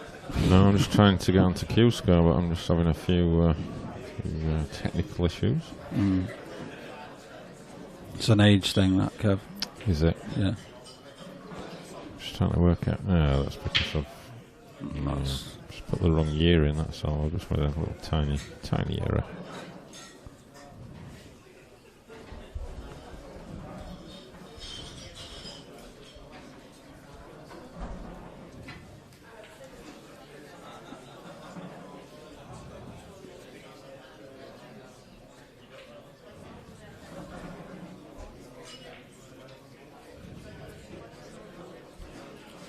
So can Mark? I think he's going to try and slip this red behind. That's a great shot, and he's unlucky how they've come out. But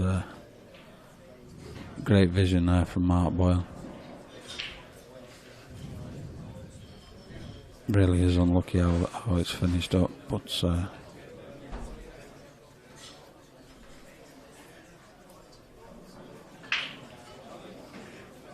Lee's looking pretty relaxed, itching to get at the tail.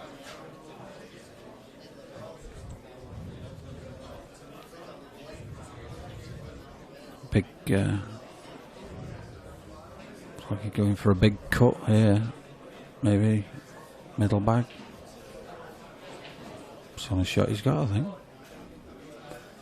Really big, fine cut. He's going to really have to welly this one. Oh, he's unlucky. He's missed that by an absolute whisker. And it, it could have flicked off. If he'd have hit it thicker, it could have flicked in off his other head. But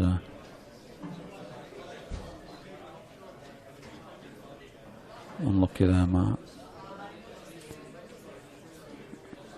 So Lee has got another chance to go further ahead here. Could do with keeping the pressure on Mark. Obviously, the longer he keeps him off the of getting his first frame. I think he's just got one bad one himself, which gives him natural position on the black if he can get on it in the right way. But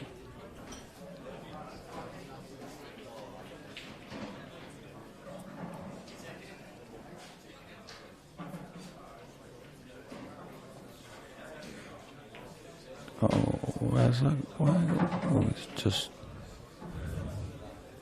okay. Does that yellow pass into the middle bag? Because if it does, I think camera 3 will tell us that one. Camera 3. Ooh. He's tight. The way he's playing, it looks like he must go. Yeah. So, which will give him the natural position on the black. You've just got to plop this in.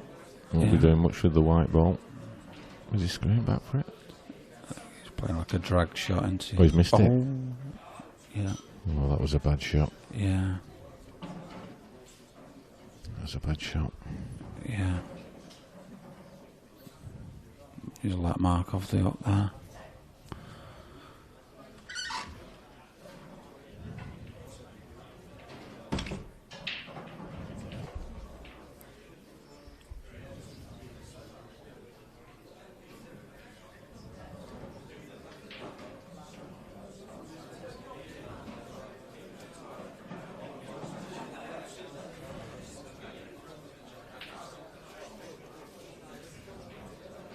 So did you enjoy the awards last night, Kev?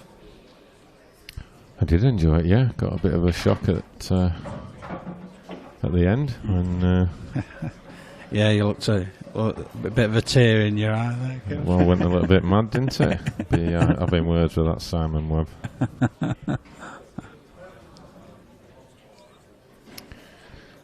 Yes, it was a good night. Rick was great. Just texted me actually, is Rick? Yeah. Character, that lad. What a character.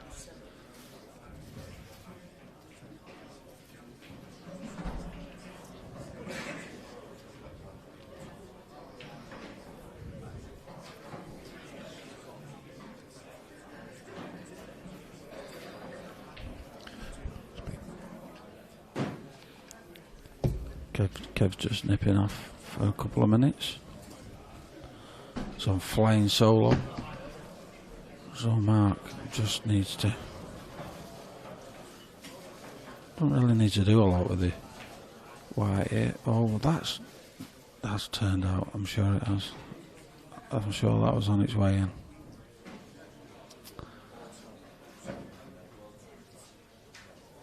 Now then, Lee Ray is another bite of the cherry. Rare that Mark Boyle gives you this many chances, but no, it's he's lucky to get on the yellow, really, but unless he can fire it down into this bottom right corner and develop the black in the same shot.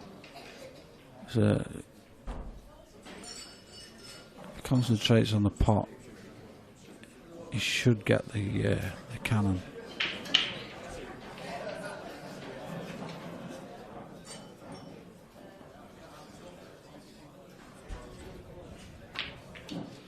Oh dear. Oh, he's missed it. If he pots the yellow, it was a perfect shot. But he won't be coming back to the table in this frame. Barring any horrendous kicks or miscues.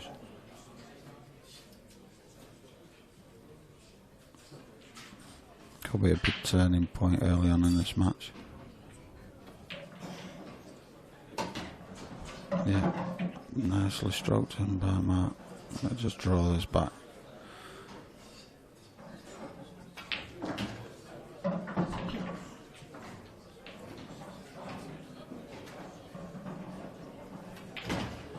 Yeah, and Lee won't be happy with himself.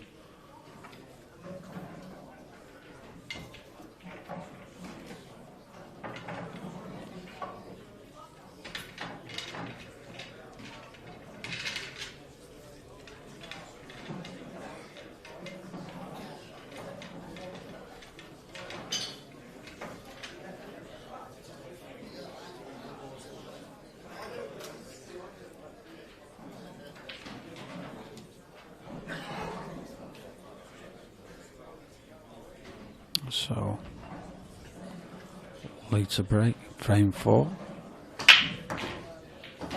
Again, that's great contact. Made one of each.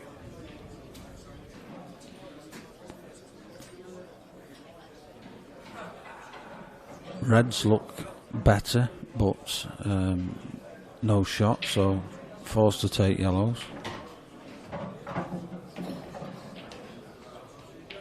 Important to leave. I think he's going to play this in the middle and then leave himself. Now he's going to try and develop it in this shot. He's unlucky there. I still have a double on.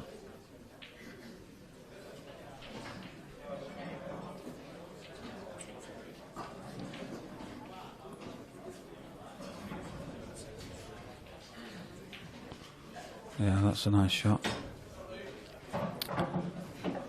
So it's all about that yellow on the top cushion, which you can get onto. If you can get into the bottom of this white enough here, might be able to screw straight up, which it looks like he's trying to do.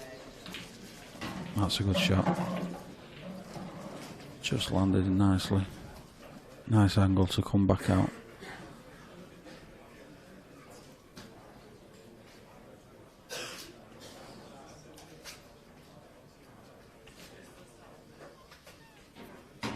Yeah. Probably hit that a bit too cute, but it's done the job. Yeah, and a nice stroke there from Lee. Very nice black into the middle and a good response to that last frame. Hasn't let it affect him. And takes a 3-1 lead.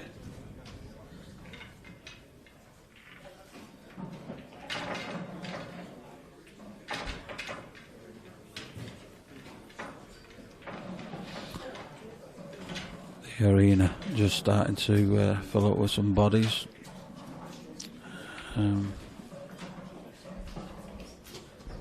The final of this event will be to come after this match.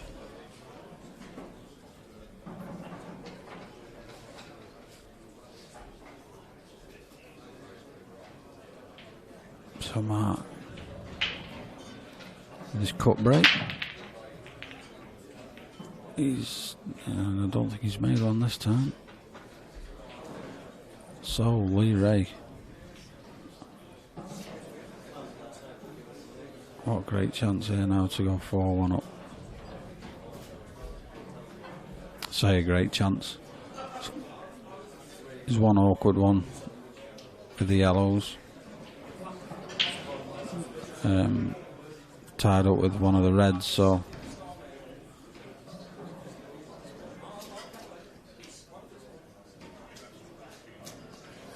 both sets really equally as difficult. Looks like he's going for the plant first shot. No. Oh, has he fluked it? No. There's a bit of a get down and hit that one without putting too much thought into it.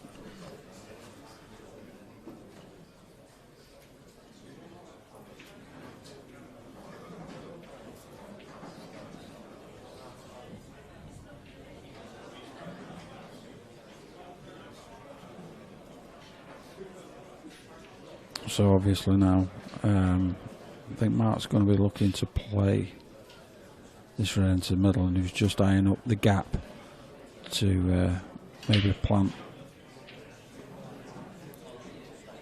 the red onto red.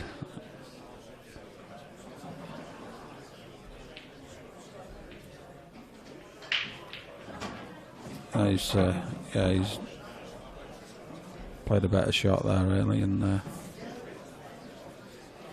just opened that area up. So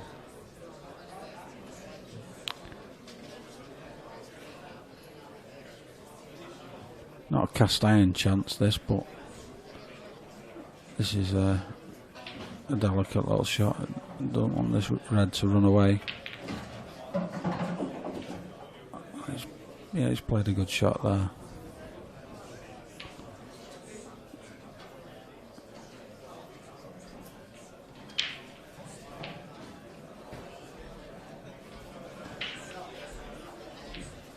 So it's a bit all about getting on that black for his last shot, which shouldn't be too difficult for him. Now he's playing this ball up the rail. Now, if you remember earlier on in this match, Lee, or was it?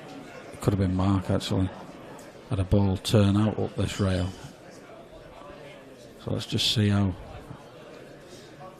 I think I'll probably play this with a bit more authority, just to make sure it gets in. Yeah.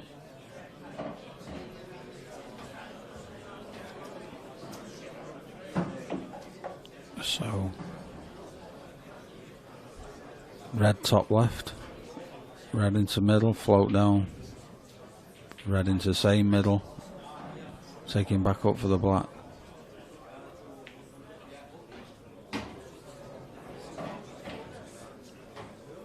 Or is he straight on this?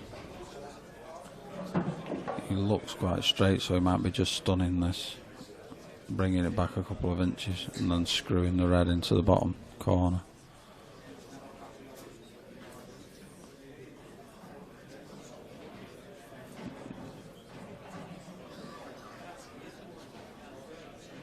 Big shot coming up.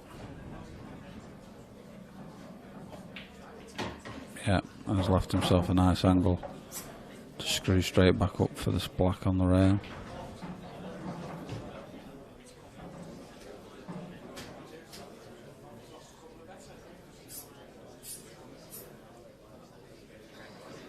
Just having a wipe down of the cue, wiping the sweat from his palms. Knows how important this frame is.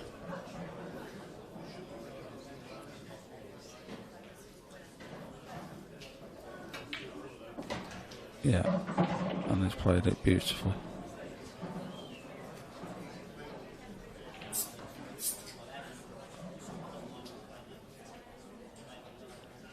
It's just running the cue through his hands a few times there. It seems to be. It's got that sound, like that sticky sound, Like the cue's not slipping through his hands as it should. That's why he just gave his cue a bit of a wipe down. You probably see him doing it again there now.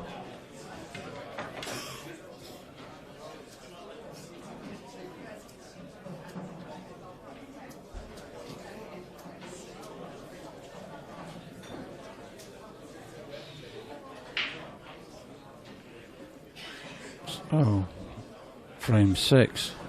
Leary to break. Oh, he's lost the white straight in the middle.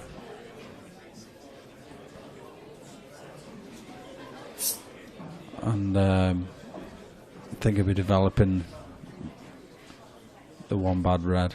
I don't know if it plants straight in to the bottom left.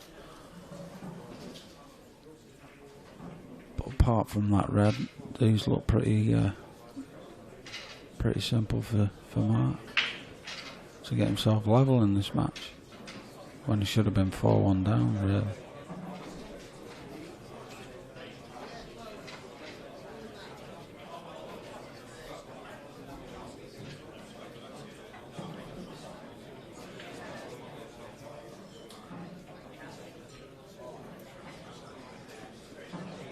Don't think the red plants into the bottom left.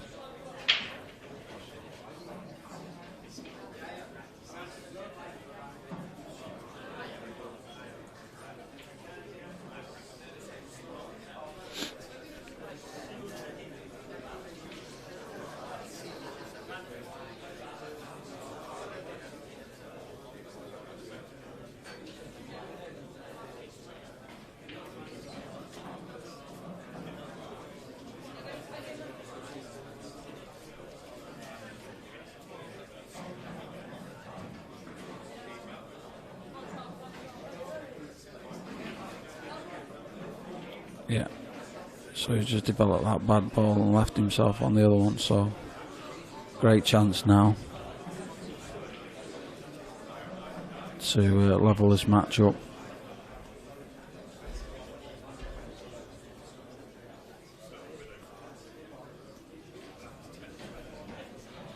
Just working out his route.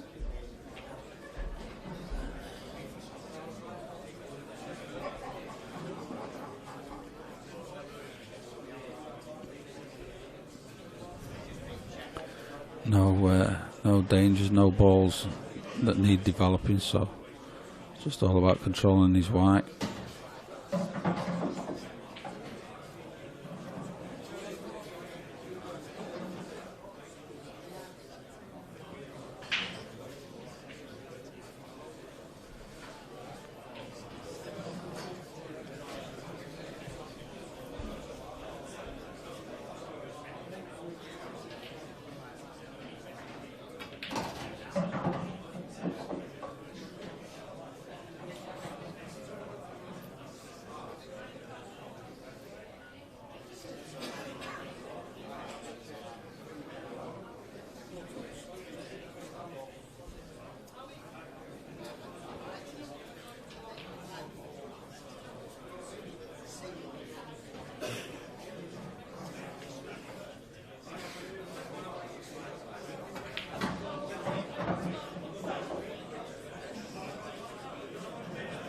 I think he just got into that just a little bit more than he'd liked. He pulled his face after that shot. I think it just drew back a little bit further than he wanted to, but it should still be okay. He can take the one into the middle, come off 2 cushions, back out for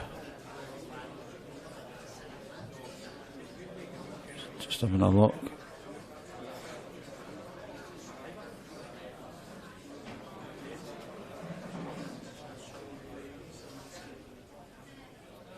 Might be tempted to screw it off the cushion now.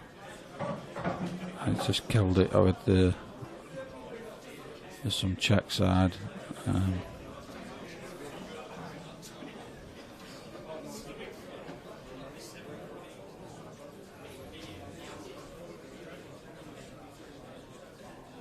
I just drop this in, take the other red to the middle. Depends how much, if it's straight, if there's any angle.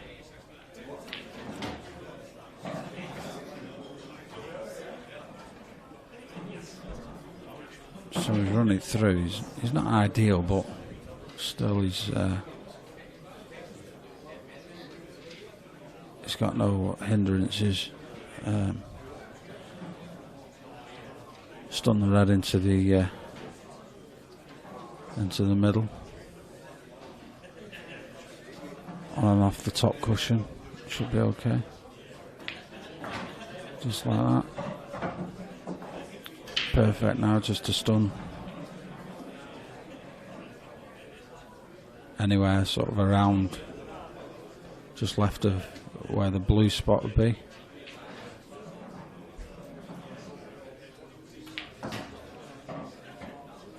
Yeah. They don't miss many of these, so should be looking at all square.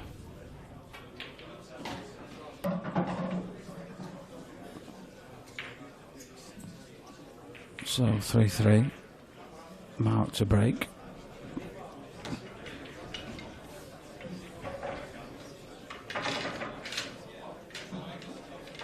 Plenty of bodies now in the arena. Builds up nicely on a Saturday night here at the IPA.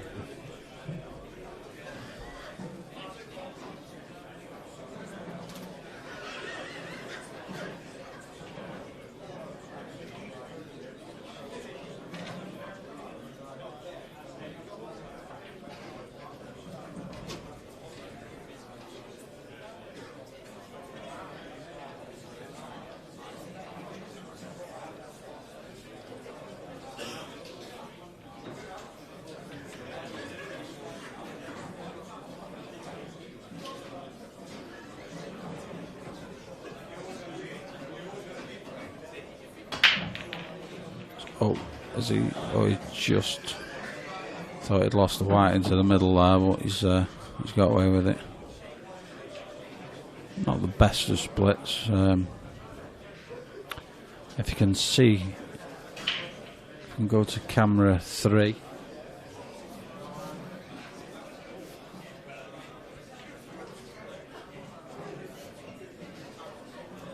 If the yellow passes to the bottom left, I think I've got the wrong camera angle there. Yeah.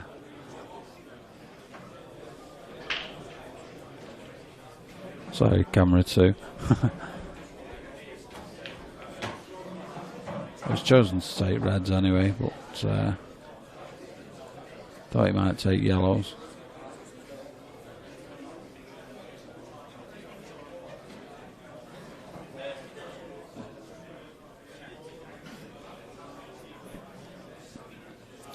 He's got a good ball there that he's closest to. It looks like he's playing. I think he's tempted to play the cross double there, but it's a risky shot. That ball he's actually closest to, one to the left, is a good ball to play a breakout shot for that red that's tied up. But now he's sticking with his guns. He's going for this cross double. Oh, nice shot. Yeah. And he could use that ball I was just talking about to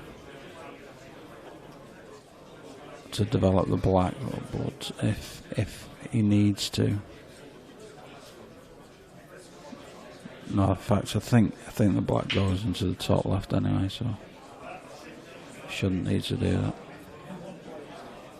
Okay, start 9 o'clock matches on table 23, Dale Green, Scott Ross.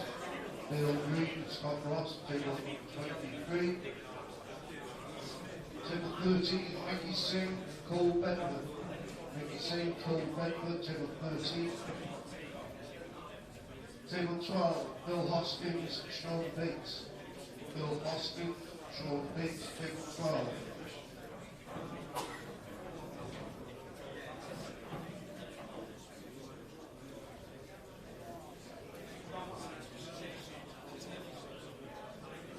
Table number 10, Louis Perinelli, Matthew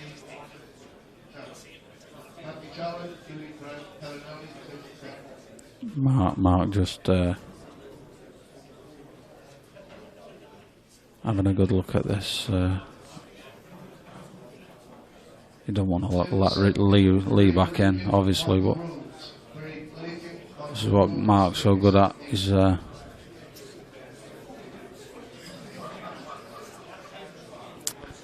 little shake of the head. He's not entirely happy with it, but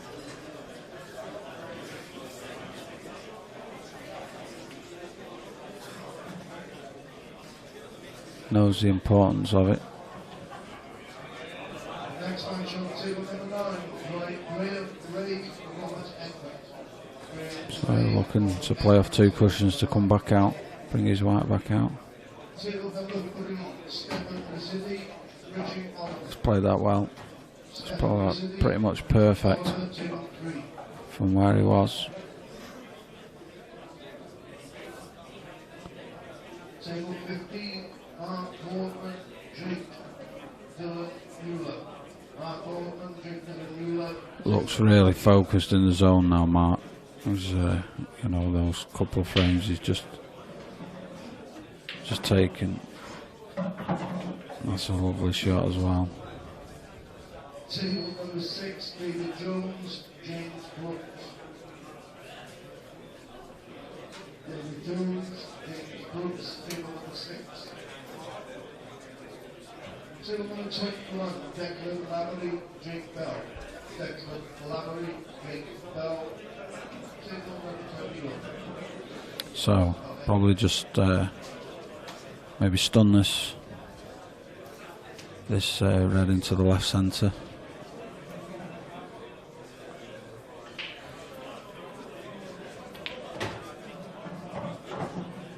Just opened up a bit of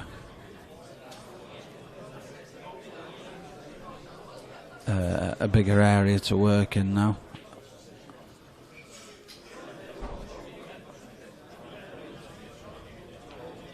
I think he'd like to take this one to the top right first of it. So his last ball is giving him the natural path to the black. Table number 4, Jenny Lawson, Mark Fleming. I think if he just draws it back just a few inches, doesn't want to leave himself hampered with the white hampered on those two, either of those 2 yellows. So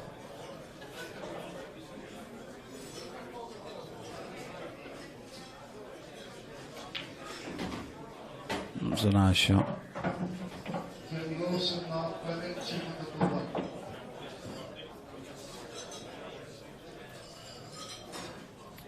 I think he's dead straight on this, so he's going to leave himself Table number 11. just putting his cue there. Don't think he can get anywhere nearer to the black, so which he'd have liked. So he'll be just running this in dead weight and leaving himself a black that Mark should be getting.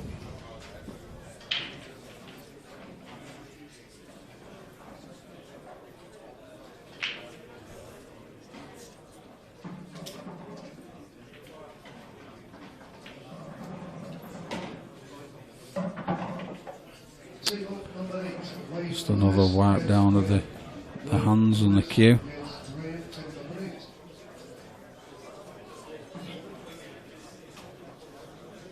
He'll have his hand on the table here. Don't expect him to miss this. Composing himself.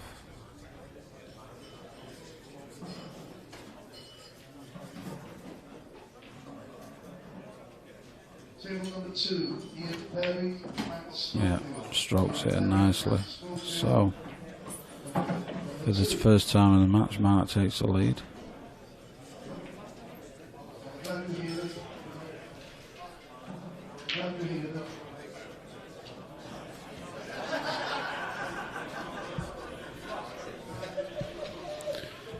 Yeah, just having a discussion whose break it is, but yeah, it is Lee's break. In frame 8. He'd like a break dish of his own now, just so he doesn't slip away in this match.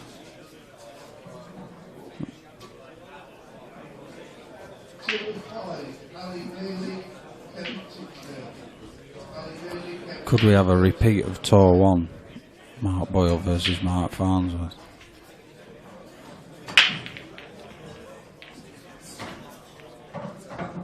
Lee Ray hopes not.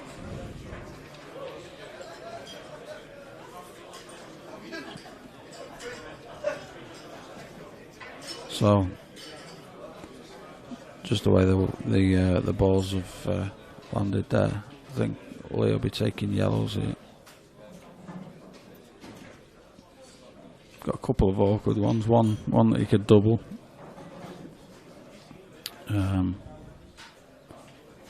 And one he's got balls close to that he can develop.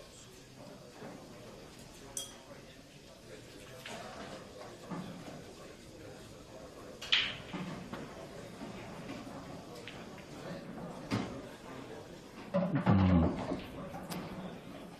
don't think that was his best shot, but luckily he's got the one in the top right.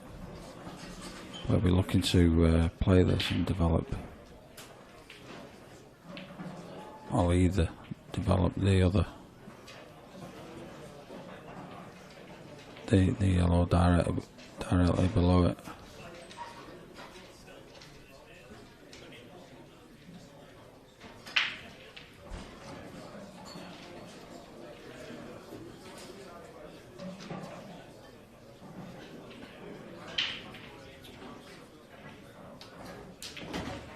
And he's just missed the flick on that yellow. Now this is going to get difficult now. He's got two awkward balls now, and nothing really he can use to develop it, so it's going to take a good finish from here.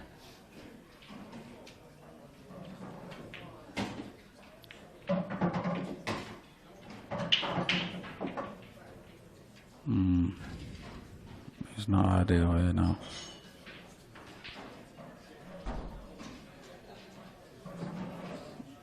Whether he's got a full length double, that's the only shot I can see really. And then he's going to be cross doubling, and he's still got his bad ball, so might be just trying to play some sort of containing safety here, but really isn't a lot to go at, which he has done. Now then, has he left this red into the middle bag? Because if he has a bad shot.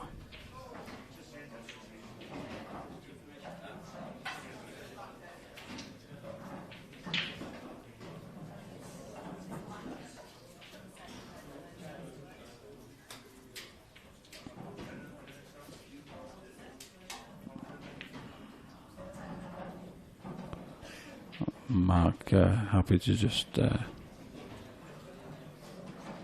that ball up on the nose. That take some getting these, so did the right thing.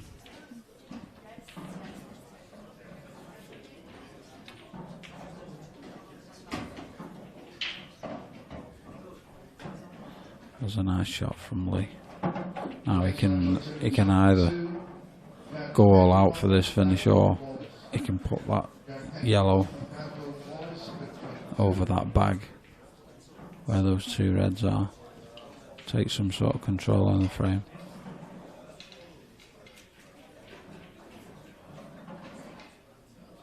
But knowing Lee's attacking style, he'll be trying to take these. Oh, he waited to miss that black.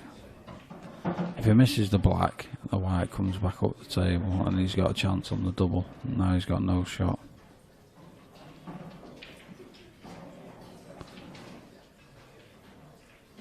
don't think he can cut this yellow back enough to make the double. I think he's going to go for it anyway. But he's just had a hack.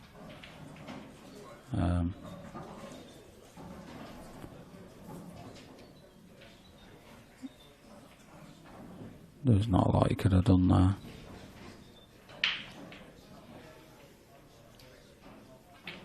So I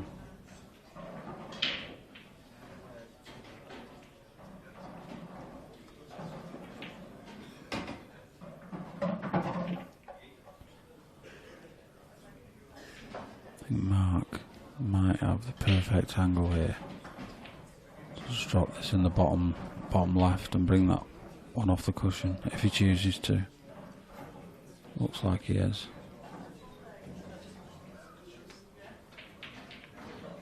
Yeah, he's played a beautiful little shot there. Just developed that red.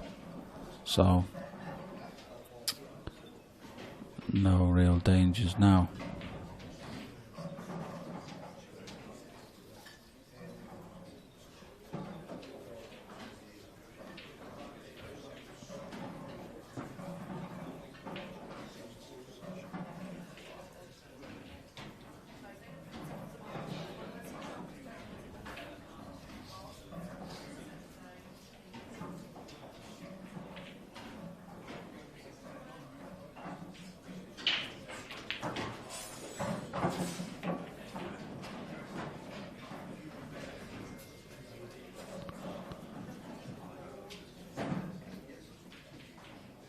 Just wants to leave himself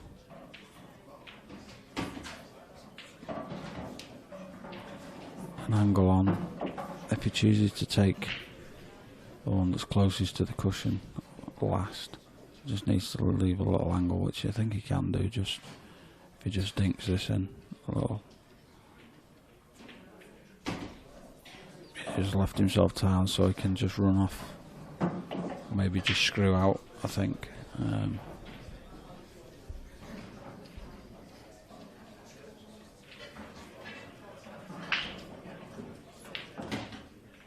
Yeah, that's just about perfect. I've got the bit between his teeth now, Mark Boyle. And takes a 5-3 lead.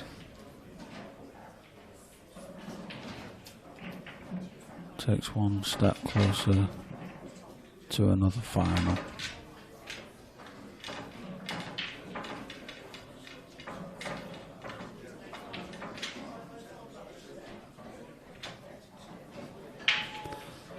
And if he does make another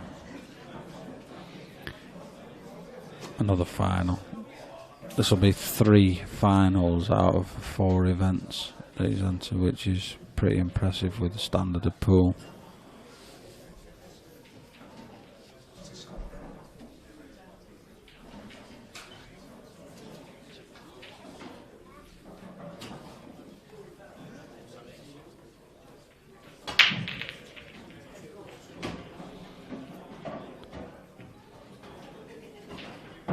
And Lee Ray would have been hoping for a dry break or an in-off or something, but no such luck. Yeah, I think he's just looking at the plant there, and in one shot taking out the ball over the bottom right and developing his other bad one. It's a great shot. That's absolutely perfect.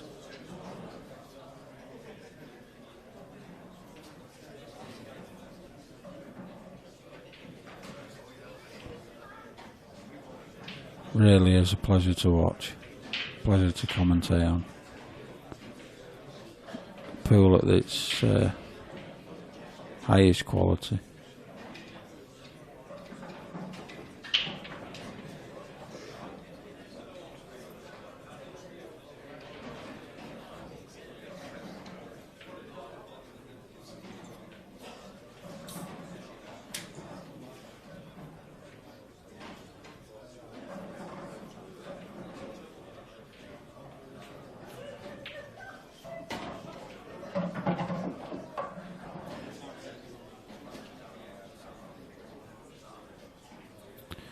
So he might be just looking to swing this.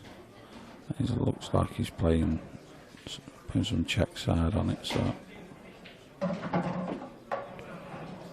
yeah, played that okay, I think. He's just a little grimace there, but does that a lot, Mark. If he's not within 1 centimetre of where he wanted to be, he's a little grimace. But I think he can just drop this in into the middle, leave himself an angle. He's got options.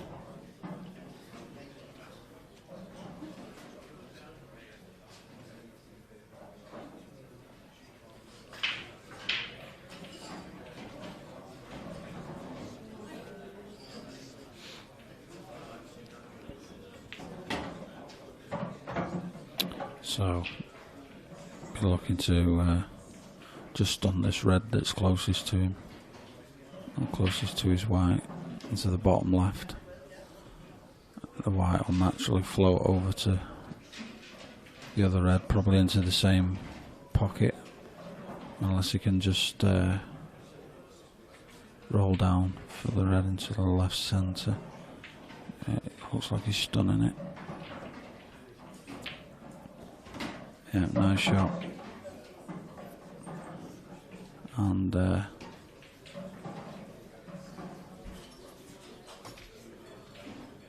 looking like taking himself onto the hill. No heroics there. Making sure of the pot.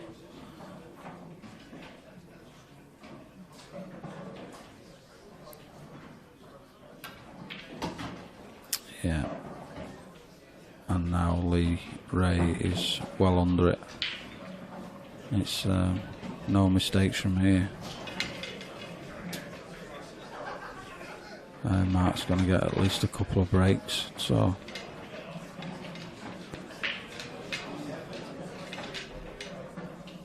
the Mark Boyle steam engine keeps on running.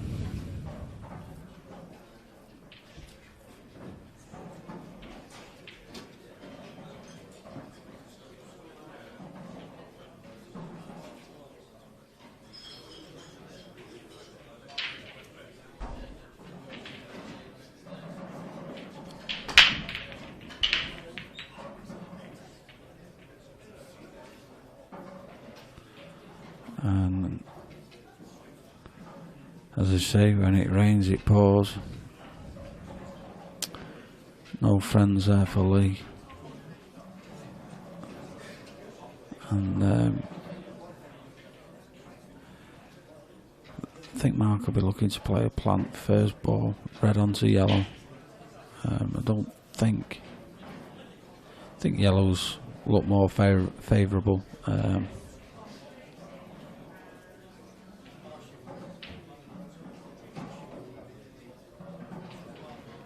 Just eyeing up a 3-ball plant there, but if he chooses to take reds,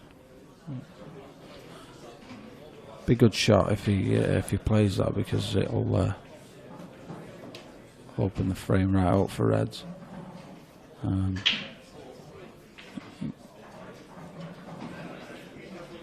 Yellows would be easier to get on, but if he can make that 3-ball plant, yellow onto red over the right centre, which he's looking at.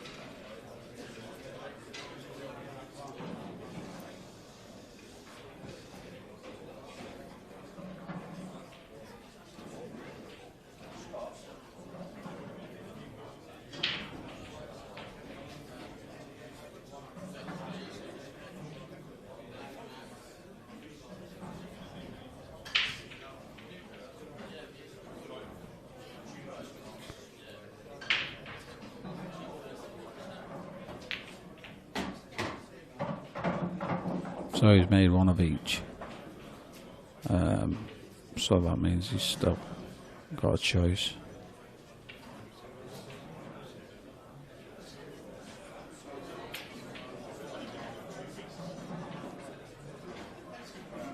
neither ball really more favourable than the other. Maybe just a shade reds, but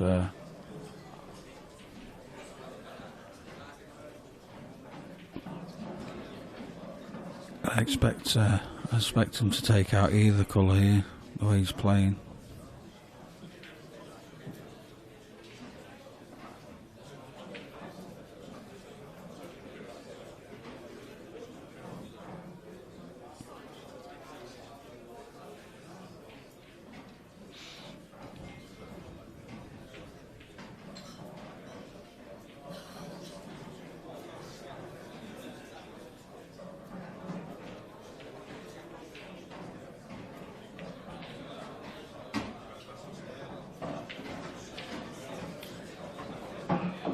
So he's got himself in an absolute perfect position here now to just drop this red into the top left, which will bring his white on and off the cushion for the red into the right middle, and which will bring him down naturally for these three at the bottom end of the table. And the black shouldn't have a problem with these.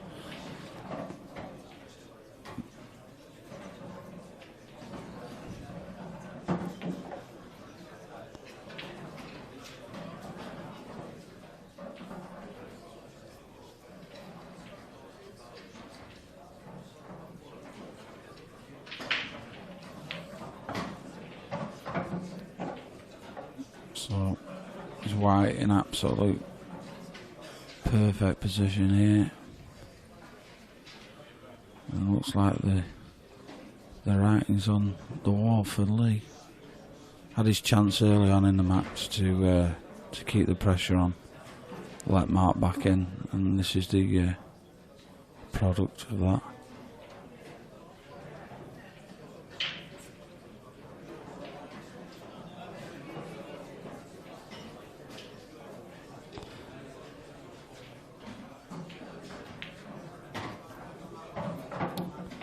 So, a couple of simple shots now.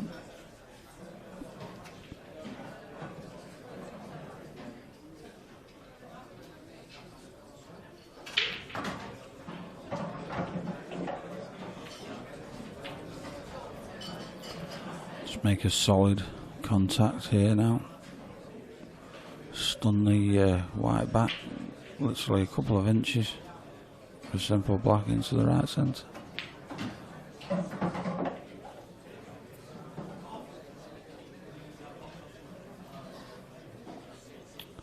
And that, folks, is that. The handshake. I don't think Lee will begrudge Mark his win, because he was pretty flawless from when he was 3-1 down. I don't think he can count any mistakes.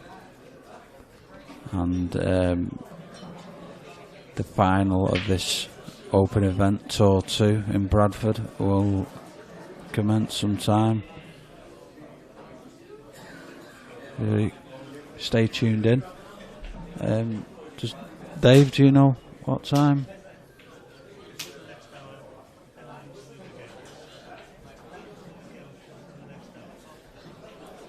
Yeah, I'd expect it to commence pretty soon, because we know Mark Farnsworth has already booked his place in the final, so Mark Boyle will have a quick break and just get himself ready for another epic battle versus Mark Farnsworth in the Open final at Bradford, and I'll love you and leave you.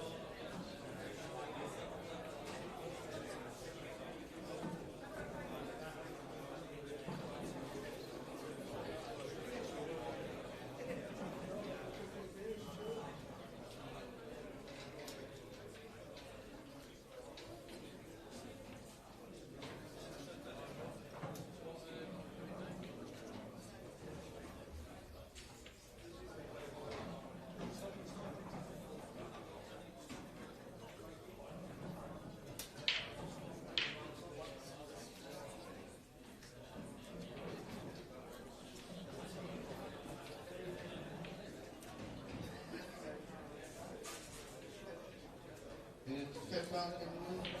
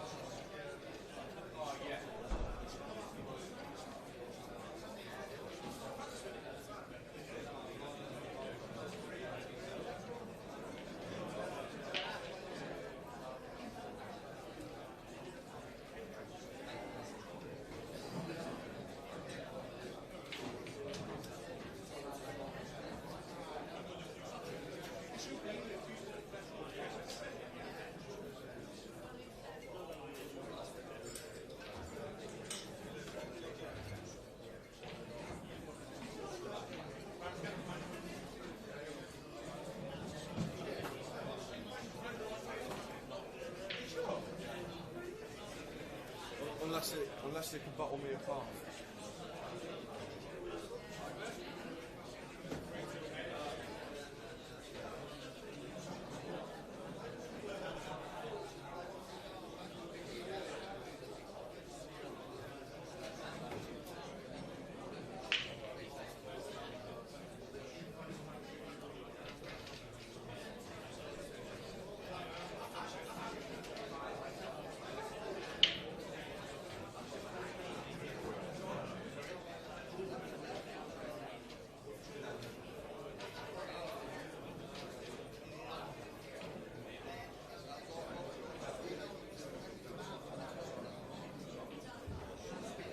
Danny Miles, if you're in the room, come and see me, please. Danny Miles.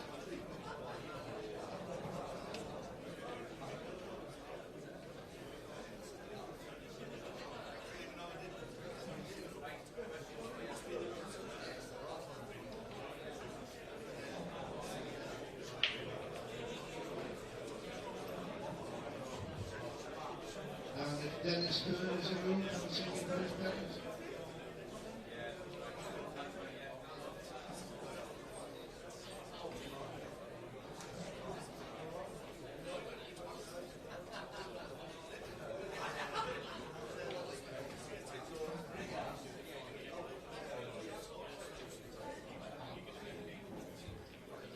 Referee, table 13.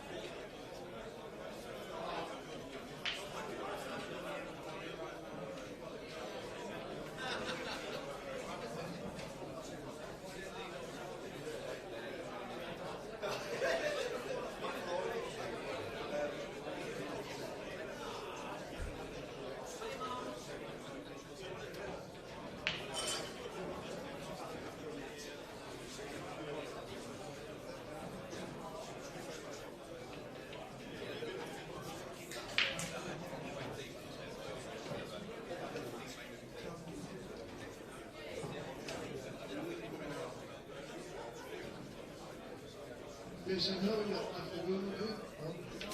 On table 7, Jason Hurry number 5.